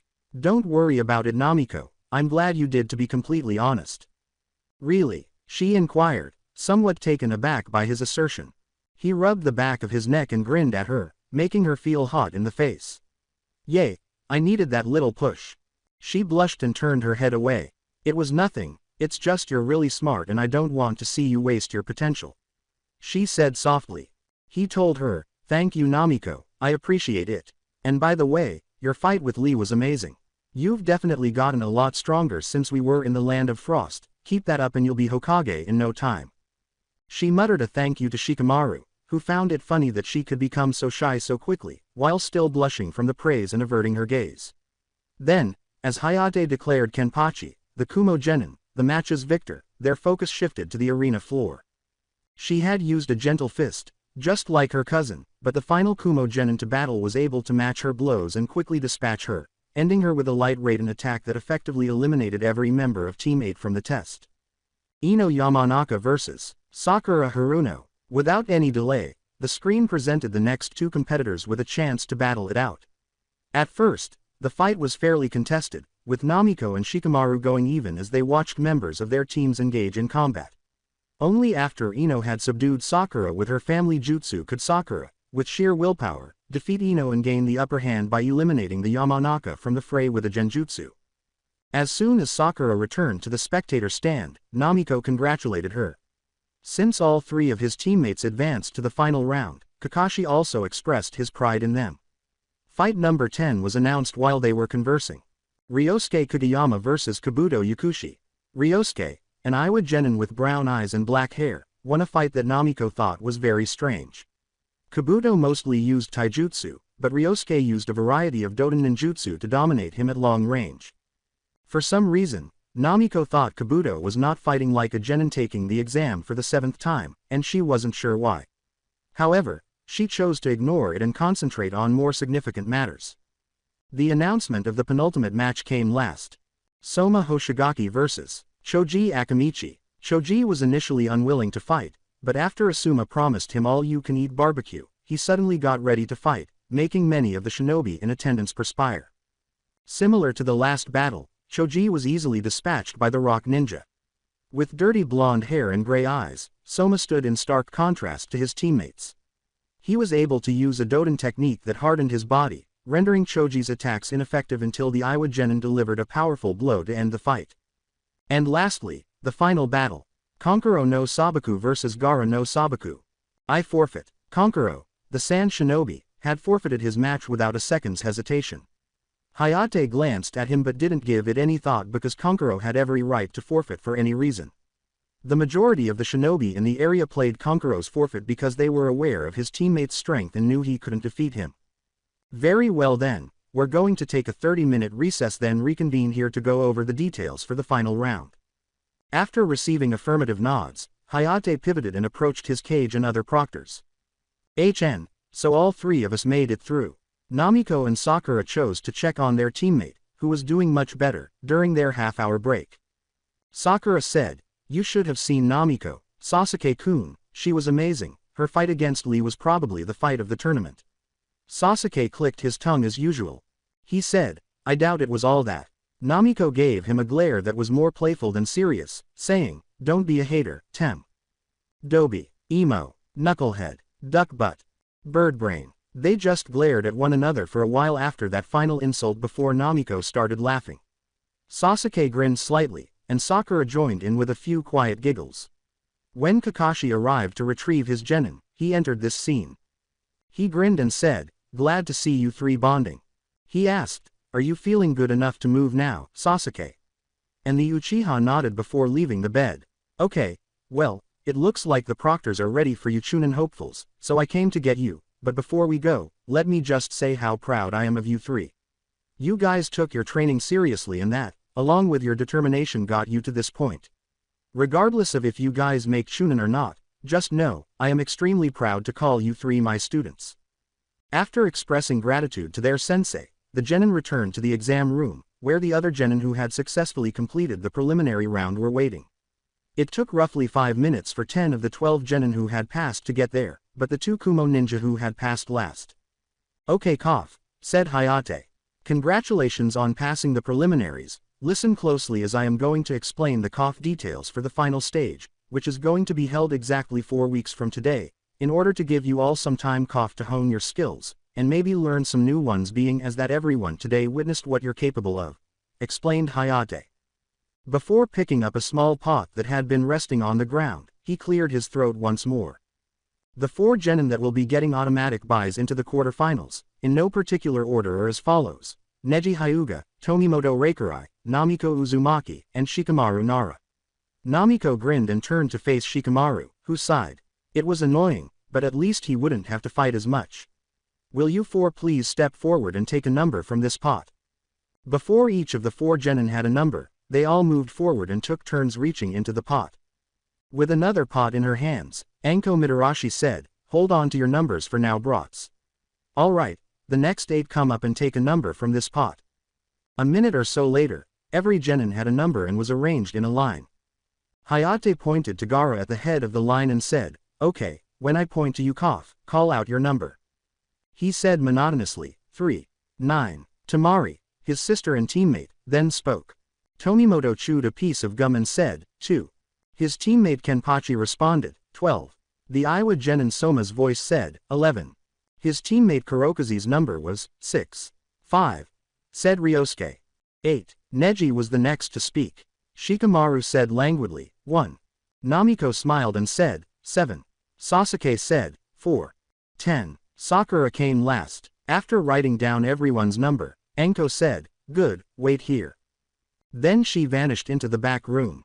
After about 5 minutes, she returned with a smile on her face. As the screen came to life, she said, alright brats, pay attention to the screen. For the final stage, we used number 1, 2, 7 and 8 as the numbers for those getting a bye to the quarterfinals. Contestants with numbers 1 through 6 will be on the left side of the grid, and the remaining numbers 7 through 12 will be on the right side of the grid. She clarified and the tournament schedule appeared on the monitor. It said, the winner of the first fight, Gaara no Sabaku vs. Kurokaze Ishii, faces Tomimoto Reikurai in the quarterfinals. Second fight, Ryosuke Kageyama vs. Sasuke Uchiha. The victor faces Shikamaru Nara in the quarterfinals. The winner of the third fight, between Tamari no Sabaku and Kenpachi Takeru, faces Neji Hyuga in the quarterfinals. Sakura Haruno vs. Soma Hoshigaki is the fourth fight. The victor faces Namiko Uzumaki in the quarterfinals. Fight number 5, first quarterfinal. Battle number 6, second quarterfinal. Fight number 7, third quarterfinal. Fight number 8, fourth quarterfinal. Fight number 9, QF1 and QF2 winners semifinal 1. Fight number 10, QF3 winner vs QF4 winner semifinal 2. Winner of semifinal 1 vs. Winner of semifinal 2 final is the 11th fight. Questions? Hayate inquired, but nobody answered. Very well, all cough yours, Hokage-sama. The Hokage of Sandaime moved forward. Congratulations to all of you for passing the preliminary rounds and moving on to the final stage of the Chunin exams, as Hayate-kun said, 4 weeks from today the final stage will be held at Konoha Center Arena. The first fight of the exam will commence at 10 in the morning, please arrive about a half an hour earlier. The Hokage stopped and lit up his pipe of tobacco. The Hokage nodded to everyone before turning around and leaving with his proctors and his aides in tow. That will be all, you're dismissed. All of the genin then left with their senseis. In a month, they will be prepared to give it their all. The nearly flawless holographic representations of a pale-skinned woman with blonde hair and a dark-skinned man with white hair asked, "Are you positive?" A tall, dark-skinned man with a half-tiger seal on his hand said, "I believe so. While I may have never seen the technique myself in person, it is exactly as described in older volumes of the Bingo book." He later added, "Not to mention, the name matches."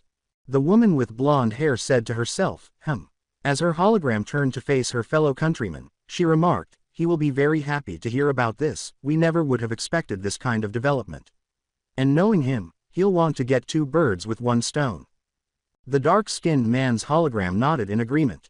"Very well, continue as planned, let us know of any new developments. We'll talk to him and let you know what he decides."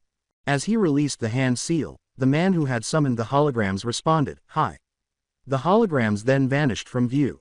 He cracked his knuckles and grinned to himself. Lastly, the time for retribution was coming. Another encounter was in the works, not too far from the one that had occurred. Impossible. This time, the speaker was a tiny white cube floating in midair rather than a hologram. A man with shaggy brown hair said, "I'm afraid not. I searched for years for any inkling of anything that Menace would have left behind but found nothing." The cube sighed. "There's no guarantee, but seeing that level of speed again made me decide that I had to at least let you know. Not to mention, the hair in the eyes." The man with wavy hair replied. For a while, the floating cube was silent. Was there any use of ninjutsu? "That's something I can't be sure of as well. I felt spikes of chakra, but I didn't see her weave any hand seals or say anything." The cube in the air let out a sigh. The cube vanished, leaving the man with the shaggy hair alone.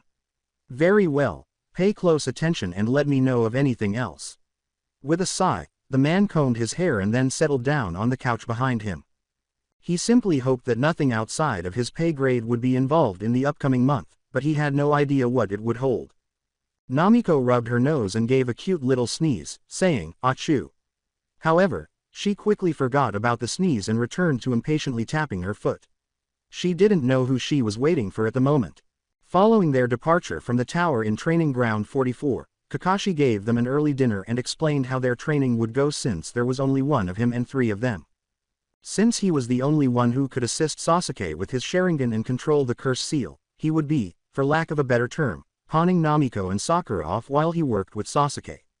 He had explained that he wanted all of them to receive a full month of training. Although Namiko acknowledged that it made sense, she was still curious about the kind of shinobi who would be assigned to train her. Ebisu, a Tokubetsu Jonin, had pawned Sakura, but Kakashi had told Namiko that her trainer for the upcoming month would be a surprise. She was only told to wait at the Hokage monument and pack for a month away from the village. And that was where she stood now, gazing out over the village from atop the head of the Yondaime Hokage. Then a voice behind her roused her from her thoughts. "Any particular reason you chose this head instead of the other 3? She deadpanned after turning around. She straightened her face and said, "No way. You're the one Kakashi-sensei got to help with my training?" she inquired. The individual in front of her crossed their arms and shrugged. "Not so much. Got to help with, more so, I offered." Namiko's eyes narrowed. She turned back to look at the village and said, "You saying that increases the chances of this not happening." "Ah, don't be like that, kid. I'm sure there's load I can teach you." He responded with argument. "You're a pervert." "I'm not." "Too. Absolutely not. I am a super pervert," he told them with a hint of excitement. Namiko replied, "Yay, not happening." The man behind her let out a sigh. "Listen, kid, you're one chicken I'd never get in the coop with. Plus, I promised Kakashi I'd teach you as much as I can in the next month or so, and who knows, you impress me enough and I might even take you on as my apprentice." Namiko just brushed him aside. "Doesn't that sound fun, being the student of one of the legendary Sannin?" Namiko remained silent. He let out another sigh.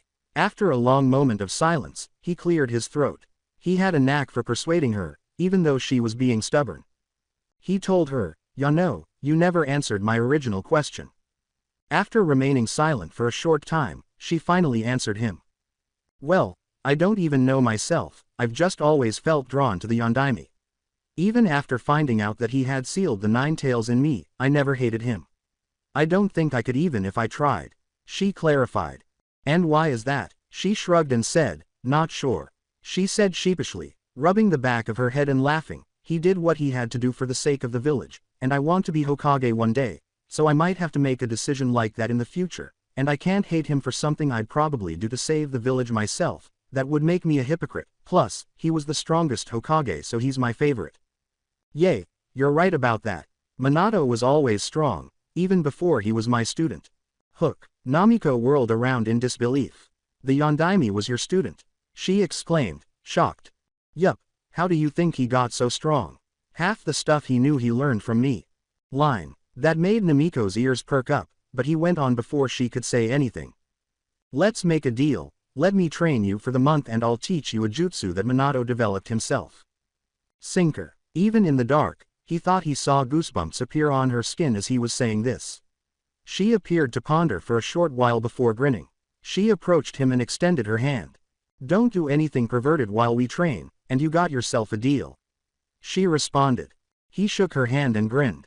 Deal. After they shook hands, he turned around and started to leave, calling for Namiko to follow, which she did.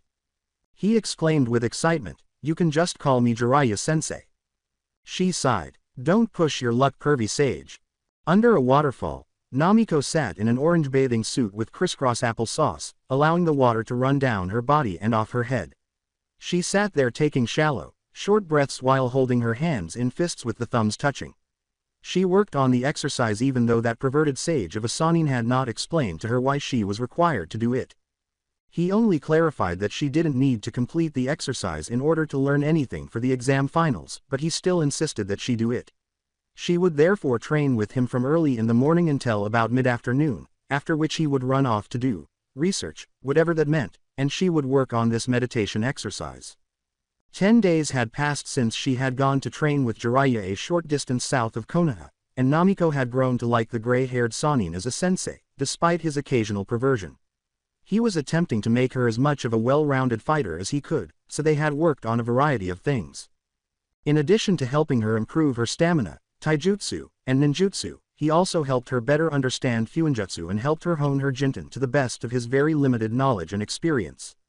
Additionally, Jiraiya had disclosed to her that he had also known her parents and was somewhat acquainted with the chain that had burst from her during the earlier exam phase. Jiraiya, who had been told about it by the third, had told her that the chains were a type of fuinjutsu based on what he had discovered from her mother. The chains, which are entirely composed of the user's chakra, have the ability to attack, defend, seal chakra, and do a lot of other things. She had been working on calling forth the chains ever since she found out, but her output had decreased compared to when she was fighting Lee. Jiraiya blamed her being in the heat of battle at the time for the fact that the chains she was able to make were not as long or as sturdy as those used during the fight. She was appreciative of what she had learned so far, despite the fact that her kenjutsu had apparently been neglected for a few weeks. But the jutsu that the Yondaime had created was her favorite thing she had learned. According to Jiraiya, learning the jutsu required 3 steps, the first of which was to rotate water inside a water balloon until it burst. What surprised Jiraiya was how quickly she had completed it, 4 days, to be exact. However, the second stage. This time, she had to pop a rubber ball, and to be honest, it was much harder because she hadn't been able to move forward for the previous 6 days. She used her advancements in her other skills to divert her attention from the frustration, which was beginning to get a little annoying. She was abruptly informed that it was 6 o'clock in the evening by a tiny alarm clock that started to ring throughout the clearing by the waterfall. With a sigh, Namiko got to her feet and leapt out from beneath the cascade. She grabbed a towel to dry herself after turning off the alarm clock. She quickly changed into her streetwear, which included an orange hoodie and black sweatpants, tied her hair in a long ponytail with 2 bangs framing her face, put on her ninja sandals, and then started breathing uneasily. She gave her cheeks a slap. Come on, Namiko, you can do this. She felt her body temperature rising with her hands on her cheek, which increased her anxiety significantly. She cried out to herself, I can't do this, and fell to the ground. Hold on. She cocked her head and furrowed her brows as she stared blankly in front of her. Why can't I do this? What's the big deal? The blonde Jinchuriki couldn't quite put her finger on why she felt so shy and anxious about what she was going to do. Was it really that big of a deal? Was it? She sighed as she raised her gaze to the sky. For the life of her, she was unable to identify the reason behind her behavior, so it seemed like the ideal moment to have a mother nearby to help her understand it. Looking at the silver band that had belonged to her mother, she lifted her right hand. Her hands dropped to her sides as she let out a sigh. With a frustrated grunt, she picked up a small paper bag that was close to her tent. After making sure everything that was hers and Jiraiya's was safe, she wrote a brief note informing Jiraiya that she was leaving for a village errand, activated her Jinten, and vanished in a flash. Happy birthday. Namiko's face started to get really hot, and she looked away in a cute way while pouting her lips. Even though she had just spoken to the boy in front of her, she felt as though he had been staring at her for hours, which made her feel even hotter. She became caught in a vicious cycle of thinking about it and getting hot, and before long, she looked like a tomato. The more she thought about it, the hotter she became. Even though it had only been 10 seconds, the length of time it took him to react felt like 10 millennia. He was merely a little taken aback because he hadn't anticipated today's course of events. He let out a sheepish sigh and rubbed the back of his head before grabbing the paper bag from Namiko. Finally, he said, "Thank you, Namiko." As her body temperature began to drop, Namiko was able to exhale in relief. She turned to him cautiously and smiled, blushing slightly now. She replied, "No problem, Shika." He opened the bag and took a look at what was inside. He grinned at the contents of the bag and remarked, "I'm surprised you knew about my birthday, it's not something we've really ever talked about." The bag contained a book written by one of the most well-known shogi players of the present generation, a new shogi set, and a tiny silver necklace with a pendant that was a replica of the king piece of a shogi set. He laughed as she rolled her eyes at him and averted her gaze in a semi-angry manner. "Well, something like that. You only got a mention to me once. You're important to me, so of course I'd remember, you baka. Sorry if the gifts aren't what you expected, I didn't have much time, but this is what I was able to gather while I'm away from the village with Jiraiya." She clarified. He dismissed her apologies. "Are you kidding? This stuff is great. You got me stuff I can genuinely use, those are the best kinds of gifts." He replied. It meant a lot to him that she went out of her way to get him some things while she was away training, even though he didn't think she would remember his birthday. 10 days prior to her departure, she stopped by to wish him luck in his training and to inform him that she would be away for the month of training. He stepped aside and gestured for her to enter his modest home, saying, "I guess I'll have to try and top you with the presents for your birthday in a couple weeks." Namiko blushed as she turned to face him. He nodded and started to make his way to his bedroom when she asked, "You remember mine?" As he led her to his room, she followed him in silence, pausing only to greet his parents. After they went inside, he dropped to the bean bag as he usually does and picked up the comic he had been reading. She did the same, sitting on the bean bag next to it. He shrugged when she asked quietly, "So, how's your birthday been?"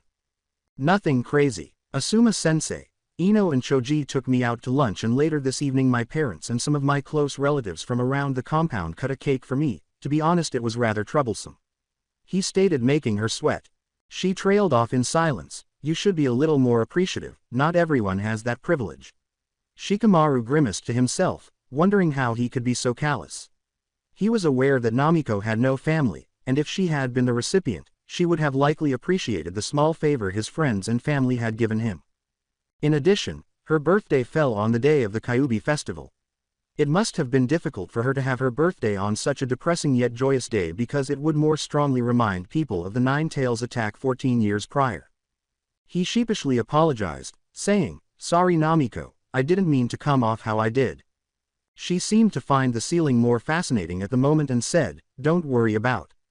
For a while, they were silent as Shikamaru read his comic and Namiko gazed at the ceiling and thought. The silence was, to put it mildly, welcoming and comfortable after their brief awkward moment. Namiko was struggling to summon the energy to speak, but she had been considering ways to break the silence and simply engage in normal conversation. She couldn't figure out why, but for some strange reason, the strange feeling she had at her training area before coming over here was beginning to come back. Then Shikamaru pulled her from her thoughts. She looked at him incredulously and face failed, asking, "How's training going?" What had gotten into him that he was never the one to break consoling silence? She responded to his question without giving it much thought. It's been great for the most part. I'm learning a lot from that old, perverted fart of a Sanin. He's been teaching me a lot. There's one thing I've been stuck on for like the past week though, and it's the one thing that even convinced me to go training with him the first place. She clarified and he nodded. And what's that? It's a jutsu the fourth Hokage created. She exclaimed, immediately sitting up. I did the first part pretty easy ILY. All I had to do was pop a water balloon with my chakra, but the second step though is sending me crazy. I have to pop a rubber ball. She said. He pondered for some time.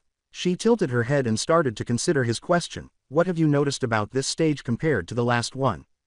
Well, for starters it requires a lot more chakra than the water balloon. Not to mention the water balloon was pretty easy because I was able to feel my chakra moving in around in the balloon, so I was able to adjust as I attempted more and more. With the rubber ball though, it's hard to tell if I'm doing right. She clarified. After closing his eyes and leaning back in the bean bag, he was silent for a full minute. You probably have to increase your chakra output. Because the rubber ball is solid, its density is greater, which means in order to affect it, you need to apply more force onto it, so try using more chakra and also try to spin your chakra at a faster rate, that way it should burst. After giving Shikamaru a brief glance, Namiko broke into a broad smile. He spoke so calmly and confidently that she knew he must be correct, even though she didn't fully understand the scientific aspect of what he had just said. He blushed and was startled when she leapt to her feet and embraced him, but she was far from done. She released him and gave him a look. She said, "Thanks Shika," and then did something that caught them both off guard. She kissed him on the cheek, leaning in. "You're the best." Her hair started to glow that brilliant gold before he could react to the kiss or even her words, and she vanished in an instant. For what felt like an eternity but was actually only 5 minutes, Shikamaru sat in stunned silence. Then, slowly, he reached up and touched his cheek, where her soft, supple lips had touched his skin. The more he thought about it, the faster his heartbeat became, and all in all, he experienced an odd sensation in 2 places, including his heart. Despite having a genius-level IQ, he was unable to figure out why he was feeling this way for some strange reason. He was forced to consult a professional as a result. "Hey ma," he exclaimed. "All right kid, good job," Jiraiya exclaimed while eating a bento box at their tent while Namiko stood in front of him and destroyed the rubber balloon she had been holding. After speaking with Shikamaru, she hurried back to her and Jiraiya's makeshift camp, where she discovered the Sanin lounging and promptly started popping the rubber ball. She practically leapt with excitement as she asked, "What's the next step, pervy sage?" With a wave of his hands, Jiraiya swiftly stopped her and gestured to the other bento box. "We'll get there tomorrow kid. Here, eat something and let's chat for a bit." "Huh?" she asked, her expression a little puzzled. She felt as though she had emerged from a slump and wanted to keep going, even though this was not entirely accurate. But with a grunt, she took a seat next to the Sanin and started eating her bento box. Until they finished, they sat and ate in relative silence. Jiraiya yawned slightly before stretching. He turned to face her and said, "So kid, how have you liked the training so far?" "Can't complain so far," she shrugged. "As much as I hate to inflate your perverted ego, you're a good teacher, and not to mention you've been behaving. So, I'm kinda glad I decided to accept your offer to train me." She replied with a shrug. Jiraiya grinned, letting out a little laugh. "You know, you're a lot like him." Her head was cocked, her expression bewildered as she gazed at him. "Minato," he explained. She smiled a little, feeling somewhat pleased that Jiraiya was drawing comparisons between her and her idol. She questioned, what was he like? After a brief period of silence, Jiraiya smiled. He was something else, a once-in-a-lifetime genius with the unusual knack of both getting himself into and out of trouble. More importantly though, despite being a genius, he was a very down-to-earth person. Always thinking of the good of others and their needs above his own. Jiraiya clarified. With a smile on her face, Namiko reclined on the grass, using her fingers as a makeshift pillow behind her head. "It's nice to know what kind of person he was, makes me look up to him even more," she acknowledged. Jiraiya grinned. "Go get some rest kid, now that you got the second part of that jutsu down we'll start early tomorrow, try and get you ready for this final exam." Namiko gave him a thumbs up before scuttling into her sleeping bag and then her tent. Jiraiya's turn to gaze at the sky came. Jiraiya sighed and looked at Namiko in the tent. "Minato, she says she doesn't hate you for sealing the fox inside of her, but I wonder if she'll feel the same way once she finds out that you aren't just her idol and the fourth Hokage, but her father. Only one way to find out, I suppose, all in due time. 11 more days had gone by, and the last round of the Chunin exams was drawing near. Namiko had gained a lot of knowledge in the first 3 weeks, and Jiraiya was confident that she could handle any challenge the tests presented. This past week was all they needed to hone her skills and ensure her efficiency. Currently, it was around noon, and Jiraiya and Namiko were both honing one of the previously mentioned skills. But Namiko blinked as she glanced up at Jiraiya, and the Toad Sannin did the same. Then, simultaneously, they turned back to the floor, and then, as if on cue, they turned back to one another. I mean, Namiko trailed off, rubbing the back of her head sheepishly and chuckling nervously. She trailed off once more while continuing to gaze at Jiraiya. Technically, I did do it, she said. Jiraiya rubbed the bridge of his nose, sighed, and gave her a blank look. He inquired, how did you do it? He said dryly, even with a technicality, I don't see how you did it. She shrugged and said, well, it is a frog. Jiraiya gave a stupid blink. With a sharp glance, he said, first of all, you were supposed to summon a toad. Secondly, this is a tadpole, nowhere near a toad, or a frog for that matter. He clarified. I mean, she began. She pouted adorably and looked away from him while folding her arms, saying, he is going to grow into a father, toad, one day. Jiraiya let out a sigh before he got an idea. Say Namiko, are you able to call on the Kyuubi's chakra easily? He inquired. Namiko made a so-so gesture with her hand as she turned back to face him. She used air quotes over the word overdrive to explain, more or less, but I haven't used it much since the Land of Waves mission. Maybe in the Land of Frost when the Jinten went into overdrive to save Shikamaru and when I called forth the chains against Lee. Other than those few instances, I just never happened to call on it. My chakra reserves are more than enough for anything I have to do. Jiraiya put his hand on his chin and started to think. Very true, he said. However, I think it'll be beneficial for you to be able to call on its chakra. Minato gave it to you for a reason, you might as well use it, don't you think? She gave a shrug. He did make a valid point. She questioned, where exactly are you going with this? He trailed off, well, the main difference between our natural chakra and the Nine Tails chakra is mainly potency. Now, as you get older and more experienced, your natural chakra will also increase with potency, and I would like to say that that's why you've been having trouble with the summoning jutsu. He clarified and she looked at him a bit dumbly. The only thing she said that made him laugh was, huh. Both Minato and I learned the summoning jutsu in our middle teenage years, so our chakra was already developing potency. However, with you, I suspect it's taking longer because your chakra is, for lack of better word, fighting for its place in your body, considering you have the chakra of the fox in you as well. As Jiraiya described his ideas, she hummed, I'm no genius, but it's a solution that makes sense, which is why I believe you couldn't summon anything at all yesterday, and today, on what was it?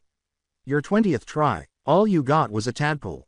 Namiko gave the man a close look. Ya know, pervy sage. You're smarter than you look.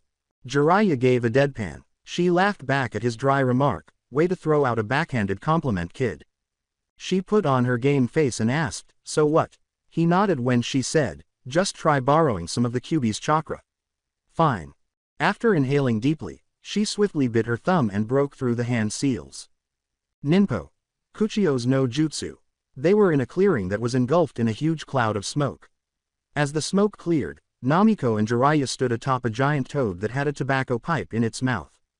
Jiraiya turned pale as she looked down to see which toad she had called forth. The toad cried out, Jiraiya. As a noticeable tick mark developed on its head. What is the meaning of this? I deserve days off too, you know. Jiraiya let out a sigh. Yes, it would be a long day. Namiko was sitting beneath the waterfall close to her training area, meditating, once more. She was listening to the nature around her and trying to maintain her chakra focus while holding her hands in her fists, as she usually does. More time had gone by, just as it had before, and she was almost ready for the third round of the Chunin exams. The big day was tomorrow. Jiraiya had ended her training earlier in the day, stating that he had done his best to refine what she already knew and teach her as much as he could for the time being. He even continued by saying that she was already Chunin material, regardless of the exam results. She was also displaying hints of being close to Jonin level, even though he didn't say it out loud. Jiraiya was truly astounded by what she could accomplish when she set her mind to it. She appeared to be a bit of a dimwit on the outside, but she was a strong-willed young woman who knew how to focus and get her act together. She had picked up a lot of ninjutsu, fuinjutsu, and kuchio's techniques in just 4 weeks. Her effectiveness with the Jinten increased as a result of her chakra control, which had once again improved dramatically. As Namiko and Jiraiya continued their training, they both noticed that the more proficient the Jinten, the quicker she moved. Thus, they had spent a lot of time trying to make her Kekai Genkai more effective. Even though Namiko was only using the first form of the Jinten, Jiraiya was certain that no one in Konoha was faster than her right now. He predicted that by the time she was 20, she would likely be as fast as Minato, which is impressive given that Minato's speed was derived from teleportation. Speaking of Jiraiya, the gray-haired Sannin landed a dozen or so feet in front of Namiko, close to the waterfall. He called out to her, "Okay kid." After opening one eye to gaze at Jiraiya, Namiko closed it once more. After inhaling deeply, she turned on her Jinten and ran beside her tent. As she picked up a towel and started drying her hair, she stalked up to Jiraiya and asked, "Where'd you go, pervy sage?" Jiraiya laughed. He said, "I can see you're getting into the habit of using your Jinten, even for non-essential things." She nodded childishly and grinned. She shrugged and demanded, "What's the point of super speed if I don't utilize it to make my life easier?" Jiraiya shook his head and laughed once more, similar to her dad. "Fair enough kid. Oh, and I had to make a run to the village really quick. Had to pick up something from my apartment as well as clear something with Satutobi-sensei." Jiraiya clarified. Namiko gave him a questioning glance. He nodded in response to her question, "You have a place in Konoha. I thought you didn't live in the village." He shrugged and said, "Yup, I rarely spend my days in Konoha, but it's always good to have somewhere to call home, no." He then reached into his haori pocket, pulled out a small package wrapped in gift wrapping paper and a bow, and threw it to Namiko. Grinning at her, he said, "I know I'm a day early, but happy birthday kid." With a few tears starting to well up in her eyes, Namiko caught the small package and turned to face Jiraiya. Being an orphan and all, she was never given gifts as a child, so any present, no matter how small, always made her feel special. She sat down on the clearing floor, wrapped her towel around her damp hair, and asked, "Can I open it?" "Of course, it's yours," Jiraiya exclaimed with laughter. Namiko held up the object with a tilted head, smiled, and tore through the wrapping paper. He had purchased a book for her. The book's title said, "Jiraiya's the Story of a Totally Brave Ninja." Then Namiko turned to frown at him. She asked sardonically, "You got me one of your porno books for my birthday?" And Jiraiya burst out laughing. "No," he kept giggling. He questioned, "What do you take me for?" "This was my first ever book. I wrote this years before I ever became famous for writing. It never did too well in terms of sales, but there's something special about that book." Namiko concentrated on the book and started examining it from every perspective. She questioned, "What's so special about?" Jiraiya let out a sigh. "Look at the description on the first page." Namiko opened the book to the first page and started reading the description.